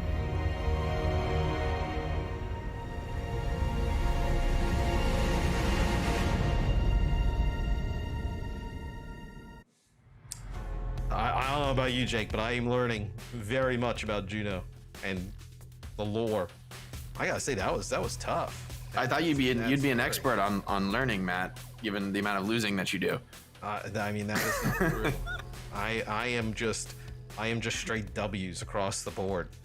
I'm kind of like fries in the bag, you know. I'm up 1-0 on life. Up 1-0 on life. Slowly approaching a 3-0 victory on life. But it'll be Team Z pick here for map number 2. It'll be Kings Row. So that'll be fun to see. You know, probably. No, I mean, Kings Row offers so much variation in terms of what you can do, right? You can play, you know, some of these like slower base comps, or you can play the Winston if you want to.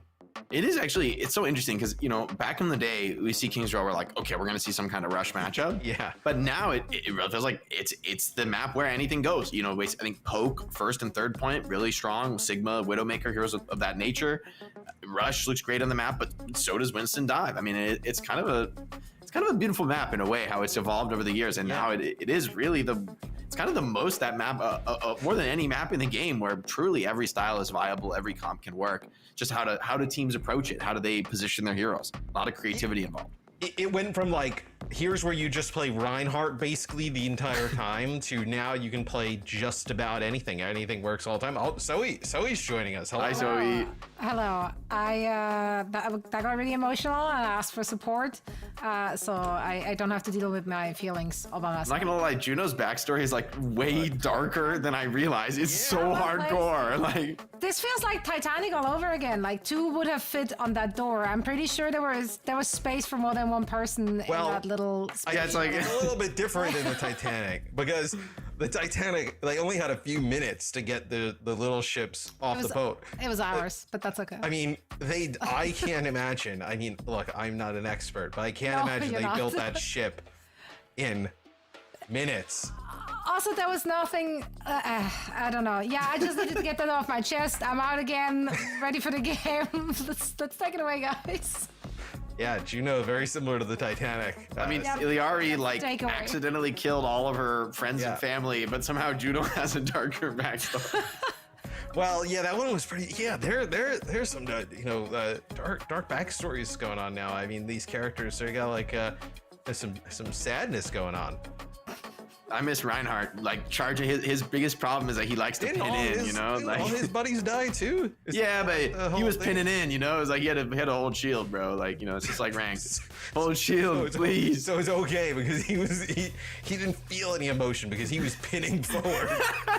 That is literally exactly what the Reinhardt's in my game. I'm in the back. Help me, Reinhardt. I'm in the back line. I'm killing them all.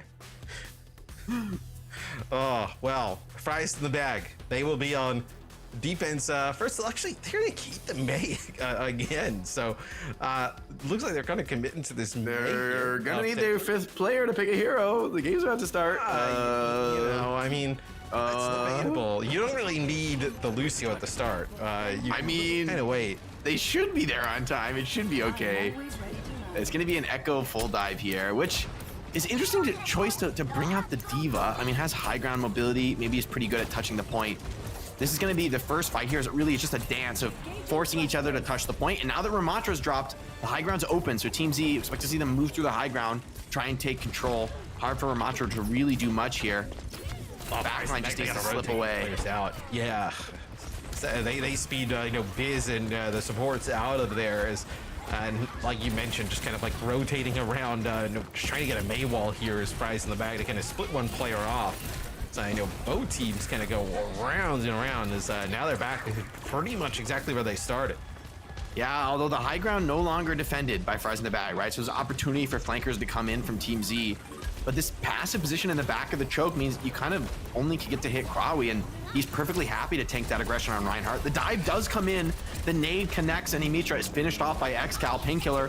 Oh, didn't realize, I think that the Dash was around that corner, doesn't get any cleanup frags, and we should see a potential recontest here, right? Only losing the Lucio, already practiced their rollout, coming back super late to the very first fight, and now we're gonna see a potential retake here on the cards. Great Maywall splits off the Ana.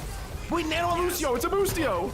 Oh, it's a boosted Lucio here coming in for Team Z.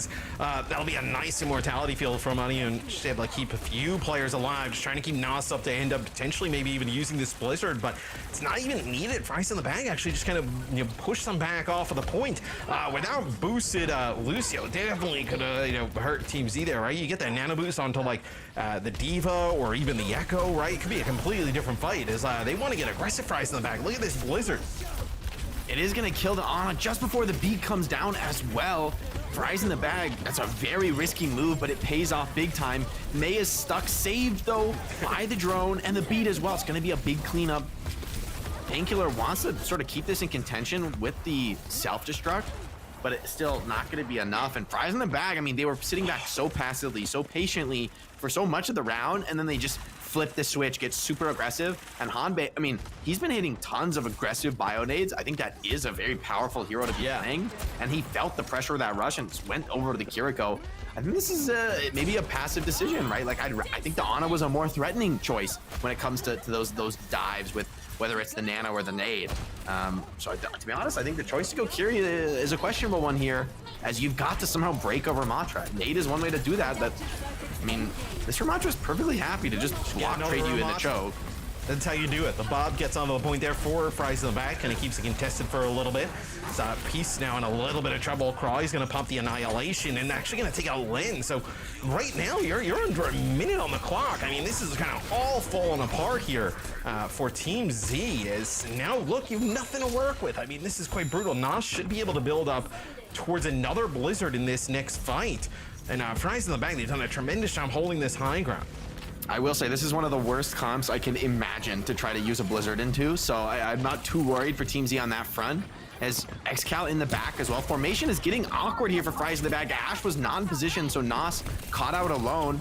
Mitra trades, though, back to the Echo, and Krabi holding the point really well. It's a great immortality field from Anion. The heals coming in, keeping Krabi alive through everything. He's just got a block, but he's swarmed, he's surrounded, and the attackers eventually are going to overwhelm. So the pressure from the flankers ends up being just a little bit too much, but only 2:30 on the clock. And to be honest, second point I think is a strong place for the Ramatra in the May. Yeah, I was gonna say Fries in the back comp probably gets better here through the second part of the map, as Biz will actually end up playing a Tracer. So maybe they want to play really close to the choke. Don't really feel like they need that long range damage, but it feels like this composition is going to be better at this point. Specifically kind of with that May and Ramatra playing around the chokes, as looks like Crawley and crew will kind of make their way towards potentially, taking a little bit of this high ground here. Yeah, you got to be careful, especially on D.Va, right? If you boost in and then you get caught by that May wall, a lot of unblockable damage from May and Ramatra that could potentially be breaking the mech. Anion has a lot of pressure on her, though, because I think all the dives are pretty much going to be coming for Batiste, with very few exceptions. Kiri Rush does come out. Crawley just desperately blocking, desperately trying to stay alive. Looks like it might be enough, but it's going to be final fight here on second point. Opportunity for either team to really put a decisive stamp on the map. Fries in the bag push forward, but it's so hard to actually catch anything. You are going to be pretty much on the defensive here, running the May. Yeah, it was an Matrix that tried to deter some of the players running through that Kitsune rush. It'll be a duplicate here from Peace. Gonna get that Ramatra out there yet again. It's just gonna back up Fries in the back, giving up some space as a duplicated Annihilation gonna come on through. See, Mitra does have this sound barrier potentially to use, try and get aggressive back out onto the cart, but probably wants to hold it to kind of combat the sound barrier that's gonna come in from Len, as Len takes some damage. Has to back on out, as this is probably gonna have Team Z playing a little bit safer here for a few moments. And like you mentioned, we're probably, if this is not final fight, it is very close to final fight territory. Yeah, better beat for the defense. Annihilation as well, dissuading D.Va from a commitment. Ult's being traded down here. You're not too upset about that for Team Z, given that you don't really have the best openers. Hanbei trying to build towards that Kitsune rush. That would be the backbreaking potentially for the defenders as they try to stick on this cart. But so far, nothing has really evicted Krabi from the objective. You're not able to make any progress for Team Z. And it is Anion getting bursted down, getting finished off through the drone. Time to just trade backlines, trade kills here. Krabi and Nas trying to do just that, trying to make this fight still in contention as Peace. I mean, Peace is going to die here. The respawning BAP should be able to clean him up. Although Painkiller living on 1 HP, I mean, that's so painful to be having the enemy tank survive like that. Potentially retakeable, though. Look, yeah, I mean, Biz gets to the point, it gets on, gets a touch, looks like has to back out to go get a health pack, but Onion here. Oh, he messed up. Well, misblinks, and that's going to be so costly. I mean, it would have been a desperate touch anyway, but that's a tough L to be taking at this spot. Biz and Nas have managed to roll swap now, but I think both flexible DPS players probably not too upset about this. And the hit scan is so strong on third point. I think May really does fall off on third with these big, powerful high grounds. Yeah, Z, though, want to find some more dives. Yeah, the May, you're not going to get as much value. Like, the May would have been awesome first point, second point, but nothing really here. You need an Ashe to kind of control that high ground. It also makes it so much harder on Peace to be able to live, especially, trying to move around as the Echo And Onion, like you mentioned, is the dive target. It's been pretty difficult to keep her up, but also, like, what can you really do with the D.Va coming through the micro missiles, and then also the focusing beam, right? Very difficult to keep that Baptiste alive. And there's Peace goes in, gets the trade, but look at that. I mean, you give up Onion, but you end up getting 2 on the other side. Yeah, and it's, you know, maybe Onion dies, but Fries in the bag, no one else really took any damage in the engagement, and they're able to trade it out really well. Being on defense, they're going to be totally happy to take that kind of a trading fight. And Painkiller, he's got the D.Va bomb, but not too much you can do with that in that comp, especially against Ramatra, who could so easily just kill you when you're in that baby D.Va form and block the bomb himself if he's even in any trouble. So Fries in the bag, switching over to the Kiri, maybe feeling that some of those explosive dives have been working a little too easily. Kiri's a little bit more difficult to catch. Great beat by Mitra, but Team Z haven't been forced to counter ult just yet. Now they bring ults out as the beat ends. Huge opportunity here as Peace on their Ramatra, gonna find the annihilation very soon, and Fries in the bag are sort of losing position here, right? Everyone forced back to the spawn. Peace is absolutely doing his job, but Krawi doing his best holding down the front line won't be enough in the end. As it looks like Fries in the bag, maybe they're crumbling. They have not found picks in this fight, so the attackers at full strength trying to finish this off. Painkiller still has that bomb. They get a Bob here. The Bob will get on, get a touch. It'll be a self-destruct here that comes in from Painkiller, but he's actually going to fall to the Bob here. As Nas is going to be able to take out 2, 1 with the Bob, 1 with the gun here, as it looks like Mitra on the point, trying to keep this contested with the Brig, but it looks like Fries in the bag, Jake, might be able to pull it out here in the end. It is a huge Bob. Nas playing it really well, kind of like juggling from the spawn and back, putting down damage, knew how important it was to stay alive to get that Bob out, gets the Bob out, takes out the D.Va, and then you got the Brig in the mix. Very difficult for Team Z to do anything at that point, so they get very close to completing the map, but not good enough as Fries in the back, pretty good hold there towards the end. Yeah, super close map. I think getting it all the way to the end, right, these last few meters, it does help. Even though you don't full cap, you've got a little bit of wiggle room to work with positionally when it's your turn to defend third point. And as we've seen, I mean, capping first, second, it is not foregone conclusions on King's Row. So Team Z acquitting themselves well, I think, on the dive, do have an opportunity to potentially equalize on their map choice. However, Fries in the bag, I mean, they haven't lost a step. I don't think this has really put them on their heels at all. They found a comp they look good at. And I mean, they've been playing all series long, basically, and they're just adapting it to King's Row as the manga comes out. Interesting. I wonder if this is real or if I'm being debated. I feel like there's a decent odd of being debated. You could be being debated. No, I'm being debated, man. The There's no way. offensive side, yeah. Attack Malgon, surely not. On King's Row against D.Va, surely not. I mean, you never know, right? We did see Reaper in map number 1. That is true. What do you think of the D.Va versus the Winston? We talked a little bit about in the first series, but the D.Va so far here on King's Row.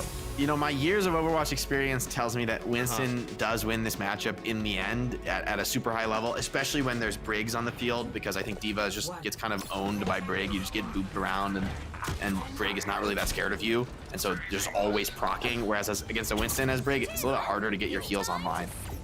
But it won't be that matchup. Fries in the bag really liking this explosive brawl style, running the Tracer as well to get themselves a little bit more flanking pressure, a little bit more objective touching potential, and a little bit more aggression, frankly, as they're able to take a position on the point with a very straightforward approach, right? No complicated rotation. They're just starting to cap. Painkiller's already out of armor. Cleanse is forced. Team Z trying to fight back. There's not really any opening so far. Anion does get her drone forced, and that is going to be a kill. See if any trades can come in. Piece is low. And that's the value of the Tracer in this comp. Yeah, but I mean, without Onion, like, what do you do, right? And it looks like they're gonna make their way back on in now, right? But yeah, attacker spawn's so close. You're not mad at trading like that, though. Lucio feeling desperate, forces this 1v1 with Tracer. Excal finds a kill elsewhere on the map, though. It could be big, although Krawi, full HP, cleaning up the enemy tank. That's a bad sign for the defenders. Yeah, as now you don't have anybody kind of stand toe-to-toe with Krawi here on the tank. It'll actually be Peace going away from the Echo and now going to play the Pharah, actually. Takes out Mitra at range here. So spam kill on the Lucio? That sucks. That's painful. Yeah, so with the Forest Swamp coming in as well, Nas is going to go and play the Ashe. So some changes all around. Lijiang using Kitsune Rush, push on in. Nice drone here from Onion, just trying to keep everybody alive here from Fries in the bag. They do get, I believe, the second checkpoint as well. So they do get 2 ticks here. Still 2 minutes and 20 plus on the clock. You're going to have Ant Matrix here to work with. Yeah, Andy dealing with this pressure super well, but the burst does come down before the beat can get to her, and without the Baptiste, you've lost a lot of that damage pressure. The beat just enough to get one kill. Nas finds a second, and it looks good for the attackers, but Len is trading it back. Len is keeping it in contention, and with that kill, he's gonna go for the beat. Probably, though, wants to keep this in contest. Kiri TPing into the Annihilation, though. That should be a kill on the support. Painkiller dies, no self-destruct available. Attackers finally getting the trades to come in, but this is a scrappy game. I mean, no team is able to win fights decisively. The Pharah is a really interesting choice here where, you know, I feel like compared to the Echo, the dive is just a little bit more counterable. Something like a hit scan and a BAP or an Ashe is gonna have an easier time fighting a Pharah than an Echo. So okay, the return to the Echo, maybe a little bit more maneuverable in the sky, a little bit more safe choice here. Yeah, a lot of changes between these two teams, you know, at the moment. I do like the idea for Fries in the bag though to move away from the Mei. I think you know, with how effective Peace has been on the Echo, even in the brief moments on the Pharah, I think you need a really strong kind of counter towards that. You know, vertical, you know, threat. As looks like, look at this, Team Z, they'll kind of wrap all the way around. Nas has this bob. We could end up in a really odd position where he like kind of like bobs his own choke here. The window is going to be a lot, though. Painkiller trying to just sustain on point and stall out, but the cart's getting pulled away from them. The attackers, you know, the map flip I think has not worked here, right? Weird. The defenders need to actually fight on car, but they keep getting split at the choke. The bob is just to deter them from coming through the choke as well. As Painkiller gets extremely weak, there's not enough time for them to wrap like all the way around back towards the high ground. Not everybody. And this is a rough sightline to walk through with the defenders in the position they're in. The map flip. Oh, it's not working at all. Biz finds the kill on Hanbei. That was your ult. That was your Kitsune Rush. Now it's not going to be available, at least in this team fight. Biz wants more, but it's going to be Mitra who finds the next kill. And I like the concept from Team Z, the idea of flipping the map and stalling it, but it just doesn't work against the Ramatra. You just can't really stand toe-to-toe in the front line and take a long staggered fight with Baptiste, Ashe, Ramatra, just stronger frontline pressure heroes on Fries in the bag. Am I wrong to think that like if you're going to take that position, if your teams that you need to fight like right away, you can't allow the payload to kind of like get, you know, around? I think in a mirror match comp, I would have liked it, but I think you're exactly right. Against Ramatra, he's so happy to sit there and trade blows with D.Va, Ashe. Oh, and what a kill from Nas. Gonna open things up. Biz, no one to mark him, opportunity to be aggressive, and they're not even fully respecting this Kitsune Rush. I mean, they know how powerful that pick is. They're gonna just wait it out. Kitsune Rush over, and now Annihilation into the back line. Beat forced. Xcal onto the Widow, trying to clutch, but Mitra, what a much better beat. Very, very late into the fight. Yeah, really nice beat there from Mitra as it's trying to put Fries in the bag. You know, over the second checkpoint is Onion trying to stay alive. Just Xcal with two. Coming in. What? Xcal at the spawn, and the Widowmaker takes out two. Pulse Bomb connects there on a Cry, but do they have enough to get rid of this Ramatra? It looks like Hanbei coming out. Xcal with the Widow swap from the spawn goes absolutely massive. That is actually a hero swap to the Widow. Such a great spot to go Widow on the retake where you just grapple almost right out of spawn and you're up to the high ground, you can see the point. So it could work out. However, I think the comp is very flawed to say the least. Like this Widow, now that she's a known quantity and you're like fully aware of her, I think this Widow is going to take a lot of aggression from Tracer, you know, Painkiller onto the Doom. It's an odd comp for Team Z. It's hard, I think, for Widow to really make this work. He's going to have to find some heroic shot on the Tracer or something like that to stay alive. Yeah, and Fries in the bag also takes away the Baptiste, right? So not an easy kind of like dive target potentially. 4-piece in Painkiller as Nas is built up. This bomb yet again. It's not really giving Xcal any type of sightlines. I think maybe even a little bit worried. This is a nice bob kind of across, and that's gonna put down lots of damage. Look at that, it forces kind of Len back towards Mitra and co, as it'll be Cry takes out Painkiller. A few players quite weak. I think Len in a really difficult spot now for Team Z. Yeah, and Hanbei not even going to commit the Kitsune here, knows that this fight's just too difficult. The Widow swap worked out for the retake, but it was just a little bit too difficult. Fries in the bag, I agree. Just did a fantastic job. Just don't give Widow any opportunities. The Bob splits up the defensive formation, and they have no hope. I like the choice to keep the Widow, though. I think on third point, Widow is actually super, super strong. And then they're switched over to the Ramatra as well to be able to slow things down a little bit more effectively for your Widow. then we also have a switch, so it's Nas back to the Mei here. So I don't know if we've actually seen, that's going to be piecing up Biz, but I don't know if we've seen them actually play the Mei in combination without the Baptiste, right? They're playing the Mei with the Kiriko in the mix. So it's like Mei, Kiriko with the Lucio and the Ramatra. So it's a little bit of a different look. Could be just because Onion has the Kitsune Rush, right? So wants to get value out of that before potentially switching back to the Bap. But it seems like all the time they've been kind of comboing that Baptiste with the Maze. The info site here going to give Team Z and XCal loads of information. They're not going to stop Fries in the bag, though. They're going to use Kitsune Rush to go right around the corner. But Hanbei has a much later Kitsune, perfectly placed. Wait, oh, got to be careful. Painkiller drops super, super low, just throwing one punch in there. Pretty much going to be a stagnant reset here, but the Mei is proving to be effective here in the brawl. Annihilation slows the fight down, but beat from Len, it should be too much. Team Z copy as well, charging forward, gonna have the second Annihilation. I mean, the aggression just doesn't stop when an echo copy like this comes out. Gonna be a full cleanup for the defense, fully reset. And I mean, against Widow, that's a scary proposition. You got 20 seconds left.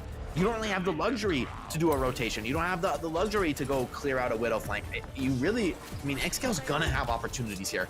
A kill from Widow probably is a map win for Team Z. So a lot of pressure on XCal to deliver, especially with Biz and Krabi swapping to heroes that can get a lot more in his face. Yeah, it'll be swaps here to D.Va and Genji here for Fries in the bag. They'll get on contest as we move into OTs. Team Z trying to steal map number 2. XCal at range on the Widow, just looking for some heads here, just putting down some good damage down on a Cry. But it looks like Fries in the bag. They're going to end up trying to play here around this sound barrier. There's the sound barrier. They're also going to end up here with a Blizzard in just a second. Everybody from Team Z, they back up when the sound barrier comes in, so you didn't really get much of anything but space. But here's going to be that Blizzard. Yeah, Painkiller's frozen, but he's so tanky, able to get out of the Blizzard. And XCal over to the Bastion. You count on my Widow, I bring out the Bastion. It's a great swap here. Painkiller cleaning up in overtime. And Team Z getting a map win here on King's Row. Fantastic Widow swap from XCal, and then bringing it back to the Bastion to clutch in overtime. Well played from them. I mean, they had some very inventive moves on this map. I think maybe some of them cooked a little too hard, but in general, they demonstrated an excellent understanding of King's Row and the various ways to approach different points. I mean, I think XCal was huge there in the second half of the game, right? Where getting good kills with the Widowmaker, and then also that Bastion swap there towards the end. You're just like, oh man, where is Crowley taking all this damage from? Like, there's an Annihilation rolling, but shouldn't be dying that quick. It's the Bastion swap, after the Widow not really kind of finding anything, and then the sound barrier comes through, right? So swap off that Widow, get over the Bastion, get into Wheels mode, start putting down loads of damage there as Team Z, they take map number 2. Yeah, and they put Fries in the bag in just an untenable spot with like this Frankenstein of a comp with a Mei, but then we also have a D.Va and a Genji to go on your Widow.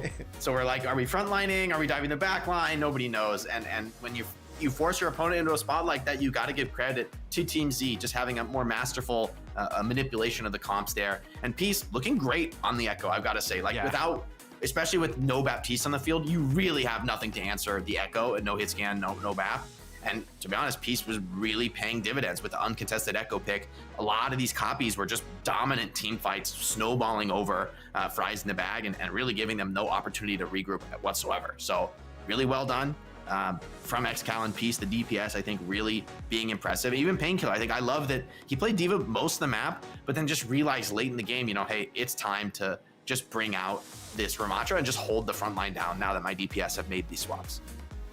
Yeah, absolutely. I think it's really made it difficult for the backline here for Fries in the bag to get anything going, right? With how Peace is playing, kind of coming up above you, whether it be the Echo or the Pharah, and then XCal on the Tracer, the Widowmaker, we see Reaper, just multiple different things where you want to play this rush style for Fries in the bag, but you just kind of have no support for the backline, where I think it makes it quite difficult, right? You're kind of playing this Mei. The Mei doesn't really, do anything to that, Echo or Pharah. Same, like you mentioned, Tracer a little bit better, but not a hard counter, like having a hit scan in the mix, where I feel like it's gonna force potentially Fries in the bag to kind of move away from potentially this Mei type of playstyle. Yeah, I mean, Nas looked great on the Ashe when he did bring it out. I think maybe it's just inexperience in terms of what are we gonna make these swaps? If anything, the comp that Team Z are playing is a little bit unconventional themselves, right? Playing a D.Va dive on King's Row. In the end, I have favored dive historically on King's Row, or not, at least in the last year or so, it has looked pretty strong. where the rush maybe is a little bit more forced, but at the same token, you know, if you don't execute, if you make any slip-ups, so we saw that map flip attempt that I think was well intentioned, but ultimately not effective for the defenders. So, you know, it can really go both ways on Kings Row. And I'm super interested to see where do Fries in the Bag take us from here. Do we see Flashpoint? If you want to play like Rush, like you can play like, you know, a New Junk City, right?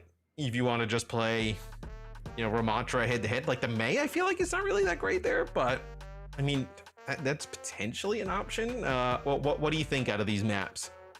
It's super interesting. I've always default to like, you should just pick Escort since there's so much diversity on these maps. There's probably one that you're bad at and one that you're very good at. So Shambali could be an option, right? If you really wanted to play May, I feel like Shambali is probably the best map in the pool for May, just as like a 1-to-1 on this hero May Ram, super strong comps.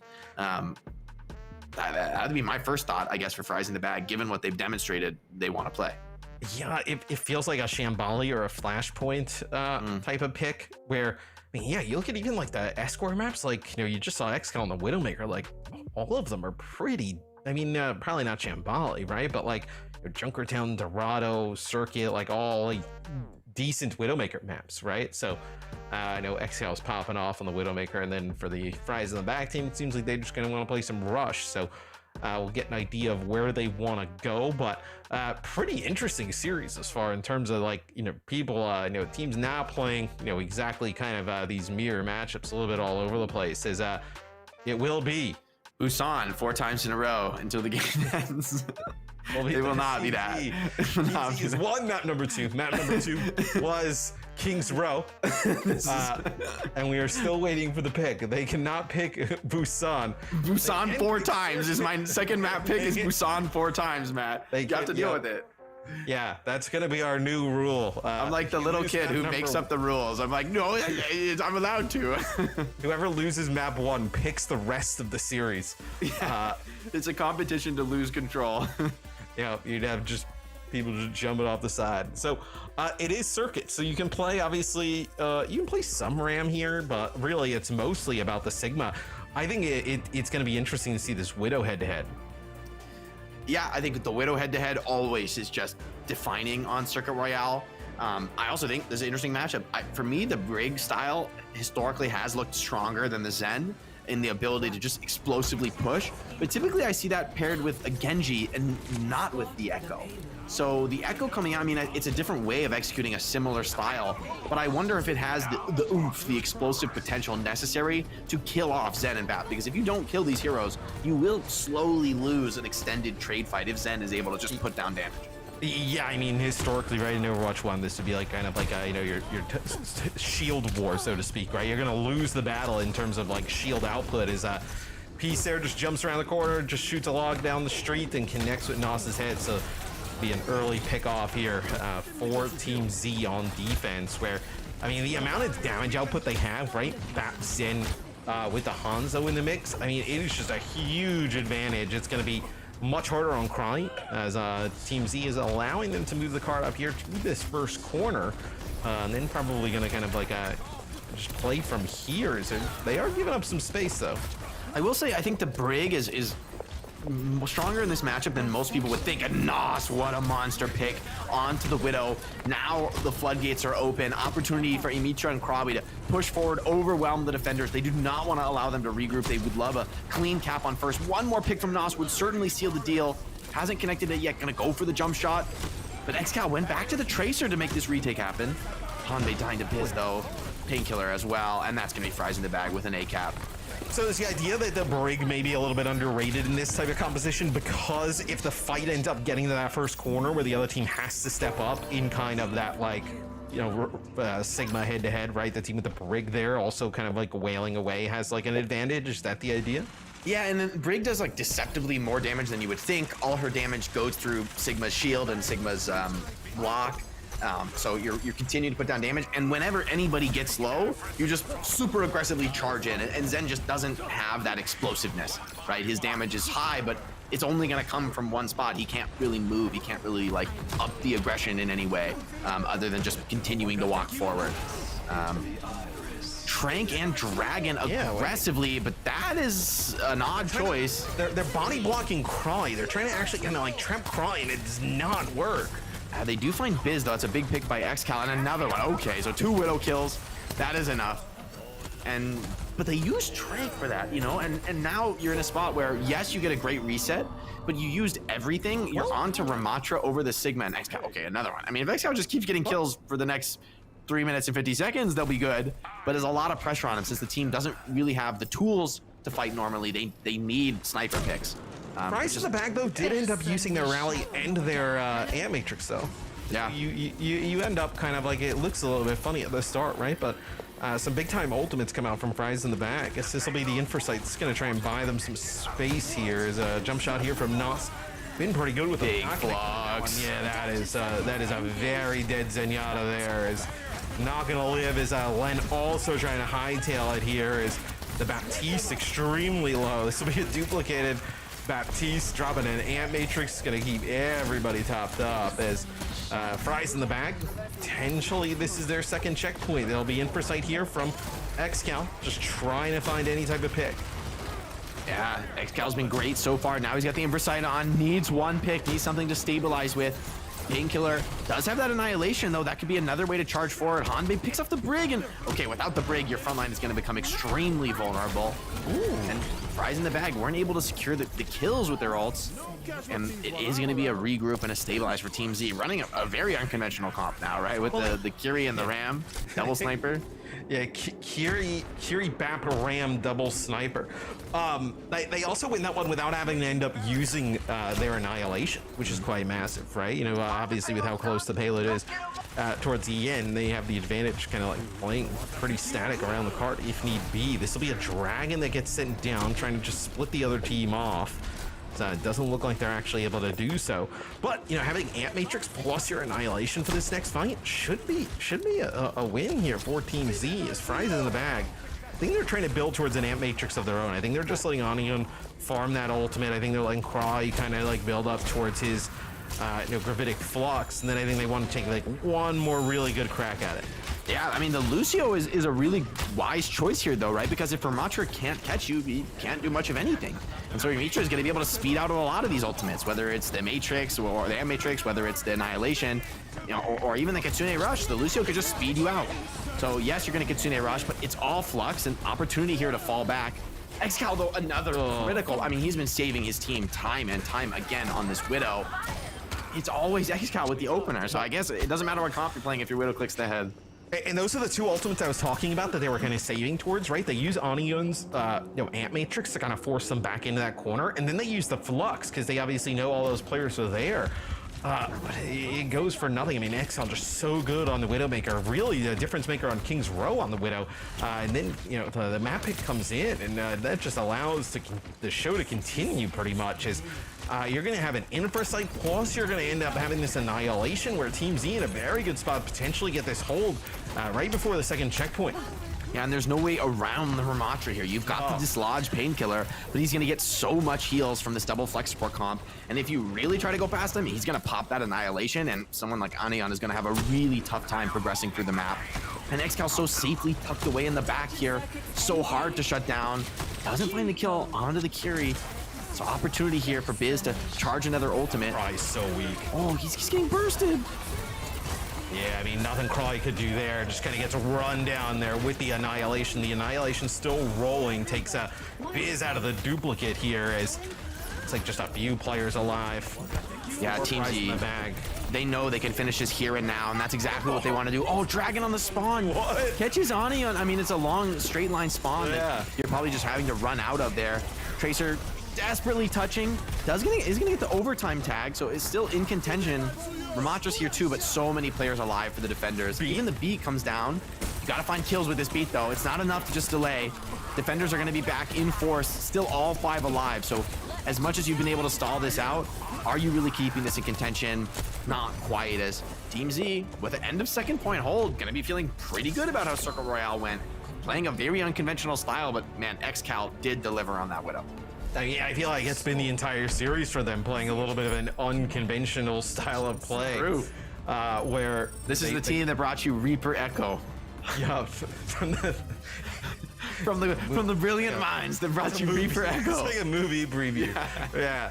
It's like people would be running out of the theaters. No, I'm kidding, but they look. I mean, it's got to be really difficult to play against, right? It's a little bit of a different kind of setup.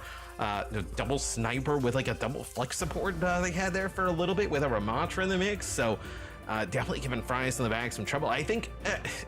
So you just played a game of King's Row, right? Where the other team, like XCal, obviously has a great performance on the Widow. I mean, you have a good Widow on your side, right? But I do find it a little odd to just continue to let the hot hand continue to keep going, playing that Widowmaker yet again. Not saying it's like one person kind of carrying the way here for Team Z, but XCal definitely making a difference. It is definitely a statement, right? To go up against somebody who just brought out the Widow, just looked good on it, and then take him to a Widow map. It's a high confidence play, but in the end, XCal was like, yeah, okay, I've been just warmed up on the Widow. Like, let's go to Circa, let's see what happens. And the Brig didn't fully work out there. I think the swap to Ram looked good against the Brig, was able to punish her and deny her any of that aggression. And the Echo from Biz wasn't really able to find the same connections that we've seen Peace get on Echo, let's say, throughout the series. It feels like the Echo for Fries in the bag, you need to be able to deal with the backline. It's all right. So now we're gonna have Hanzo Echo with the Ramatra, and then the BAP and the Lucio. What do you think about this count? Such an interesting choice to run Echo Hanzo. I don't mind the Ramatra Lucio and trying to rush over that Sig and run him down, but you don't have a DPS like a Sim or like a Mei that would really enable that. So it's going to be, in the end, Team Z with these poking DPS and yet a brawling front line. To be honest, I can't make heads or tails of some of their comps so far, but it is 1-1 in the series, and it's looking like they might go up 2-1, so I don't want to criticize them too much, as they may be winning this here. Should be really difficult, though, without any brawling DPS to actually get through a Sigma and a Brig in the front line. Yeah, I mean, it's just got to be about the damage output there of the Hanzo, and actually they deal with Biz, so early first pick off. If the Hanzo can start landing some of these, storm arrows and whatnot at range, that allows the Echo to get a little bit more aggressive, but that's going to be an answer back from Nas. But XCal yet again connecting at these long range headshots with whether it be the Hanzo now, playing the Hanzo now, but formerly on the Widowmaker. I mean, just looking tremendous as storm arrows into Crawley. They're doing a nice job keeping Crawley up, so this isn't a first point take just yet, as Team Z, they don't really kind of have that firepower, like you mentioned, get around the corner, fight this Brig. Now the Annihilation speed boosting into the backline, Anion desperately trying to kite away, and that fallback ends up costing Crawley his life. So the Annihilation ends up being the tool they need to overwhelm this front line as well. I mean, XCal, massive picks on that Hanzo, right? Like a few critical kills. I think any one of those doesn't come in, and I mean, look how stable Crawley looked in that corner. I think that could have been a hole without XCal's heroics. So well done by Team Z, showing that even with an unconventional style, they know how to play to their outs, right? They're still playing to the best potential possible with the heroes they're running. Well, now Nas now says, hey, that looks kind of fun. I'm going to play the Hanzo myself.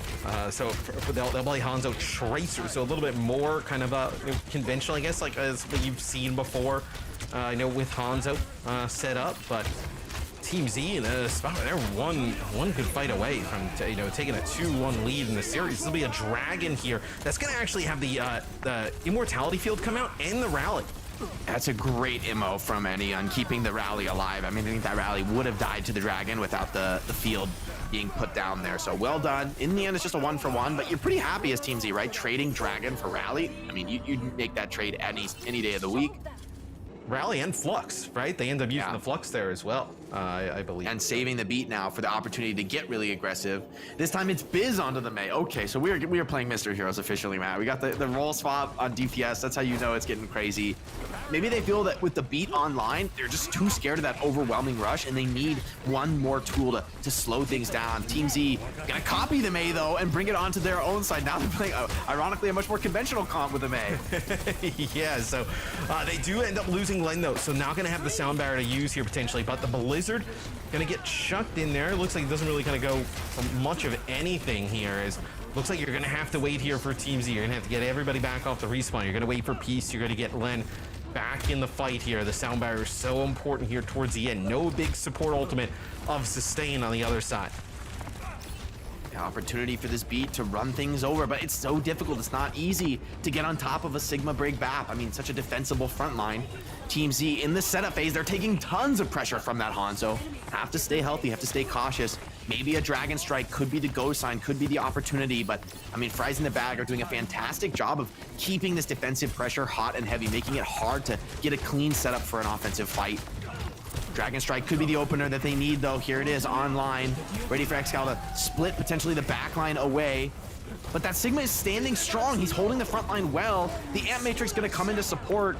Now it's speed, now it's coming over the top. Hanbei with this Kitsune Rush as well, 99%, and the Annihilation, it's too much. Defenders can't even come to the cart. Beautiful layering by Team Zero to close out here in the end. Yeah, I mean, just tremendous, right? They end up having the Annihilation there towards the end. They have the sound barrier. They push on through. They also had a Kitsune Rush if they needed, and they just push Fries in the Bag just off of the point. There's no way that they can kind of stand and contest. So Team Z doing some unorthodox things in terms of comps, some things we typically don't see, but making it work here is they go up 2-1, where now for, Fries in the Bag, I mean, you're in a difficult spot, right? Do you play like a push, or do you go to like a flashpoint, where I think you're going to see probably just like rush style of play, where Kings Row, they were able to do a nice job, Team Z kind of playing around that. So take a look at some of the highlights here from this second map, Circuit Royale. So I mean, I can understand why Fries in the Bag picked this map, right? I think they're clearly comfortable on the poke style. I think Nas did look great on the Widow, but Excal just went toe for toe, just too consistently, too effectively, arguably getting the best of that backline hit scan duel on the map. And then this, unique style with the Echo, it absolutely worked. Honestly, for both teams, right? Both teams looking good with those Echo copies. But in the end, the Lucio proved to be devastating in the final fight, right? Like the ability to just swarm over the top. You cannot escape the Annihilation when you're at a speed disadvantage against your opponent. And I mean, Painkiller really knew how to push his advantage in some of these spots. Well, you also end up having the sound barrier at the end as well, right? So you end up getting the sound barrier plus the speed plus the Annihilation. There's no way you can fight that in that instance. There is take a look here towards the later stages of the game, as that's going to be the Dragon that we were saying that's going to like split them kind of off, and looks like they're just maybe waiting even for Painkiller. Yeah, they get that sound barrier around the corner, then they get the speed, and Painkiller's in a perfect spot here with this Annihilation. Goes right over the top of the wall there, and nothing they can do is obviously a little bit of a surprise probably for Fries in the Bag. Expected to come in here potentially win this series against Team Z. Probably there's some more kind of household names, particularly on Fries in the Bag. The Team Z putting together some really interesting comps, and they're just one map away from taking it. And there's something to be said for being the team that's willing to innovate, right? Being the team that's willing to play a style that other teams haven't practiced, haven't prepared, because you get to prep that, you get to practice how you're going to execute this unconventional style. But your opponents, maybe they've never seen it before, and maybe they slip up, maybe they're out of position more than they ought to be, because you're innovating, right? And that's your advantage, I think, for Team Z. Maybe sometimes they're cooking a little bit too much, but you can't fault them for bringing out these new looks that are effective. It's not just throwing anything at the wall, right? They're playing a unique, different style, but they know when they've got the right skills, right ultimates to put together, they are making those combinations work, and they're fantastically aggressive in the moments where it's called for. Yeah, Team Z looks pretty strong right now. Fries in the Bag just searching for some answers. We'll give them some time here to pick their map number 4, map they absolutely need to win. We'll see it on the other side of this quick break.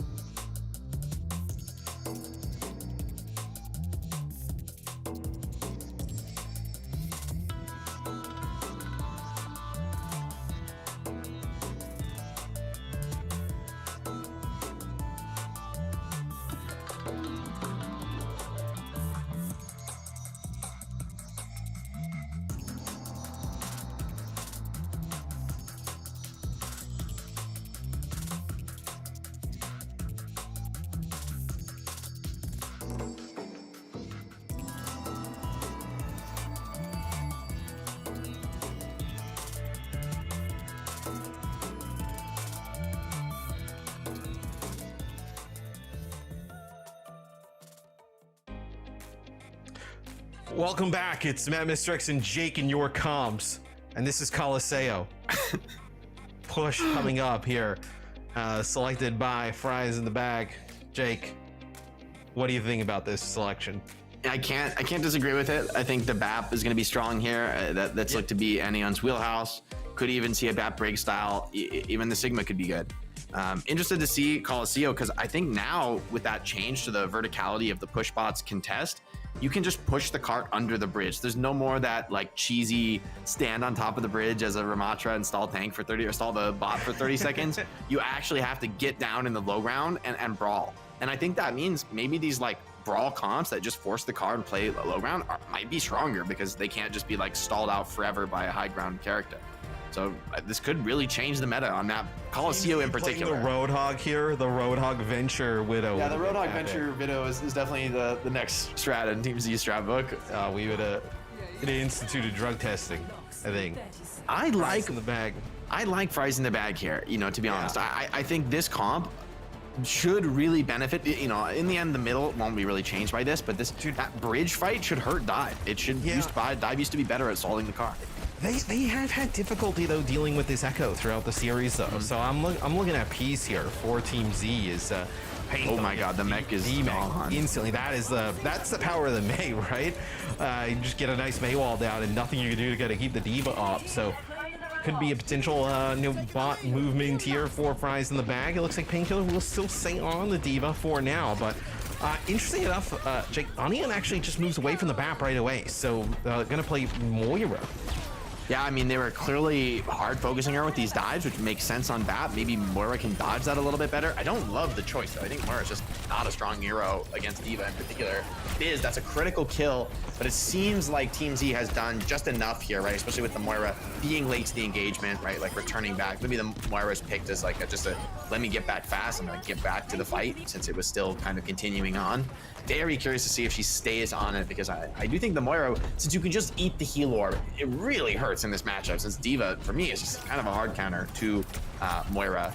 Maybe it'll be enough. Maybe it could change things. Oh, but Len kills Nas. Oh no, things are going from bad to worse. The pressure that Peace and Excal are applying is kind of getting to Fries in the Bag. Is in the end, they are running a comp that has to kind of run the gauntlet. I mean, look at this great setup for Team Z, surrounding from all angles. They're in a fantastic spot to just kind of collapse. I mean, look at that. He's in a very difficult spot. They end up kind of healing Biz up, but just taking so much damage on the walk up. I mean, look at Crawley now as well. They're trying to power block, run away. It's not happening. I mean, this Moira just isn't really able to heal through the aggression. Kitsune Rush comes through. Nas forced to ice block in a compromised position. The team is going to get him to safety, but we should see a first point cap here. And Team Z, I mean, I don't think they've even really shown us their full strength, right? They still have the Sound Barrier. They still have Copy and D.Va bomb. And honestly, for Fries in the Bag, I don't see how you actually connect and force an engagement. Feels like it's always going to be Team Z going first. Always going to be Team Z attacking. Yeah, I mean, what do you really do, right? The faster these fights go, it's going to be way better for Team Z. It's going to be a duplicated Ramatra here. It's going to get an Annihilation that comes on through. Painkiller ends up using the self-destruct, not going to get one with it, but it's going to be the rest of the team coming up with some kills. It's going to be Peace getting out to the sky yet again.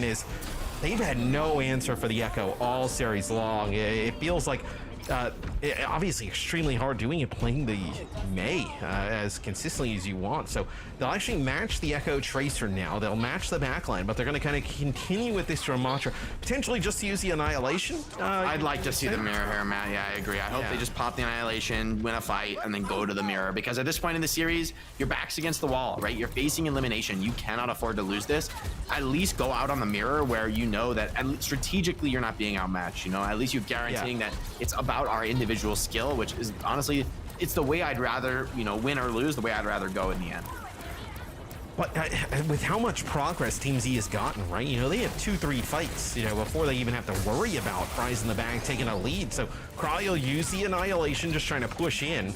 So it'll be Excal just trying to get a touch here, as the Annihilation doesn't really do anything outside just putting down a little bit of damage. But Hanbei and Co, they're going to come back here with this Kitsune Rush to see how fast they're going to move on through.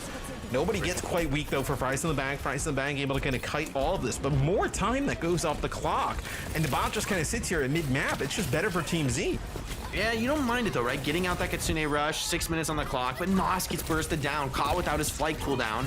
And now it's a scrappy trading engagement. Imitra trades onto Len, and having 2 supports alive is a big advantage in this type of an engagement. Echo overextending, potentially thought he could get that kill. It looked good to me, but the save came in from Anion and Imitra, and having that second support alive made all the difference. And yeah, as Anion lands a really nice cleanse there on a Cry, which ends up keeping Cry alive as he's getting focus beam down. So after about, a minute or so, it'll be Fries in the Bag getting control of the bot yet again. This might be a little bit of a window here, though. They do have their own Kitsune Rush. They're going to have a duplicate here. They got to get good value out of these. Yeah, Kitsune Rush onto the point, going to force a full retreat out of Team Z, which may have been necessary here with D.Va's ability to just kind of stall the cart indefinitely, but it's not what you want. It's not the decisive team fight engagement. And Hanbei picks off Anion with a quick headshot. D.Va as well as targeted Nos, kills him at 97 on the copy. That's a painful death. And even if there's kills to go down here for Fries in the Bag, they're just going to take the cart and run away. Yeah, the bot has been ran away. I mean, this is exactly the type of fight you want when you have a big lead on push. Just scrappy trades. It's always going to favor the game on your side of the map. You push the cart back here, but you're not even really committed to this progress, right? You're happy to just take this same fight over and over and over again. And to be honest, I think Ramatro's a bit of a liability here without the ability to get into the enemy high ground. You can't chase down the enemy Echo piece. He has a very unfair advantage over the enemy Echo when he's got a D.Va able to protect him. This will be a Kitsune Rush here from Hanbei and Team Z as they want to push the aggression. It'll be a duplicate here from Nos onto the D.Va here. So once you use the defense matrix here to try and help the rest of the team. Sound barrier that comes through here for Fries in the Bag. It's going to be Len's sound barrier here as well for Team Z. It's a self-destruct potentially here available for Painkiller. That's going to be the one from Nos. Painkiller end up using the self-destruct, just trying to get a new mech back. Oh, and Kwame got caught by the self-destruct in the room and gets bursted. Fries in the Bag, desperate. I don't think they might not get a reset here. It's going to be close yeah, probably going to swap over to the D.Va. Is it too little, too late? Painkiller wants to get kills, but doesn't really want to risk his life, given that they already have the lead. No need to take a big risk. I mean, this is where it's brutal to fall behind and push early on, right? You just spent about 3.5 minutes just mid-map, essentially, for Fries in the Bag, getting absolutely zero progress. And Team Z now just has you in a position where you basically have to win every fight from here on out to give yourself a chance to win it. I mean, you see the contests here underneath from Painkiller and co. They're gonna back up. Now we're gonna get another fight mid-map.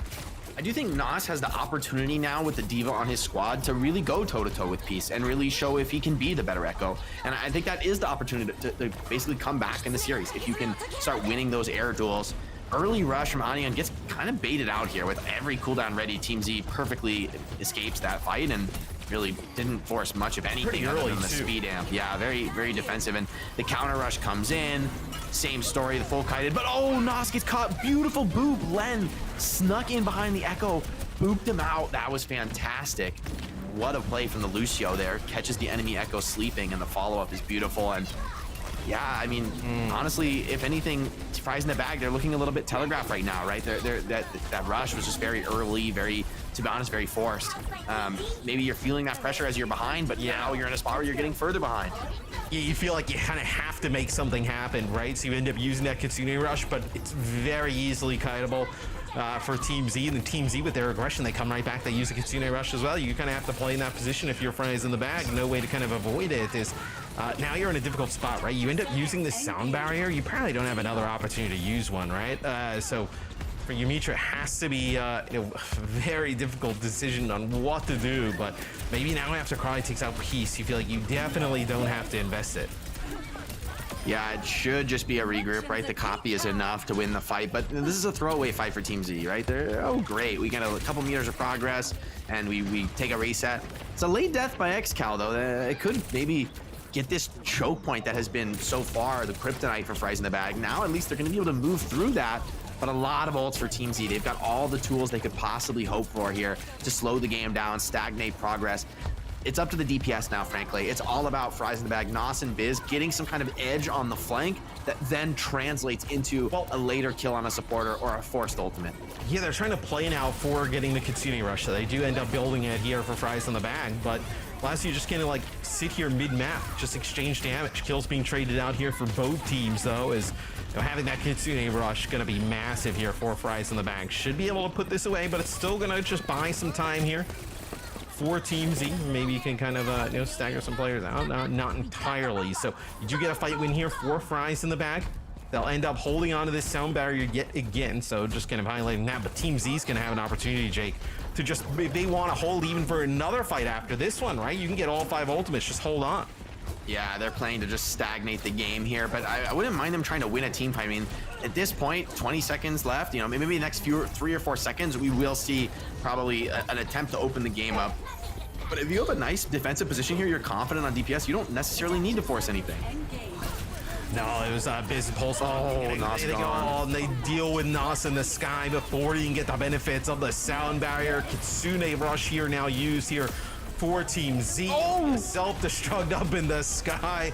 That is 2, and that is Team Z, Jake, closing it out. They looked fantastic here.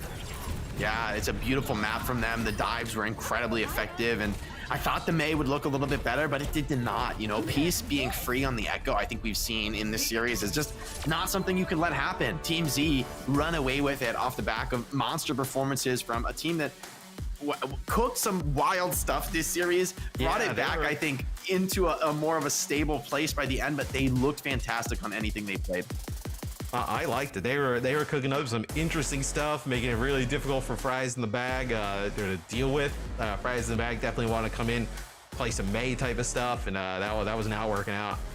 You know what I love about those unconventional comps we've seen though? Like, it wasn't them just like throwing stuff at the wall and seeing if something sticks.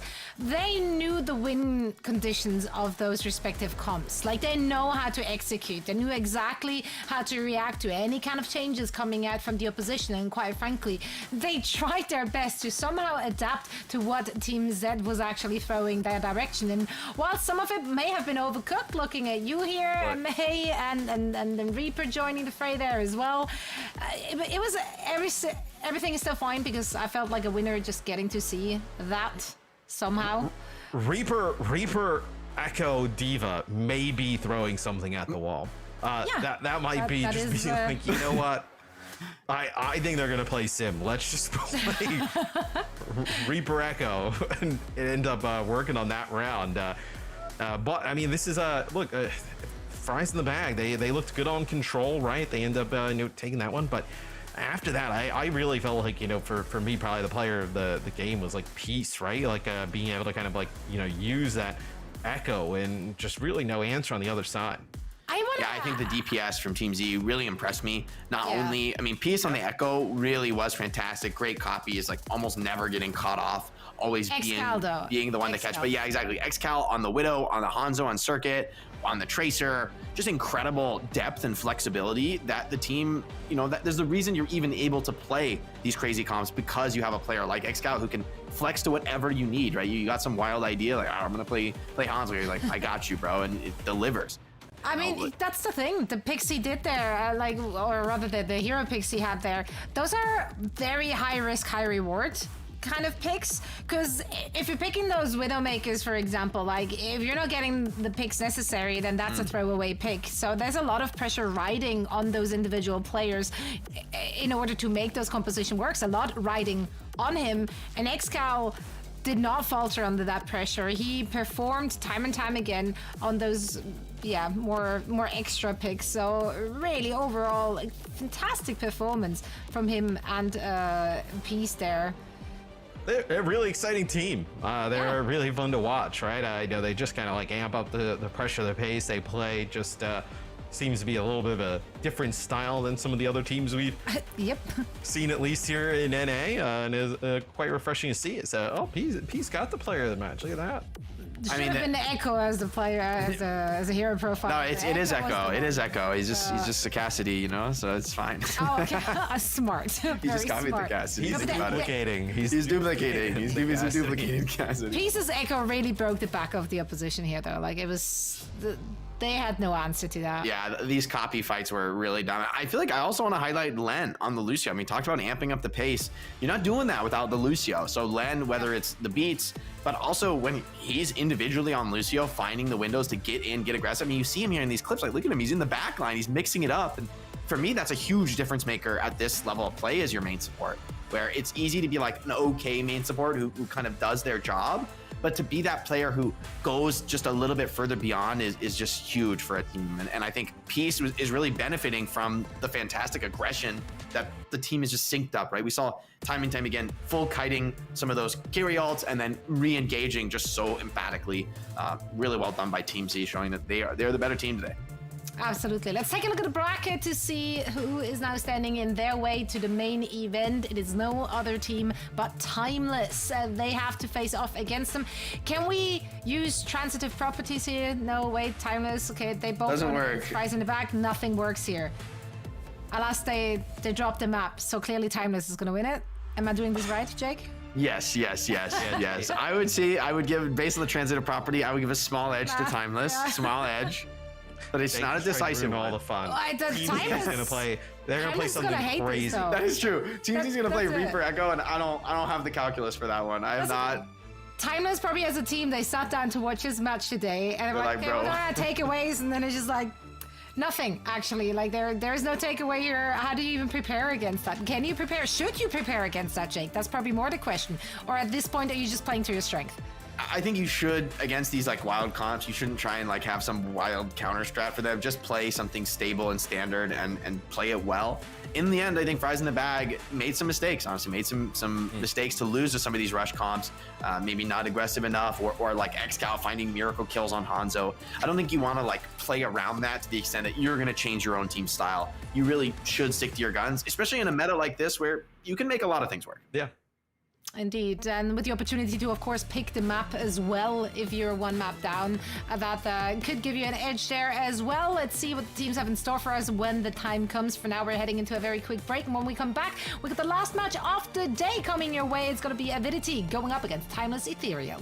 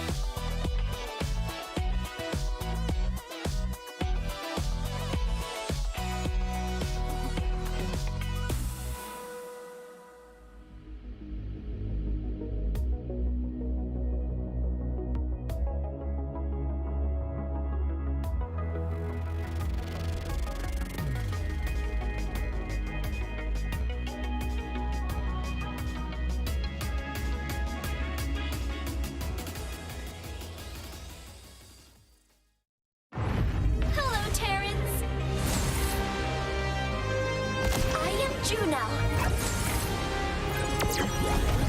My adventure has just begun. Welcome back, one and all. She's quite chirpy for someone who abandoned her family, isn't She she? seems happy to get the hell off of Mars. She was like, hey, you're gonna like, build "I'm that out." ship with one seat. I'm on it. That's me. I'm taking it. Did she even like try to discuss it? I don't know. I have a lot of questions. Nah. I need to have a sit down with the dev team. She Like, probably forgot. She's like, just like in All Ari, those she's like, people. oh well, moving on. I got some new friends now. No, Ilari, at least Ilari, she's dark and you know, Kind of, troubled but and not traumatized really. by this terrible occurrence, right? She's intense. I'm happy for Juno. Juno is very You're chirpy. happy for she's just happy to be here. You know what? I'm trying to be happy for her. Yeah. I'm also happy to take a look at the last few teams we have for you today. Group A, thanks to Toronto Defined, only had one spot available for all the other teams to fight it out for. So yeah, it all comes down to this for these teams. We're heading into our decider match. It's going to be Avidity or Timeless Ethereal taking the cake. And when I say cake, I actually mean the slot for the main event. Now, of course, Avidity, if you follow their journey, they've been acquired by Hypnos NA mid-April, then completely revamped the roster in June, like literally completely redone it. And then just, I think 2 weeks ago, like literally before the stage 3 started, they made the last few swaps, getting like Twals in, getting Sloth and Watch. So it's like a lot of changes, not much time with each other. On the other side, Timeless Ethereal, they have the synergy. They've been playing with each other for a long time, and while we unfortunately thought that we saw the last of them, they disbanded and then they reacquired the roster. I'm not entirely sure how to put words. They're back. But they're back, and that's all that matters. A lot of exciting stuff on this team, of course. Bun, my absolute MVP. If you watched him play last week, Bun was fragging out. She's my favorite. I want to see Genji from her personally because that's just me. Probably not happening, but Jake's looking immediately going like, no, why? I love Genji, Great Genji, but Winston though. is quite strong. We send all our eliminated teams through the gates of heaven behind Jake there. That's true. That's where they go, in case you're wondering. Well, one of the two teams will join Jake through those gates. So, guys, please take it away. I'm excited to see who ends up going to heaven and who is going to advance to the next round of the OWCS as we start on Samoa, chosen by Avidity. Yeah, and this is actually a rematch, right? Yeah, these two teams match up in like the first round of this group, where Avidity did end up winning that one 3-0. So we'll see. Was that actually on like another patch? I guess if that was like I'm last. wondering, was it far enough ago, long enough ago to be the last patch? It might have been. If it was last weekend, then it would have been. So. At the same time, this wasn't like an earth-shaking patch, you know, other than the new hero who isn't, of course, available in professional play yet.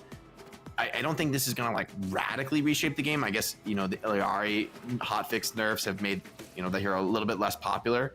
Curious to see, though, friends with a few players on Avidity, played with Pella before, an exciting up-and-coming tank player, really adding a lot to his flexibility recently, as both teams locking into Winston comps right now. Yeah, and we've seen awesome things like Zoe is saying from Bun in her past, so we'll see. I think Bun and X10 both impress me a lot when I see them play. They are going to be running to Larari despite the nerf, feeling confident in the pylon, playing with Tracer there, X10 on the flank, able to get some space for the dive. Pella forced out very, very quickly, has to fall back, but it's early enough that it's not going to cost them the point, given that it's not open just yet. Do you think the Ilari nerf is to the point where, like, not a great selection, or is it still somewhat viable in certain situations if Bun falls in the hands of Eve? It works, but it's fragile, right? And you have the opportunities to get punished by an enemy Tracer who's going to just have a lot more heals than you. So Halo's going to need to find damage, find kills to justify it. Avidity trying to flip, Timeless trying to hold on without overcommitting resources, and in the end, they're just gonna like to give the point up, take a stable regroup, and fight at full strength. Bun is gonna have a hard time on far at this map, right? Very open map, very easy for somebody like Wisps to see you coming and to sort of shut down that dive before it begins. And this is the problem with the Ari. How do you open things up when you're in a nice, stable defensive setup? Yeah, not a lot of great heal options as well for Bun, as should be up in the sky, right? With that Illari, not really much range at all. Is Nano available here? This will go on a Pella. Nade. Oh, that's a great play from Skier there. Getting the nade, Nano the Winston.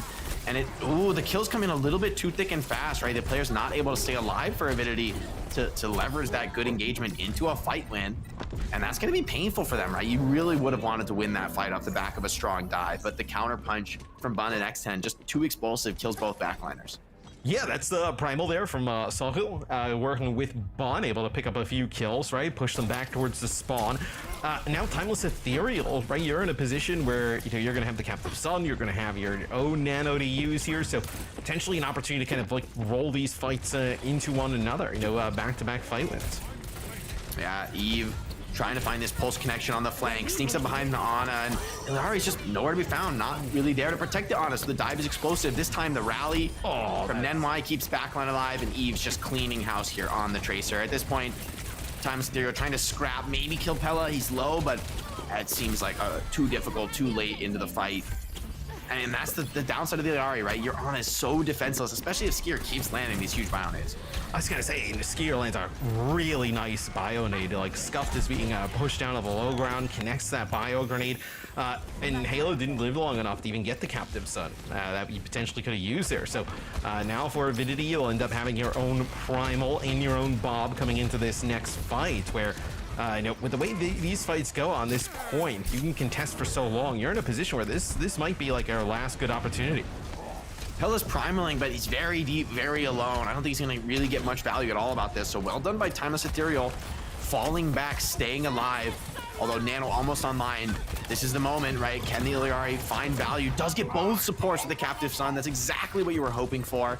And it should be a flip here as just Avidity trying to stall things out, maybe finding a trade kill here or there.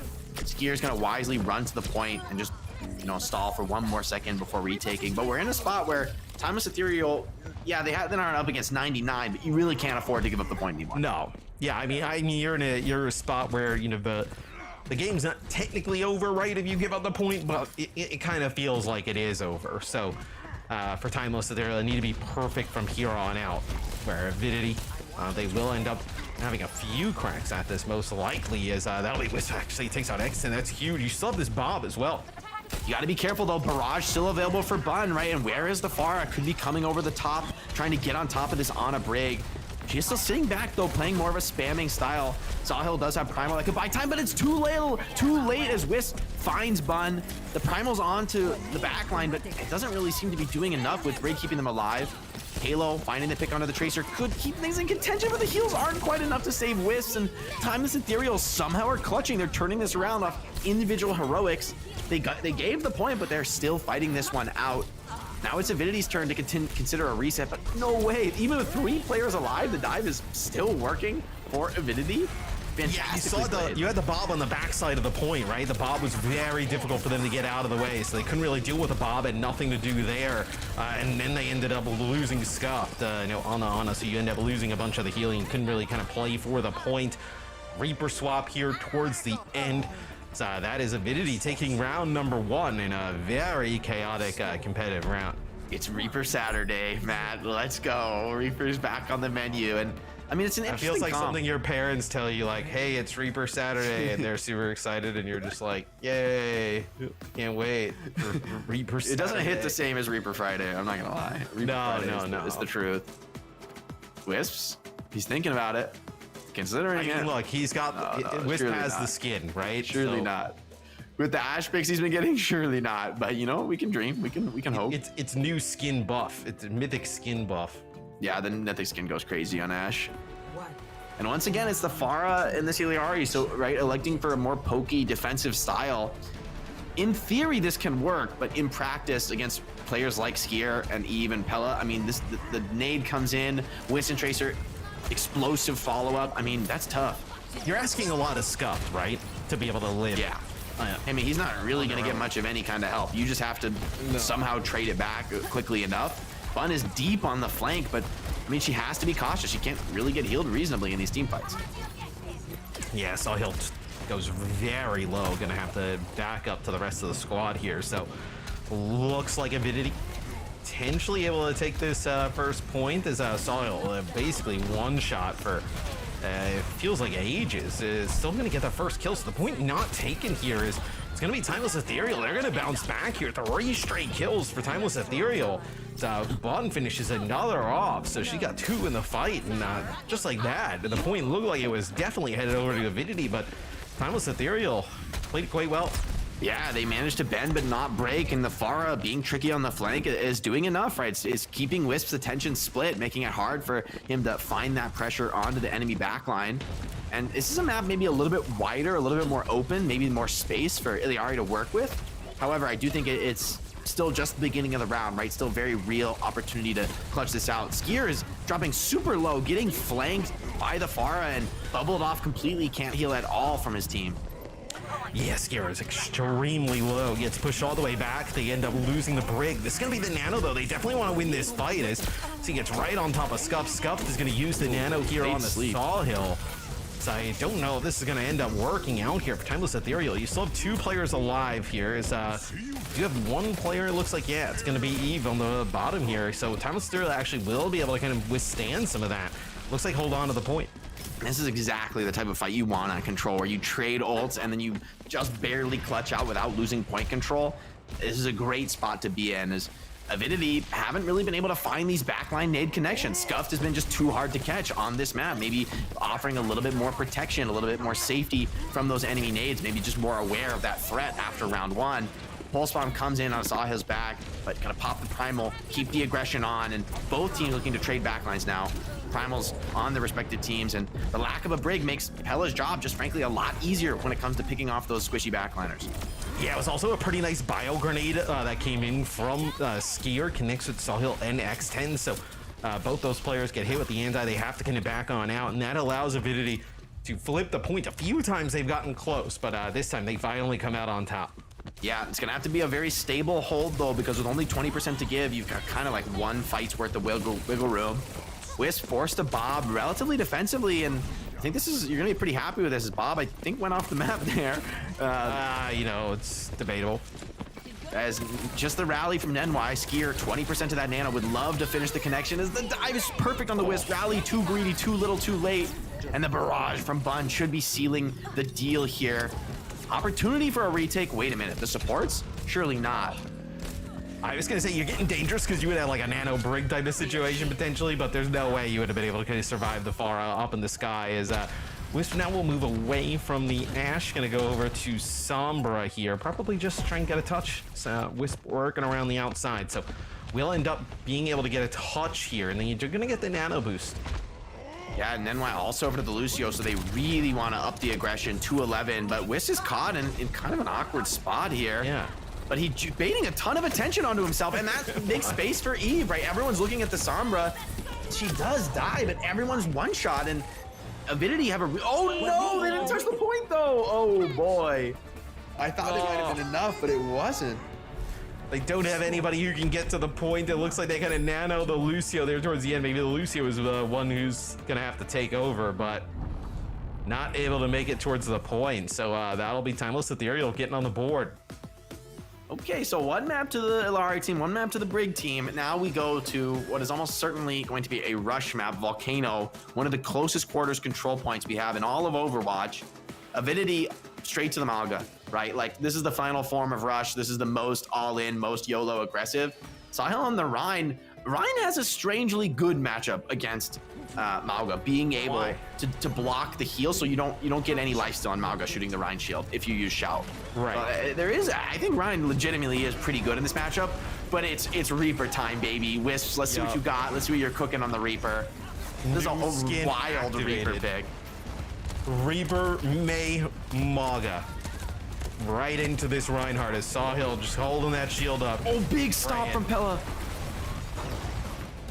It's not enough though. Wisp to get shut down. The boop is in. Maga's fighting strong though. Maga getting a lot of support, but the pin comes in from Sahil, and now it's a scrap. Both teams low numbers, brawling it out, trying to trade kills. Halo super low HP, but the clutch can't come in. Too many heals. X10 too stable on the Cassidy, and the cleanup. Halo finishes off Eve, and that looked like a great opener from Avidity. Pella finding the stomp onto the backliners, but Scuff keeps everyone alive. And, you know, the team synergy, the experience shows, I think, really well when they're in this rush style. Wisp wasn't really able to find that good connection on the Reaper. Oh, definitely is. Looked like a Maga Stomp comes in. Oh, they wanted to make a play for Halo, and they do find Halo Reaper? and X10. I don't think there's anything you can do now here for Timeless at the aerial. I just saw him with a pin there on a Wisp just to make a statement there, but this feels like it'll be Avidity who will end up flipping. Yeah, I think Timeless Ethereal making a big mistake there trying to fight in the small corridors. I don't think that's what you want to do at all against Maga. I mean, as much as you have the Venture, Maga and Reaper are just the kings of these tiny little flank rooms with Moira as well. I mean, so much chaos. Timeless Ethereal, I think they want to keep things stable, but the retake could be a little bit awkward for them. I mean, you have to turn the corner, right, to get your high noon, to get your window off, and there's always the chance for Avidity to just swing on you and rush you with that Coalescence.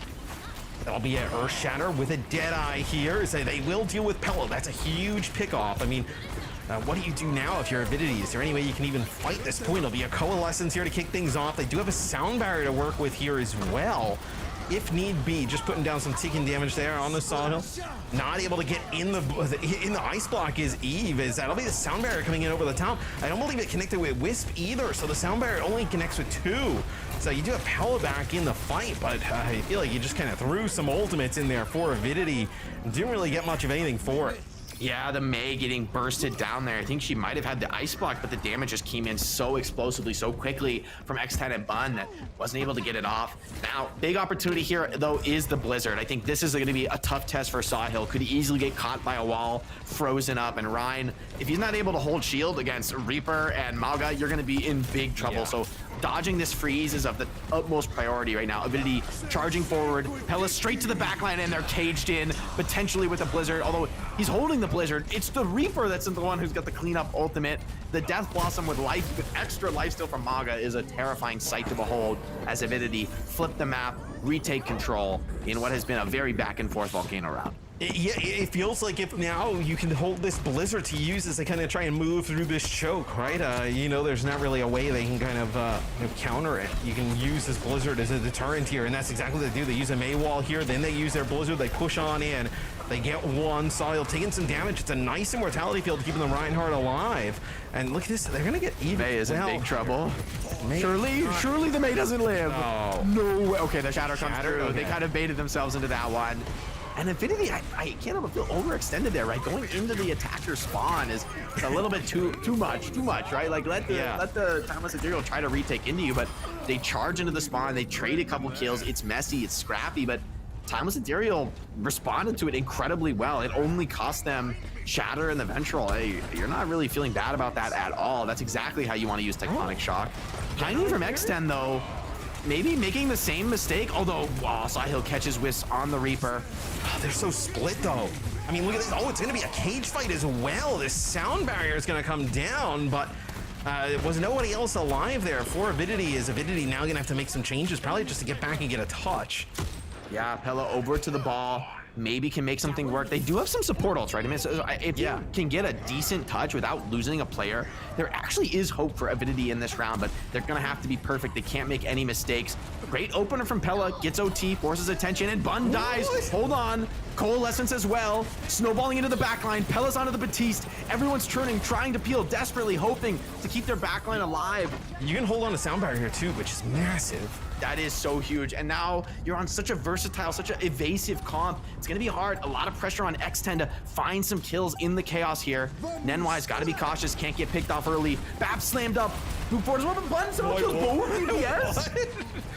Oh, a double kill there from Bun as she connects with both. That'll be a Shatter there that ends up taking out Pella. What a turn here towards the end is a Timeless Ethereal. It looked like that Avidity was going to bounce back in and take it, but Bun goes massive there in a final fight. Oh, wow, if that's any signal, I think, for the rest of the match, we're in for a very close series with both teams having different perspectives on the meta, different takes, but both teams leveraging them very well. And Pella actually is a very strong ball player. I think he originally was a ball one trick when he started playing Overwatch competitively. I mean, he got top rank on ball. I like the ball one tricks. You know, if you're a ball one trick, you understand the game on a different level, you know, so you can maybe bring it on other heroes as well. Yeah, I don't understand how somebody can one-trick wrecking ball, but you know, people find enjoyment in lots of stuff that I don't find enjoyment in. You know, like riding bikes. Yeah, bikes. He's got a bike there. You know, it's up there, it's doing his thing. So I mean, that's what he likes to do. I like to sit here. I like to sit in front of my computer. That's my. Is that your hobby, Matt? Sitting here? Yeah, my main source of hobby of fun is just being seated. That's probably my main source of fun, but this is a crazy map number 1. This is also a series where Avidity, they ended up winning 3-0 against Timeless Ethereal like last week, right? So to come in here, Timeless Ethereal take map number 1, like, it is a big confidence booster from them. And I also think the way they did it, just absolutely crazy at the end. I don't think this Alari really like paid off. I don't know if you bring this one out through the rest of the series, right? It looked better once they started to play that faster pace at the end. Yeah, it was decent, but I think we did see, especially on the first map, the holes that were left in the comp, right? Alari's doing damage, but it was the Ana who feels the punishment, feels the pain. It's more subtle too, but Tracer tends to struggle when there's no Brig on the field because, you know, she's getting number 1, getting booped and bullied by the enemy Brig, but also the Tracer 1v1 is not a fair fight when one Tracer's getting Brig packs. It's almost impossible to turn around and win it. Bun doing a great job with very little resource as well, though. Honestly, this is a comp where you really are leaving your far out to dry and just hoping she finds some miracle damage, and she lived very well in these fights, right? Getting consistent game impact that I wouldn't necessarily expect when you're running an Alari. I mean, Bun, she is sick map number 2, and then the end of the third map was just bonkers. Right here, this is a nice Cage plus Death Blossom combination here for the side of Avidity, but I can't lie, Avidity pushing the spawn here though is an egregious throw. Like, there's no other word for that than throw. You went into the attacker's spawn where you are visible from the spawn door. If you saw your teammate in the position that Eve was in on May, I'd be like, bro. But they were quite deep into the spawn. Here towards the end, that's where Bun, I'm gonna pick up 2. I mean, yeah, they don't get the beat on the DPS. That's why it's painful. Oh, yeah, that's a good catch. Yeah, they don't connect with those damage dealers, and then they end up dropping on top of that. I mean, look at the healing output here. 4 Timeless Ethereal. I mean, other than the damage, I mean, it is just all dominated by them. Yeah, Avidity, especially on that second round, right? They felt very out of sorts, felt like they couldn't really get anything aggressive going. And the Pharah flanking them was really pulling a ton of attention, and they weren't really able to respond to it effectively. Yeah, so I think that second map, there's a little bit more of the open flank with Halo way out on the right side. Maybe they already looked strong there still, right? With a great position to play, and with your Ana having a safer spot, maybe this double flex support can still work, even with the Alari nerfs. I think it's a little bit more questionable, but I think it's possible with what we've seen. Yes, just taking a look at kind of what we saw in the last series, I am curious on where they decide to go. So the last time they played, we saw Samoa, which Avidity did win 2-0. We saw Eichenwald, and then we saw Shambali. Avidity won all of those, obviously, in a 3-0. So I wonder if they take us to either the Eichenwald or the Shambali, knowing that obviously they just played against this team on the 16th. It was when that match took place. So they played them on the 16th. So not that long ago. I will say I like Avidity's chances on the rush. I think if they didn't kind of toss Volcano with that, diving into the spawn with the Blizzard, I think they probably would have just won that map easily. Like, with the enemies retaking the Blizzard, I think you look like you're in a great spot. So I don't love the idea of just forcing rush. I think that, honestly, Avidity looks solid on the rush. They look good on the dive too. I'm wondering, maybe the poke matchup is a place where you can find an edge here for Timeless Ethereal, maybe a Circuit Royale. I think X10 and Bun are both really confident on DPS, and I think poke is a style that does emphasize those DPS players. Pella as well. I think he specializes in main tank for sure. It's going to be Dorado from Avidity. Avidity goes Dorado. So their game on Eichenwald that they ended up winning last week, it was 3-2, so reasonably close. But Dorado is an interesting pick. I mean, Dorado, it feels like you kind of have to play a little bit more, you know, dive centric, a little bit more aggressive, right? Kind of feels like where this map will tend towards to go to. Yeah, I think this is confidence in just their whole team, right? With how good Skier looked on the Ana. I mean, they want to play Ana, Brig, Winston, Ashe, Tracer. And I have a hard time imagining much else really seeing play on Dorado. There's some BAP Diva styles that, you know, you can kind of workshop in, but I'm not sure either team really will do that. And I think this is a map where the Illari is a huge Achilles heel. If you don't run a Brig, you are going to be having a bad time on Ana with the enemy Winston Tracer just haunting you. So yeah. I'll be curious to see if Bun ends up sticking with the Echo or if they go for a hit scan look. Historically, something like the Widow has just been too effective, right? Like if you don't play Widow on second point, oh, good luck. In the end of first point, that high ground, it's super difficult to get to the enemy Widow and shut her down. And in the end, someone like Wisps, they're always going to get chances to take your head off. And you're just kind of hoping that they miss a couple of those chances and that you can connect to them. With this Echo and get on the back line, but I have a hard time imagining. I mean, for me, this Echo, I think it can work theoretically, but I favor the Widow teams here.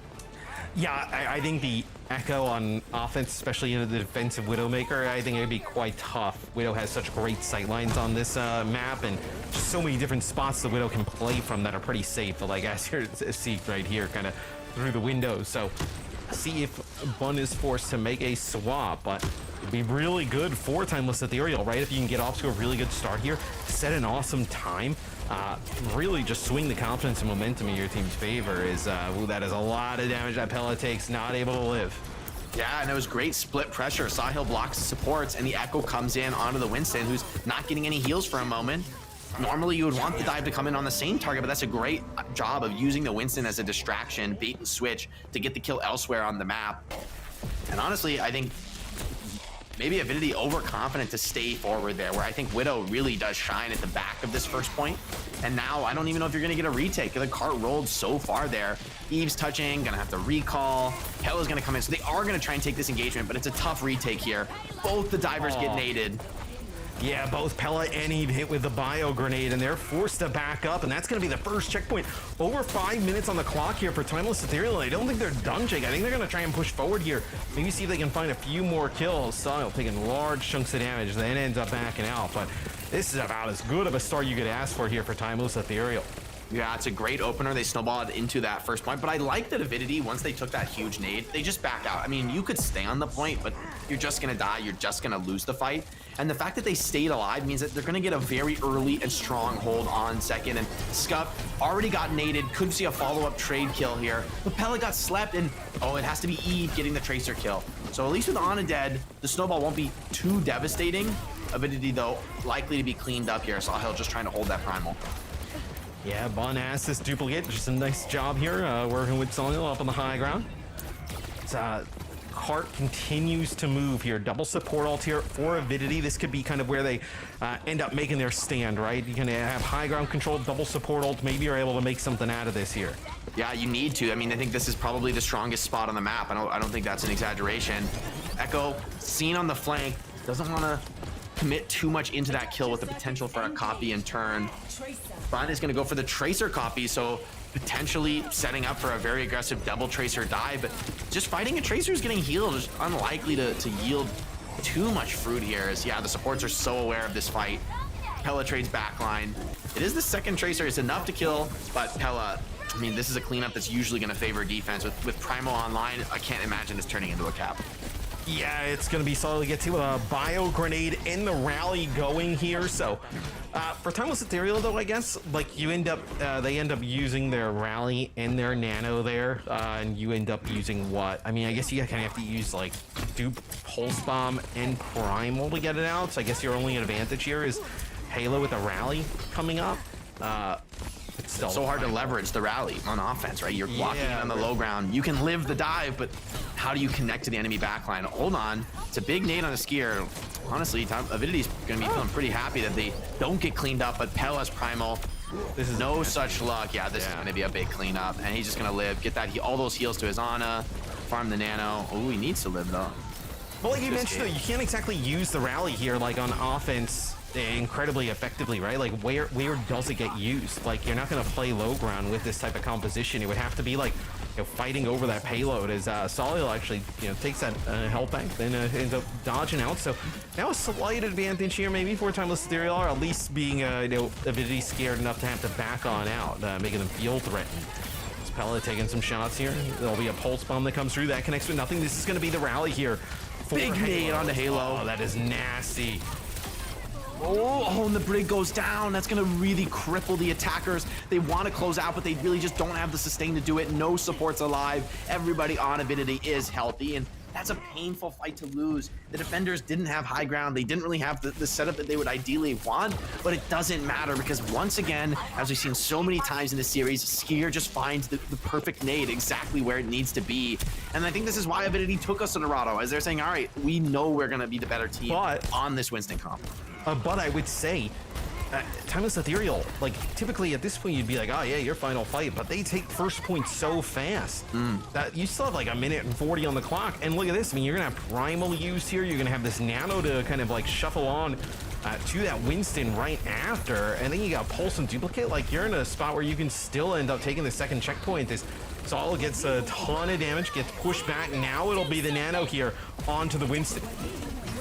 Yeah, it's not enough though to get through the rally, getting healed. Eve wins the duel against X10, and now Pella nanoed, holding down the point. Fun gets cut down. It's an expensive fight for the defense. Cost them 3 ults.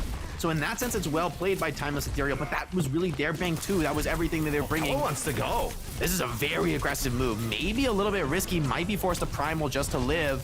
But if they can get Sahil, in the end, they're gonna be feeling pretty okay about this. And maybe more. Maybe now it's time to catch more spawners. I like this aggression. Onto Sawhill at least, but getting the kill here on Halo, that is huge. As you know, look like potentially maybe going in a little bit too deep, right? That's kind of what happened to Avidity map number 1. They went a little bit too far. Look like maybe the same thing here. That time it pays off.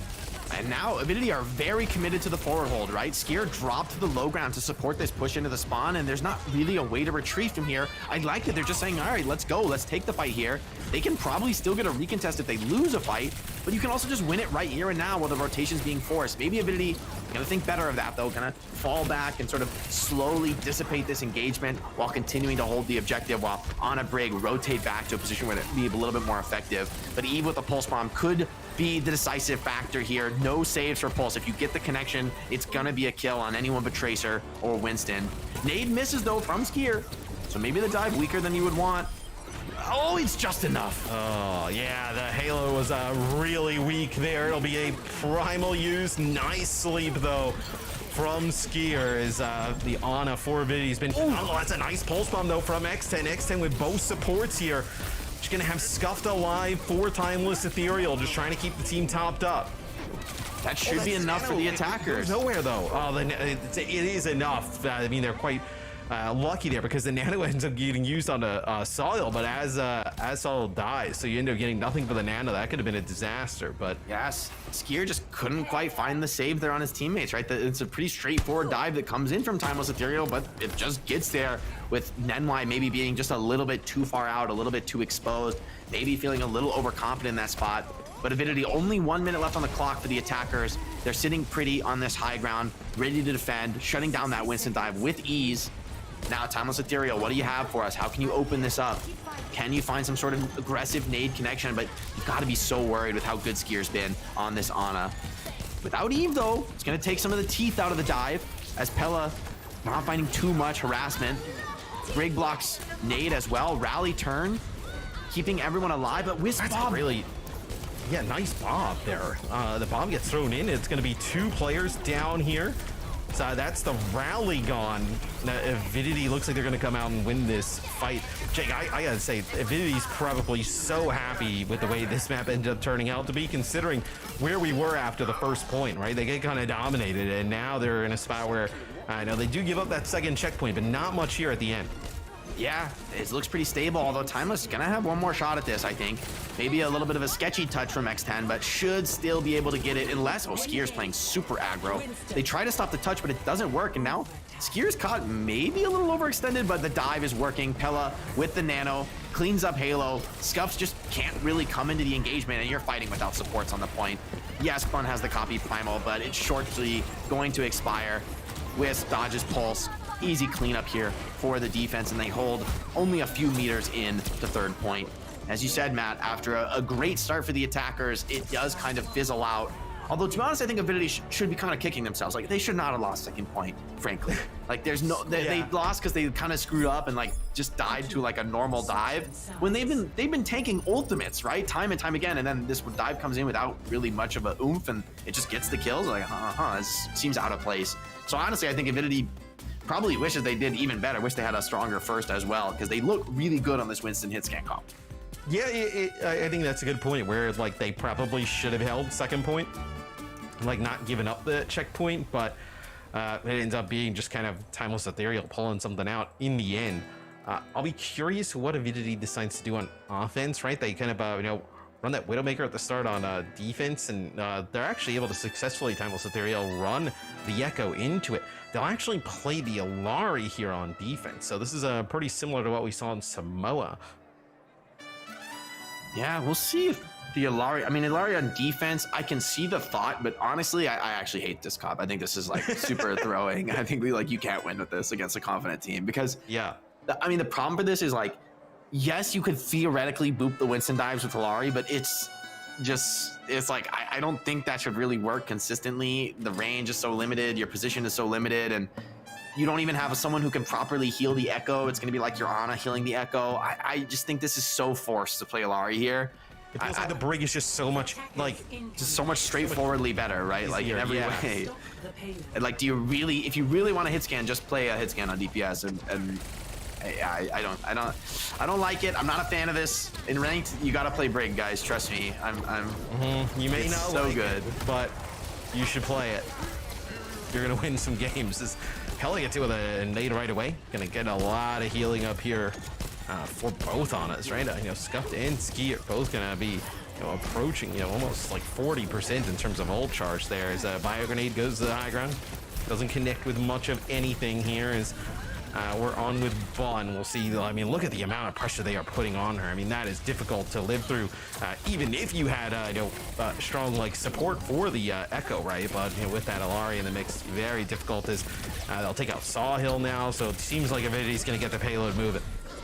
Yeah, and the ones we should have our eyes on are Eve and Pella. They're the ones who are really gonna feast due to this lack of a Brig, right? Without a natural defender of the backline, Tracer and Winston just gonna eat you up, and maybe that the Ashe could feel a little bit more pressure from something like the Illari, but in the end, I don't think it's really gonna shut her down, and it's gonna be the Tracer and the Winston, Eve and Pella that are constantly gonna be attacking this backline, shutting them down, whether it's even the Echo or one of the supports. So looks like Sawhill gonna get the benefits of this nano, gonna go right in over the top as Timeless Ethereal just trying to get a hold here as the Wisp and Eve picking up a kill each for Avidity as they are not able to kind of get on top of the Ashe. Wisp just able to do whatever they want from a distance, not even needing to end up using the rally. And now Halo will move over and play the break, so we kind of get what we wanted. Maybe just a little bit late there. You give up that first point. Yeah, I think the Illari just did nothing. I'm like, it was so useless compared to the Brig. Like how much Brig was constantly saving the Ana from these dives, right? Like pushing back into the fight, keeping the Tracer healed up. Just so many advantages on the character that I think it is almost impossible to justify anything else. As now dive comes in from X10, maybe getting a little bit more heal resource on Trey, feeling a little more confident to push in and take control. Halo does tank a nade, but is able to escape due to the mobility of Bash. Yeah, it's an advertisement for playing Brig. It's just a Brig PSA. It just feels like that with the Brig, you're kind of accomplishing the same thing outside of, like you mentioned, having the hit scan, right? But just way more consistent, safer, and easier, right? You're kind of like playing the same type of thing. But maybe now you don't feel you need as much of like a hit scan presence, right? To kind of, you don't have like an Echo or something on the other side, so could be why they feel better out giving it up here. Maybe you feel like you need more long range poke at the beginning, but there'll be Pella putting some damage down there, just trying to get some space. I think potentially even trying to build up towards that nano. It's a nade up towards the sky here. What is that gonna connect with anything? I don't think so. I'm hopeful. I'm watching these backliners. Like a lineup, yeah. It's like you would think he knows where it's going, but maybe that's just how he tricks you, you know? But Pella gets the dive onto the backline with the Primal, even without his Tracer, is finding a successful dive. Bun on the Ash copy. Hard to kill, but so far hasn't been able to really convert kills despite getting very close on a few of those. Pella steps a little bit too far out of the bubble though, and losing to Winston is gonna allow these defenders to get a pretty decent reset. Even though X10 dies late, I think Avidity kind of would have wanted that to be a little bit more decisive, maybe, right? Get them a little bit more established, as now Sahil just jumps right back to the cart, very confident that they can just shut it down here, not allow any kind of free progress. Wisp, though, I like this rotation. Although Skier kind of caught away from the team, separated. Greg and Anna backing down the street instead of into the church, and that's going to mean that they die separated away from Wisps.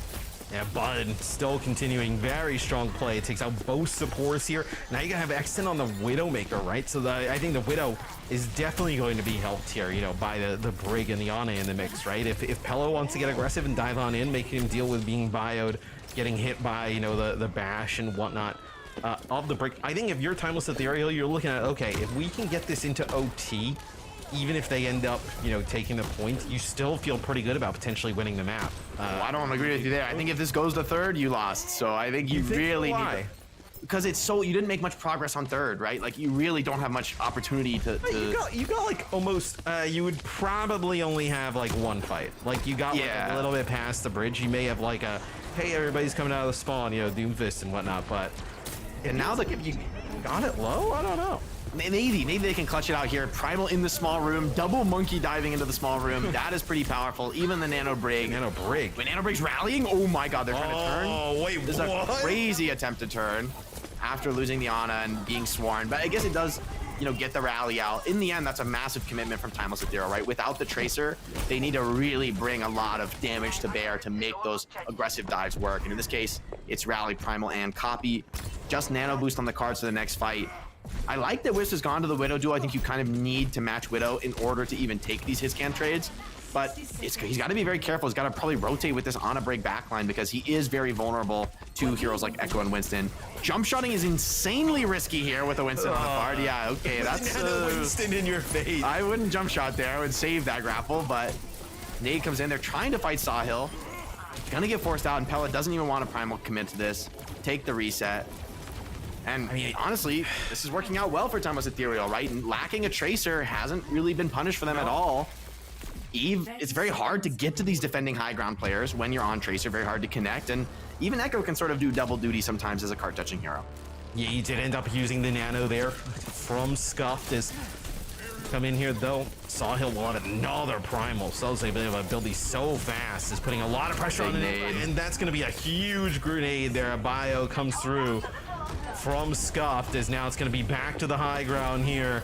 So things kind of falling apart for Avidity. Yeah, and it's gonna be over to the Lucio. Desperation mode on second point. I think it's gonna be too little too late. Brig holding down the defense here on the cart, and there's no touch to come in. The Widow Echo strat proves to be too much, right? Just a little bit overwhelming with, there's so many different types of threats. There's the Winston dive coming in on you with Bionades with Echo, but then there's also just a Widow, you know, picking away at you. And two different types of threats like that can sometimes be very hard to respond to. Yeah, and this is a series that, you know, happened a week ago. On the 16th, Avidity wins 3-0, but still a pretty close 3-0, where now Timeless Ethereal looks to kind of return the favor, right? An opportunity to close it out here. They have a lot of the momentum, start to really put together good second point defenses.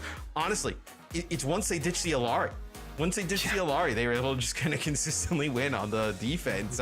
It seems like Alari with some of the nerfs, like I think, you know, we did see a lot of Alari, like putting down like lots of, I mean, she was at one point able to put down so much damage and healing. It was like, why wouldn't she be in a comp?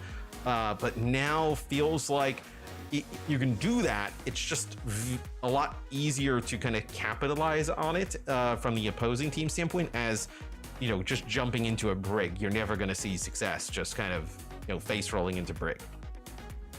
Yeah, you know, I think this is a map that honestly, Timeless Ethereal did a great job recovering on that second point, right? They never really let go of this high ground position. They were always able to at least trade away some of these attackers, so they couldn't get a snowball rolling, couldn't really take position on the map. And despite some great dives from Avidity, it wasn't enough to close out. And honestly, I think some inexperience was showing there. Honestly, maybe that Widow Echo, maybe rather than Widow dueling, you could have gone for like a Sombra and a Tracer and just really up the ante, given that the other team without their Tracer is no longer going to be able to fight for map control.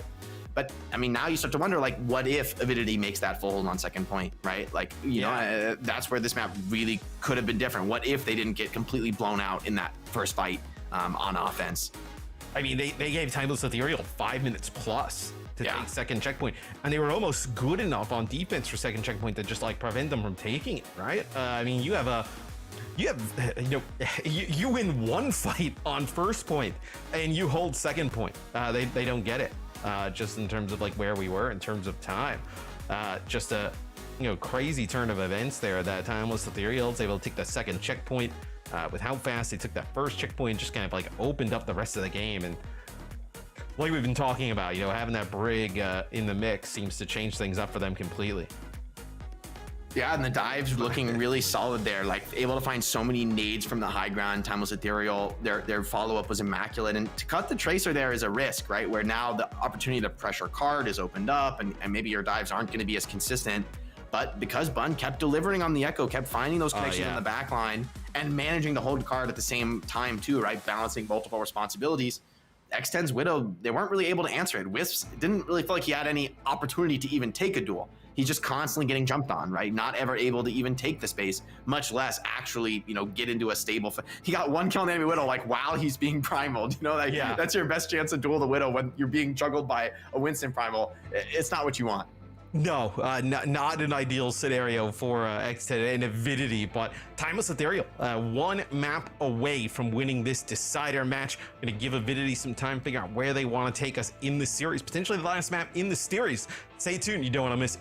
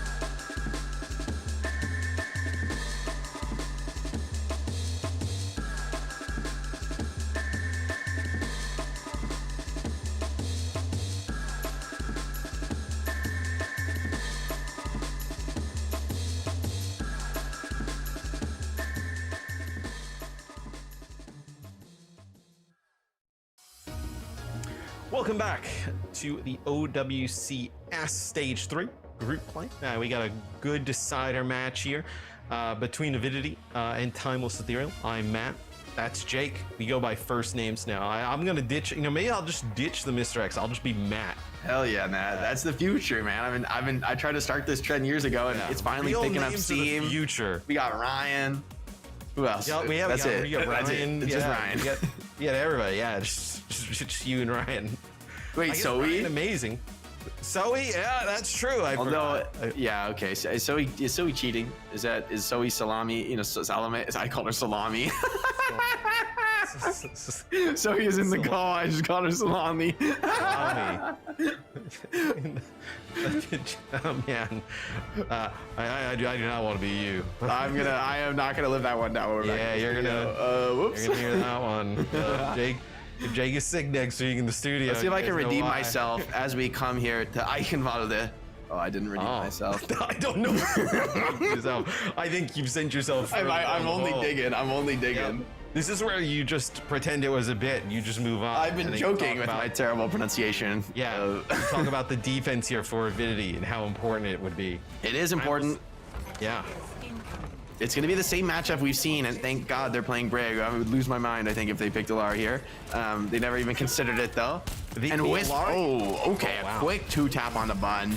And what would normally be a safe peek for Bun, I think, gets punished by great marksmanship from Wisp. So that's a wonderful start to the defense, but you're going to need more than that. Just going to be a bump in the road for Thomas Ethereal if they can get the push moving here. Yeah, the offensive Illarii is such a Jaws pick. It's like a very Jaws move here. So good to see that Timeless Ethereal not going with that selection. So they will play the Brig. Although at times that Lucio, it's been difficult to kind of make your way through the choke. That's nice bio grenade. Yeah, big damage comes in. Scuff barely survives, has to nade himself, but now it's Wisp who's under pressure. Bun turns it around. Eve does finally clean up that backline, but the trade's just going so much better for Timeless Ethereal. They've still got 3 alive. Pella and Eve, I think they might try to go for this still, even down 1. Maybe just get a last-second touch, or it could be an opportunity just to reset, get back in. Okay, without Eve, surely Pella's just gonna fall back. And I mean, Wisp hit such big damage on the Ana. I thought for sure the dive would go well for them, but maybe that baited them into staying just a little bit too long in that extended position, and it's Bun who really punishes them on the Echo. Yeah, it feels like if Wisp is not taking Bun out, she's able to just kind of, rain terror up there in the sky. Oh man, there's a few more kills coming in for Timeless Ethereal. It feels like they have a lot of the momentum in this series, but they do end up losing Soil, so maybe that'll slow things down just a little bit. Man, this is such a scrappy trade-based fight, but Timeless Ethereal, with their experience playing together, looking comfortable now at this point in the series, right? They're happy to take these trades because with this Echo comp, as opposed to the Ashe, you're probably a little bit better when it comes to trading backlines and snowballing forwards. That's got to be a kill. Okay. Massive setup from Skier. Yeah, I mean, they get a sleeve, but they get a nade on the button. If they were going to take her out then, they would never taken her out. But I mean, this is a nice job from Solo controlling door at bio grenade, but it's going to be a big use of the primal here. His rally's going to come on through, get out the window, escape the other side. Just got to try and make their way back towards the payload. And in the end, though, I think Defender's going to be feeling pretty good about this, right? Able to find some kills through those trades and, reset the map where Attacker's going to have to come back in, take a long rotation. Silent way too high with that escape jump. Yeah. And now Pella smells blood in the water, charging forward, cuts off the retreat path. We'll see if the team can follow him in. Scuffed drops super low, does get saved by the Brig, but somehow Bun finds Eve again. I mean, seriously, Bun is making such a huge difference on the Echo, finding kills that I just don't think she's supposed to be finding, but the individual big headshots on Tracer, in the end, you can't always play around that as Tracer. Pella's dive completely stuffed, shut down. He'd be happy to make it out with his life at this point. One with a duped Ashe. Okay, wait. Both support. One just killed the whole team while we're watching the Primal getting owned. That is okay, Timeless Ethereal are starting to feel themselves. Momentum is picking up, and I mean, if Echo just dominates your Tracer, just 2 clicks the Tracer, that can happen, but it's just it's a gut punch as Tracer, right? You're like, I'm supposed to be able to win the 1v1 with Echo, and then she's just nuking me down. Yeah. Few times that it seems like they've been too aggressive. Avidity, it's been, Timeless Ethereal and they're coming out the other side. This is all Timeless Ethereal though, Jake. I mean, this is a crumbling thrown out there. Yeah, this is, Call of Duty, we used to call this a mental boomage. This is an absolute mental boom. Somebody's just boomed mentally, and now it's just, I mean, this is a team with Avidity that they just 3-0'd this team last week. Obviously, it's a close one. Oh, that is silly. That's so nasty. Bob straight into hitting the uppercut on both supports. That's so crazy. But and that was we saw Bun get like 2 kills before that as well. Yeah, I mean, she opened it up, shutting down the enemy Tracer before even using the copy. So now it's the Nano trying to keep the aggression up. Going to be much tougher task now against the comp that Avidity has brought out. Very stable defensive comp. But, you know, there's a lot of value on the Nano Boost, and Sile still has Primal, still going to keep the aggression going even longer, and also not only got the aggression, but took so much attention from the enemy squad. Pella was all alone, all in the front line, but he can't really get anything done while his whole team is trying to mark a Primaling Winston, and now nothing really left for the retake. This is a blitzkrieg of an offense. Yeah, the Cassidy gonna roll out onto the point, and he's going to die, as that is gonna be a full map completion. 319 in the time bank. It's a crazy turn of events here, you know, where Timeless Ethereal, they have showed up in a big way. I mean, this is a sick performance. I mean, Bun just destroyed this entire map. Did she die like once? I mean, maybe once or twice or something, but it just like it didn't even matter. Like stats, which is just the vibes, stats. The vibe stats were dominant from Bun. That's what we can say. Bun did not die. Wait, actually, now I remember she did die at least once. I remember, but nonetheless, at the very start. Nonetheless, but that doesn't really count, though. I mean, it didn't really, you know, impact anything, right? It was a non-impactful death.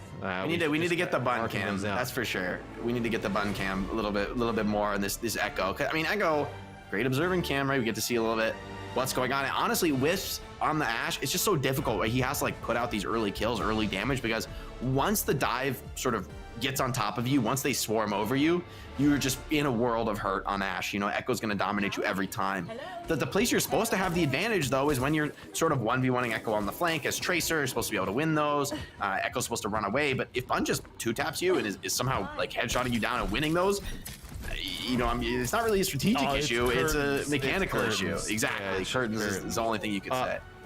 Timeless Ethereal, what do you think about this? Cassidy Ramatra here with the Echo. I actually like this comp because since you're running the Ana Brig, you could just go to Winston for second point super easily. I'm very likely that they will do that, Winston or Diva. But if you wanted to, you know, just hold first point, hold these chokes, Ram is actually pretty great at that. Makes it very awkward for the attacking Ana Brig to move in when there's always the threat of a Ramatra running them over. And Pella, gets caught with the Ravenous Vortex there, can't quite jump out. And now, I mean, I think they weren't expecting this, honestly. I think so much of the series has been a Winston mirror. I think Avidity were just fully expecting that to come out again. They just roll out super aggressive, running in as if it's going to be that mirror, and they're kind of caught with their pants down against Ramatra. Yeah, and for Timeless Ethereal, right, you have such a sick time bank there that you just need to kind of like burn clock, right? You just kind of like win some fights here. You know, you get down here like a minute, you know, get second point down to a minute, like even at the end, right? They would almost be like in a spot where they mathematically even couldn't have, you know, a bigger time bank, right? Not insanely difficult here for Timeless Ethereal. Just need to execute it as Solid Hill gets hit with a bio. Gonna have to back up yet again as Skiers had a tremendous series, even you know, down 2-0 as it's gonna be a collapse on exit, so they do find a pick. Yeah, it's a great dive from Pella, right? Sees the cast low, blocks, heals with his own body, getting in on top of that low target, and okay, isolated Ramatra, not gonna be able to clean up. Bun finds one, probably just too little too late here, just dying on point. Everybody catching the spawn wave here for Timeless Ethereal should be all grouped up and ready to hold second.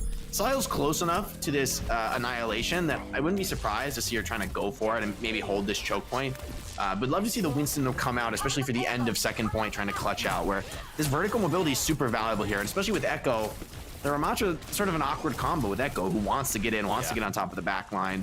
Feel like this could give Ashe maybe a little bit more room to work with, so opportunity for Wisp to potentially equalize. It feels like Timeless Ethereal needs to play door. They need to play the door. They need to kind of just force them down. You know what? Like earlier when we watched on King's Row, where teams kind of like swap sides, I will see that type of scenario here where they kind of get down into the choke, but Eve connects with a pulse bomb there onto Scuffed. Eve 2. Not going to be able to play the door that effectively now. They've lost a few players. As Bun's trying to make it out. Bun will fall, so this will be kills galore here going in favor of Avidity. This is going to allow Wisp to get set up over here towards that high ground. Yeah, it's a huge deal for the attackers to retake this high ground space. Bobbing into the choke as well. Ramatra desperately wants to finish this kill, and the Ravenous Vortex is going to block Wisp retreat, blocking the whole duration of Bob. And still, Annihilation was held from Siles. This is a big kill onto Wisp, right? I mean, you get a fight win here for Timeless Ethereal. It's pretty massive, right? This is going to be the rally used here from Ninway, because it probably feels like you're in a must-win fight territory every single fight from here on out, as this is not where you want to be with how good Bun has been. The cart, though, moving the opposite direction. Do they know? Looks like... Yeah, it looks like they're heading back. Okay, so they do have an idea. So not gonna end with disaster there, as I know Eve was making a play for the payload. Eve, well, doesn't just die here. Doesn't want to get too weird staying in the enemy spawn. I don't hate it here. I wouldn't have minded to see them, just stay alive back there and start forcing the car. But Timeless Ethereal in a pretty comfortable spot now. A lot of ultimates to work with. The Ramatra, pretty much an unkillable frontliner hero here. Skier is going to have his work cut out for him trying to make these rotations happen without getting punished.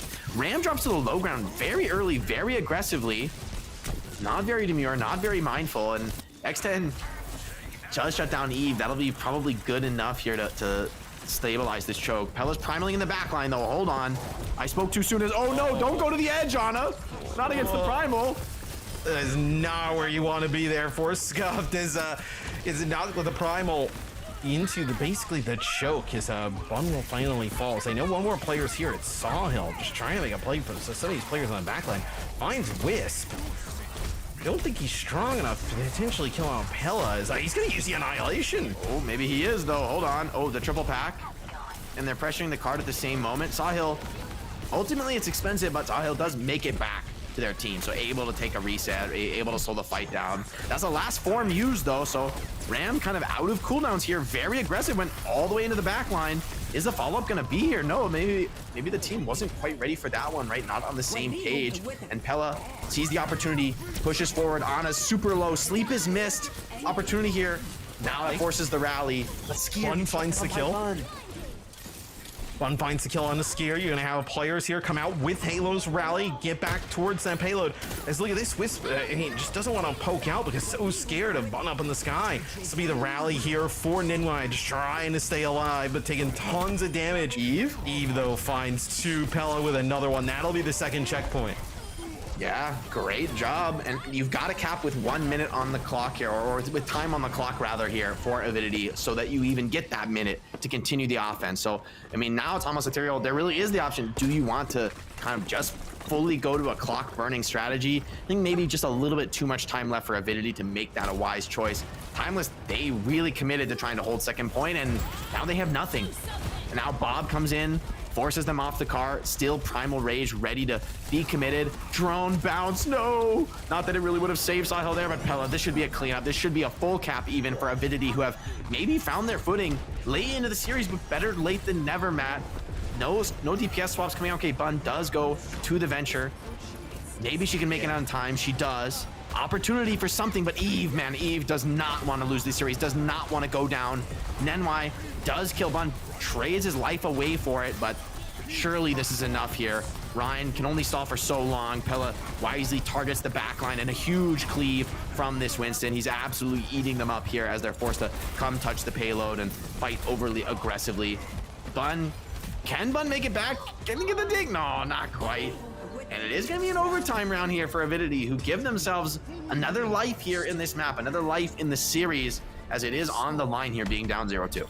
Yeah, it's still just a massive time bank advantage, right, in favor of Timeless Ethereal. So I would still say that you still kind of like in control of the series, right?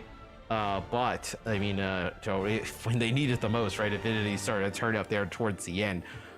Felt like it got like a little bit too maybe fast and chaotic, I would say, and that's kind of where it started to spiral for Timeless Ethereal.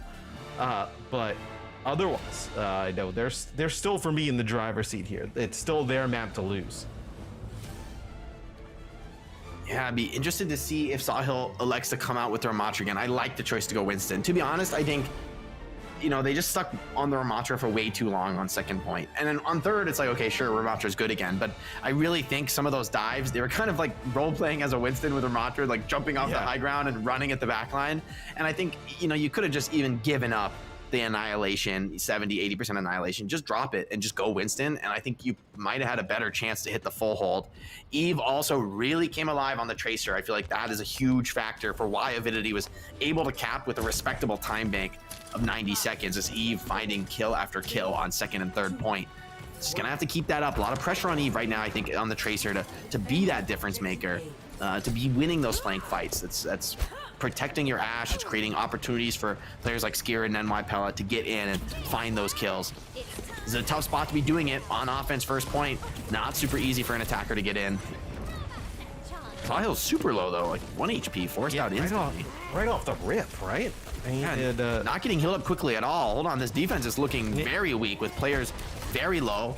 Pella pushing forward, nade onto Halo.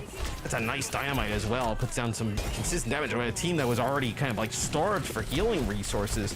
Then just kind of gives it up there. Not a great defense there from Timeless Ethereal right off the rip. I mean, that's pretty ugly.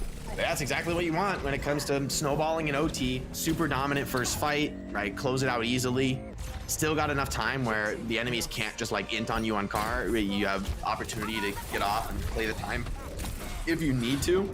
And now Eve, finding their footing, really is the one who I think can put the pressure back onto Bun and deny some of these echo flanks, deny some of the opportunity to even get in for the dive. Pressure as well on Scuffed here. Has the high ground position, has all, I mean, the best you could ask for on Ana, right? Can you find that nade onto the enemy backline? That's what your whole team is hoping for. You know, he's up here, ready to deliver. Pella does bubble it off, blocks the Ana LOS completely, but not really gonna be able to stay too long in that position. You got a nano here for Scuffed as well. There it is, huge nade. Yeah, that's massive. This is what they needed. Yeah, that's it, and that should be the end of the offense, frankly. I mean, 3 kills. Pella's gonna primal, but he's 2v5 right here. Maybe with a, no, just no way, Matt. There's no way. The enemy primal's coming in. So many ults online. Eve gets 1 more stall, has a recall. No way. How does Eve get a kill? No way. Bun shuts it down. Okay, they don't have anybody on the card. I was gonna say, I was like, oh, Pella actually won got after an nano. instant triple kill. I would have lost my mind. If you win a fight after an instant triple kill, I don't even know. Pella made it with the like the nano there towards the end. It would have been interesting if they would have kept that going, but not able to do so. So now it's pretty clear here for Timeless Ethereal, right? You pretty much just need first checkpoint and then just a little bit, right? Maybe another fight after that. So yeah, seems like in a perfect position here to end up getting a series win in a decider game, right? I know a game that would end up pushing them on to the main event. Yeah, and Avidity gonna stick with their guns, still feeling confident on the Winston. I think there's an option to play something tricky like a Ram and try and go for the like fight before the gate opens if you lose first point. But I don't think you would even get a third fight there. So I like the choice to play Winston. It's been your bread and butter. You have looked strong on it. Feels like late in the series, Pella and Eve have been coming alive with some great dives. It's just that the trades have been just too quick, too fast over the course of the whole series from Timeless Ethereal. Bun being that X factor has made a huge difference. And so now I think a lot of pressure is on first point. You need a good hold here. Maybe you can lose first point and like clutch 1 more fight out. That's maybe doable. But I'm gonna be honest, if you just lose first point in 1 fight, this one's chalked. Super difficult to hold the spawn here on Eichenwald. So Timeless Ethereal, their approach this first fight, really would love to start things off on the right foot. And Bun taking a high ground angle. Interesting choice here. She's just gonna reset booster in a stall spot. It's kind of a nice move here. Waits out the booster, so then she'll be able to activate it again here, go all the way around.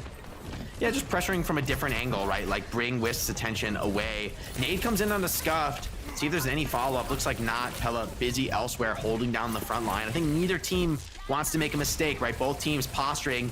It's a nice nade, but the on to Nenwai, the follow-up is there. Oh, Sahil, Bun, X10, diving in. Yeah, your backline might die. You don't even care, though. The divers charging forward. Want to clean up. Maybe you should care, though. Hold on, Eve is turning this fight. X10 forced a recall.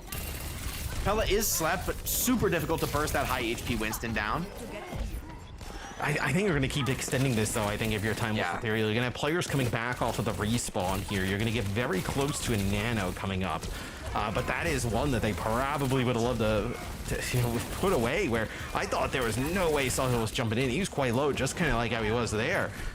Wiz now finds another kill on a Bun, so things starting to heat up here for Avidity. This is exactly what you need if you are Avidity. Pulse comes in, it trades. Both teams losing players. Pella is so low, 100 HP and a Dream. Bionated as well, but manages to slip away, grab a pack, and reset. I mean, this is exactly how you want to do it if you're Avidity. These staggered trading 1-for-1 type fights, as long as you can keep a hold of things as a defender, this is how the clock really runs down as only 1:30 left. Timeless Ethereal, a lot of pressure. This is the dive to do it. The Nano Winston, he's connected to the back line. Yes, you can sleep him, but he's going to be up in 3. Now, Skier, what do you have next? You have something else in your bag of tricks for Sawhill's Primal. A lot of pressure. This Brig Ana have to live this Winston dive, and they're primaled into the corner. Brig This is bad because they give up the first point, and then now these players are going to die as well. I mean, sleep is missed as well. Skier's defenseless, but Sawhill wants to wait for his teammates, wants to regroup. Is Pella going to die too? 30 HP. That is a clincher.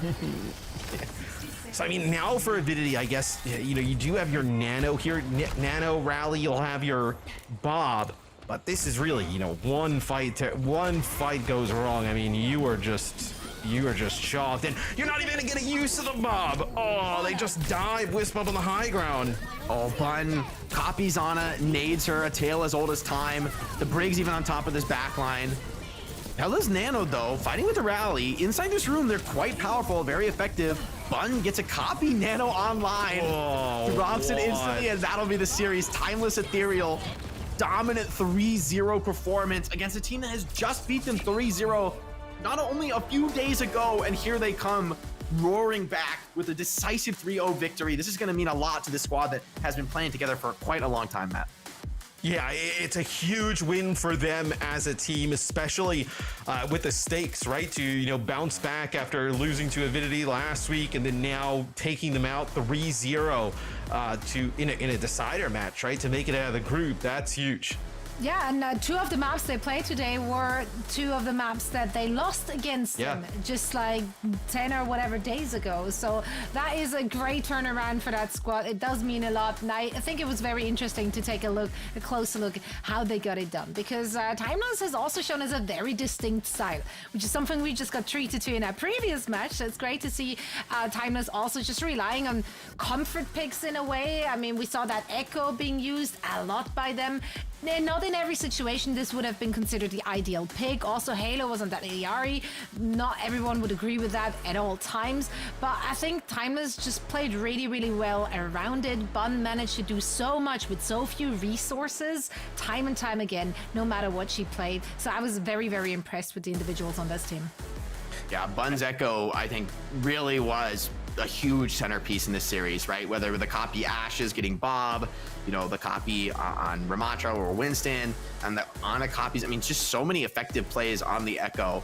And that's not even necessarily the hero I think of when I know Bun as a player. And so for her to bring that heat on a hero like that, super decisively in this series, and the team overall, I mean, I think you really felt their experience together in this series, right? When the nades came in, it felt like the dive was always there on top, and where on the other side, Skier found a lot of nades, but the dive wasn't as explosive. I mean, part of that's the choice to run the Ash. You know, you are accepting that you're going to be a little bit of a slower style, but in the end, I think a lot of it is the team play.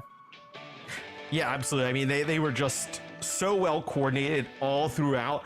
I think the Echo play, though, was from Bun. I mean, we've talked about it. It was fantastic. Really made the difference, and especially like you need that Echo to be sick when you're gonna play it into the hit scan, right, and not play one on your side. Like you need that Echo to really pop off, and her in combination with Sawhill, just a sick combo today. That nade. Nades were on point. Nades are on point. Just across the board, it was an incredible performance. It was very much on display that they prepared for this. They knew exactly what to expect from the opposition. They weren't caught off guard at all by literally anything. And it's not like the opponents were playing bad per se. I mean, okay, looking at Dorado, I feel like they dropped the ball a little bit there, but overall Avidity, they pushed back as best as they can, but in the end it was just not enough, and that means that Timeless Ethereal are now moving on. So let's take a look at the bracket to see what opponent is no, actually, let's look at this. This is way better. Love this. This is the player of the match. Player of the match. This is even better than a bracket. Sawhill, of course, made waves on that tank. We talked about Sawhill already quite a bit last stage. I mean, the performance of them today is pretty much putting it on display. Why? I mean, honestly, I think that the Rhine play won the map 1. Like, I don't think they really should have won this map, but Sawhill found huge shatters, found big pins on the Maga. I mean, I think that was critical to starting off the series on the right foot. And this is one of those series where I feel like, you know, map 1 could have probably decided the series, right? This is such a momentum-based series. Teams so closely matched. I really put a lot of a stock in that. But then, you know, the centerpiece of any great dive comp is the Winston. It is the tank. You're the one who has to lead it, likely the one who's making a lot of the calls, whether to go, who to go on. And a lot of these fights are coming down to trading backlines, which tank is healthier at the end of the fight. And more often than not, it was Sawhill. As good as Bun and X10 were, and as much as I do want to give them their flowers, I feel like Sawhill deserves this player of the match.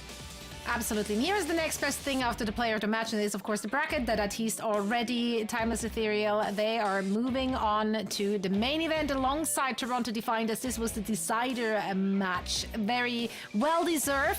Very interested to see what they can do at the main event. How do you see them in the overall competitive environment? How good of a chance does Timeless Ethereal have, you think? I mean, I think like the top of North America is like pretty, you know, tough, obviously, with Toronto. But after that, I mean, you kind of catch somebody on a bad day. You have a day like today. I mean, you can kind of hang with, you know, feels like just about anybody. I feel like there's a lot of teams kind of like in that, you know, mix. When you look here, you know, at the groups and, you know, who's already made it out, right? Then you're kind of looking across the second line, all those second places, right? They got to feel pretty good about their chances against, you know, any of them. Maybe they feel like, you know, there's some of the teams at the top they can contend with. So I think they have a fair shot to make some noise. Absolutely. We'll see how the bracket plays out. We still have, of course, some more teams that need to advance. All of that is going to happen tomorrow. But before we get there, let's take a look at some of the highlights of today. NA best plays, starting with an incredible clutch tracer hold. That was filthy. Ryan was built diff today. I mean, he was locked in. I mean, he's managing so many threats at once in this fight and still finds the opening to wait for that Lucio. He's gonna come touch the point and then just shuts him down with the pulse.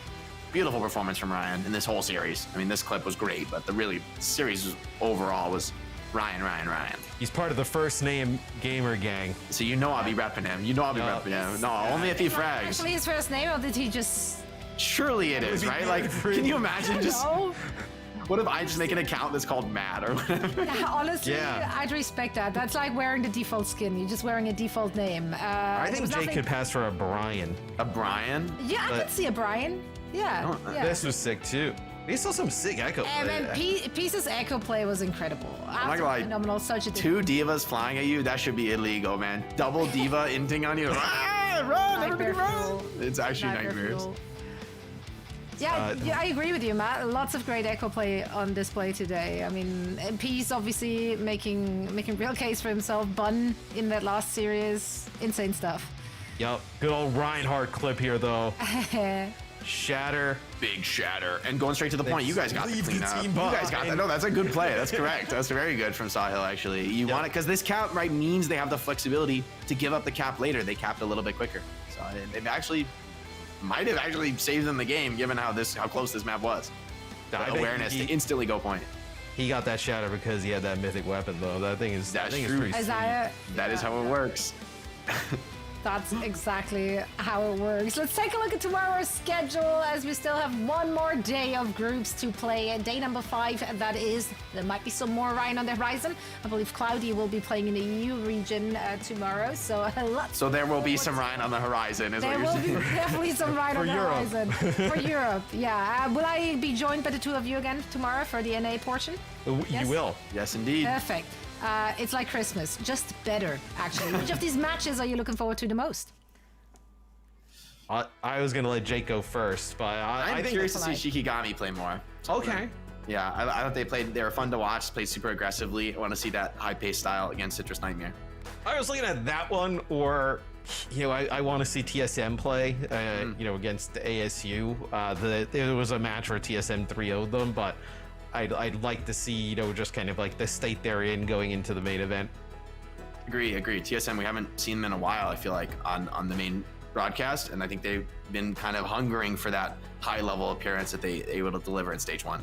I mean, what I like the most about today's matches and the teams we got to see is that a lot of them showed a lot of individuality. We saw some more creative usage, some, I don't know, it once again just felt like there's a lot of personality, which is something that just makes the game so much fun to watch, and especially these open competitions, because then every team just has their own personality, spiel, their own style, their own little flavor they throw on it. Unless your personality is not playing Brig on Dorado, in which case it's not allowed. In which case, hater. Okay. Yeah, but you also initially didn't like the echo. It worked out, so just throwing that out there. Also, you called me Salami. You have literally to speak. I knew that was gonna come up. I was trying to mediate it here in the middle, but did you know you brought it up like 2 times just to start some beef? Who, me?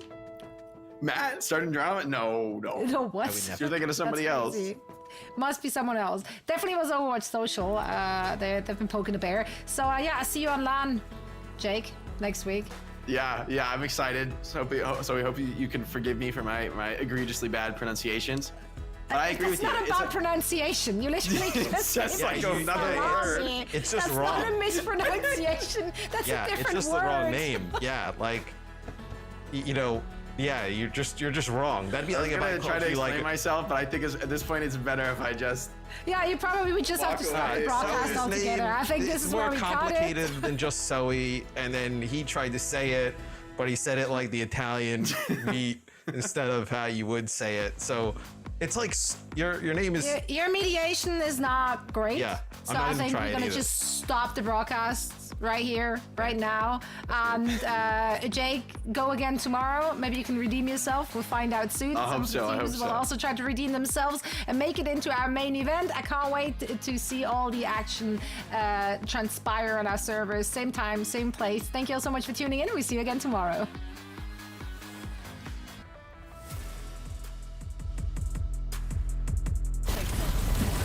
Trace that.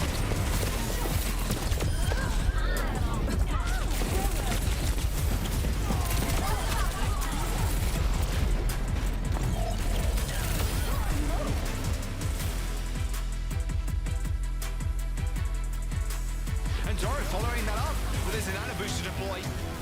And it should be easy now. Just a cakewalk. A simple day in the office for Loren.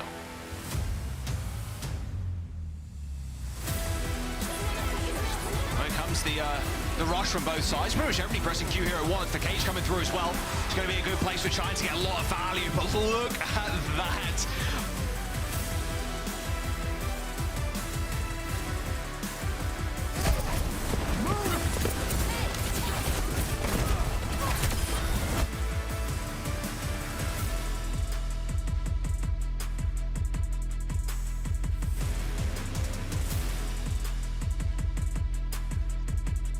Really want to close out here, right? Keep them having attention. And what a disgusting stick from Ryan. Keeps Shikigami alive, keeps them in the series. Maybe potentially winning it here for them. Necessarily need to force anything. No, it was Biz Pulse. Oh, Nas gone. And they deal with Nas in the sky before he can get the benefits of the sound barrier. Kitsune rush here now used here for Team Z. Self-destruct up in the sky. Look at this, they're gonna get even. May is in big trouble. May Surely the May doesn't live. Oh. No way. Okay, the Shatter comes through. They kind of baited themselves into that one.